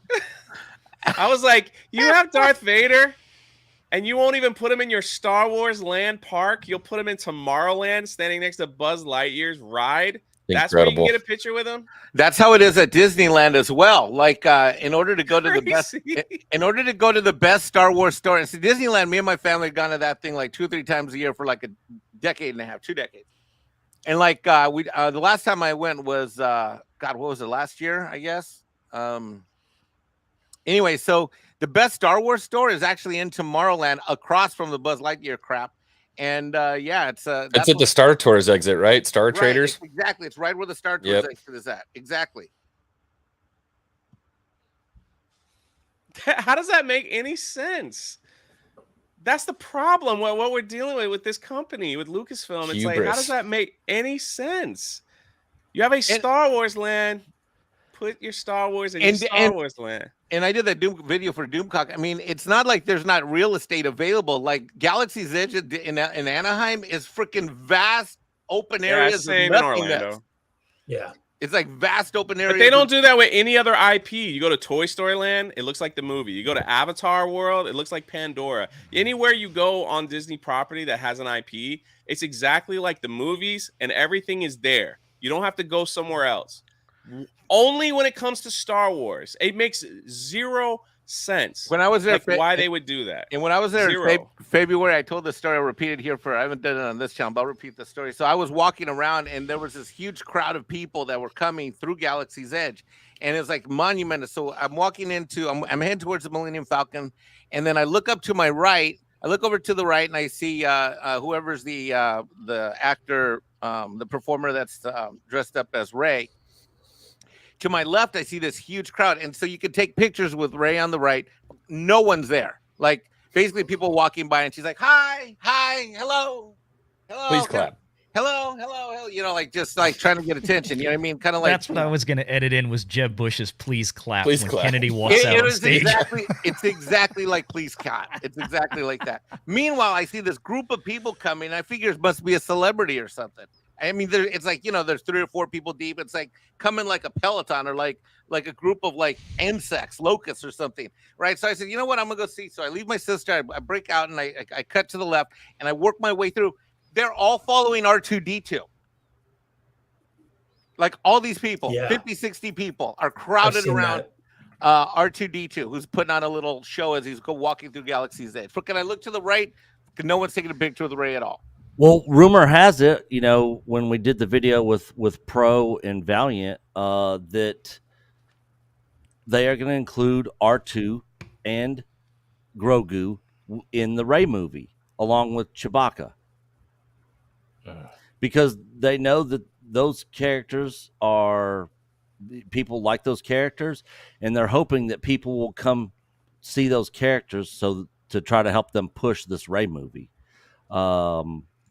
You know, it's you know, like Gary over at Nerdrotic always says, it's jangling the keys in front of you, trying to get you to go support their crap, so that they can give you a bunch of Rey nonsense. What will Grogu look like in the Rey film? I mean, if he's 50 High now, Republic Yoda. 30 years later, maybe he'll be saying "Goo Goo Gaga" by that time. I mean, Teenage, we Yeah, got he would only teenage be- Yoda. Yeah. He would only be 9 or 10 at that point. He's gonna look like Spike from Gremlins 2. Right? Yeah. I'm almost half expecting them to do some kind of weird thing where they're like, well, Yoda's species actually goes into a cocoon when they reach 80, and then they come out. They as come adults. out. It's gonna look like Dave Filoni. But that's funny but is you guys say about Vince- the cute stuff, right? The cute stuff is awesome. Like, but Baby Grogu can only hold it for so long. The same thing with whether it's a baby Chewbacca or not. We just saw the release with the Mario film, and we saw enough cute characters in there that it will take away from that if they don't up the cuteness. Cute can only go so far, right? You can. It's like a Tamagotchi. Eventually, you get bored. The batteries die out.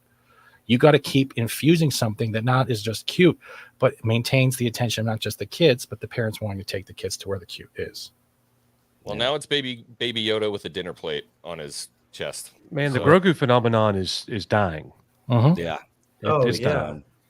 And real quick, guys, we got another guest, Mr. Ron Kennel himself. boy. This is a powerhouse streaming here. Wow. I brought you guys a new logo Yeah. for Ray's trilogy. Actually, are you guys ready? Yeah. Here it is. Yep. All right, let me get the fade on here, and we'll do it slowly. Ladies and gentlemen, I introduce you to the new logo of Ray's Jedi Order. The new Sheep Public. With the purple hair.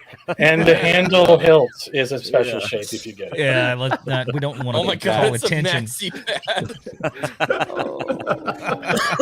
My gosh. And demonetized. Boom, canceled. No, not gonna be canceled. I'm sorry. It's the wrong logo, though. It's the new Jedi Order, right? Yeah. You know, the thing that Luke created, you know, in old Star Wars, actual Star Wars, the new Jedi Order, that's Rey's thing. That's Rey's deal. She's the one that gets to do that where Luke Skywalker failed. They can't Who's stop Luke shitting Skywalker? on the corpse of Luke Skywalker. She has no Hey, training. guys, this is Disney Star Wars. This always was going to be what Disney Star Wars was. Rey ain't going nowhere. And we get more Daisy Ridley, baby. Are you guys excited for Star Wars after today? Yeah. Have you seen Daisy Ridley? The funny thing is, me and Coach were on the side of, hey, World Between Worlds, it could happen. The path is there for them to do it. You know, all the rumors, and it was literally a blind hope, you know, that we had. And you know, the whole time Ryan's over there, it's not happening. And I was like, Hey, it's a possibility though. And then we finally came to terms like, okay, yeah, it's not happening. The best part of our entire stream today, we got up and started streaming at 7. Is this the Heir to the Empire part? Fuck this part, dude. If you're gonna No. This is not it. This is not it. But this Can part I swear right on here. this channel? Hold on. Sure. Well, you just Might as did, well. so Might as We won't well. hit you with the no. Mr. H was here earlier, so you're good. He's already saying All right. pussy and fuck and all that. At this part right here, Nick goes, "You will not retcon the sequel trilogy." the Guardians of the sequels. No. Yeah, George Clooney is not gonna let this happen. All right. Yeah. Lightsaber looks orange. Can you go back to that quickly and fast forward just a little bit? Because I want to know how many New Hope corridor scenes we're going to get within Disney. Go forward a little bit more. You know when he's running through the corridor? That's there again. We said it earlier. Yeah, he's choking a guy out. There it is. Watch. A hallway scene. Wait, they who got the hell is that? His name is Braylon. Is his name? Balin. Yeah, Balin. And There's Ezra. he gets a hallway scene. Yeah, that's Vader Ezra. gets a hallway scene. Everybody gets a hallway scene. I want Ryan to get a hallway scene. I think the hallway would run away from Ryan because you'd just be yelling the whole time. You're retconned and you're retconned. Everyone gets a retcon. That's true. Hallway scenes. Maybe stop. Maybe stop trying to kill Jedi in hallways. It's just like everything's coming from the same exact direction. Easy to deflect everything. Maybe surround them. I guess go full Ki-Adi-Mundi on them. But Yeah, they learned nothing from Order 66. I mean, come on. No, they need a hallway scene on Tatooine because we need more of both of those. Yeah. So it is very. Listen, I know there's a lot of men on this panel, but doesn't seem like there's a whole lot of men in Disney Star Wars going forward. Not at all. We got Ahsoka today. We got Rey today. We got Acolyte today. Which And is even in the all trailers, there's nothing female-based. but women. Well, and even the James Mangold. I don't know if you guys have talked about this. The James Mangold movie, Dawn of the Jedi. They are just raping and pillaging Star Wars Expanded Universe anywhere they can. That takes place 20,000 years before. There's a book called Dawn of the Jedi Into the Void. That's a garbage book, but it is part of the Expanded Universe. It was written before Disney took over. That takes place 20,000 years before. That features a female character as the lead. So if they're trying to like adapt that or steal from that, we should stop saying adapt. We should start say stealing. That's what they're doing from these stories. But that's also a female character. But there is a full cast of men. They just titled it the Skeleton Crew because that's pretty much how much men are in this whole announcement. Just that's it. This stuff is funny to me now. It's like just when you thought it couldn't get any worse, they just The Heir to the Empire thing is a part that triggers me, to be honest with you. Yeah. Because that's been my guess. Like, I don't do the whole like rumor thing. That's not me. There's a lot of guys who do it much better than me. I just kind of look at what I see and what makes sense. To me, for 2 years, I've been saying I feel like they're going to try to redo Heir to the Empire with Ahsoka as the focal point. Like, that's what I've been saying for 2 years, just based on what they give us. Based on how they're assembling these things, to talk about Thrawn, the Ezra mission, all this. And if you couldn't figure it out yourself, they literally, Ahsoka like looks dead right at you in the eyes and says, "Heir to the Empire," wink, wink. Like, Jesus. Remember Star Wars? I cringed at that. As soon as you Remember hear Timothy that. Zahn? Remember? Well, Ryan, earlier before you got here, I made the comment not long ago. I said we all joke about Amazon, right? $250 million just to buy the rights to use the name The Lord of the Rings. Disney's investment faux pas here is even more egregious. $4 billion just to use the name Star Wars and nothing else. It's like we paid $4 billion to acquire this property, to turn it into something, or to utilize it rather, but we've thrown everything out and we're going to make up our own stuff. It's like what Amazon did, but Amazon had no choice. They couldn't touch the actual books. Disney got everything and still didn't use it. It's beyond the pale of stupidity at this point. I wish they were making their own stuff. Like, I wish they were, instead of just taking things that happened in the stories that you threw out, that you disregarded, and like the vultures they are, people like Dave Filoni, just picking little bits of flesh from the carcass that is the expanded universe.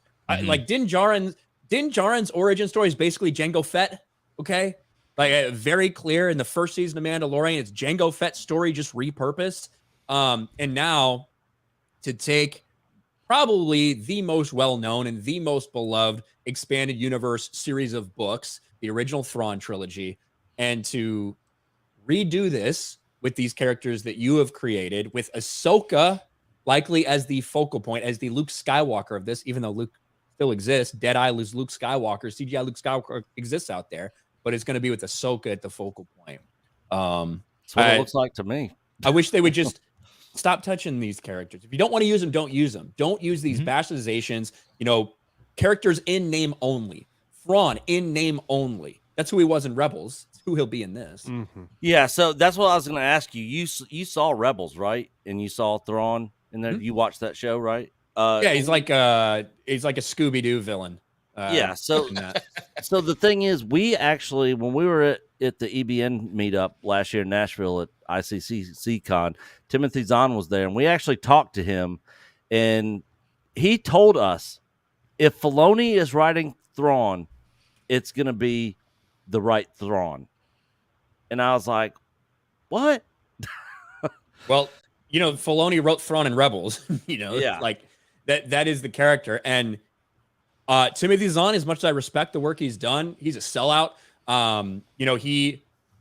There's clips of him all over the place from after Disney bought Star Wars, but before they erased the expanded universe. He was talking about that would be such a massive mistake. So many people put so much time and effort Then he and energy into rewrote, doing right? this. And then who's the first guy they make sure to have that accepts the 30 pieces of silver? It's Yeah. Timothy Zahn. Yeah. And, he's very much changed his tune on Thrawn's appearance in Rebels as well. So, I mean, he wants to keep writing, keep making money. Who wouldn't, I guess? I have a question. I've noticed that he tends to say whatever his audience is, Ryan. Depending on where he's at, the venue he's at, or where it's going to be broadcast, he tends to do that. And of course, I'm a huge fan of his work. I got his signed books here. I was there. I had a chance to meet him. Very nice guy, but clearly a creator that wants to get a check. Can I ask a question quickly? How long until you think Thrawn becomes a Disney princess? In the Ahsoka series. This August. Ahsoka's got to be a Disney princess now, though, right? Oh, for sure. I would think so. Oh, for sure. She'll replace Rey. For all you guys that are a little bit more invested in this stuff, how do you feel about Rosario Dawson as Ahsoka? For me personally, I actually thought she did a good job. Way better than I anticipated. Yeah. When they announced it, I was like, I don't know. Sort of like when they announced Ben Affleck as Batman. I was like, nah, that's probably not going to work out too well. But I thought Ben Affleck's Batman was decent enough. It wasn't as bad as I thought it was going to be, and same with her. I didn't think that her version of Ahsoka was as bad as I was possibly suspecting that it could be. Honestly, for me, I was okay with it. I think it helps that she was a big fan of the character. I mean, she said that in all her interviews, that she was dying to play this role, and she understood the character. I didn't have any problems with that. I thought she did pretty good. But then again, we really haven't gotten, in the grand scheme of things, her on screen as Ahsoka a ton. We've gotten snippets, but it's not like watching her for an entire season of a show to carry a show. So that's the real test. The worst was in the Book of Boba Fett when she just happens to be there with Luke Skywalker, and we completely missed the first meeting between the two of them. I'm an old family friend. Get Yeah. the fuck out of here. Yeah, I was like, what is happening? Yeah. Like they could have potentially filmed it and saved it as a flashback, and we'll see it in her show. I think we're probably going to see a little bit of that. Maybe. You guys have all watched the trailer, right? Did you notice Yeah. there was a lot of hints in the cinematography that was like Jedi Fallen Order? It looked like they took a lot of the scenes and the way they shot the cameras from the video game and they applied it to Ahsoka. If you actually look at it. Yeah. Interesting. Jay, did you watch the last episode of Mandalorian? Yeah, I had to. Did you get Epcot vibes? Hold on. There you go. There you go. Did you What? get Epcot vibes watching it? I Like, just I thought thought I just thought it was Epcot. Yeah, the great big The sphere and the monorail? big I never monorail, thought about that. I the just thought it was swampland.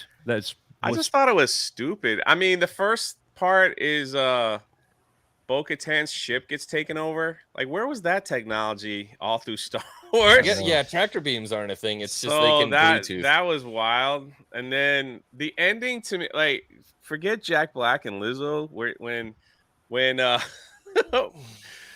the Mandalorian's like, hey, back in the day I was captured, but then she beat me, and then she beat that, and she get that, so she should get the saber. And everyone was like, oh yeah, here So you go, here's your anticlimactic. lightsaber. And I'm like, that's how they do it. Scapegoat. It's so weird. Like, hey, you know how it's like the helmet thing? It's like, hey, we established this rule. Oh, by the way, that means nothing. We have special exceptions for this rule. For Bo-Katan, Hey, for you the know, woman. like a season ago when I very explicitly just tried to hand you this lightsaber, and you're like, no, there's certain rules, even though you received it in a way where someone just handed it to you. Yeah, I know. It's Now, like, like everyone's cool with it because, well, she beat a person who I beat. It's like arguing college football rankings with somebody, like to justify, you know, like Exactly. who beat who. It was like I was there and that dude and I would beat, but she beat, and then I had this and that was done. So here's the saber, and everyone's like, yeah, okay. Makes sense. I think for me, the Ahsoka series, I do not like Ahsoka as a character. Back to the Rosario Dawson Ahsoka thing that you were getting that's to. not a super popular opinion. I know a lot of people love Ahsoka as the character. I don't think she fit in. I think she should have died during Order 66. I don't disagree with that. I thought she should have died as well. George said that she's dead. She should have stayed dead, but we all know Filoni. That's his baby, and he wanted her back, and Disney had it, and so then they she brought her back. definitely should have stayed dead in Rebels. But for Rosario Dawson, I don't find that character to be Ahsoka. I think that even Ahsoka in Rebels, where obviously she's going through a lot more stuff, it's very much more like a depressing situation, and she's thinking about all the stuff that's lost and has fallen. Ahsoka has this this warmth and this personality to her. Like, I don't know if I want to say perky isn't the right word, maybe for adult Ahsoka, but there's like spark there. You're a fan of the Clone Wars, right? No, I don't like it. No. But I don't like it mainly for continuity reasons. But but for Rosario, she feels like she's delivering lines the same way that every character in The Mandalorian delivers lines, like they're in a cult. Like, it's just so blank and bland. And that to me that's not like the character of Ahsoka. So I don't know. I just don't like her in live action, I guess. I've seen a couple people, but like you were saying, it's not like the popular opinion. I've seen people that aren't a fan of Rosario Dawson, that felt that she was out of place and stuff.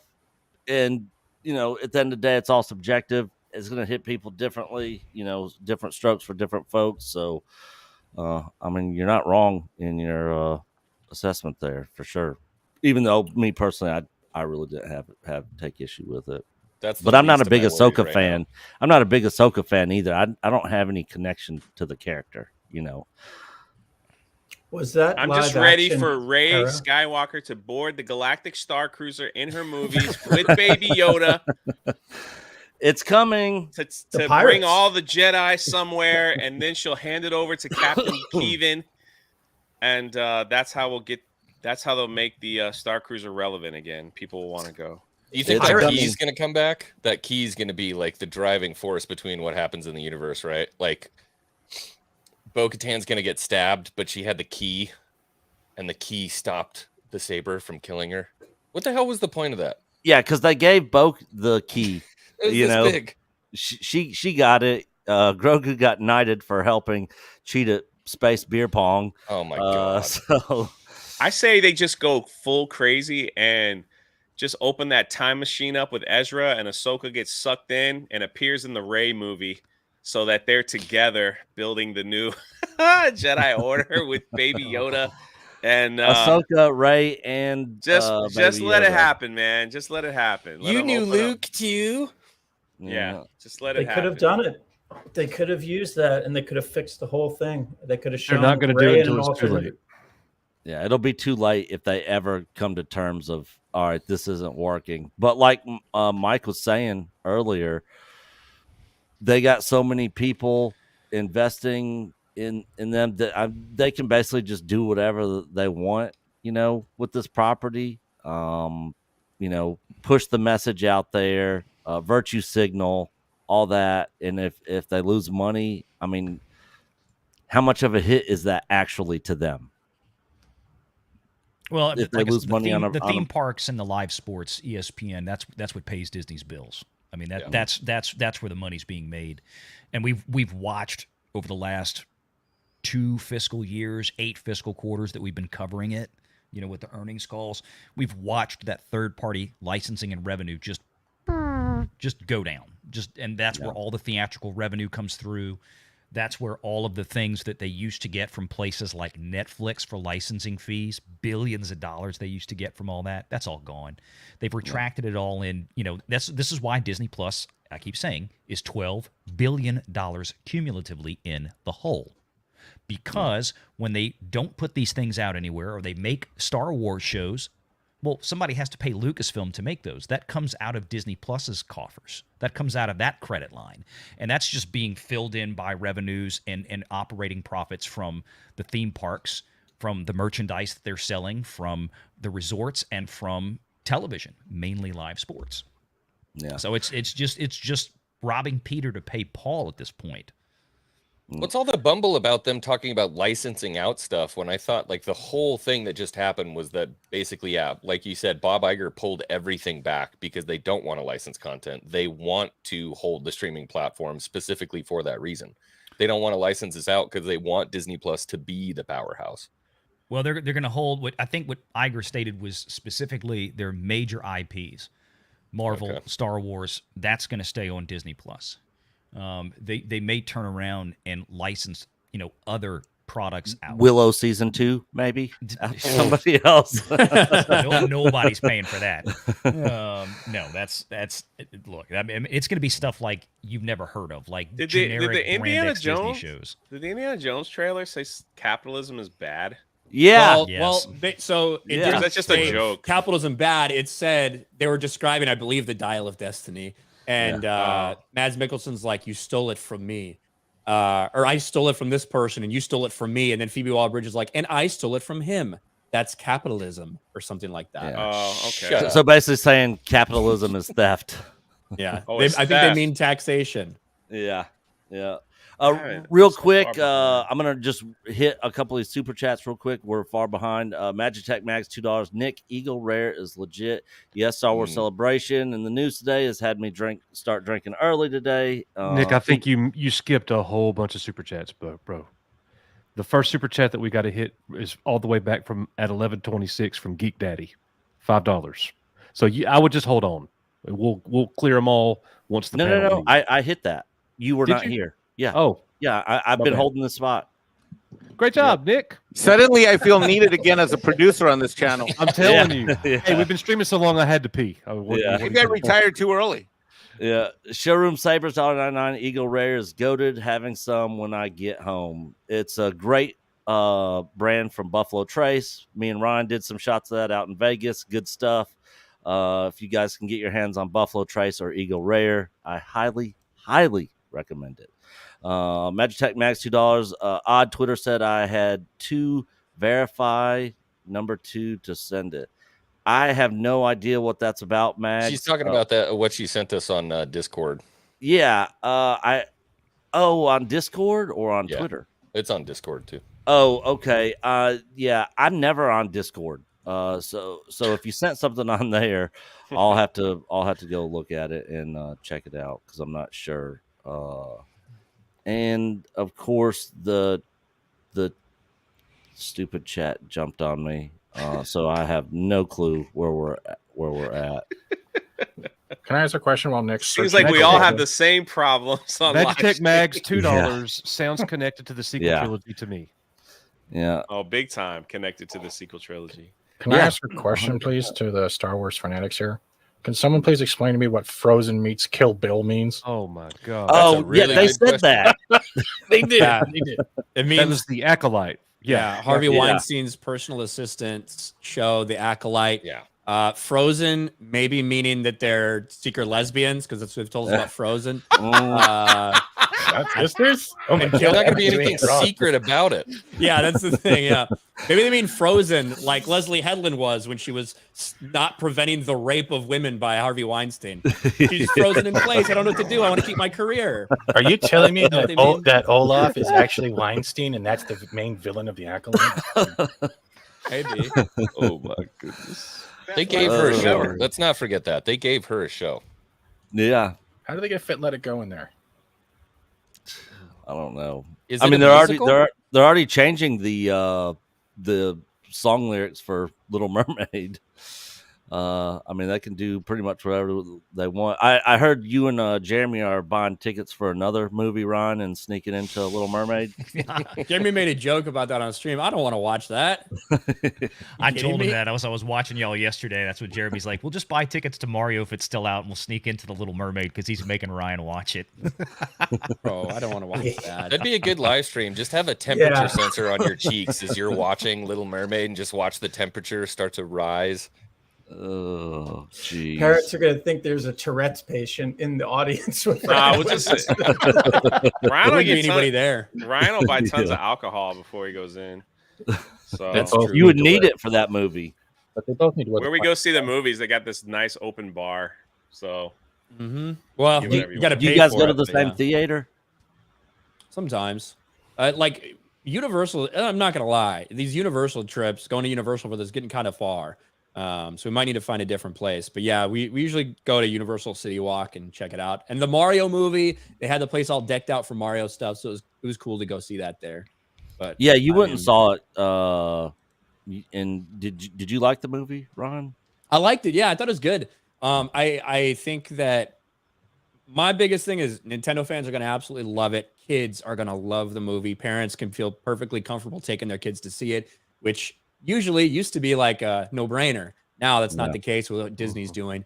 But I think that if there was about 2 to 3 minutes of additional dialogue in a couple key places throughout the movie, I think it could have turned it from a really good movie to a all-time great animated movie on the likes of like Toy Story and The Incredibles and those things that really reach every single audience member and are like really impactful. Because I just feel that there's a couple things that are a little bit lacking some exposition and some dialogue that could have helped actually create a real story there. Lacking in exposition and dialogue, not something you hear often when reviewing movies these days. Yeah, that's true. Who else How here has was seen Chris Mario? Pratt? Well, that's been the trend, though, right? There's been a lot with the audience saying pretty much, I wish there was more. And that's a good thing to hear from the audience because that means you're going to bring them back. I have seen the movie and it hits kids, it hits families, it's going to hit Mario lovers. It is definitely a film directed at family safe. And I think that's one thing a lot of families, parents are looking for, so they can go to a theater for an hour and a half and not feel like, when do I have to cover your eyes during this Disney film? And that doesn't happen here. Anyone who's trying to say the latter, like they're not getting it, they weren't really watching it, because I went through the Rotten Tomato reviews live and it was hilarious. The film is perfect in its own way because it does the one thing that Disney no longer has: entertaining your family and making sure you leave with a smile and not go, what did I just pay for? And I think Nintendo has something there, and we will see more of this in the future. What was the smart message business being forced decision. on me in this movie? Why you have to wear white gloves as a plumber? Yeah. And why it's a bad idea. How to pick How- a Mario Kart Yeah. car. And how furry cat suits are only literally pleasing the Asian market. As Yeah. someone said. If I had said that, somebody would clip me out and call me racist. Yeah. Not everyone's just trolling Grace Randolph. Yeah, I couldn't How believe was her Chris review. Pratt? We went over it on Mr. H Reviews stream yesterday, and I was like, "What is this chick saying? She's insane." How was To answer- Chris Pratt? Yeah, to answer that question, All that- John, I like, to me, you don't even think that it's Chris Pratt. Like, Awesome. it's now he's not super, like, it's not like you're watching a Mario video game in terms of him, right? Yeah. It sounds a little different. They definitely have some of his sounds in there every once in a while. They throw them in at certain moments, but for the most part, I wasn't thinking, "Wow, I'm listening to Chris Pratt." Same with Bowser. I'm not thinking, "Oh, I'm listening to Jack Black." Maybe I shouldn't say, it might be spoilers. I do love the Mamma So Mia. never mind.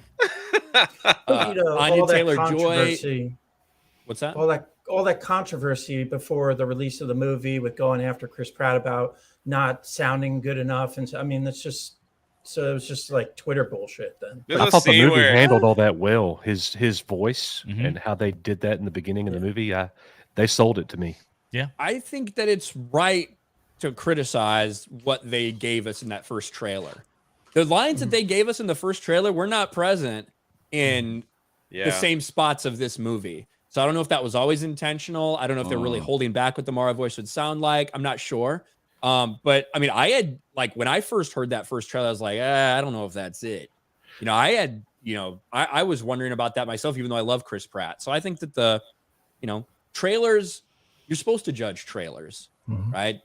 So that's what they're out there for, and they progressively got better and better, and really had me sold on the movie. And now this thing's gonna have a massive opening weekend. There's a cool scene where Mario's playing video games. I thought that was really.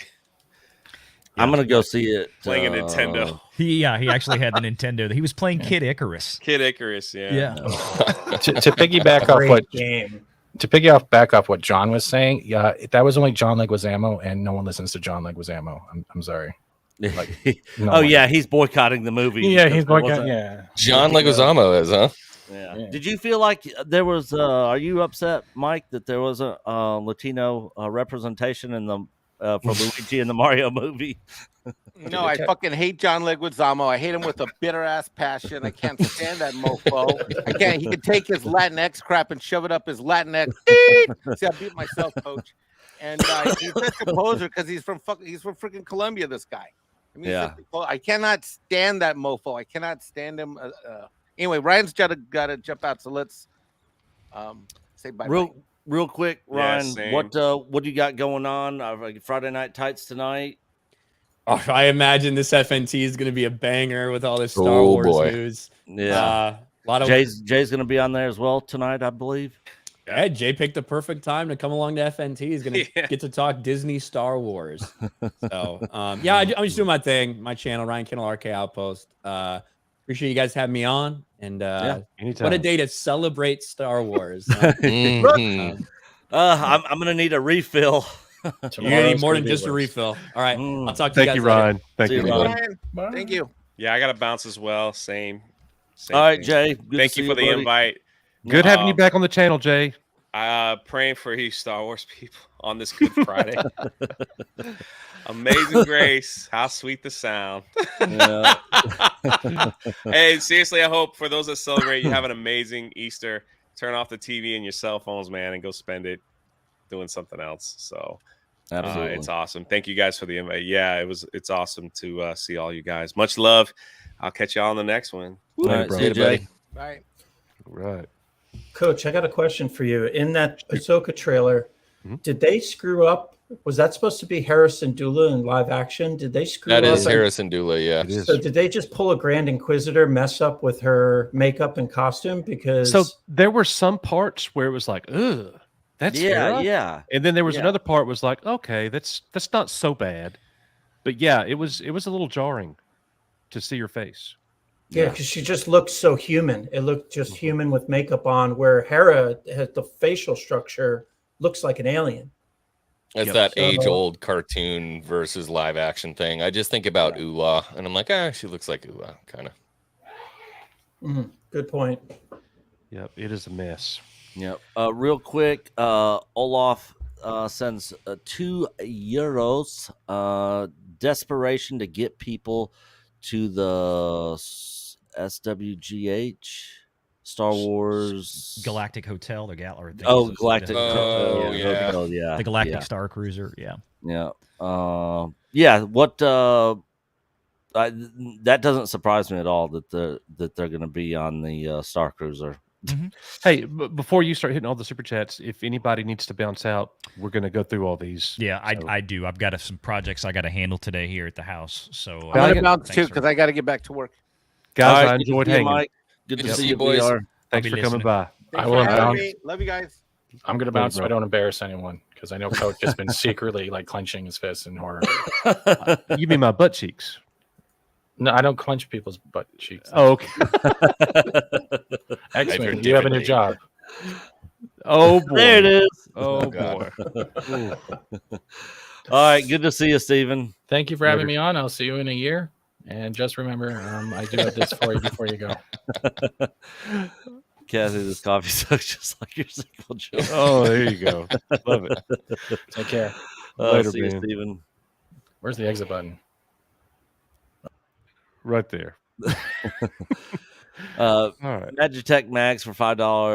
Whammons brought on the first order. They failed to stop the first order from rising. Good job, Disney and Lucasfilm. Pretty much. Thank you, Max. Pretty much. We And got Max a member been chat killing it. from John Graber. He says, that's why we need a panel of good guys at the next celebration. I'm not one to just lay down and get run over. Yeah. 100%. We're gonna try to get a panel. I'm in. Year. Where is it next going? Is it like celebration. Chicago or something? They haven't like that? announced yet. We're hoping Orlando. They'll announce at the end of celebration. So on Sunday, they'll announce where the next one will be in 2 years. Speculation is high for Orlando. Yeah, so we'll see. Yeah, that could be a fun trip. Yeah, definitely. We'll definitely. If it is in Orlando, we will reroute our EBN meetup probably to that.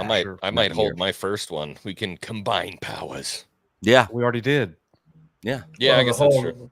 The whole DC Gamers crew. The whole DC Gamers so crew could do a meetup down there and pull in that huge, that army of people. Yeah, yep, it'll be great. Yeah, so if we get a panel, oh man, that'd be awesome. U.S. veteran for $5. Have Ray screw up the Wills, send Luke back to fix it. I would love that. It's never gonna happen. No, that's a great idea. Yeah, I like it. I like it. I would be all for it. The thing is, I don't know how bad this thing's got to get before they're gonna end up saying, "All right, we got to change course here." I think we're most of the way there.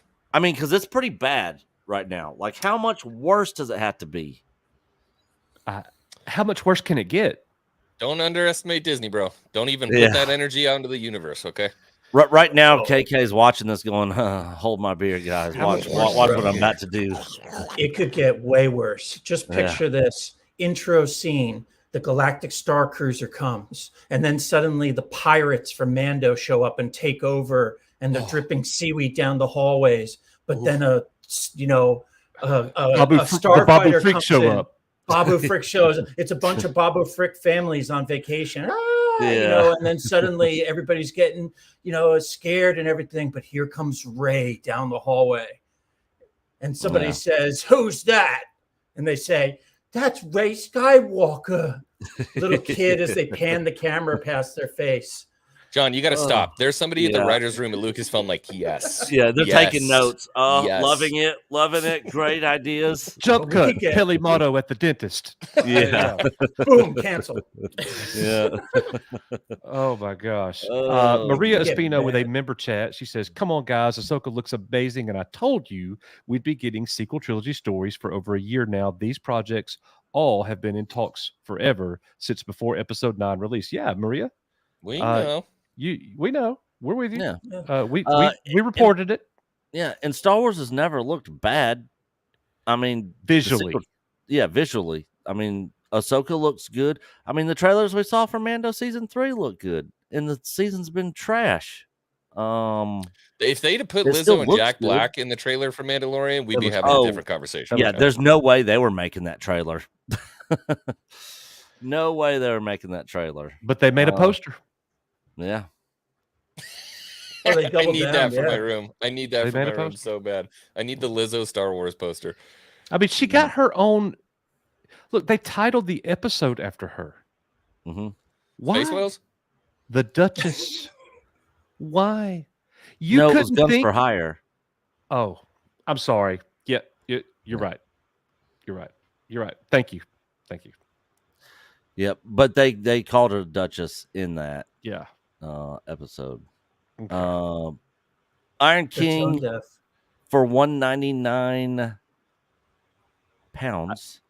I came from Star Wars Celebration feeling sad. So Iron King was actually there. He saw all of it as it was going down, and he is feeling sad, like the rest of us. Yep. Well, the good news So- is he didn't buy a plane ticket to fly across the Atlantic, because if he's in £1 sterling, then he was there already. At least he's got that going for him. I feel sorry for Rissman. Oh, dude, he's having a whale of a time right now. He's having a Lizzo of a time. I can't believe I haven't heard from him lately. The service there is probably god awful. He's probably so drunk at this point, having to go through all this. Yeah. They're gonna drag him off a stage somewhere. Like, hey, there's a panel coming. Somebody get that guy back to his hotel room. I'm Darth Simpus. I found it. Do you not know who I am?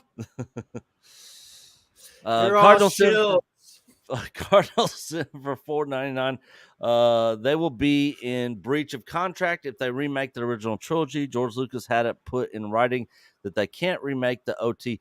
So that's the rumor. There's no factual evidence behind any of that, but we believe that to be true, that George did have a clause in there that the first 6 movies cannot be touched in any way, shape, or form ever, no matter who they sell it to.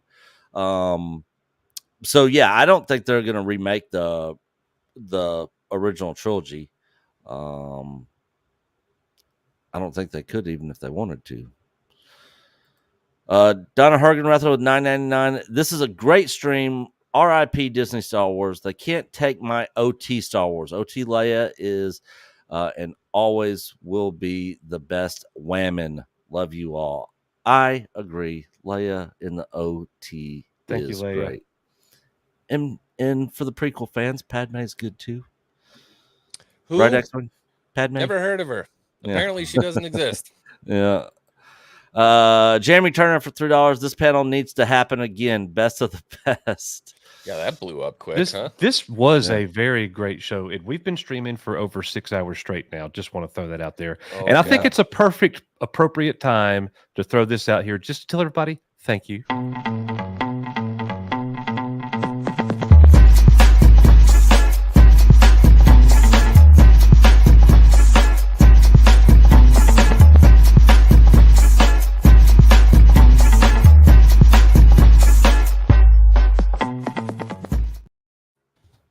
Update. All right. Risman has officially exited the Mando episode.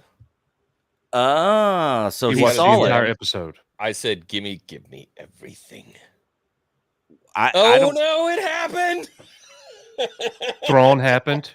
No, it's not Palpatine. That. It's not that. Do you want the tea? Yeah, go ahead. All Tea's right, coming.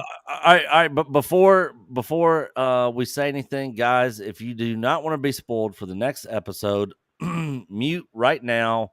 And 1, 2, 3. All right, time's up. Spoiler, go. So do you remember a long time ago, we were talking about a certain leak that there was going to be Baby Yoda in the IG-11 suit? Yes. Oh my god. Robo Baby Yo? Robo Grogu. No. And way. apparently he can kind of talk now. What?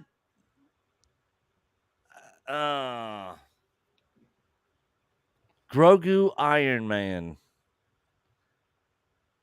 The Red Ranger in chat said it. I've been wondering about that whole mech suit deal because that was like that wasn't a rumor. That was like that was a leak. That was like this is happening. Interesting. Well, come on. Is IG-11? So that's the best only part? reason we had IG-11 at all in this episode. Even better, they have now changed the Dark Troopers once again, and Moff Gideon is wearing a Dark Trooper suit. So expect a Grogu Gideon fight or something like Mechazord Battle 5000 IG-11 fighting. Transformers. They're going Jedi Forces. What was it? Jedi Outcast, or what was the Dark Forces? Dark Forces. Dark They're going, Forces. with what was Dark what was Troopers. but what was there were it Dark was, Troopers in there. It was Desan, and then the Empire Remnant guy was the Imperials. That was Jedi Outcast. I have a Jedi tease here as Outcast. well. There's a tease. I'm not going to ask him who, but somebody dies at the hand of 3 Praetorian guards. I don't care. Like the people in Lizzo and chat Jack Black? saying, the people in chat saying you can't even spoil it at this point. Like I agree. Yeah. Oh, it's so bad. Like Might as well just tell us. Yeah. This is no longer the Mandalorian. This is all I'll say from everything else that I'm reading right now. This is not the Mandalorian. No. And with that, Bo, There Paulie he Luke is. Innocent There he is is. here. Hey, What is going on, brother? Oh, you sounded Well, I good. I just got a press release here, official Star Wars news. Can I read it to you guys? You guys Yeah, ready? go. Star Wars theme park to rename. What is it? The Galaxy of Tomorrow, wherever it's called, Galaxy's Edge, to the Lizzo Launch Bay facility. Lizzo Lizzo Launch Bay. It's There's not not big enough enough. rocket fuel in the world to get that thing going. There you go. So wait a minute. Like, Oh my IG-11 is IG-11 Beskar? Not fake Is he news. built out of Beskar armor? Like, No. why wouldn't Grogu have a Beskar armor suit? Why is he getting IG-11 suit? Like, Or like, I don't know how that's gonna work. I gotta see that. yeah, I gotta see that. Is that from a picture that I saw? Is that like the real thing? The little... yeah, apparently, yeah. I don't know if you got in here and heard X-Wing talking, but I hear apparently X-Wing talk every day. I mean, you know, he's so dreamy. Look Oh, at he him. watches my Yeah. content. Is that what Well, is that what you call it? yeah. No, you know I love you, bro. No, I didn't hear it. I heard the big booty hole and I got the invite. So That's Yeah. right. That's So yeah, the apparently Grogu is gonna be Mech Grogu Right. being in like IG-11. I guess there was a leaked image of this. I have not seen it, but apparently it is true and it is happening. I Yeah, saw that- the image a few the weeks whole- ago, honestly. Yeah, the whole Grogu IG-11 thing, that was like months before Mando 3 came out that we were talking about Mhm. that. That's been, yeah, that was like a big thing that leaked early. I mean, the greatest entertainment I'm getting from Mando season 3 is the Grogu memes in Spanish and the Grogu in Espanol Instagram page. That page is way more entertaining than anything the Mandalorian's doing right now. Just saying. Yeah. I mean, it is viciously funny. What happened, Paulie? What happened here with this season? Oh God. It's just there's no cohesive story. There's no major plot line for Mando. There is one for Boca. Yeah. And the story arc, like there's like that overriding story arc for a season. Then there's subplots, the little subplots are like better than the season subplot because they're the season story arc because there is none. I'll be right back, guys. It's either from boring us to death or just, I don't know what the last 2 episodes were. They were And undoing everything I'm a that they pretty set open up, man. guy. What's that? They were undoing everything that they'd set up. The helmet rule, screw it. Bo-Katan, why don't you take your, even though we're devout about this and kicking out our own members for taking off your helmet, we're going to walk that back. Bo, you go ahead and do it. I love this for you. Dude, they have said this is the way in The Mandalorian more than we've ever even heard May the Force be with you. Yeah, it's not cool anymore. It's not cool. And then it they was changed really the way. cool in the first season, right? This is the way. Mhm. Ooh, what happened? Well, oh yeah, Yeah. that's cool.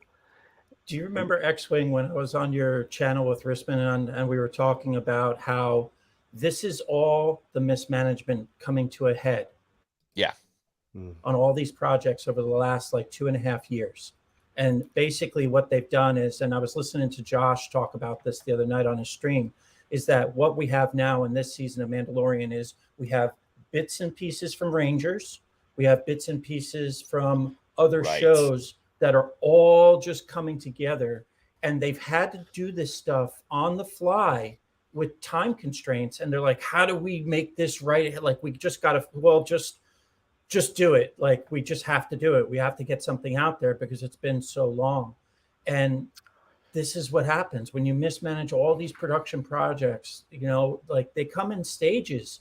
And it's like, if you write and then you're in pre-production and then you go back and you want to change something, or wait a minute, this whole story that we're doing now was supposed to connect with that next show. Now you're telling us that next show is not happening. What the heck are we going to do? Well, right, John. Yeah, I mean, I'm with you, and it's really evident because the height of the Star Wars television storytelling was the end of season 2 Mando, right? Mhm. And that was when we were going to get the Gina Carano project, Everything's full steam ahead. The Ando had been done, Ando, which I think should have dropped then. I think that would have been a great timing. But we know what happened 2 months later with the public humiliation of Gina Carano, and then it kind of just that ripped apart everything. It ripped apart Favreau's plans. I honestly believe, and they've just been playing catch up ever since. I'm as excited as I am for this Ahsoka trailer, I'm scared to death on what a season of television is it going to be, because this is three seasons now of bad storytelling. Mando 3, even if the last 2 are great, it's still a very up and down season. Obi-Wan and Book of Boba Fett, so which all had their highlights for me. I could pick good stuff out of each of those seasons, but I'm not blind. It's like, yeah, I know there's a lot of cringe. I'm with you. I made a compilation video of the best moments for me, and when I watched that compilation video, I was like, hey, this video is really, really good. But the series as a whole, not where it needs to be for me as a Star Wars fan. Well, and that's what's even again, Coach. It's like seeing Ahsoka. Like I did my little reaction video, and I shouted you guys out, by the way. Thank you, sir. I was like, listen, I love this, but I'm scared to death to watch this. I mean, it looks fantastic, and the Ray Stevenson. You got some great actors, but we had great actors with Ian and Hayden. I mean, I like Hayden in that role. He's grown on me, the Revenge of the Sith performance. So not Attack of the Clones, but yeah, man, it's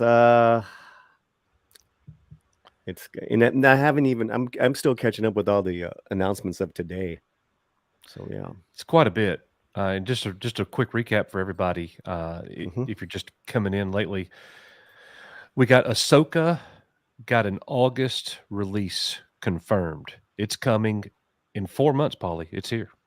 Like we don't have to wait long. Like it'll be here. We got to see the Ahsoka trailer. We got to see the Indy 5 trailer. Acolyte 2024 teaser was leaked, so we were able to see that. Most of it, anyways. You got the announcement. Yep, you got the announcement of 3 new movies 25,000 years ago when the Jedi first came about. Mangold is directing that. Chinoy is directing the movie In the Future with Rey. And Filoni is doing the culminating movie that Disney is saying, Lucasfilm has announced on the Star Wars website, that it is the final event for the Mandoverse. They're saying this is it. This is the culmination of the stories. Talking about Ahsoka, Mando, all of it. Bo-Katan, the Skeleton Crew, all that stuff. It ends right there. Is their language, which is kind of interesting. That contradicts Jon Favreau then, because Jon Favreau just said, what was it last week, saying we can stay here forever. We can stay in this universe and keep on doing stories. Yep. And now they're saying, no, we're going to do a movie that just wraps everything up with the. Yep. They're just all over the place. You would think they're making that decision on a whim. I don't know if it's miscommunication. I don't know I don't really get into the whole rumor stuff that I don't know about. We'll mention it. We'll let people talk about it. I'll answer questions. That's fine. But I don't know. I'm a fan like you. I don't know if there's any truth to Pedro Pascal walking off set. I don't know if there's any truth to Jon Favreau is at odds with Kathleen Kennedy. I have no idea. I don't even want to speculate on those things. I have no clue. But when you get Jon Favreau saying that 2 weeks ago, and now Star Wars is saying, here's the culmination activity, it's like their words just doesn't mean anything. It's like when they're announcing all these things, and 2/3 of the things don't happen because it gets canceled.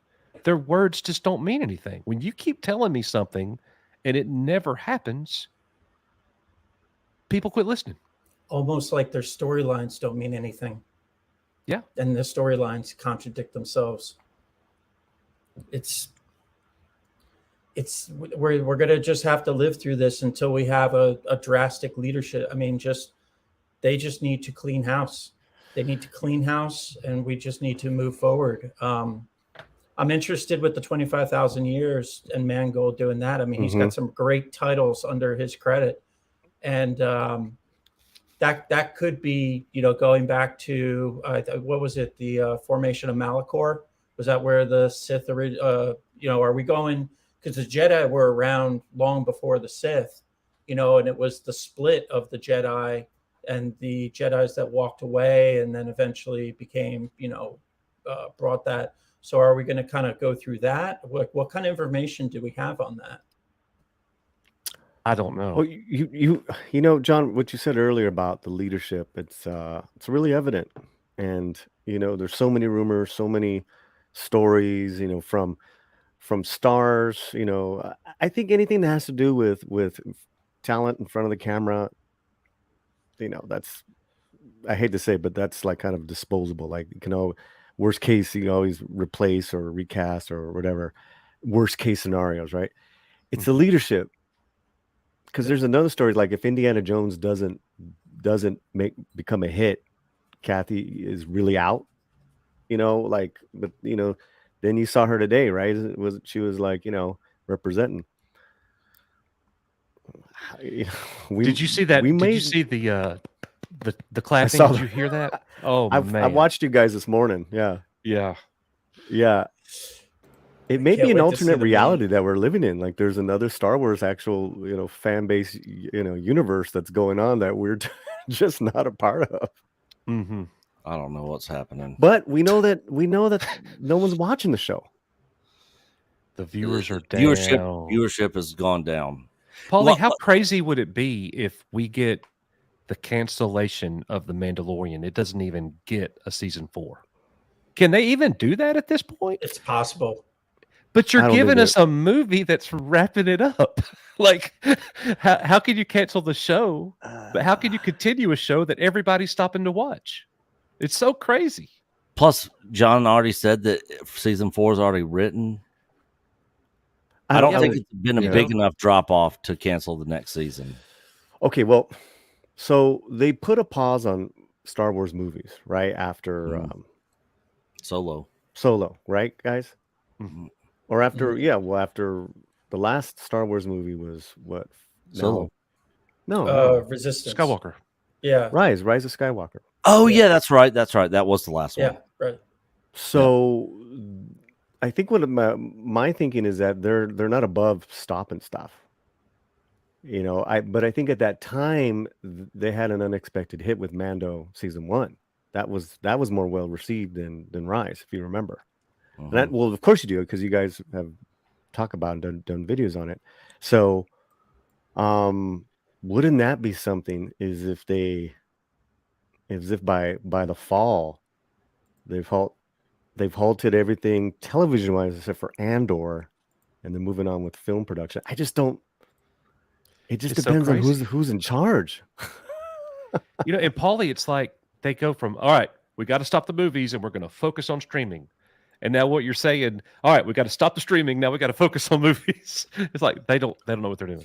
Well, and during that whole time that they said that they're going to stop the movies, they were sitting there still announcing projects. They were announcing movies. Well, we're going to hold off on the movies until we kind of just regroup. And they're announcing we're going to do it with this guy. We're going to do it with this guy. We're going to do, and none of that came to fruition. So, and people were walking off. So, right. And you're right, John, because that's all under KK's regime is, her firing more than hiring, right? Or, whatever that equation is. And caliber directors up until the Mangold announcement, either walking away or not wanting to come back. That's also with Marvel. So it's leadership. Yeah. So, and you're seeing this with different IPs, different studios. It's really, really fascinating to watch. We all know this. You could do the microcosm. Let's take a nightclub, right? One nightclub successful, you go in there and everybody's happy to work there, and there's a good atmosphere, a good vibe because it's all created from the general manager. And if you have a bad general manager of a restaurant or a nightclub, it's going to trickle down through the employees, everything. Nobody's going to want to work. There's just chaos. And it's the same thing. Just scale it up to a Lucasfilm, and you have this just bad leadership, mismanagement, undercutting each other, back and forth, wrong messages. They're just, people are right. They're going to write college classes about how not to do this ever again, as a perfect example. Yeah, I didn't get Paulie. He might have stepped away for a second, but I want to get Paulie's take on. No, I'm on here. In- I'm here. On, Sorry. on Indy. No, it's okay. What did you think about the Indiana Jones trailer? I'm sorry. I didn't do the homework. I haven't seen it yet. I heard about it. I Nick, can you go wanna watch play it it? right now. Yeah. Let's- Because it's officially been released, so we can. I'm we gonna can play step it. away for a moment. If you'll play it, I'll be right back, Nick. I gotta. Okay, let's do it. We've been streaming 6.5 hours. I gotta pee. Go take a break. Get a stretch. I got to teach Coach my stretches. Yeah. See, Right. this is Eagles. when you can really use them. Like, I hope when you're taking a break, Nick, you're getting up and doing your hop keto Oh, stretch. I'm gonna as soon as the stream's over, I'm gonna be doing it because I woke up out of bed, jumped right over here. I'm literally probably about to raise my desk up and get out of this chair and be Nice. standing here. Okay, so this is the official trailer. It is official, so we can actually show this. We got some leaked stuff that we couldn't show on stream. Let me turn this off. Was that Carrie Ann Moss and the Acolyte, guys? Yes. Oh, man. Yeah. Carrie Ann Moss is in that, and then also the lead actor from Squid Game.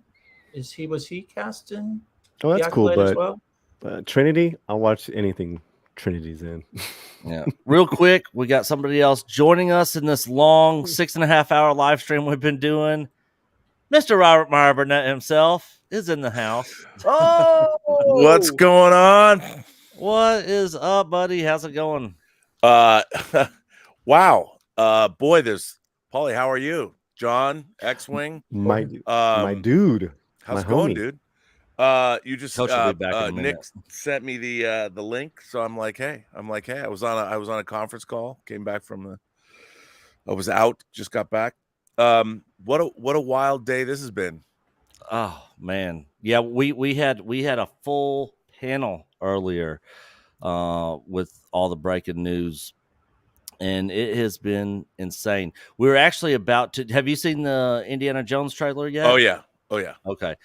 So Paulie I has haven't. not seen it. I haven't seen it either. Yep, and we're gonna play it real quick. This is officially released, so we can actually play this. rock I'll it. pause it for copyright, but this is it. You guys hear it okay? Yeah. Talking over the song here. Copyright. I'm retiring. Well, in that case, what are we drinking? Same for the goddaughter. Dad told me you found something on a train during the war. A dial that could change the course of history. Why are you chasing the thing that drove your father crazy? Don't move. Please get out of here. Stop! Sorry. Helena! Dr. Jones, get him.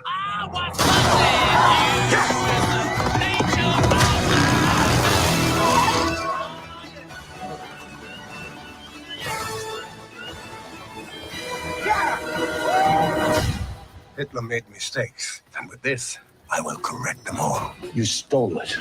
Then you stole it. And then I stole it. It's called capitalism. This way! Fasten your seatbelt. There might be some turbulence.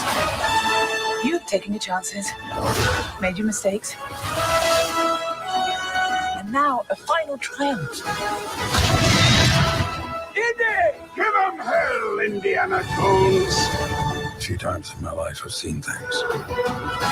I've been tortured with voodoo.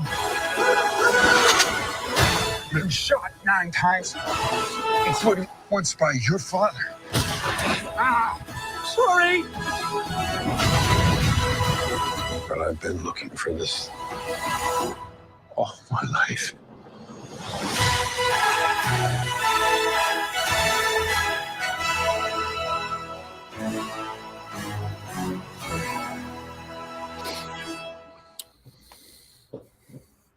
So that is it. A lot of member berries. Yeah. Thoughts, Paulie? My thought is they're playing Sympathy for the Devil the entire time.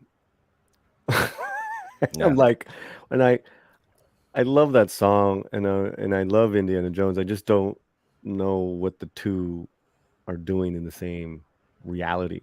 Indiana Jones in the 60s.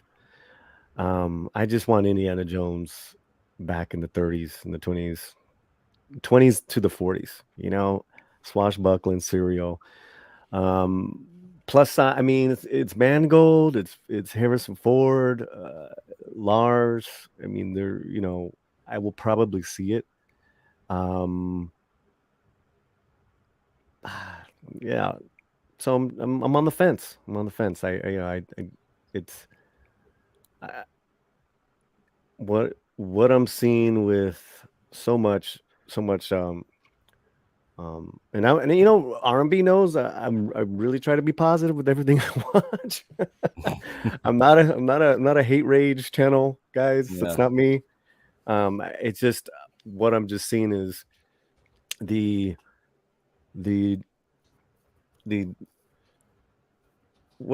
it's the devolving of if that's the right word, of storytelling and other things taking precedence. That's all. Whether it's female characters at the expense of male characters and making males or in this case Indy's legacy, smearing it, shaming it, that's just in vogue right now. To the times, right, in the 60s, and you know revolution, and you know the whole world's changed. Indiana doesn't recognize it. It's you know, okay, didn't you really do that with Logan? It's like I don't know. So again, I'm on the fence. I love James Mangold, love Harrison Ford, Lars, Mads Mikkelsen, correct? Mm-hmm. Yeah. So yeah, that's where I'm at. Yeah, Nick, we have to get R&B's thoughts on Celebration. But actually, R&B can talk about whatever he wants to talk about. I am more excited about when he shows up on our channel than anything Celebration gave us. Well, come on. Oh, that's so nice of you. I'm telling you. Well, you know, guy, I've been such a fan of your guys' for a long time. Look, I have so many thoughts. First of all, with this trailer, like as Paulie said, I'm a huge James Mangold fan. And I trust in him to deliver a great movie. But I have to say, the one thing that strikes me about, and I say this about the entirety of Lucasfilm's output now. One of the things about Raiders of the Lost Ark, I'll tell you when I first saw Raiders of the Lost Ark, it was when it was coming out in 81, summer of 81. It was very odd because no one knew anything about it. And it was called Raiders of the Lost Ark. And I'm like, does that mean Noah's Ark? You know, and when the trailers came out, if you look at the first trailer for Raiders, it doesn't really convey what the movie is. And they used to have public sneaks. Like you'd go see one movie and you could stay and see a movie that was coming out in a couple weeks. Mm-hmm. And in 81, the first time I saw Raiders, it was a public sneak after Excalibur. And I'd seen Excalibur once and I didn't know if I liked it. I love it now. But at the time, so a lot of my friends were kind of on the fence about Excalibur. And so we were 14, maybe, and 13, 14, 7th, 8th grade. And we all went to see Excalibur, and then we watched Raiders. And one of the things about Raiders of the Lost Ark that it's hard to remember this, but if you remember the opening of Raiders, you see the Paramount logo, the mountain, South America, 1936. And then you see them going through almost silhouetted, going through the South American jungle.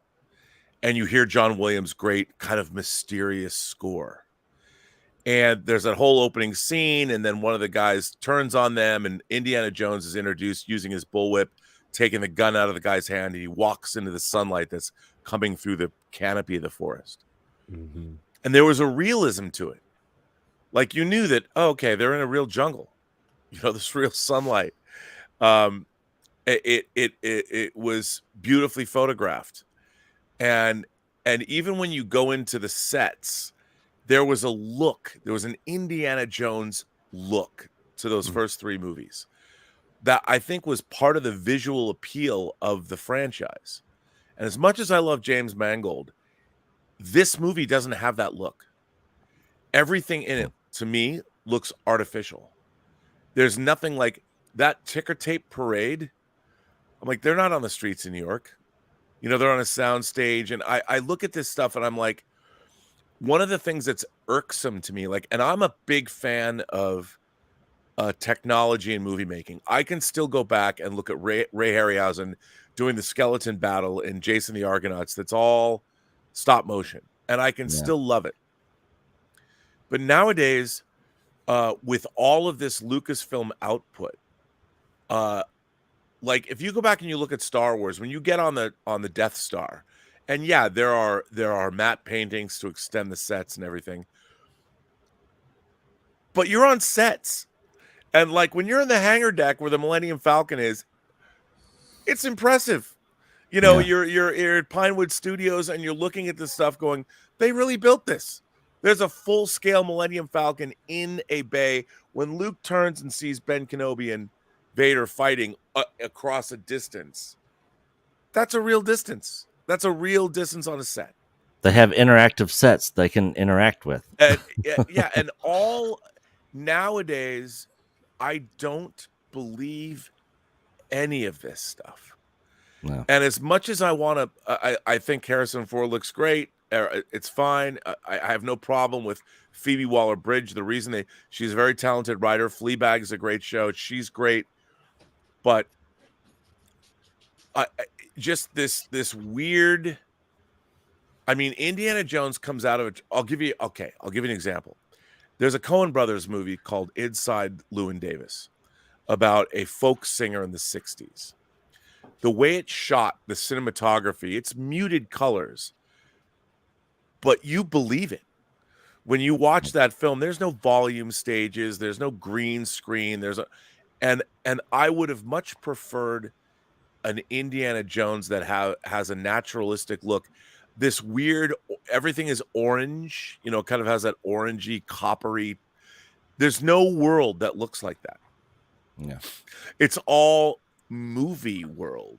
And the thing about Raiders was movie world too, but you knew when they were shooting that movie, they were in real places. They went to those places. The original Star Wars shot the Lars farm in Tunisia. You know, when you saw the twin setting suns of Tatooine, it was pictures of real suns, you know, real sunsets combined together going down. So you're like, that's a real sunset. And it was composited into a real background. Now, and I understand the tools of cinema, but I think that we have reverted back to a time. I don't believe any of the stuff I'm watching anymore. It's all very CGI. Yeah, and it's all, I don't believe it. Yeah. And the thing about even watching the train sequence in this, you know, there's this big, they're on the top of the train. I'm like, we saw a train in the beginning of Last Crusade. We saw River Phoenix. We saw people running on a real train. Yep. You know, where there was no matte That's a good paintings point. behind it. And so the Indiana Jones movies, there's an expectation. I have to say, I've always been a huge fan of Tom Cruise. And I think what he's done, he's the only person that is insisting on doing things for real. It's not to say there's not digital assist. That ramp he flies off on in the new Mission Impossible movie, I'm It's not sure gonna they be in the will. movie. No, they'll CG. It'll Yeah. look like a rock face. But he really did the stunt, and we can tell.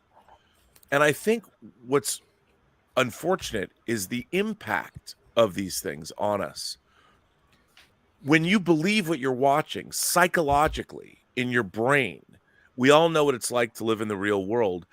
And by the time we got to the 80s, even though you're watching ILM effects, the ILM effects of the 80s, when the Ark of the Covenant opens and faces are melting and we're seeing the ghosts come out of it, we know that those are ILM effects. They don't look real. We know that they're within environments that were real. So when you're watching ghosts come out of the Ark of the Covenant, even though they're shooting on a set, you know that set's there. They've got real lights and real. So often now what we're watching is these environments are entirely digitally generated. And it's just to interject there, RMB, and it's painful of of what you said, that note, because it is Mangold. Mangold shouldn't be doing any of that stuff. Right. I mean, you look at Ford v Ferrari, you believe that. Oh my God. And it's an incredible film. Yeah. I mean, I get what they're doing, but there's not one effect sequence. There's a couple of shots in Temple of Doom when they go out of the plane and you see the raft inflating as they're falling. You believe it though, because they actually dropped a raft from something.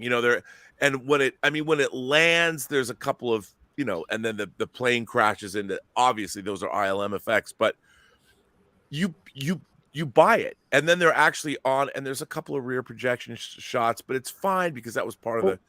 But now none of it. It also helped that there was a musical production, a shootout fight, fisticuffs. Yes. In Shanghai, in a real set, with there was all some the great interaction, and then they had that silly that falling out. You accepted the zaniness, the serial, episodic of yeah, Raiders. because it had earned that from you. The movie earned that. And I think now, in order to save, or they don't want to build the sets, I get it, I understand, but what they've done is psychologically they've robbed the audience. I mean, I always bang on about verisimilitude, and people are like, "Well, Rob, why are you always talking about that?" And it's because verisimilitude is what it means is the quality of being real. Do you believe what you're watching? And the thing is, filmmakers have to make you believe, even when zombies are attacking, we know that the human body can only move so fast. And when a real actor knows how to do movement, it's freaky because you can tell it's a real actor doing some weird, body movement stuff. So when they're a zombie, you buy it. But I look at this trailer, as much as I like a lot of the stuff in it, the plane sequence, we fall out of a plane. I'm like, they definitely looked fake. All of it looks fake. Yeah. And if you don't believe, even the lighting in the rooms, it's way too stylized. They've gone in a totally different direction.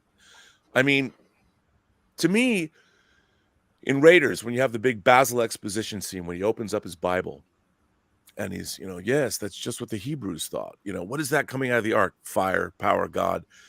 You're in some big gymnasium room somewhere. That's not, also, they went to a location and shot in that room and they lit it. It's stylized, but you're in a real place.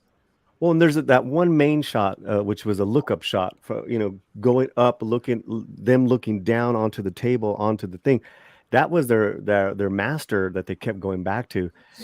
That wonderment that Spielberg had set up in that scene. So when you look and see the rays coming out of that book, man, they know how to film a scene. They knew how to film scenes. Jesus, no pun intended. Can I steal Robert for a question regarding Star Wars? Because I've always wondered about this. And Robert, you're somebody who knows cinematography quite well. In the prequel trilogy, obviously it was a lot of blue. I mean, there was almost no practical, right? Right. A lot of blue. There was only foreground stuff and yeah. So and I have to wonder if maybe it's me being a prequel baby. When I'm watching a lot of the stuff on Disney Plus, a lot of the new Star Wars, I don't know if it's just high fidelity or what it is. It has a very un-Star Wars-like look to it. Almost like it's too high definition. I totally agree with you. So that's one of the things I really liked about Andor was they used real locations that they would augment with effects. Like when they shot at that dam and you saw a Death Star turbo laser in front of that dam, they shot in a real dam. So they can light it and then they can add things later. And what's happened now with all of these digital environments, as good as they are, we know they're not real. They feel sterile almost. There's nothing to them. Absolutely. Yeah. And no matter how good the effects are, one of the interesting things about effect shots that people don't get is like when we first saw when we could create digital effects, we know as human beings that we're watching something that was shot with a camera, right? So part of our believability is where's the camera? Like when you're shooting a conversation between people, we know, we don't think about it. We forget about it when we watch a movie. But one of the things that happened with digital technology is suddenly you could have digital effect shots that were untethered to a camera. You could That was Dune. A lot of that was Dune. They tried to focus on that. Yeah. Where would the camera be in the physical space? Yeah, even though it's a CG shot. And that's part of how we perceive the world. And what happened when I remember like watching movies like Wing Commander, where they had these digital effects where the camera could be anywhere and you don't believe it because we know we're watching something that's shot. And one of the things like Spielberg did masterfully when he did Saving Private Ryan and the whole opening on the assault in Normandy, they were emulating combat photography from like the Vietnam War and World War II, and that added to the verisimilitude because our experience of knowing what combat photography looks like in our collective subconscious or whatever, if you make it look that way, then we feel it's real. That's why handheld photography became so popular post Saving Private Ryan, because it adds a realism to what's going on. However, when you overuse it, then it becomes a crutch. And again, that's where great direction comes in. You have to understand how to employ these kinds of techniques. And then they become overused, like in the movie Snake Eyes. It was unwatchable to me because there was so much shaky cam because they couldn't choreograph the action scenes the way they wanted to. And same as a film editor, what really drives me crazy is when they use edits to take the place of good action choreography. Because when you edit something, if you're in a fight scene and somebody throws a punch, right before the punch connects, you can cut to something else and put a sound effect in, and the movement, the change in perspective creates, you look at it and you go like this, and you can use a sound effect and make the audience feel the punch, but it's a cheat. And if you watch, like, one of the reasons I love the movie The Raid and The Raid 2, or as I like to call The Rad and The Rad 2, the thing about The Raid is when you watch those scenes, the choreography, they have long shots where you see multiple moves, punch, punch, block, punch, punch, that's like dance choreography. Yeah, if you see combos without edits, that suddenly creates, and it's done really well. We know that they're not using camera trickery, that those dudes are really about to kill each other. Ip Man. Well, obviously, Ip Man. Incredible. Great example. I know we're going off track, but Raid 2, obviously the kitchen fight sequence is the greatest martial arts on camera. Even though that Raid 1, to me, as a film, was just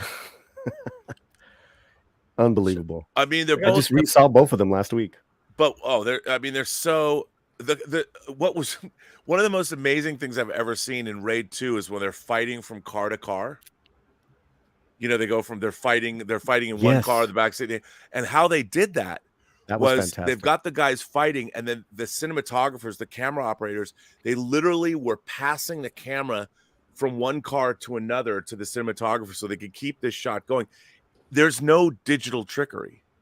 It's insane. And so you're watching this going, how did they do this? You're watching people fighting, going from one car to, it's a car chase while they're fighting, and then they're transferring in the car. It's amazing.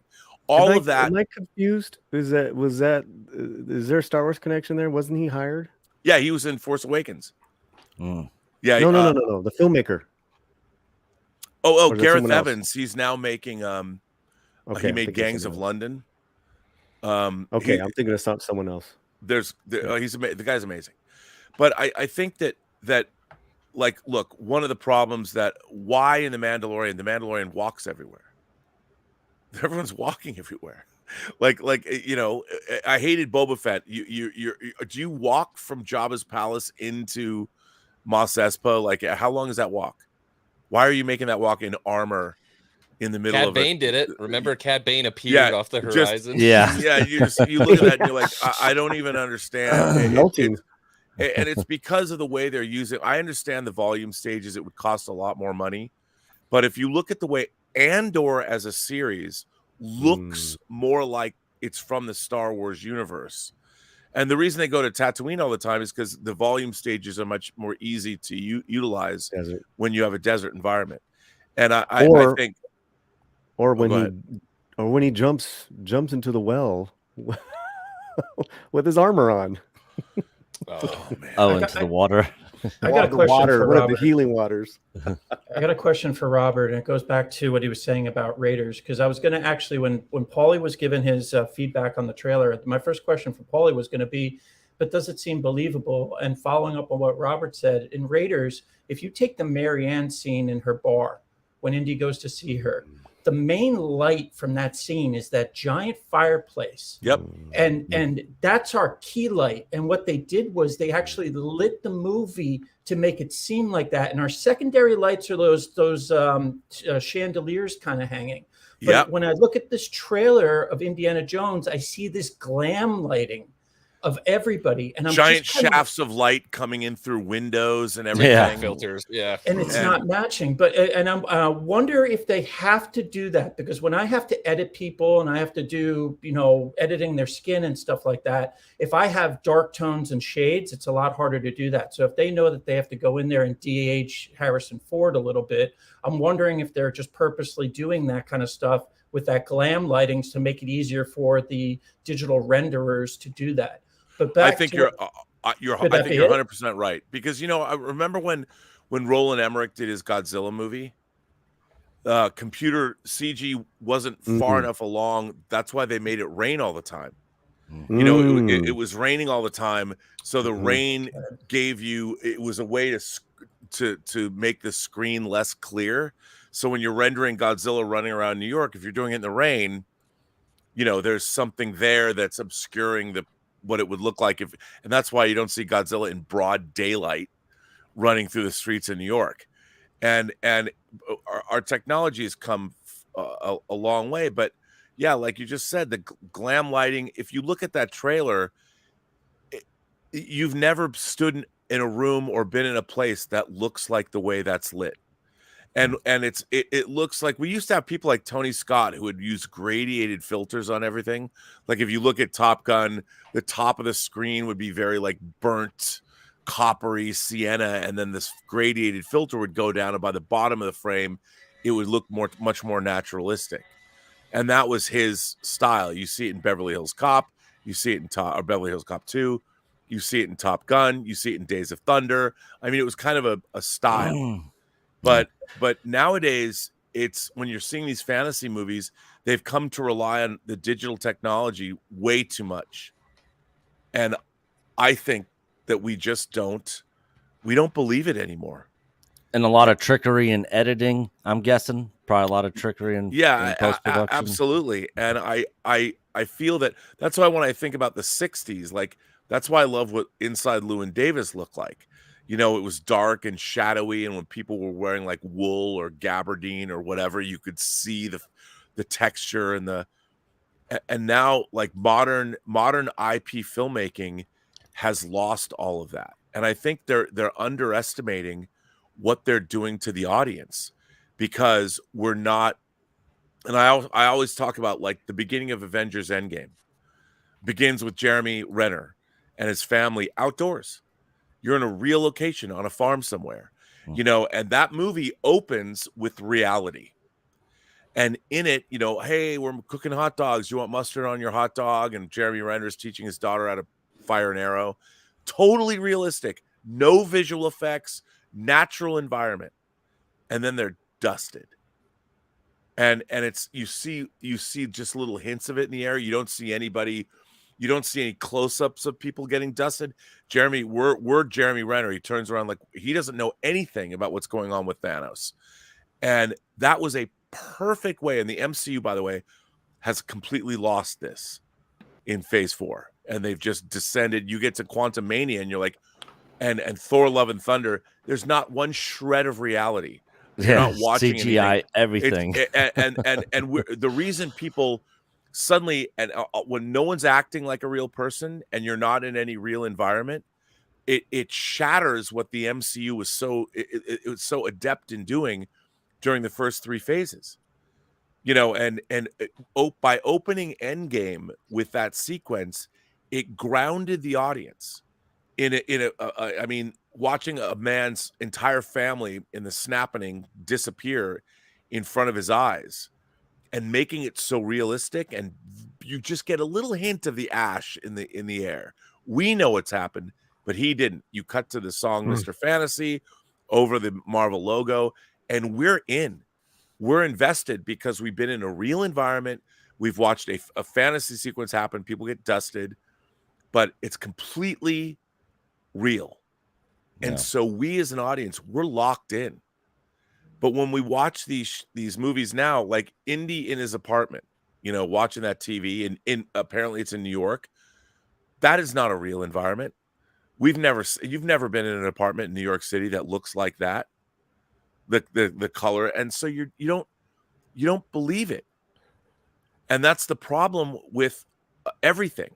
Star Wars, I mean, that's one problem, but it's carried over to the storylines and everything. And that's my biggest frustration. I don't believe anything anymore. And if I can't believe it, it doesn't matter to me. Did you believe Avatar? Yes. It was incredible, wasn't it? But that's what. So James Cameron is not only do you believe Avatar, but the way he shoots it. The genius of James Cameron is his shot choices. He knows, because when depending on where you put a camera, like if you put a camera dead center in a scene where it's level to a picnic table where people are eating, that's boring. James Cameron is a master of every single shot he uses and how they edit together, creates that verisimilitude. And then within I mean, you watch those underwater sequences. I mean, I've scuba dived. I'm like, this is insane how real this is. And you buy it. I mean, yeah, his storytelling might be classical and simple, but you're in, man, because you're on Pandora. That's what Pandora would look like. I'm like, I believe this. And he's a master of that. Master. Did you believe the Star Wars news that we got today with the new Rey movie? Grift. You know what's really interesting to me is they had a trilogy sequel that didn't work. Yeah. I mean, I think Rey as a conception could have been a great character, but was botched in execution. EVS, Ethan Van Sciver, for those of you who don't know, said the exact same thing. It's Luke. Yeah, and yet she was overpowered, and she never, like, when she sits in the Millennium Falcon in Force Awakens and can pilot it through the wreckage of a Star Destroyer. I bypassed the compressor. Shut. I'm out. But now she's going to rebuild the Jedi Academy, Rob. Well, I mean, the funny thing about it is, like, why would she do that? like what in her, you know? And here's what I don't get. So, from Force Awakens to Rise of Skywalker, it was $1 billion box office difference. $1 billion, which means that the entire, in my mind, I mean, they can still say, yeah, but we grossed $1 billion. If Force Awakens, because people were starved for Star Wars, so they went and saw Force Awakens. I know a lot of people love Force Awakens, which is fine. But from going from Force Awakens to Rise of Skywalker and have $1 billion difference, to me means let's distance ourselves from that. Same with Mando viewership right now with season 3 of Mando. Drop. 25 to 30% drop in viewership. I look at that. I honestly, I am perplexed. I've been perplexed since episode 1 of season 3 of Mando. I'm like, I like Jon Favreau. I think he's a talented filmmaker, and I think he's a great writer. I don't know what the fuck he's doing. I don't know. said the exact same thing. What are you doing? That's where we all are. What is this even about? No clue. You know, why didn't you start this? Why didn't you start this entire season with all of these ships landing on Mandalore? You know, and everybody getting out and going down into the ruins of the underground city, and start there. That'd be incredible, dude. The back and forth, none of that matters. The space pirates. What does that have to do with anything? We have 2 episodes back. left. Oh, you don't like the space pirates, RMB? Yeah. I mean, I think, dude, they went so far. They did it. It went so goofy, and the story was so incoherent that people are just checking out completely. And they're going to use the space pirates in Skeleton Crew, so they're going to dabble it in front of our eyes. Oh, we know those guys. We recognize them. Come on. Yeah, I mean, I just feel that here's the thing. My axiom has always been never put your universe before your characters and your story. All of the announcements and all of what Star Wars is doing is all about their universe. Yeah. They are not concentrating on their characters and their stories. And again, talk about believability. I don't believe the Mandalorian civilization the way it's been portrayed to us. Yeah, let's hang out on this beach where we'll train and there's creatures that'll just come randomly and from the air and from the sea and take our kids or eat us. Why are you there? No one's on Mandalore. Why don't you go back to Mandalore?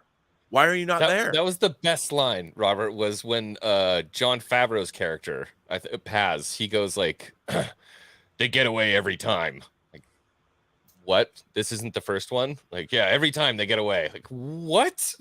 I don't know. I don't get it.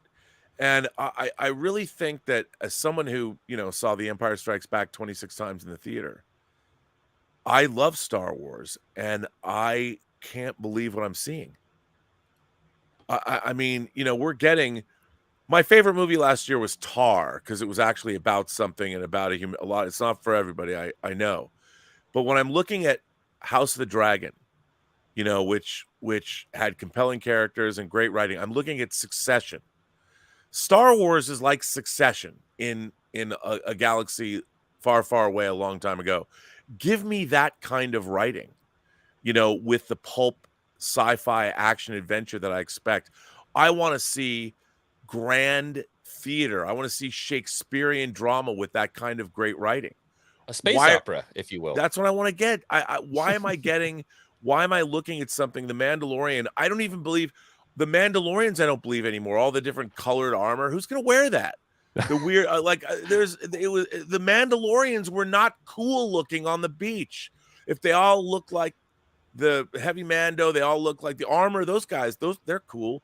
But everyone else, the color coded Mandos, I'm like, this does not look good. It's not even cool. The end of the last episode had the best ones when we see the fleet and then you see all the Mandal, and you're like, okay, these are militant, sketchy Mandalorians. They're well organized and they are well trained. That's Mandalorians. Yeah. I want to see some Space Marines, man. Yeah. Not like a bunch of people that, like in a preschool, decided to paint their Mandalorian armor out of cardboard or whatever and put it on. It's too bad Tony Gilroy wouldn't do more, after Andor. Yeah, Kinda give us that Shakespearean. I believed Andor. I know it wasn't for everybody because it was too, it didn't have enough pulp sci-fi action adventure in it. It was much more of I love seeing the birth of why is the Empire bad? Because these mid-level functionaries, and why are people rebelling? I loved all that. But you could have made that same series and set it in the favelas of Brazil, or if you wanted to, of Rio de Janeiro. Well, you're just talking about Shakespeare. Yeah, when talking about Shakespearean themes, it would work. Dialogue, storytelling, cinematography. The things that X-Wing likes about some of those images. You need the storytelling guts behind it. which Yeah, I mean, I Take love Andor and Mando add a has little no bit of guts. grandiose to it, and it's the perfect Star Wars show. Yeah, I Say that mean, again? Give it that space opera touch, and you're good to go. Take Yeah. Andor and give it that kind of theatrical space opera, grandiose aspect to it, and it's the perfect Star Wars show. I mean, Andor, if anything, it was too serious. You know, it was relentlessly serious, and the pacing was deliberate, and the pulp. I mean, I loved Mon Mothma's story. It was great. But you know, I think it's all about timing, R&B. We talked about this, and I was telling the guys, I think Andor would have been way more well received had it dropped right after end of Mando season 2, before Right. these other catastrophes. Yeah. Because people were already just oversaturated with bad storytelling the last couple of years, and then Andor comes out. Okay, tertiary character. That's a downer of a vision. No, thank you. But I enjoyed it. Yeah, I loved it. I loved Andor, and I love Tony Gilroy. He's an Academy Award-winning screenwriter. I love his movie Michael Clayton that he directed with George Clooney. And Tilda Swinton. But I have to tell you, I look at Boba Fett and Obi-Wan Kenobi. I'm like, how do you F that up? How do you do that? Especially when there's an Obi-Wan Kenobi novel that you could have adapted. You know, I heard that novel's really good. it is good. And the thing about Obi-Wan Kenobi is the idea that we have to put young Princess Leia in it. Why? R&B, let me say this. I thought about you yesterday. How do you F that up? Yesterday when I watched the Picard episode, and the original cast of TNG is around the table, and they had their moment. Really? I thought, how did you not give us this, Star Wars? How did you not give us Han, Luke, and Leia, R2 and 3PO together? I thought about you when I saw that. I thought about you, R&B, when I saw that table, round table. I almost cried. It was. I it did. brought I me- had gave me- tears in my eyes. It gave me chills and brought me back to being 11 years old, sitting with my dad and uncle watching that show. Well, it's been really interesting to watch, diehard Star Trek fans come after me and they're nitpicking things in the universe. People get mad about where escape hatches are, or cocking phaser rifles, or all these weird details. And I'm like, no, you don't understand. It's character and story first. The universe comes next. And I can't believe how many times tears have welled up over the last 8 episodes. Wait till you see next week. I mean, talk about a mic drop. I can't Boom. wait. I was literally on Doomcock's stream. I do his Wednesday night streams, and I said in stream, who would have thought that I would like Picard season 3 more than Mando season 3? Maybe not a popular opinion on Doomcock's stream, but it's the truth. Like I never was planning on giving Picard season 3 even a chance. Well, what they've until I given heard you what is said. Characters that are having Picard season 3. I equate it to The Color of Money, the movie The Color of Money. The Color of Money is a sequel to The Hustler that was made in the 60s. Young Paul Newman plays Fast Eddie Felson. In The Color of Money, a mid-'80s movie, 86, Martin Scorsese directed. Same character. His life didn't turn out the way he wanted. You have Paul Newman coming back 25 years later or whatever, playing the aged version. That's what we're watching. We're watching these characters, and people are like, well, they don't act like they acted in the Next Generation. I'm like, yeah, because it's 30 years later. Life has happened, just like the way Sylvester Stallone was playing Rocky in Rocky Balboa and Creed 1. You're seeing Rocky, but he's still Rocky, but he's changed. Adrian dies, and people have grief, and he's got cancer. I mean, like, come on. Yeah, and it's like you watch what they've done so brilliantly in Picard season 3 is they've taken these characters, they've made it believable that it's 30 years later, and what they're going through is real. And yeah, they've given us a Tom Clancy techno thriller plot, which is fine. I love the DS9 tie-ins. Oh yeah, but what it really is an examination of where our heroes when their days of being heroic are gone. How do you live your life 30 years later? That's a thin road to walk.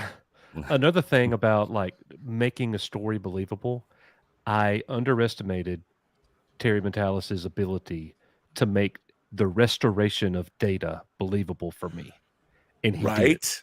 And he did. And how great I'm was that? blown away. I'm blown away. He's back and he's better. Like, it's crazy. And he's also achieved what he wanted to achieve. You know, and everyone's coming at me and going, well, Picard's just a robot. Just a robot or whatever. And to me, that's so lazy. It's so easy to say that. By the way, dumb as fuck. I'll say it. It was so stupid. But they were saddled with that was what they had in the show. So they had to work with it. But if you look in the Star Trek universe, all the way back to the first season of Star Trek in 1966, they dealt with human beings trying to create android bodies that they could put their essence in or their minds in to live forever or live for thousands of years. And so this has been an ongoing theme throughout Star Trek, so that somebody has a synth body, a replicant body, or whatever, and you can put your essence in it and still be you. I have no problem buying that, because it's been a part of Star Trek for 57 years. We've seen it in movies like Blade Runner, where in Blade Runner, it's actual flesh. It's actual people, like they're I only do eyes. You know, people are building literal human bodies that are real human bodies that just have a failsafe in them, that are stronger and better, but they're still organic. And so once you get past that, it's like, I get it. And Alton Sung, they made this body where now Data is going to age. He's got a life cycle. He's not as strong as he used to be, but he's feeling things he hasn't felt. I buy that. That's the oldest side. Go back to 1927 in Fritz Lang's Metropolis. You have Maria, the robot transforming into a woman, and it's one of the oldest tropes in science fiction. So I don't have a problem with that. But they made it, that scene with Data and Lore, when Data is giving Lore all of his memories. Not in Lore. It was great. This was great stuff. Spot the cat, poker cards. Yeah. And it was all Tasha Yar, the hologram. I mean, it was all these things. It's all emotional. It's forget all the sci-fi goodness or your canonical correctness. It comes down to characters and emotion and storytelling. Everything else is secondary to the characters and the story that's being told. Can I pose a question? No. No, please. Because this is something that I feel like when we talk about, something that I say all the time is like, it just doesn't feel like Star Wars to me. And here's the reason why. And it's so hard to quantify what it is, that umami that makes Star Wars Star Wars. But going all the way back to the sequel trilogy, and we don't have to beat this to death, but like you were saying, it's 30 years later. Life has happened. We expect characters to act a certain way. But in Star Wars, because it is this kind of space opera, you have a complete arc for a character, and then you go back to revisit it. It's a little difficult to justify, well, life happened, right? Because if you're willing to basically suspend that space opera and just say, this is a story like a Star Trek, which is not a space opera. This is very much more kind of a reality-based, this is what life would be, compared to something like Star Wars. Now, all of a sudden, that reality is actually a detriment to the storytelling, as opposed to being something that can bring up. And I've been saying, it doesn't feel like Star Wars because it's missing that. Well, what's the word I'm looking for? Well, I think believability, reality. Like, do you actually believe that there is a universe in which Han Solo would be parted from the Millennium Falcon for any long length of time? No. No way. And the Millennium Falcon's just sitting in the desert on some planet. And then he randomly just finds it once it leaves the planet. And the little girl that's never set foot in it knows more about it than he does. I mean, I've always said this. I say this all the time. I don't have kids of my own. Elizabeth has kids. But if I had a son and I was introducing my son or daughter to Star Wars and they're 5 or 6 or 7, we're watching the movies, saying we're watching them in order. How am I going to explain to my children at the end of Return of the Jedi, and we're going to sit down and watch The Force Awakens? My kids are like, oh my God, the Emperor's defeated, and now they can set up the New Republic, and I can't wait to see what Shangri-La they construct. What with Princess Leia as President of the Galaxy, and Han Solo are General, and Luke are brother now, leading a new Jedi Order. I'm so excited. Dad, I can't wait to see Episode 7. I can't wait to see where they're at. And then I have to explain to my kid why people are fucking dumb. And while the people that made, and then I'm like, read Dark Empire or read Heir to the Empire, read any of this stuff where people actually thought about this more than they thought about. I mean, it's funny. Rinsler, who's passed away, Rinsler, who wrote those beautiful J.W. coffee table Rinsler. books on the making of Star Wars Empire and Jedi, essential reading to anybody who's interested in Star Wars and movie making. He wrote a book on The Force Awakens that was suppressed. They didn't allow him to print it. Why do you think that is? The man is dead. He wrote this book.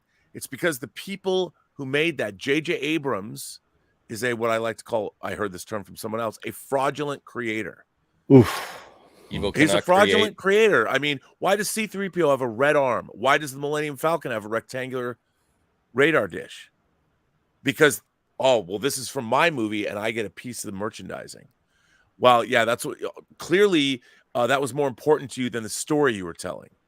Why is R2-D2 have the hero of 6 previous films? Why is he wearing a tarp in a corner in the middle of our new command post? Because BB-8 is the new thing.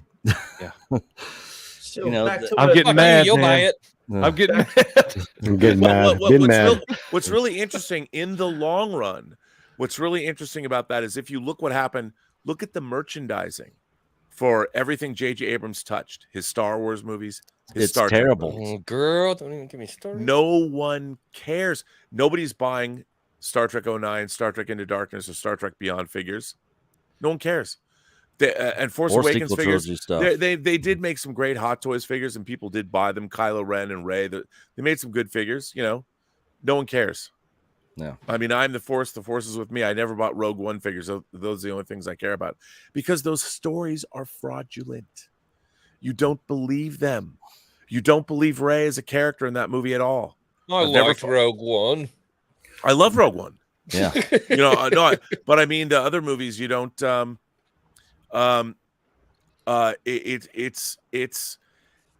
It's really frustrating, and I do think the transition between Return of the Jedi and what the new trilogy should be about, or what I thought if you're going to make a trilogy, when you're setting up when you've toppled a government, and George Lucas, a lot of the stuff was based in real world politic. When you've Power toppled a vacuum, government really. and you're all idealistic, how do you create a new government that serves the people? And how do you retain your ideals in the face of all of these pressures? The remnants of the empire, pirates that would like to see you toppled. By disassembling your fleet. I mean, No, the answer is Lizzo. I mean, you could have done a really great, and we saw that. We saw that in the Dark Empire comics, and we saw that in the Heir to the Empire when they brought Star Wars back in the early '90s. I read Dark Empire and I read Timothy Zahn's Heir to the Empire trilogy. I'm like, yes, this stuff is great, and it was there. You had it. Oh, but no, we're gonna like Disney owns it. Why not go there? And then of course everyone else is like, yeah, let's bring Grand Admiral Thrawn back. They do it in the animation. Let's do it in real life. Why didn't you go back and look at those things to make your new trilogy? Because the new trilogy you made sucks. Yeah, it doesn't work. And you built $2 billion parks basing that it was going to work, and it didn't. Yeah, as the great Mark Hamill said, kids, it's not about quality; it's about if it makes money. I have to highlight this chat because R&B is here, like this super chat. Guys, please bear with us. We've got a mountain of super chats to go through, but I want to hit this one while he's here. Coach, the Disney sequel trilogy was not made for you. R&B, when I was in college, I saw Free Enterprise 100 times, and it got me back into toys. Is that a good thing or a bad thing? So I have the extended edition. That's my preferred version of the movie. 2-disc set with commentary by Robert Meyer Burnett. Yeah, who's that on there? Hopefully, I can get that out this year. when I come out to LA, I got this for you to sign. Oh yeah, for sure. I will. We'll go out. It'll be great. But I mean, look, all we all want. By the way, thank you for the kind words about them. You know that movie's turning 25 years old this year. Yeah, it's out of print. Too bad. But shows how much I know. I mean, but I think that it's self-evident. What's really interesting is everyone loves Star Wars. We just love the universe. Like I love Mandalorian Hot Toys.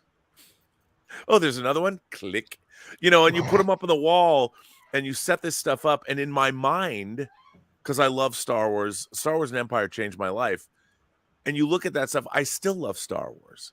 You know, I still love the Millennium Falcon. I have a model I built, a 1/72nd scale model over there that I meticulously painted and made it look perfect. I will always love Star Wars. Use the Tamiya paints on it. Oh yeah, that's my boy. Both bottle and spray, spray cans and airbrush stuff. But we all love Star Wars, and yet we live in a world where Star Wars has now been letting us down for decades, and we still love it. What other franchise has disappointed the people that love the franchise so much? We all love it. We all want to love it. The world. We are the easiest lay in the world for Star Wars. Everyone wants to take their clothes off and get laid by Star Wars. Please, damn, Rob. And then it's like, hey now, it's like you find the hottest person you're ever going to sleep with, and they're bad in bed, and you're like, oh man, it's the psychotic ex-girlfriend at this point. Like, what happened to you? Yeah, it's our mythology. I fell down the stairs. He's not a bad person. He's beating me. He's beating me. Oh, so back to what Robert was saying about believability and just honoring and developing your characters. If we look at two comparisons right here, if we take the sequel trilogy and we look at where Luke went, does anybody believe that Luke, for what we know of him, risked everything to go save his father, would then turn and try to kill his nephew because he saw something dark? And then you contrast that to Data, who all he ever wanted was to be human and feel human. And he had all these amazing abilities of immortality and super strength and everything like that. Does any of us believe that Data wouldn't sacrifice some of those things to be able to be human? And then you see that's the character development, the sacrifice of Data right there. And the way that Terry Matalas did that scene, and I thought Data was dead. I mean, they sold it to me like it's over.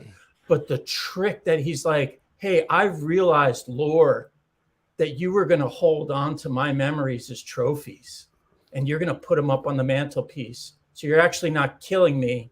You're pulling me inside of you. And now I'm going to explode from the way out. And that's the difference in writing. And that's what we keep on saying online. We're like, no, it's the writing. It's not that we hate Black people or we are sexist or anything like that. It's like, it's so clear as day to people like us. It's like, you have that in Picard season 3. You don't have that in Mando season 3. You have that in House of the Dragon season 1. You don't have that in Boba Fett and Kenobi. And that's all we're saying, is that they're missing this bigger picture of it's story first. That's why we love Star Wars. It's John, the story. You nailed it. That is exactly right. And you know, it's so funny. When I was seeing Empire Strikes Back in 1980, when you first meet Lando Calrissian, and he walks up and he looks like he's going to be dangerous, and they make that move, and then they hug each other.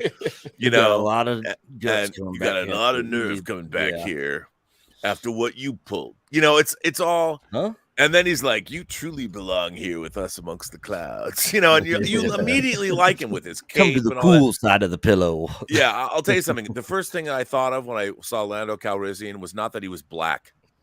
Yeah.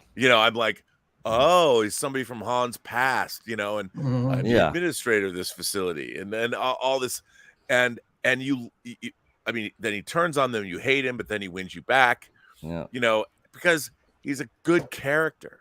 Yeah. And I don't think anybody cares. The one thing that people really don't care about in science fiction is they really don't care about shape, size, color, creed, sexuality, religious belief. They don't care because it's science fiction. What they want is cool characters that are well written.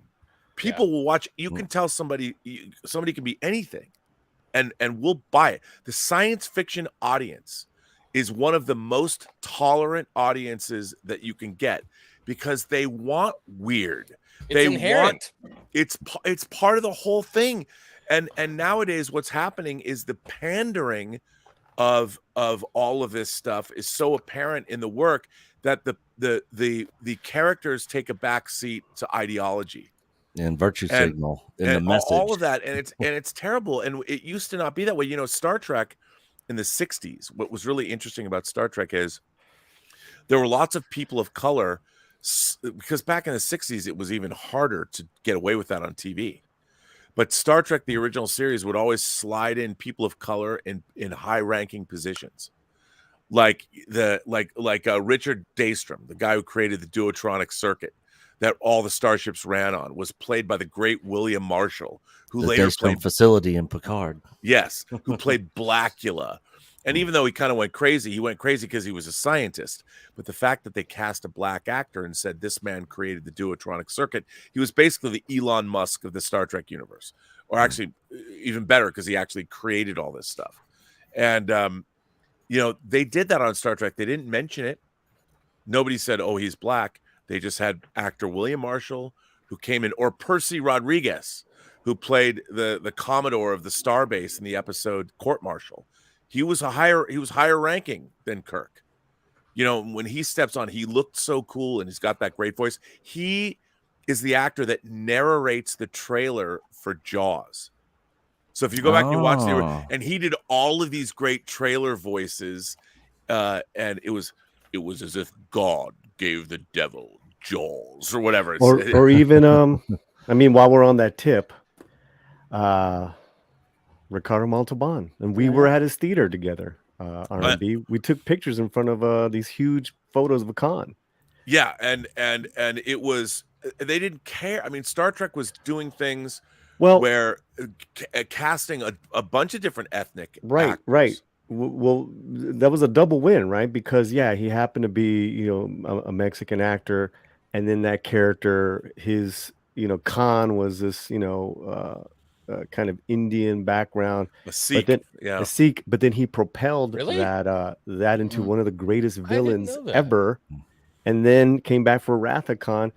You couldn't cast that character now like that. I mean, that was amazing. No, and what's unfortunate, Unfortunately. like, so Nicholas Meyer wrote back in 2017 when Discovery was new. He wrote a 3-episode miniseries about Khan called SETI Alpha 5. It's awesome. And now I haven't seen that. I'm still scared at earwigs because of that damn movie. Oh yeah, well, it didn't get made. But now, if you made it now, you could actually go talking to about Wrath of India and cast an actual Sikh, an actor with a Sikh background, and make him Khan. Cast an actual Indian actor now. Yeah, cast I mean, one of the somebody guys from RRR. you know, Yeah, two actors. Yeah, you could One of those you could- guys would just and be killer. That miniseries is great. What Nicholas Meyer wrote is so good.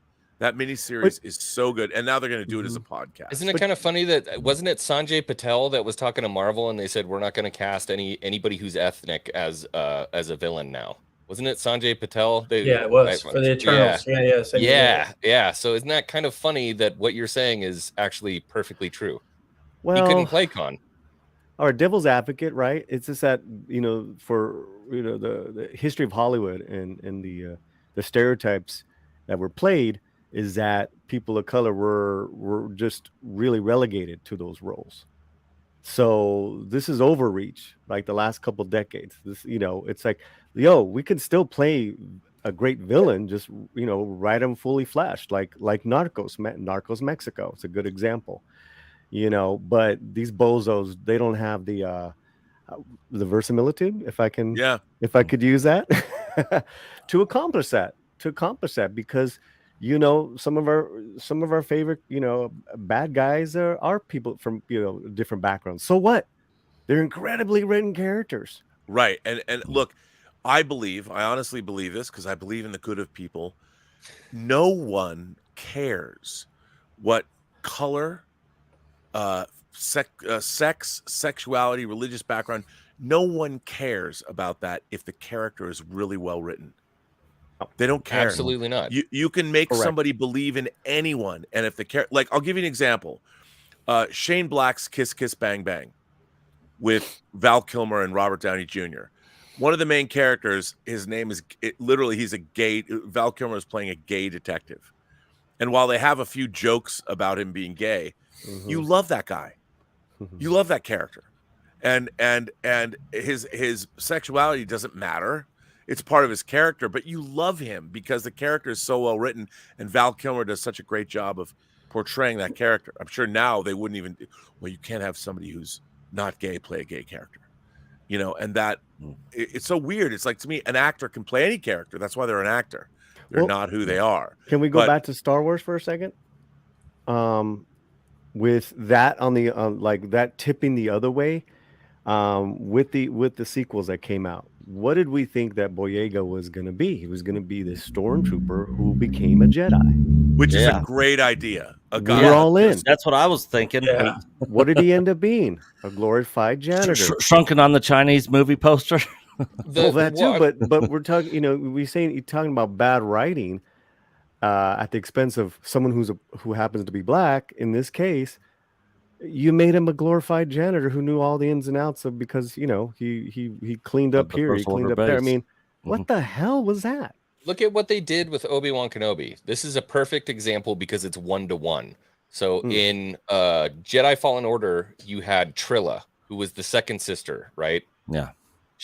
Beloved by people. They're like, oh my God, what a killer villain. She was awesome. She was terrifying. We totally loved her. They Great game, great rewrote game. that character and made her Reva. Yeah. Everybody hated Reva. Everybody loved Trilla. So what happened there? Well, again, I think it's the writing and it's what they're. And look, here's the thing. In theory, I appreciate, on my own channel, I talk about this all the time. There are marginalized voices that we want to hear from and we need to hear from because they have great stories to tell. You know, from all walks of life, marginalized communities that have not had a voice. I want to hear those voices because there's great stories to be told that we can all learn from. But those stories are genuine too. There is verisimilitude when you're listening to the marginalized communities, whether you're hearing a trans voice or a person of color. They have stories to tell that are great stories, that have verisimilitude, that have universal concepts behind them that we can all benefit from hearing. I want to hear those stories. I want to hear those voices. And what's happening now is corporations, people are using when we should be hearing those kinds of stories. They're taking those people, putting them into various places. They're not letting their stories be told. They're just utilizing those people to virtue signal within larger stories and making them 100%. badly written characters and badly written stories. And so we're getting doubly screwed. Well, We don't get to hear the stories that we want to hear, that we need to hear. And then these characters, in a way, are being tokenized and marginalized by being put in stories and shoehorned in, so somebody on the larger scale can say, "Look who we're hiring." What's the best example of this? Black folks, what do you want? This is Disney. What do you want? We want black stories. Okay. Ariel's black now. Wait, that's not what I said. Like, what are you talking? What? I mean, it's like, look at Going the back to DC. Oh, sorry. Go ahead, man. No, brother, go ahead. Well, I was just going to say that there is a black DC universe, the Milestone universe, created by like people like Dennis Cowan and the great Dwayne McDuffie. I can't even speak today. That literally Icon, Static Shock. I mean, these are great characters. It was their own universe, and they've made the Static Shock cartoon was great. I love that character. Fun. Where are those? Where's Icon? Where's that character? You know, made by black creators. I want to Yeah, but see you were those saying- characters. You were saying too, funneling in these, characters where and the actors happen to be people of color. Like in this case, well, like it's true. That's great. It's true. I didn't think you were gonna put it up, man. That was funny. And they happen to be, by people of color, and in this case, mainly when Hollywood's talking about diversity and inclusion, it's black, it's LGBT or women. So and then for them, a black woman is fantastic. They love that, and they put Black it there. gay woman is even better. And it's written like crap, just like you said, R&B. But then you go in this case with Star Wars. Then they'll, like you said, double. It's a double. I'd say it's a triple loss, because then you're they're not only doing that, but they're dishonoring and shaming our beloved characters. I was a little kid when I saw, and when it's I a saw- slap in the face to the fans. I was a little kid when I saw, but the first people that I wanted to be, and I say this all the time, was Rocky Balboa, Luke Skywalker, Superman, and then I was a little older, Danielson, right? It wasn't until I was I was like, a teenager, then going into the arts, that I became a little realized and like, oh, wait a minute. When I do see me in these films and television, I'm always, it's not a positive portrayal. That's a different example. That's a different story. But I don't go to Star Wars for that. Right. I don't need to see myself in that. I don't either. Yes. I'm so swept away by those two suns, sunsetting, by this kid just dreaming, and it's like someone hits him in the head. Hey, pay attention. We all love that. You can even say that in Enter the Dragon, when Bruce Lee was teaching his student how to kick and how to just be present. I mean, that's everybody. That's everyone here in this panel. None of us are Chinese.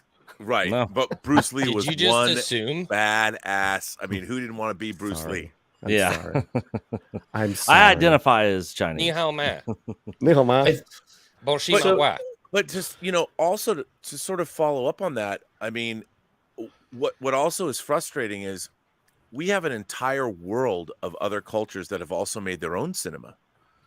I grew up watching Asian cinema. I grew up watching not as many Indian movies as I probably should have, but like when people talk about like Asian representation, I'm like, one of my heroes, one of the people I most would love to be is Chow Yun-fat in John Woo movies, like The Killer or Hard Boiled. I love Tony Leung, who played Wen Wu in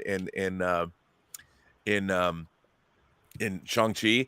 But if you look at Tony Leung in movies like Wong Kar-wai's In the Mood for Love, come on. I mean, that guy, it is why linen haven't we done a suits in the stream on rain. that movie? Oh my God. I mean, I want to be that guy so bad. I've said I want to be reincarnated, and I want to be Chinese, and I want to be just like Tony Leung in The Mood for Love. Donnie because Yen. That I guy. crapped my pants when I heard he was going to be in Star Wars.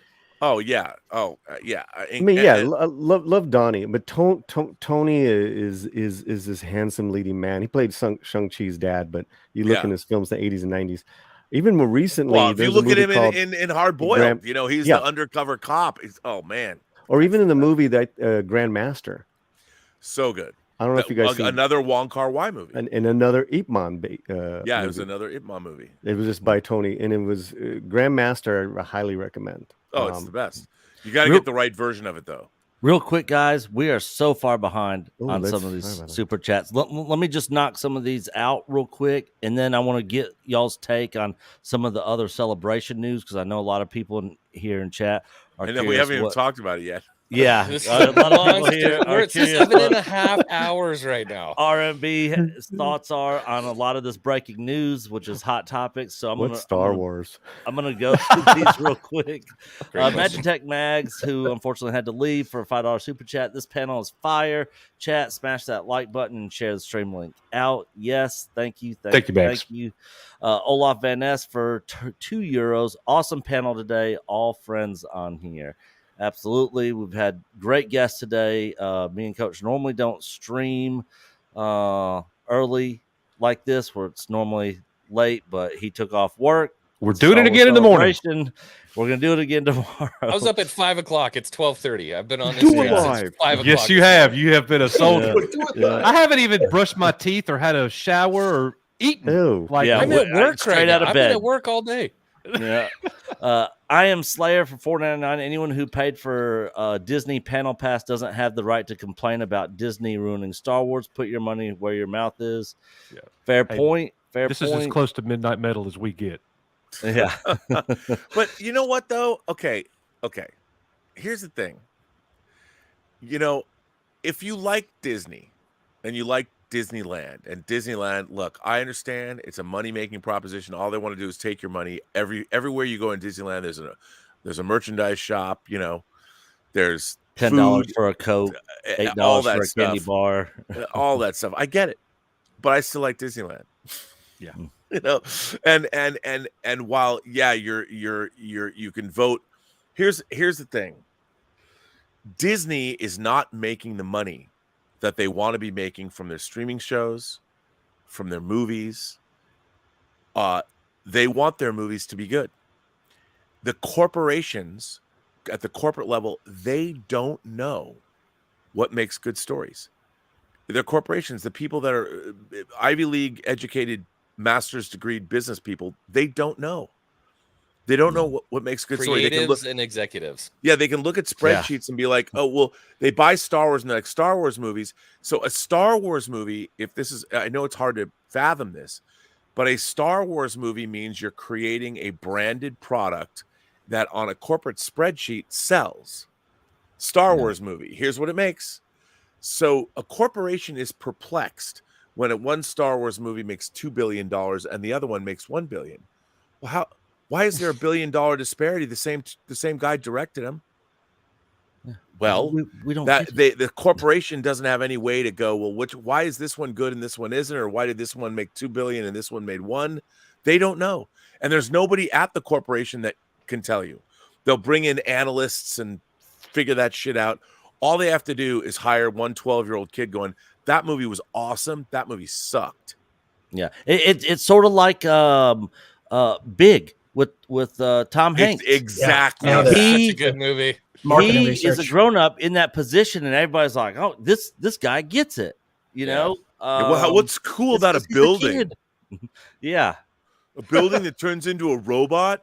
And then they start going, well, the sheets show in the analytics and all that sort of stuff. Nick, that is exactly, you just nailed, that's Hollywood in a nutshell. Yeah. It's Let go all of your big childhood and they and don't get it. And that's their contempt for the YouTubers as well, because the YouTubers are the ones that are the fans, and they're speaking directly with the fans. The fans are telling them what's wrong with these programs, but then the corporate executive, well, what the heck does some YouTuber know about? You know, we're come on. Yeah, I counted 16 beans yesterday. It should be 16 beans tomorrow. Yeah. Why do we have 15 beans? We say this Bean all counters. the time, that What'd if you call take me? a bunch of us and put us into these writers' rooms, we would write stuff 100% better. I have to stop the stream. X-Wing called me a bean, and I resemble that comment. Whoa. Did you say I resemble that comment? I sure did. But you're absolutely right, man. I mean, though, this is a really good point. I mean, there's never been the discourse. I mean, YouTube has completely disrupted the media. Because when Joe Rogan can sit down with somebody and talk to them for 3 hours, mainstream media can't do that. They can talk to people for 5 minutes, or unless you go on The View or something like that, then you maybe get 20 minutes. Yeah. And so and no one can control what we say. And yet what's really interesting is if they make something good, you know, people always talk about, oh, there's so much hate on YouTube.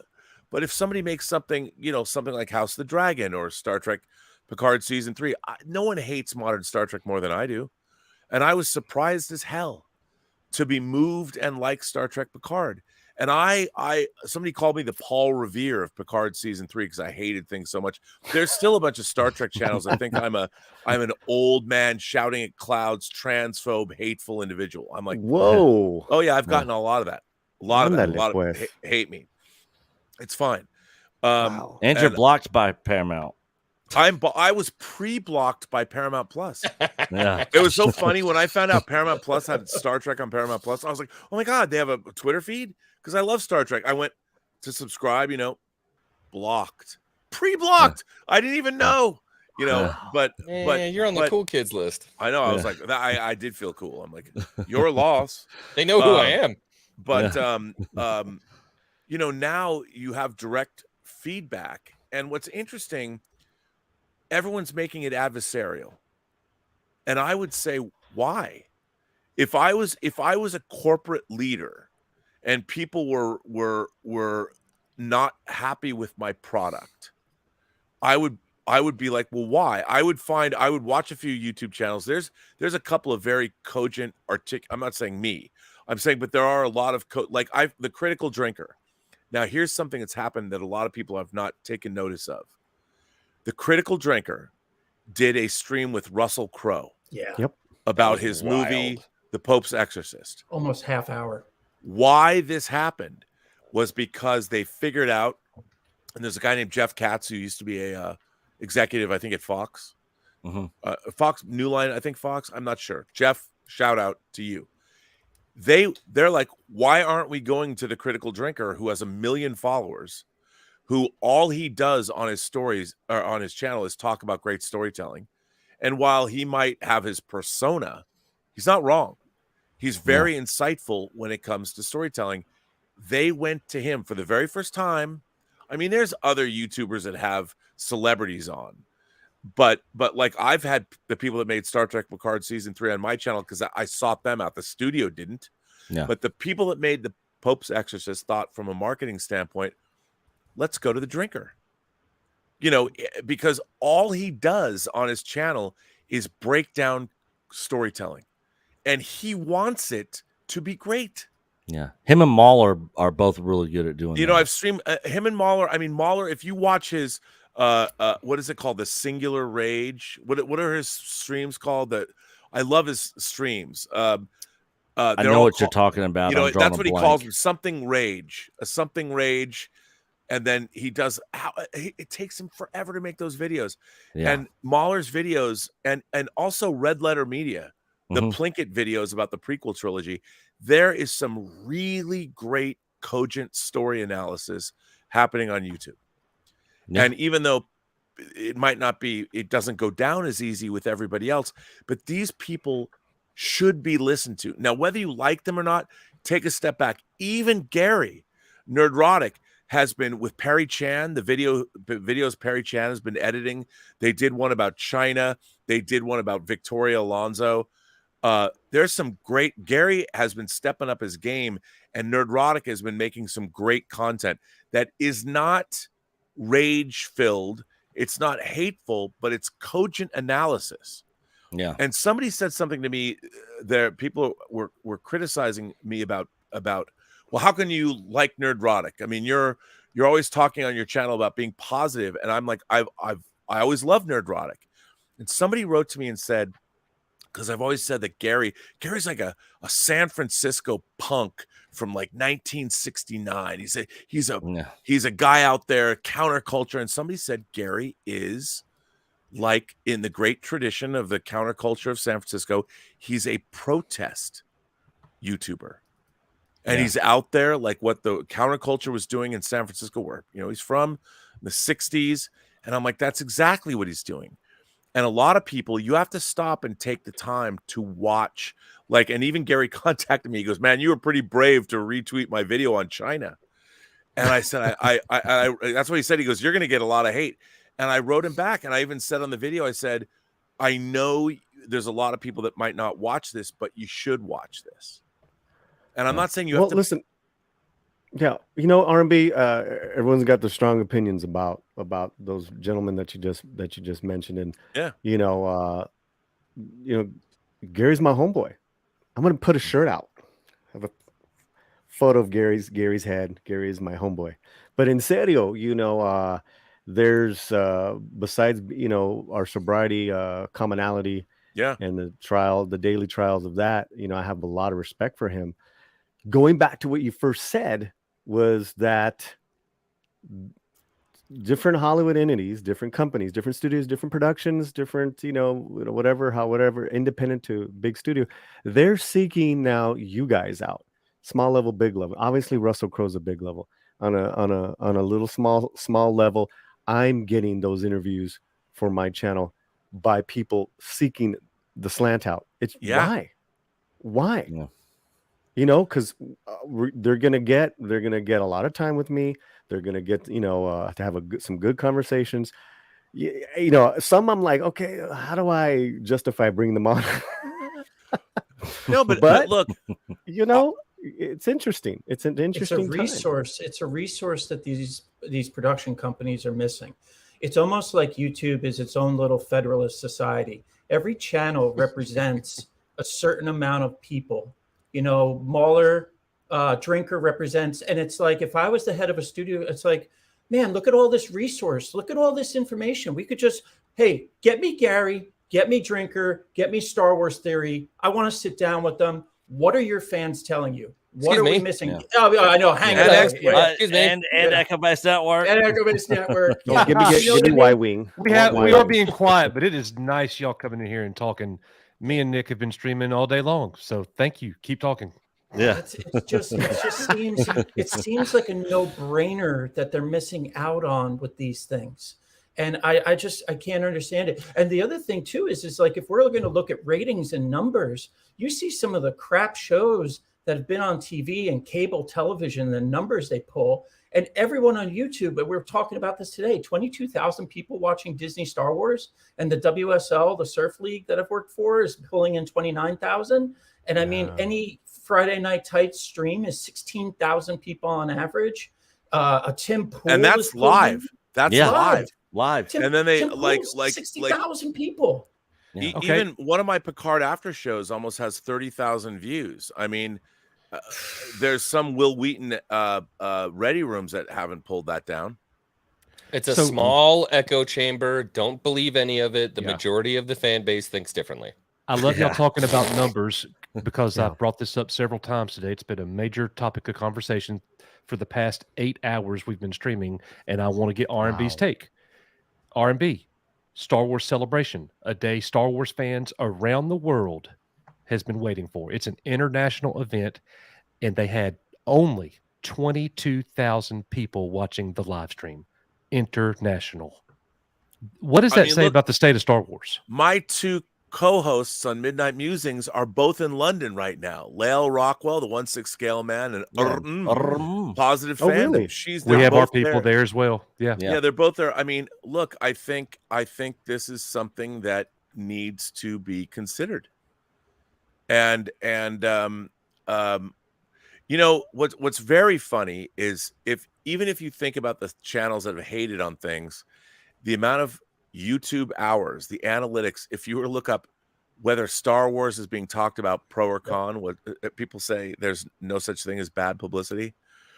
I don't think there's ever been any kind of entertainment franchise in the history of mankind that has had more YouTube hours recorded or watched than Star Wars. And all of us obsessives, lifelong obsessives, talk about Star Wars online incessantly all the time. And I think Disney should look at 22,000 people watching. You know why there's only because they're all watching us. Yeah. And not just us, but everybody else. John Campea is streaming Friday night. Gary's streaming Friday Night the Tights audience. today. Friday Night Tights. They're all watching all of the YouTube channels. A crick just went up my back when he mentioned that guy. Come on, R&B. It's about you, brother. Come on. No, but I'm just saying. I mean, well, thank you for that. But I'm just saying that there's all these streams and people are watching because, you know, what's really weird is I feel Star Wars needs a Moses. Moses needs to come down from the mount with the 10 Commandments. And by the way, I love Dave Filoni and Jon Favreau. I appreciate them. But I'm sorry, their output has been questionable lately. Especially with this season of Mando. And I don't know when I say that, I mean metaphorically. People are like, well, what are you saying? I mean, are you making fun of religion? No, I mean a prophet needs to come with the 10 Commandments of Star Wars. Visionary. I mean, so you're asking about these announcements. Can I, Rob? I hate to. This is just too good. I'm going to let you go.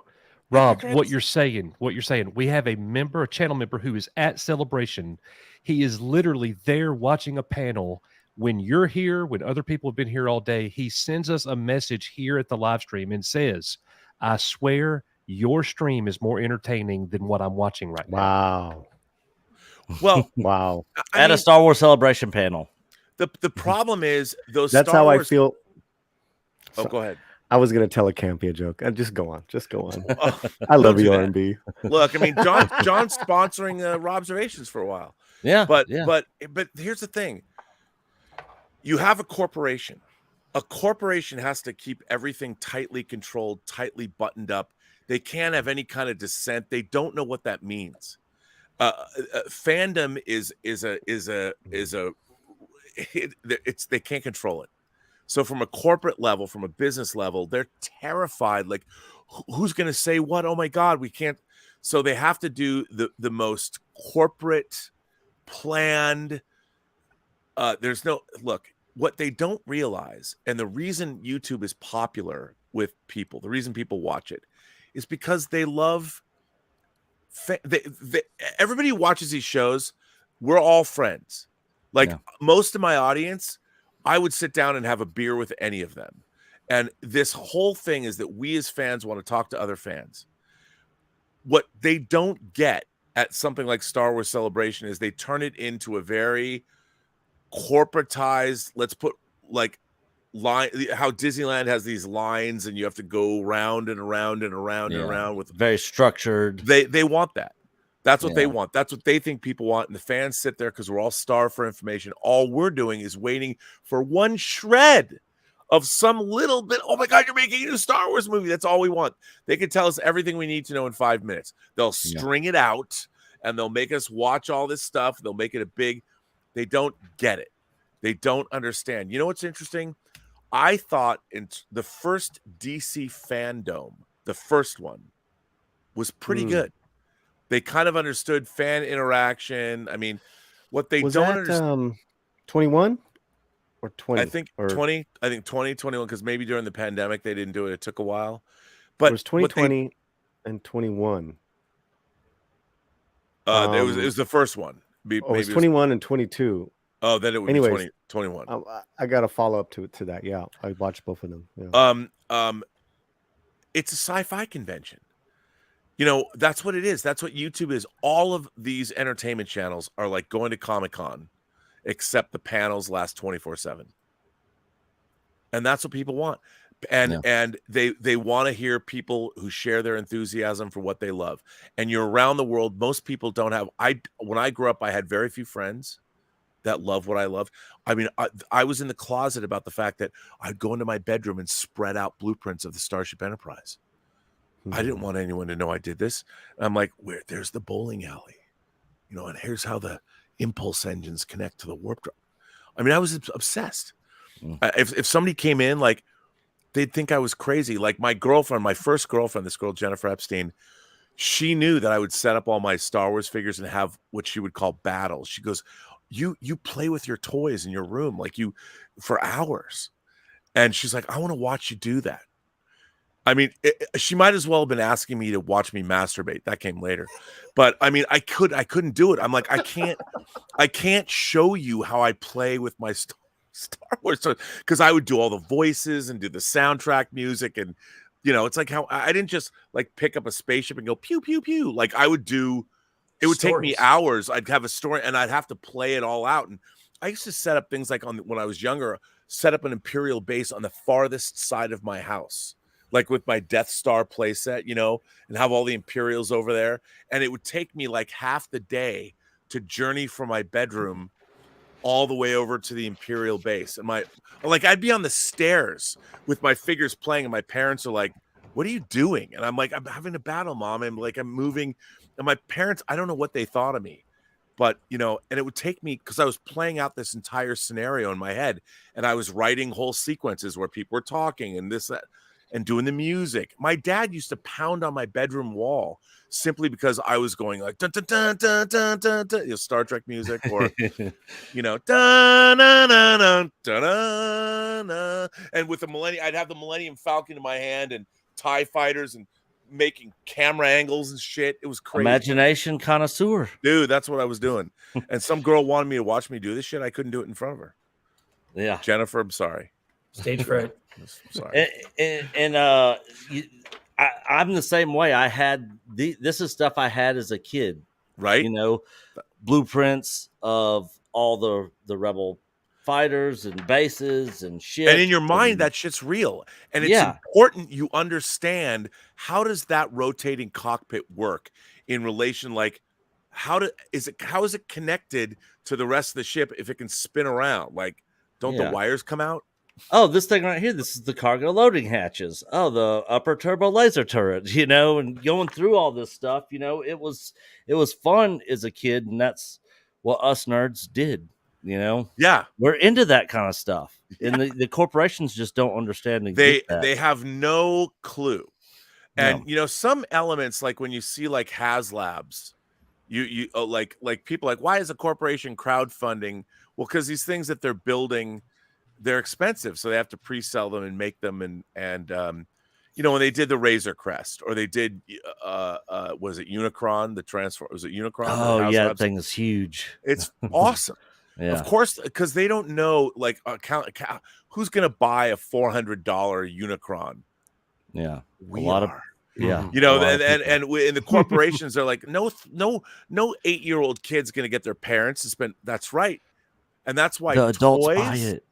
Toys. Adults are the ones buying toys now. Kids aren't buying toys. Right. Kids don't are not buying toys. it. They've got video games. And they got their pads. And they got. They're not making up stories with their action figures. I'm still waiting on a HasLab TIE Defender. I'm waiting on a TIE Defender. That is my ultimate want.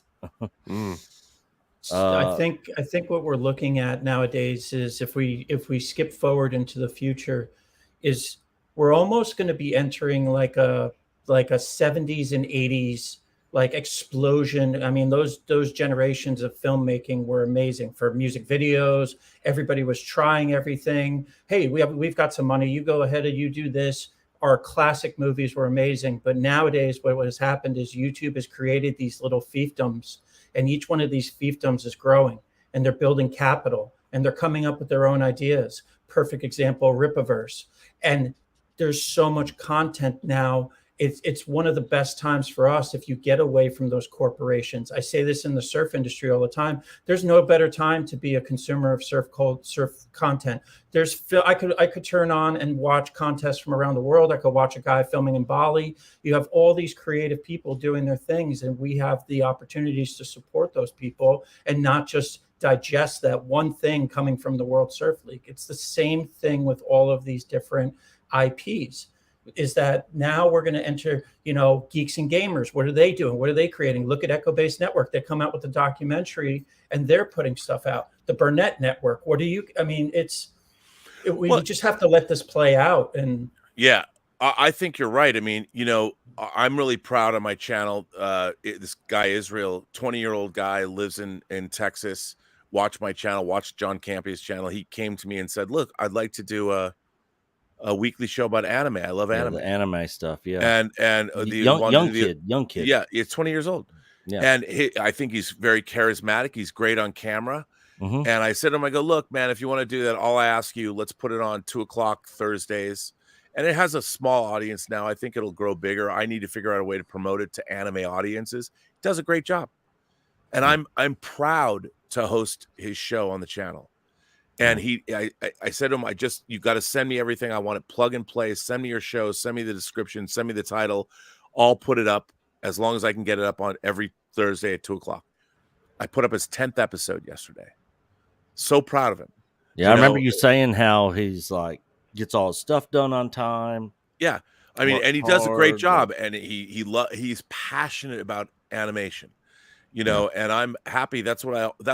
My dream is to have a 12-hour a day. I would love to have 12 hours of original content on YouTube from me and other creators. I'd like to do a panel show, not like the Campy show, but more of and I'm designing one now, more of a debate kind of a show.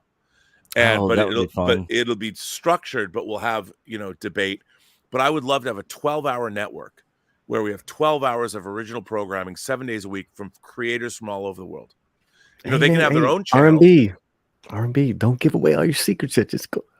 Yeah, no, but I'm just saying. I mean, in my dream is to do that, and there's a lot of great people out there. Let me just say the Slants dream is a 12-hour just dedication to Salma Hayek. So I'm busy working on that. So well, I mean, one of the things that you guys do, like Echo Base, you guys made a documentary. And John, like you were saying about the thing about surfing is you've got a worldwide network of people. Like I remember the first time I went to the North Shore of Oahu was when Free Enterprise played at the Hawaii International Film Festival in 1998. And I went to the North Shore. I wanted to be the Halle Bra from the North Shore. We graduated high school. I did learn to surf there when I was there. I took surfing lessons and stuff. And what was really interesting to me, which I didn't know this, there was all of these photographers set up and taking photographs. I'm like, and the That's first thing I John. thought about was like, do you own this stuff? Like, I want to know the legalities of how you would share it. But nowadays, all around the world at all these big surfer spots, there's all these professional photographers, content providers. Yep. You know, they're out there making some, and I love surf footage. I mean, I love watching it. I'd be terrified to do it. I loved surfing the little bit I've done. I love it. But seeing big wave surfers and shit like that, unbelievable. Some of And- John's most viewed content is a lot of that surf stuff. And my God, do the cinematographers, the people that have learned how to shoot that stuff, incredible. Yeah, it's so dangerous what they do and to get those shots. But yeah, you know who else loved it was John Milius. John Milius loved Big it. Wednesday. Big Wednesday. So, you know, I mean, other guys too. Other guys see it. You know, Gerard Butler, and I mean, there's a lot of stories in there. But we always use. I mean, that's the kind of gag about the surf cultures. We always use the surf culture to describe everything in the world. But there are a lot of stories in there. But I just see the same thing happening because literally, you know, we in our industry we have Surfers of Bali now with 250,000 subscribers, and all he's doing is this is one of the greatest stories. Here you have a guy with a video camera living in Bali, and all he did was just start going to his local breaks and filming and putting up the raw footage on YouTube. And now he's earning US dollar revenue. And all he does is just go there and put up a 15-minute video. And it's not even, these guys haven't even really gotten into the stories and interviewing and going into the backstory and the generations. Well, your grandfather was this guy, and now your kid is, you know, and the same thing is happening and playing out in so many other industries around the world. And I think we give it another 10 years and we're going to see a Rippaverse TV show. Somebody with money is going to get so sick of these production companies and they're going to say, you know what, Rippa, I absolutely love your comic. I'm going to put up $3 million and we're going to do a Rippaverse TV show and we'll release it on, you know, by that time. season 1. I saw him season 1. And by that time, maybe there probably is something like the Burnett Network or some sort of other network that's pulling in the structured content that all of these YouTubers are creating into one streaming service. You know, we did something that's very similar to what y'all are talking about on our second channel. We had our channel members, we called it Echo Base TV. We had our channel members who were content creators. One way that we wanted to promote them is they made videos about whatever they wanted to make. It could be a movie review. It could be, we had stop motion Lego shows and all this stuff. And on Thursday night, we had a 2-hour-long stream where we would play all of their episodes. All the people's different content. Yep. And all of our people were in chat. And like we had commercials, little banners to say tonight's, you know, up next is, you know, whatever was going. I mean, it was just, we had people doing cooking stuff. It was a lot of fun, man. With recipes and stuff. It was all kinds of different Star Wars content. tabletop games being played. Right. Yeah, but for me and Coach being full-time career workers and YouTube being a part-time thing for us, we just could not put the time in to keep that going. I retire in 6 years, so I'm coming. Yeah, it's a lot of work. You know, I mean, listen. I was the Salma. I do enough Salma videos, but in all she's serious, so hot. Satanic Abandemonia. Salma Hayek? Salma Hayek, yeah. And one thing that I'm gonna be doing is a slant radio where I'm gonna be playing music because actually R&B had complimented me, but just as far as like your taste in just the music taste, and the stuff you play, your taste in music is chef's kiss. I mean, everything you play, every time I watch your channel and you're featuring local artists or whatever, man, you know that you know your shit. And it's so great. like someone in the chat just you know, when I said Salma, they're like, you know, oh, After Dark, the Tito La Riva Snake song. And it's like from Dusk Till Dawn, it's like, yeah, you know, Yeah. I would play that, then I would match it from a like a kind of similar song, maybe from Mexico or from Yeah. Spain. I have a lot of music, guys, as far as over the last couple of years. So I am gonna be doing. I'm just trying to figure all that out, as far as And then probably can't we're do it here on also YouTube. we're stuck with also copyright laws, and I understand that. And the problem is now YouTube as a platform is problematic in that it'll just flag you. Yeah. And you might even have permission from the band to play a song, but because it might be owned by a record company or the publishing rights or something, you get flagged and get a copyright strike. I've had that a lot. Yeah, I've had the artists themselves performing their songs on my Live. channel live, and I get copyright. See, this is I think a real problem with this platform, and because they're going to err like Hollywood, they're going to err on the side of caution. So the answer is always going to be no, and they're not going to, but they have to figure out how to refine that, because if you have artists come on and play on your channel, they are giving you tacit approval by doing so, and they know you're streaming, they know what you're all about, and it again, it's I mean, basically YouTube is like having a garage band in a way. And one of the things I loved about working on John Campia's show is I thought John's show was one of the best produced YouTube shows. I mean, he always had the best equipment. He was always trying to make it the best produced show possible, because his interest was making sure that the viewer experience was the best it could be. We watched him a lot just for that reason, to try to pick stuff. Oh yeah. Like, I mean, and John was constantly upgrading his stuff and making it better. And I wish I had the money to do that. He was like, there's a new DSLR camera, and if I get this camera body and this picture, I mean, if you look to the actual quality of his show, if you look at the cinematography, I mean, he has a motion slider on one of his cameers for his that's like that's it's serious. funny. I went with him the first time he looked at that. We went to a camera supply place here in North Hollywood, and a friend of mine works there, and we looked at it, and it was fantastic.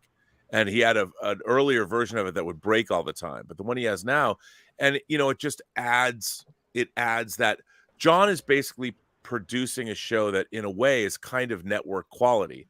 And he's got Jonathan Voico producing it, and he's got his brother-in-law Ray doing it, and then Taylor Gonzalez. And it was a really great team. And if we had more money and could make it bigger and all that, I don't think money was necessarily the issue, but how many people do you hire? I would love to have had somebody build us a backdrop, like a city backdrop that we could, because we've streamed at a place called The Stream, like even it was like made of wood and you had buildings with lights and behind them LEDs. If we had a great backdrop other than that curtain, that would have been awesome.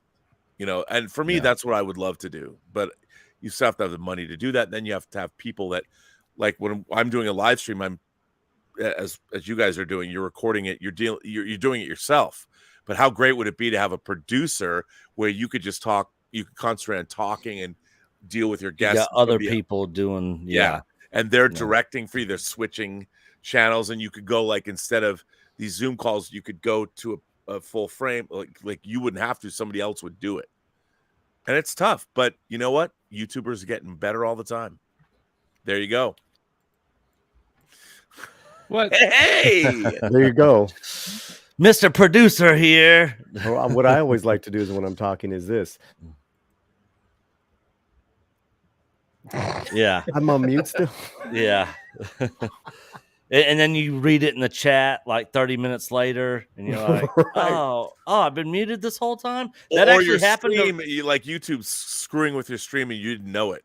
That actually happened to Rob. I remember I was watching. It was right at the beginning. He caught it pretty quick, but he was muted and was just sitting there talking, and everybody in the chat's like, no sound, no sound. So weird. But that's the thing. When you're doing it yourself, you're looking, you're like, what's going on? No. Real quick, Clifton 3D with €5.99. Ryan is awesome when he talks about EU. Great panel. All of you are inspirational. That was when we had Ryan Kinnell from RK Outpost on earlier, part of the Geeks and Gamers crew. along with Drunk 3PO. Jedi Master Lawrence for $5. Nice looking panel we got right here. Better than Star Wars Celebration, Mexican Iron Man, Thrawn, Cara Dune, EBN, Ahsoka. Luca Rocks for $10. Jedi Origin Series. Sounds like Doctor Who, Timeless Child for Star Wars. Apologies to Ryan. Also, he was so right about Filoni and there being no retcon, as Doomcock heard. Hopefully these films don't even get made, and that's the thing. We've talked about it, and you know they put the ability for them to retcon the sequels, and the rumor was going around out there. You know, something that was believable that they could do, but ultimately, we came to the side of there's going to be no retcon, and it is leading to the sequel trilogy. Debbie Young for $1.99. What time is streaming tonight?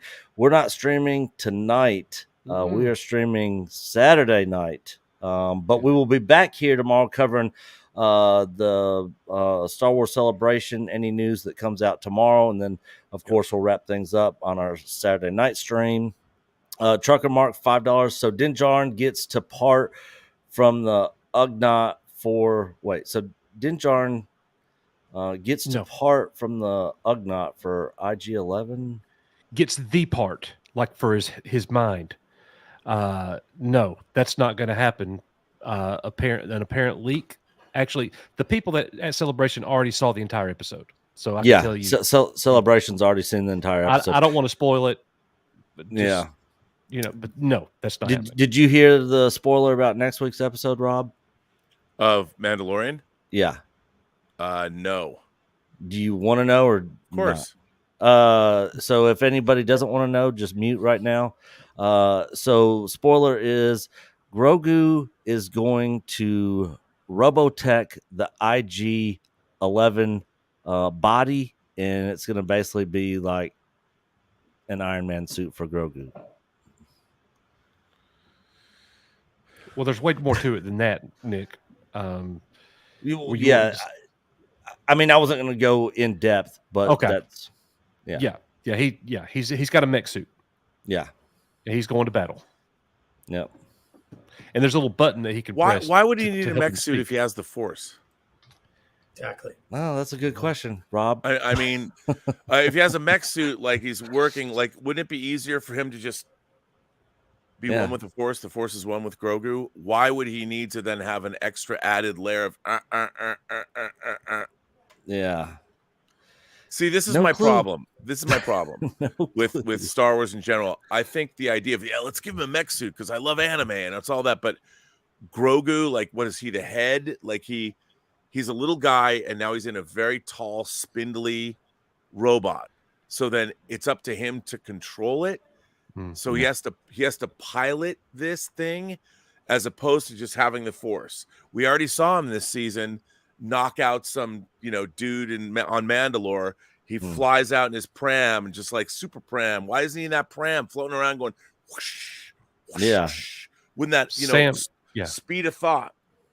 Sam Solid, he's not the head. He can. Well, it's like piloting a Gundam. You RX-78, you fly into the middle of the Gundam and you're the pilot or what. He's not. But why? I mean, a mech suit. Here's the thing. That might be kind of cool if you thought about it on paper, but the practicality of it is stupid. Yeah, I agree. I agree. I mean, first of all, why is IG-11 not his own droid? He's his own droid. He thinks he was a hero. No. Why is IG-11 like? Why does he have to be overshadowed by Grogu? Why can't you put him back together and make him a badass? I don't know. I saw him blow to pieces. I don't know how there's anything left of him, honestly. Hey, come on. We saw C-3PO blown to pieces in Empire. They put him back together. What's up? Yeah, that is true. Come on, man. That is true. That is true. Good point. Good point. Problem with your droid? Yeah. No Darth problem. Wizzy Wizard for $6.99 Canadian. At the end of the day, all we can do is judge the final product they produce, like it or dislike it. It is what it is. You're not wrong. You're not wrong. Thank you, Darth Wizzy Wizard. Yeah, all we can do is judge it as it comes, like many of us are doing with Picard season 3. which has turned out to be pretty good. Yep. Colin Guerrero for $20. Disney and Lucasfilm have abandoned art to express political ideology. The only aspect of fandom they are concerned with is how to embed their politics and morality into existing and beloved art. And R&B has talked about that before. What can I say? I mean, you know, all we want is good stories well told. I mean, Yeah. I think when they say VFX saves lives, in terms of like stunt work and things like that, it certainly does. You no longer have to John Wick. They didn't use any blanks in their guns. They had the guns, you know, they can spew the shell casings, but you know, the actors have to be able to, you know, and they can add it all in post. So in that sense, you're right, but you got to make it look real. Yeah, definitely. Volantis for $5. They made this indie movie look like an MCU movie instead of a B movie, guerrilla style filmmaking, real locations, physical sets movie. Yeah, and that goes back to what we were talking about earlier. There's just so much in it that's just not believable, unfortunately. Oh yeah. But we'll see what happens in the movie when we actually get it. Thank you, Valiantez, for sending that in. Nick, we have a member chat from Sam Aon, who is at Star Wars Celebration. He said, Star Wars Celebration today was a blast. Got to see some great stuff. Actually hyped for Andor Season 2. Saw the next episode of Mando Episode 7 in full. Oh, and I got to meet Matt Rissman. Good day, all in all, apart from Episode 7. So he's saying it was not a good thing. Next episode of Mando, yeah. And that's what we've heard, that this season is probably not going to be getting any better for people that have apparently seen it and know what's coming. The Felon Attorney Oregon IRL for $49. Coach, the Disney sequel trilogy was not made for you. Oh, this is the one you hit. Yep. You hit Thank that you, one Felon. earlier. Adam Warford for $2. So when's Dune Part 2 coming out? Seen it November 10 times. Yeah, it is this November, right? Yeah, I saw a fake news article that came out a couple days ago on April 1st. Yeah, horrible, that it was delayed. horrible. Yeah, horrible. It got Coach. April Fool's joke. Yeah, I was distraught. Yeah, that it was getting pushed back. But yes, I'll be there day one. West Britannicus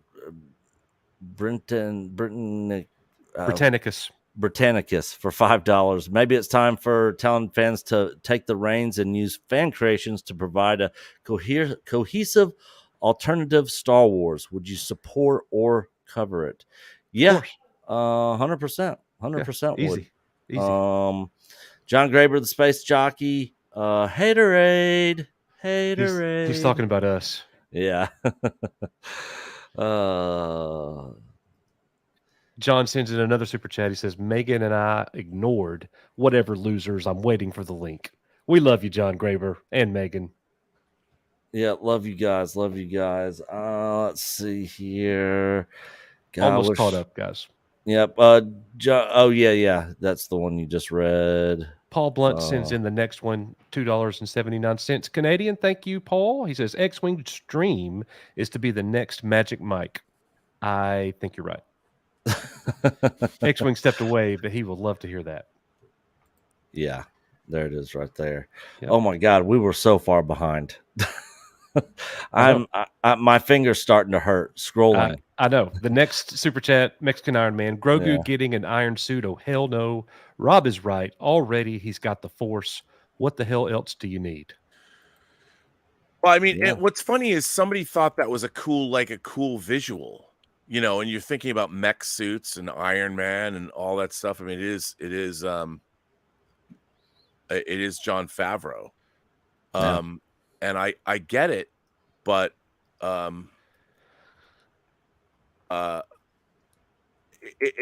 me, it's like what you're doing is you're taking an idea from another franchise. Is that a Star Wars thing? We've never seen it in Star Wars before. And I mean, how is IG-88 even? Where do you put Grogu? It's a apparently thin he's little- going to be in like his stomach or his chest somewhere, sort of like Krang in Ninja Turtles, the cartoon. I don't know. I mean, to me, here's the thing. To me, that's just a weird. What you're doing is you're putting an ask upon an ask. You have a Force user like Grogu, and then you're adding needless layers of goofiness to it all. Yeah. So. Yep. 6 Scale Mafia for 99. What's up, guys? Mando season 3. I don't feel feeling like I need to do homework watching the CW and Rebels to understand. Not feeling it. But Picard season 3, amazing. The Forces with Terry, LOL. Yeah, Terry is. I mean, I gotta give credit where credit's due. Thank you, 6 Scale Mafia. Yeah, I hated Picard season 1 and didn't even watch season 2 and wasn't planning on watching season 3, and it's actually been pretty enjoyable. Matt Vader, one of our members for 3 months, he sends in a member chat. Great panel, guys. Glad I could watch and be a part of it. So thank you, Matt. Maria Espino for $10. It's just going to take passionate fans to give the Star Wars we want to see. I'm putting my money where my mouth is and doing just that, so I will help others do the same if they want my team's help.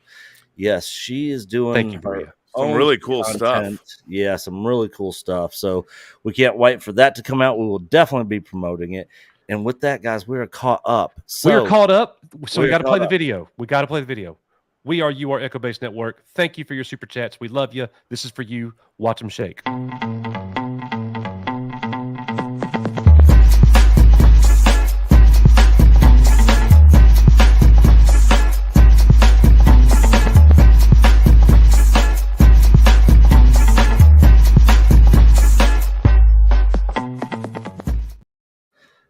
We do that so we can stretch and move around a little bit after being here for so long. So back to celebration news. So we got announced 3 movies. The Rey movie, which we broke news. It was like probably a month or so ago that they were making a Rey movie that was going to include Grogu in it, R2, Chewbacca, and somebody else. They're basically pairing characters that they know people really like with Rey in a new movie. We were questioning whether it'd be true or not, but it got announced today. They are doing it. They're doubling down on the sequel trilogy character that they created for that. Then we're getting a Favreau and Filoni movie during the Mandoverse, and then another one that's happened 25,000 years before any of this, which is, I think, Dawn of the Jedi, where they learn about the Force.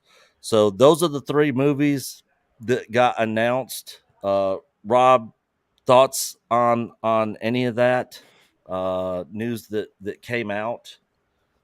Well, I mean, I think, okay, again, I go back to never put your universe before your characters or your story.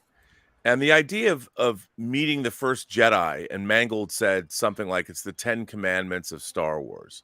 Mm-hmm. That's interesting to me. I'm like, okay, the founding of a religion, like we talked earlier, Moses coming down from the mountain, whatever. How did that happen? Who was that person? That interests me. I'd like to know that the script is good and the story is good. I find that fascinating because that to me is the kind of story I would be interested in seeing told. I don't think Disney as a corporation would allow Mangold to tell that story in a way that I would find satisfying. Because if you're going to go and deal with that, the founding of a religion, essentially, there's a lot of questions that would come along with that might not be pleasant, and certainly not for a 4-quadrant corporately held franchise IP. However, that interests me. I'm like, okay, what are you going to do with that? That's fascinating. The Rey story, you're going to double down on Rise of Skywalker, where Palpatine came back inexplicably and Rey just absconded with the Skywalker name, and she's now going to found, I mean, again, the tradition of her Mary Soonis is continuing forward. I understand where they're going with that. I get it. No interest. You know, unless I hear that they've got a great story. Again, this is a perfect example of taking the universe instead of the character. Give me the character and tell me the story. I don't even think they know. One of the things about the Star Wars universe is Star Wars, the first Star Wars, is a brilliant example of world building. They're world building in every scene, from the beginning on the Rebel blockade runner to going down on Tatooine when the droids are captured by the Jawas, even inside the Sandcrawler, how the Jawas deal with Uncle Owen, you know, and Luke, and you see how they put out everything in Star Wars is world building, and it's telling you things that you don't even know you're being told. This is an art form, and Star Wars is, at the time, because people forget, because it came out in 1977, no one in the history of cinema had ever done something like this. People had made historical, accounts.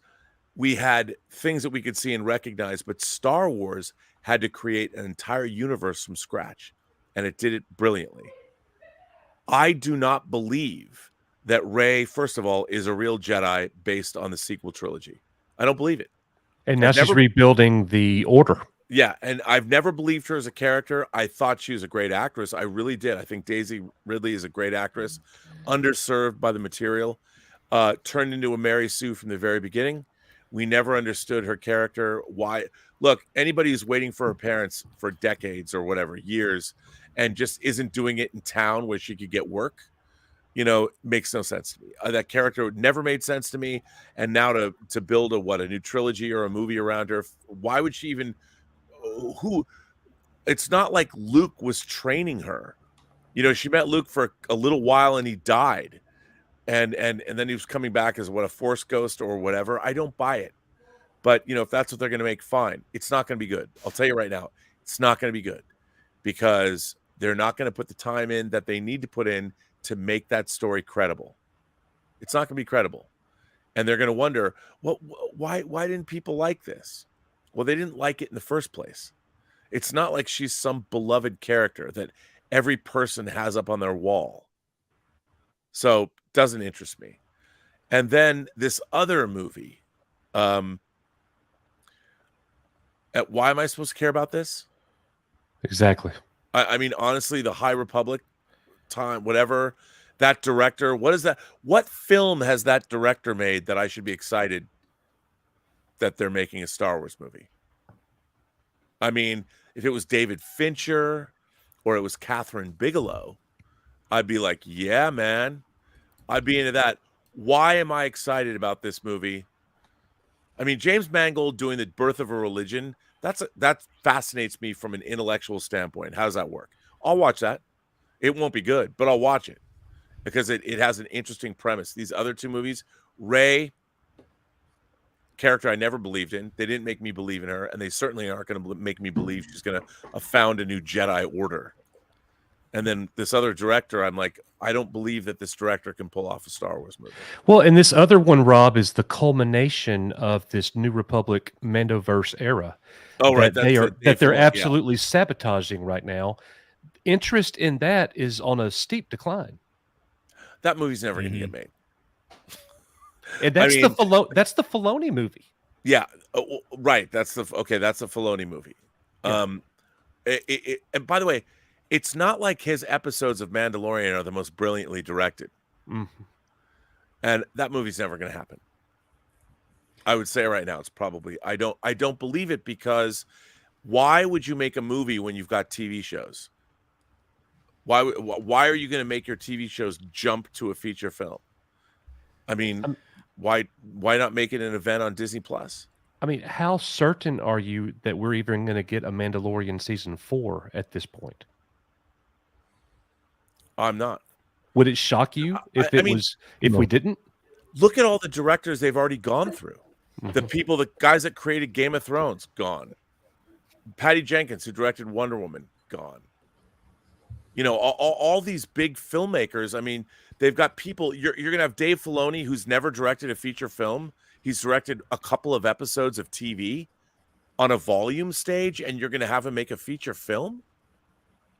Is he the one? He's supposed to direct, right? Yeah, it's his. Yeah. Yeah. Why not have him start and make an indie movie like Swingers first? Make the Swingers in the Star Wars universe. Don't give him a $200 million movie. He doesn't know what he's doing. Why do you think the talent's leaving? I mean, really though, because we hear all the time about, you know, all this talent leaving, and it's always a disagreement. That's kind of like the blanket term that they use. There was some kind of disagreement over creative differences. That's the one that they really love to plaster on there, creative differences. Do you got any insight as to what it might actually be, or is it really creative differences? Well, I think partially it's creative differences. I think that, you know, I mean, uh-oh, am I still there? I would give all the credit in the world to Kathleen Kennedy for trying to hire Lord Miller, you know, to do Solo, and to maybe have Josh Trank come in. She had the right idea. The problem is, and here's what people don't understand about Kathleen Kennedy. Kathleen Kennedy is one of the great producers of the last 40 years. She worked with some of the greatest filmmakers that ever lived. But here's the thing. A great producer serves the vision of the director they're working with. So if Steven Spielberg says, I want to produce this and I need 50,000 extras or whatever, Kathleen Kennedy's like, okay, got it. Make sure you have what you need. But Kathleen Kennedy needs the filmmaker to be that visionary person. You know, she's expecting, when she hires people, she's expecting them to really know what they're doing. And she's there to get you what you need. So when they hired Lord and Miller to do Solo, she figured, yeah, these guys made 21, 22 Jump Street. She didn't understand that they're finding the story. They're making comedies where people are improvising and they're doing multiple takes and all this. And that's not how you make a Star Wars movie, you know? And I think that people they blame Kathleen Kennedy for a lot of these things. What happens is, though, that Kathleen Kennedy has worked with the best of the best. If you look at her career, producing movies like Seabiscuit or Who Framed Roger Rabbit or whatever, she's working with visionary people that know what they're doing. And as an executive, like, she doesn't particularly have any love for Star Wars. She expects the people that make Star Wars to be the visionaries. She's like, okay, I can give you the money, I can give you the facility, I can give you whatever you need. Now you need to go make something that's good. And she doesn't know Star Wars. She doesn't know what's good Star Wars or what's bad Star Wars. She leaves that up to the filmmakers. So I think that's the real disconnect. I think she gets a bad rap amongst us, when really what's happening is she needs a middle person. She needs somebody that really knows Star Wars. And I don't know who this would be, that can say whether, I mean, the fact that Obi-Wan Kenobi and Book of Boba Fett got made, I look at these things and I'm like, they're unconscionable. You can't explain them. I mean, you look at them and how, like, honestly, and it's not just my opinion. I think objectively, if you were to, I don't know, find the greatest story analyst in the world to take you through Obi-Wan Kenobi and compare it to previous Star Wars, in my mind, the only Star Wars movies that you should compare anything to are A New Hope and Empire Strikes Back. That's it. That's if it's not Star Wars or Empire, even Jedi is compromised. Star Wars and Empire, everything should be compared. That's what Star Wars is, those two films. Everything should come out of those. And if they don't, you always got to look back. Obi-Wan Kenobi is a kids movie. They're like, it's Disney, let's put young Princess Leia in it. Who did that? I mean, the story of a Ronin, a masterless samurai who's gone into the desert, who's taken him into, look to Kurosawa, do what George Lucas did. When George Lucas was making Star Wars, he looked to Seven Samurai, to Hidden Fortress. He looked to these movies. Why aren't people doing that? Why aren't the creators of Star Wars? I've not heard one modern creator of Star Wars go back and say, I was watching Ron, or I was watching a Kagamusha, which Coppola and Lucas produced.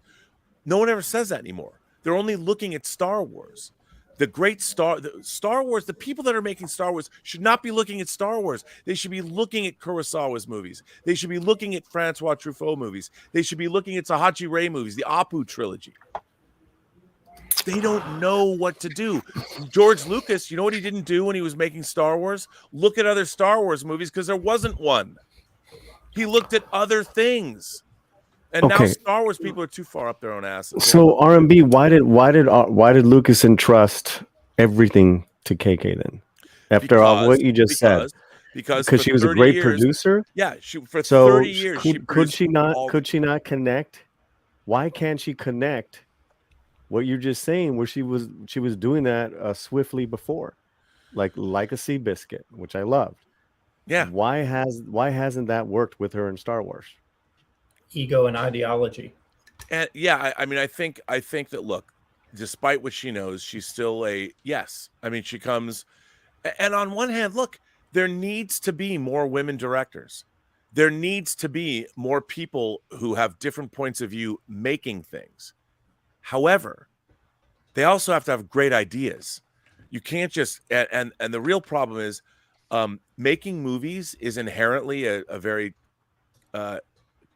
quixotic or Dean Quixote. You know, to be a filmmaker is to tilt at windmills. And the reason that there were always more men attracted to filmmaking than women is because women are pragmatic. That's why women make great producers and great editors, like Mother Cutter or Ann Coates. Men are Sally dreamers. Menke. We'll do stupid shit, and women will ask us, "Why are you doing that stupid shit when you could be doing this?" And so that's Like why Tarantino's editor for years. Sally Menke. Sally Menke, who passed away. Martha Lucas. Marsha Lucas, amazing editor, Academy Award winning editor. She's amazing. So there's a reason why, and this is a weird thing about, look, anybody can make a movie. Anybody. There's nobody stopping anybody from making a film.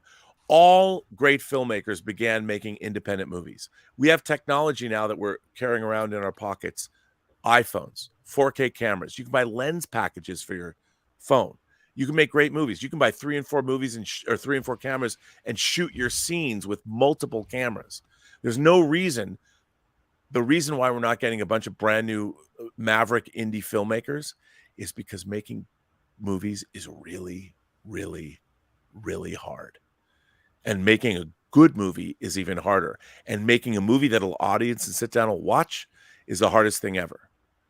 You know, you mentioned something, Robert, and a lot of what you said I totally agree with. And I'll get your thoughts on this. I mean, Kathleen Kennedy, I think you're totally correct. When she had creative geniuses telling her what to do and what they needed, she could do it. Yep. The minute that she got the top chair where she had to be the one deciding what to do and she had to be the one deciding what to make or how to run things, that's when she failed. And it's been that way, since she's been there. It seems like the production budget overruns all of this craziness. And to the movies that you're talking about, why do we need this Rey movie? Why do we need to go back? And I understand you're looking at it from a creative perspective, and I 100% agree with everything you said. The problem is that's not what Disney cares about at this point. What Disney cares about is they need corporate property. They need McDonald's. They need fast food going out the window for Star Wars because they have billions of dollars tied up in real property investments, namely 2 Galaxy's Edge theme parks and a very expensive, ridiculous hotel that's failing. They need a movie as a commercial for those properties right now. That's 100%. why they're going down this road. And this is why, and I don't know if you heard us talk about this a couple of months ago, WDW Pro and I had a conversation. A source had come, that somebody that we've come to trust implicitly, and that is that they were going to make a new movie with Rey, and they were going to involve R2-D2, Chewbacca, a new Mandalorian character, somebody else, and Grogu. Grogu is going to be in that movie with Rey. And when they announced it, I know they didn't say that today, but I'm promising you that's the vehicle that they're going to use. Yeah. They need to get those two together because that's what they need to sell that hotel. That's what they need to sell their property. That's what Disney has put their money into in the ground. It's not about story, Robert. That's the problem. It's just about inorganic.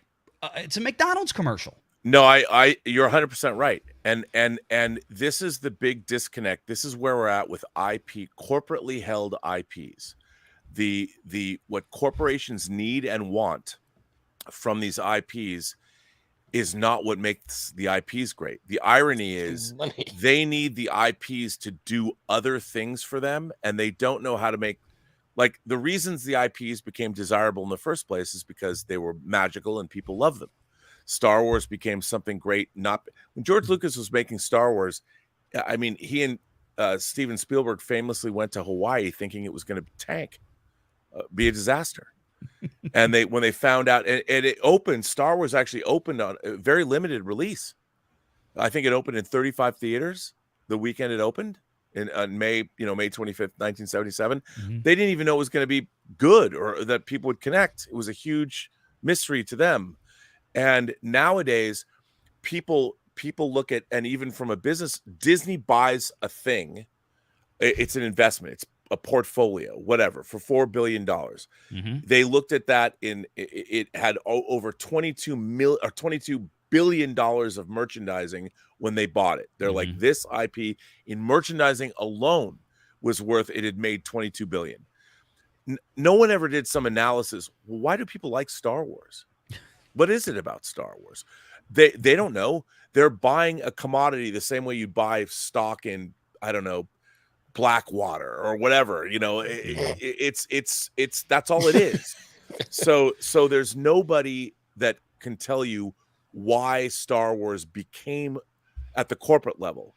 And they'll have analytics and they'll have marketing people and they'll have all these people come up and they'll give you analytics and spreadsheets and all this, but nobody is going to explain that we, all of us, at one time in our lives, were Luke Skywalker watching the twin sons of Tatooine setting, and in our minds we heard the mournful sounds of French horns that John Williams gave us. You might have to wonder if that's what they're doing now, especially with these 3 movies that are announced. They're going to every point in the Star Wars universe, and they're throwing stuff at the wall so that they'll have numbers. Which one of these works? I mean, all they need to realize, here's what another thing they don't realize. Star Wars is about a farmer, a truck driver, and a grizzled veteran hanging out at the VFW. Yep. It's about us, the every people. And then, of course, you've got this princess that they go rescue, but that's the fantasy of it all. Our truck driver has his dog, and Han Solo is Burt Reynolds' Smokey driving his Trans Am. It's just or BJ and the Bear, if you knew that show from the 70s. I'm dating myself. But that's what Star Wars has missed. The everyman. Now it's all about Jedi and it's all about Sith Lords, or it's all about politicians, when really the core of Star Wars was us. It was the audience. We were the protagonists. And we saw through Luke's eyes because all of us had been there. And we all got it. And then, do you think a princess and a guy like me? No. We all ask ourselves that question. Girls certainly wonder if their Prince Charming is going to come. We want to have, I don't know, your favorite OnlyFans girl. I don't know what you want, but you know what I mean? And that's the thing. It was the fantasy about it. And those 2 guys, Han and Luke, were the everyman. They weren't special. They stepped you're not up. a prequels fan. Well, I like the prequels. Here, look, I think the prequels have a great story to tell, a great story that was badly told for a number of reasons. But the prequels are very distancing. No one in those movies ever says, "Hey man, how are you doing?" Every line of dialogue does not feel. There's not a normal person in that trilogy. Everybody is a character in a fairy tale. There's a lot of characters, not a lot of people. Exactly. I mean, I was going to go to Tosche Station and pick up some power converters. There's no one like that. I mean, maybe you could say young Anakin, but even him he's portrayed as he's already special because he's going to become Darth Vader. So he's already, when we meet him as a kid, we already know he's gifted with the Force. So he's not normal either.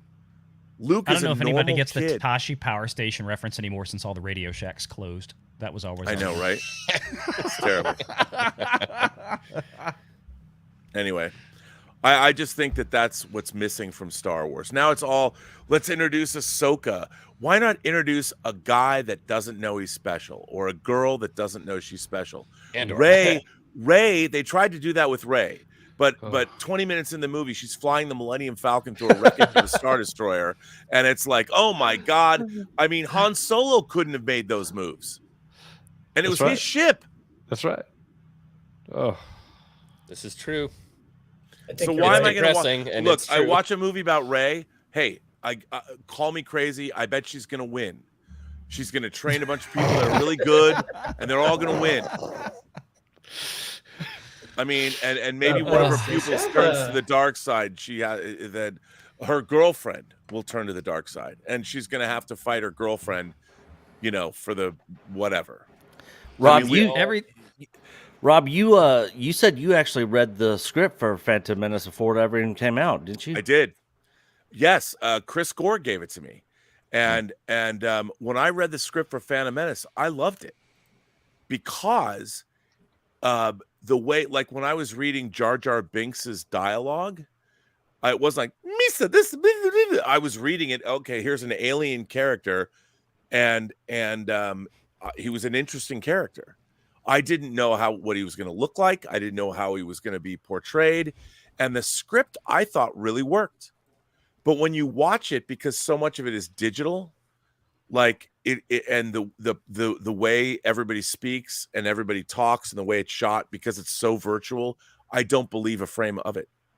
And I think that's the real problem. Even when I saw the first trailer, or the trailer when it starts with when the Gungans are coming out of the trees smokiness and the smokiness, that trailer was a banger. Yeah. I mean, I'm like, hell yeah.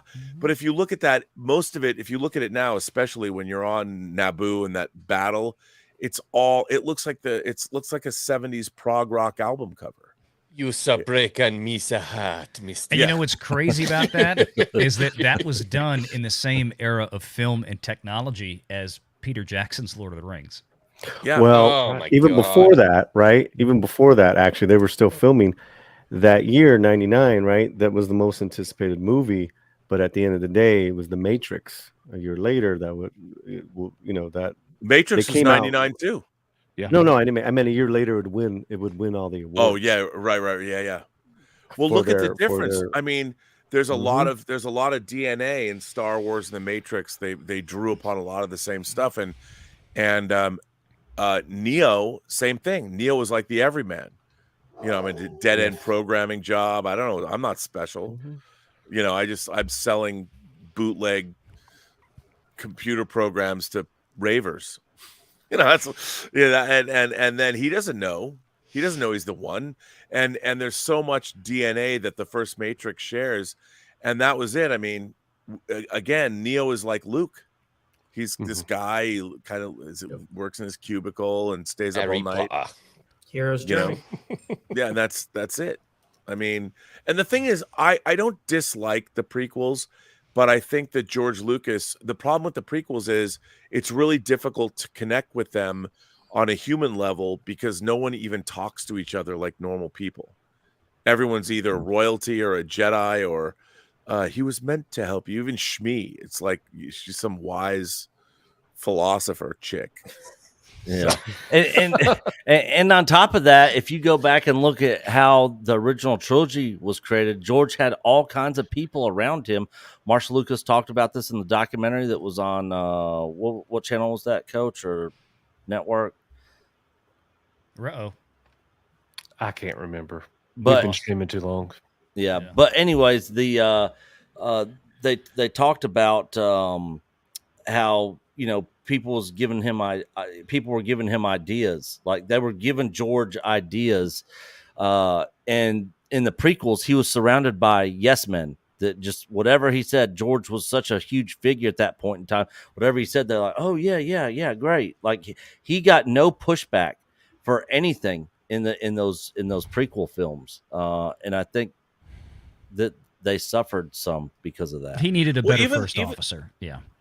Well, even the design, if you look at the battle droids, those aren't exactly formidable. You know, they're spindly, tiny little.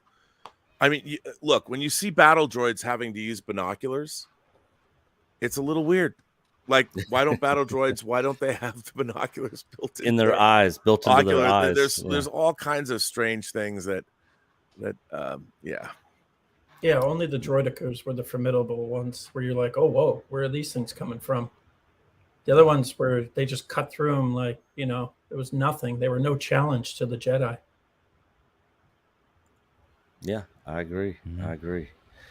I'm trying to see if we are You're trying to get to 9 hours. You're 8 minutes away. So we don't care about that. Yeah, we've done somewhere between 12 and 13 before. So I know. yes. No, I and we're not remember doing those. that today. We're not doing that. No, I I know you're guarantee not. you that. I'm gonna have to run any. I wanted to pop. I was sitting here doing some other editing work, but I love the conversation. I've been listening in the background, but I look, Thank you, Valiant. I don't know where this is going from here. I do think that the Filoni movie is. I think that's going to happen because, funny enough, if y'all remember, that was, I believe, apart from the sequel trilogy itself and then the Rogue One solo thing, that was the first thing that Kennedy ever opened her mouth on. That this would all, was it back in late 2020? That it would all culminate in a cinematic something or other. That was like 2 years ago. Well, that's the Mandoverse. The Mandoverse would culminate in theaters. I'm paraphrasing. That's basically what she went to. So I can totally see it happening. And again, this was one of those things to where they walked out on a big stage at a Star Wars celebration, and ignoring for a minute that we may have we might have a screenwriter change, which we just did again with Damon Lindelof, now Stephen Knight.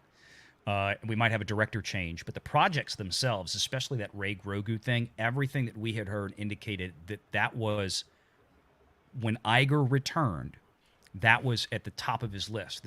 That movie is, and that comes from above Kennedy's head. That was an Iger initiative because I've been saying on my channel from the business side of things, Lucasfilm has been a total disappointment because they're the only studio that Disney has that's not producing any theatrical content and hasn't gotten anything into pre-production now for 6 years or whatever.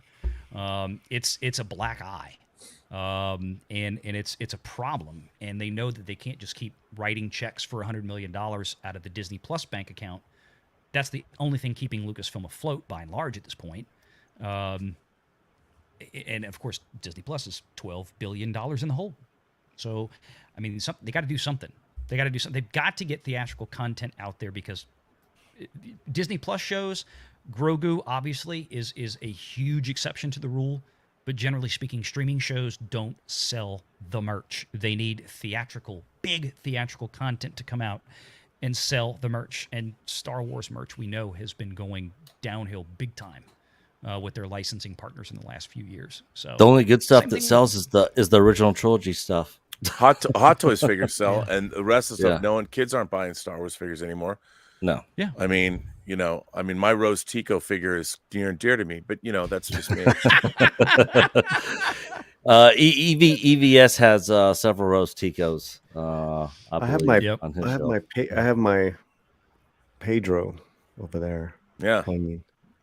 I'm still waiting on my Mando season 2, chapter 16 Hot Toys figure. They keep pushing that thing back. I'm like, Skywalker good God. one. Yeah. I'm like, when am I going to get this thing? I bought this thing 2 years ago. And if anything is gifts, I'm always just getting Mando stuff now. Like when people buy me stuff, like with birthdays or Christmas, because they know I love Star Wars so much. It's like the Mando coffee cup, socks, whatever. Yeah. I got some of those too. I'll take it, but I'm like, I just don't know how much that stuff is selling or if it is. Yeah. Anyway, yeah. I'll see y'all later. See you, Valiant. Don't stay until 12 My VR, hours, Coach. No. They got those all on bargain deals for you. Paul. Yeah. They got them on bargain deals. Adam Warford. I'm just a bargain friend. It hurts. It hurts. Star Wars is retelling of King Arthur mixed with The Man with No Name, Legends of Space Knights against Evil Wizard in Dark Knights. I can see that. I can see that. All right, and that's the last one. Guys, we're going to be wrapping up here. We've been going forever. Did anybody else have a question for R&B or Paulie or X-Wing or John? Any other comments on any of the breaking news that you guys wanted to comment on? I feel like I'm going to need to go to bed and wake up and do it again in the morning. Like, Yeah, good I Lord. gotta work, and I'll be working till midnight tonight. And then I'll be getting up and doing it again tomorrow. You're not middle enough. Yeah, but we got we got a couple more episodes, 2 more episodes of Picard season 3. So that's gonna be wrapping up soon. I know Terry and Todd Stashwick are huge Star Wars fans. I don't know if you could help get them on our channel after the series wraps up, Rob. I could and ask. Maybe talk the season as a whole and talk nerd Star Wars stuff, because I know they're both huge Star Wars fans. Yeah, I mean, I think we all are. It gives me no pleasure to not like things. Yeah, you know, that's right. I don't like. I mean, I'm surrounded by Star Trek and Star Wars books and memorabilia and action figures, and you know, I think Terry Matalas should absolutely create a Star Wars show for Disney Plus. Yeah, I think he agree. would knock it out of the park.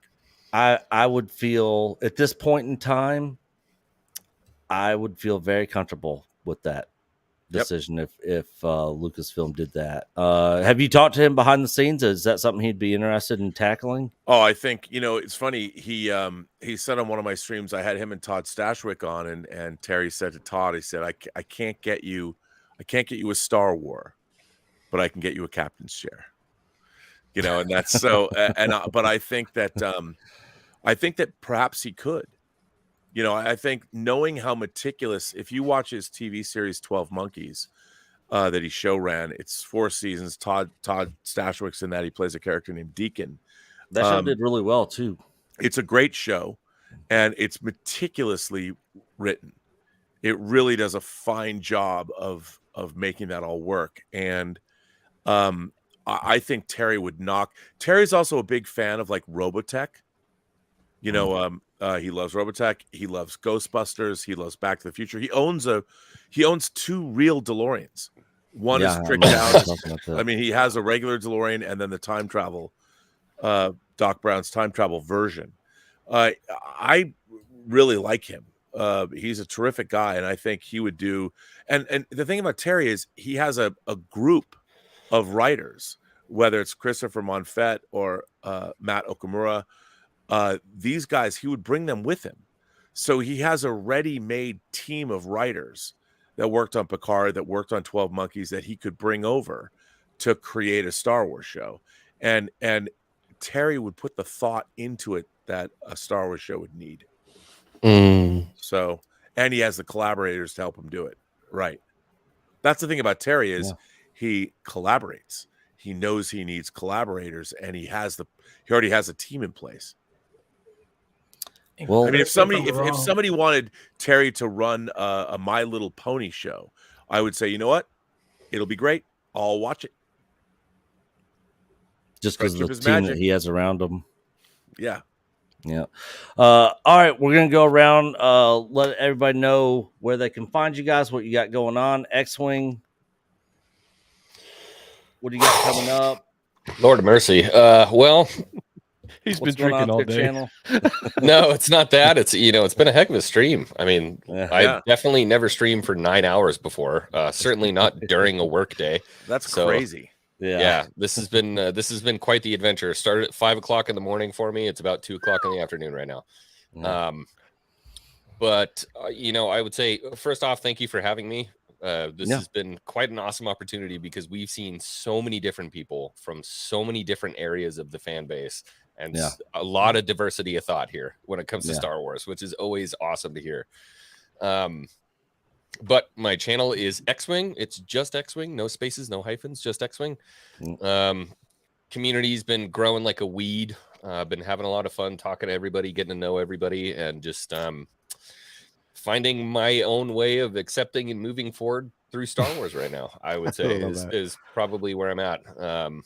You know, we don't want to be crazy bad. We don't want to be crazy good, but we have to be honest about this stuff. Yeah, That's 100%. That's pretty much it. John, where can folks find you? What do you got going on, buddy? Like X-Men, I'll just say thanks for having me on, guys. It's been great getting to hang out with you guys, hang out with other streams, seeing Ryan, seeing Jay, guys I haven't talked to, meeting Robert, meeting Paulie for the first time, guys I've been watching for just years. And then the chat, just thanks so much. You can find me on Twitter, just my name, John Kokoza. My YouTube Follow his channel. Instagram. Follow his Instagram. Yeah. He has the YouTube- greatest job in the world, taking pictures of hot chicks all the time. Yeah. If you guys Sounds want terrible. to, if you guys want to see what it's like to actually do modeling shoots and bikini shoots and, you know, do an entire 12-hour day of a modeling calendar, I have all those videos on my John Kokoza channel, which was just recently demonetized by YouTube. I was kicked out of the ad partner program, along with other modeling YouTube pages I've tried to start. But I invite you to see, like, it's not just the pretty pictures, like behind the scenes. There's a lot of work that goes into those shots. So I just put together the videos for you guys so you can join me on that journey. So Awesome. Rob, I think everybody knows where to find you, but tell them anyways. You can find me on my YouTube channel, The Burnett Work. I do my show Robservations. I can't do Midnight Musings tonight because my co-hosts are at Star Wars Celebration in London, and Let's Get Physical Media, and there's a lot of other shows I'm going to be doing as well. So find me there. You can just have us on. You can just do a different show if you want. I know. Let's just move over there right now. We'll have to wait lunch. Paulie, where can folks find you? What do you got going on, brother? Yeah, on the slant. We just cover we cover a lot of oh God, I'm tired too. I need to I'm sorry, I did guys. not get much sleep last night either. Yeah, no, cover a lot of the same pop culture stuff that a lot of these channels that you love as well. But we also dive into Latino entertainment, music, movies, entertainers, interviews with directors, actors. It's all on the channel. I got something new almost every day. This past week, the whole thing with Blue Beetle, the director fiasco, a lot of angles there that we hit on. Had a great panel on that, and I did my Ahsoka reaction. And then I'm just working on some cool videos for next week. That's it. So just, check us out. If you dig it, subscribe. If not, well, thanks for coming on by. Yeah, awesome. And with that, we're gonna let R&B lead us out. Echo Base Network, Coach Nick, I love you guys. You've always supported me. You've done great. You've made documentaries. You've done amazing content. You've set the bar as far as YouTube is concerned, and I love you. It's true. Thank you, Oh, go ahead. You weren't going to let me say anything. No, Really? no. I This hit is that my on channel too, you bastard. I hit that on accident. Okay. Thank you, everybody, all of our viewers, everybody who has supported the channel. We'll be back tomorrow morning at 7 o'clock p.m.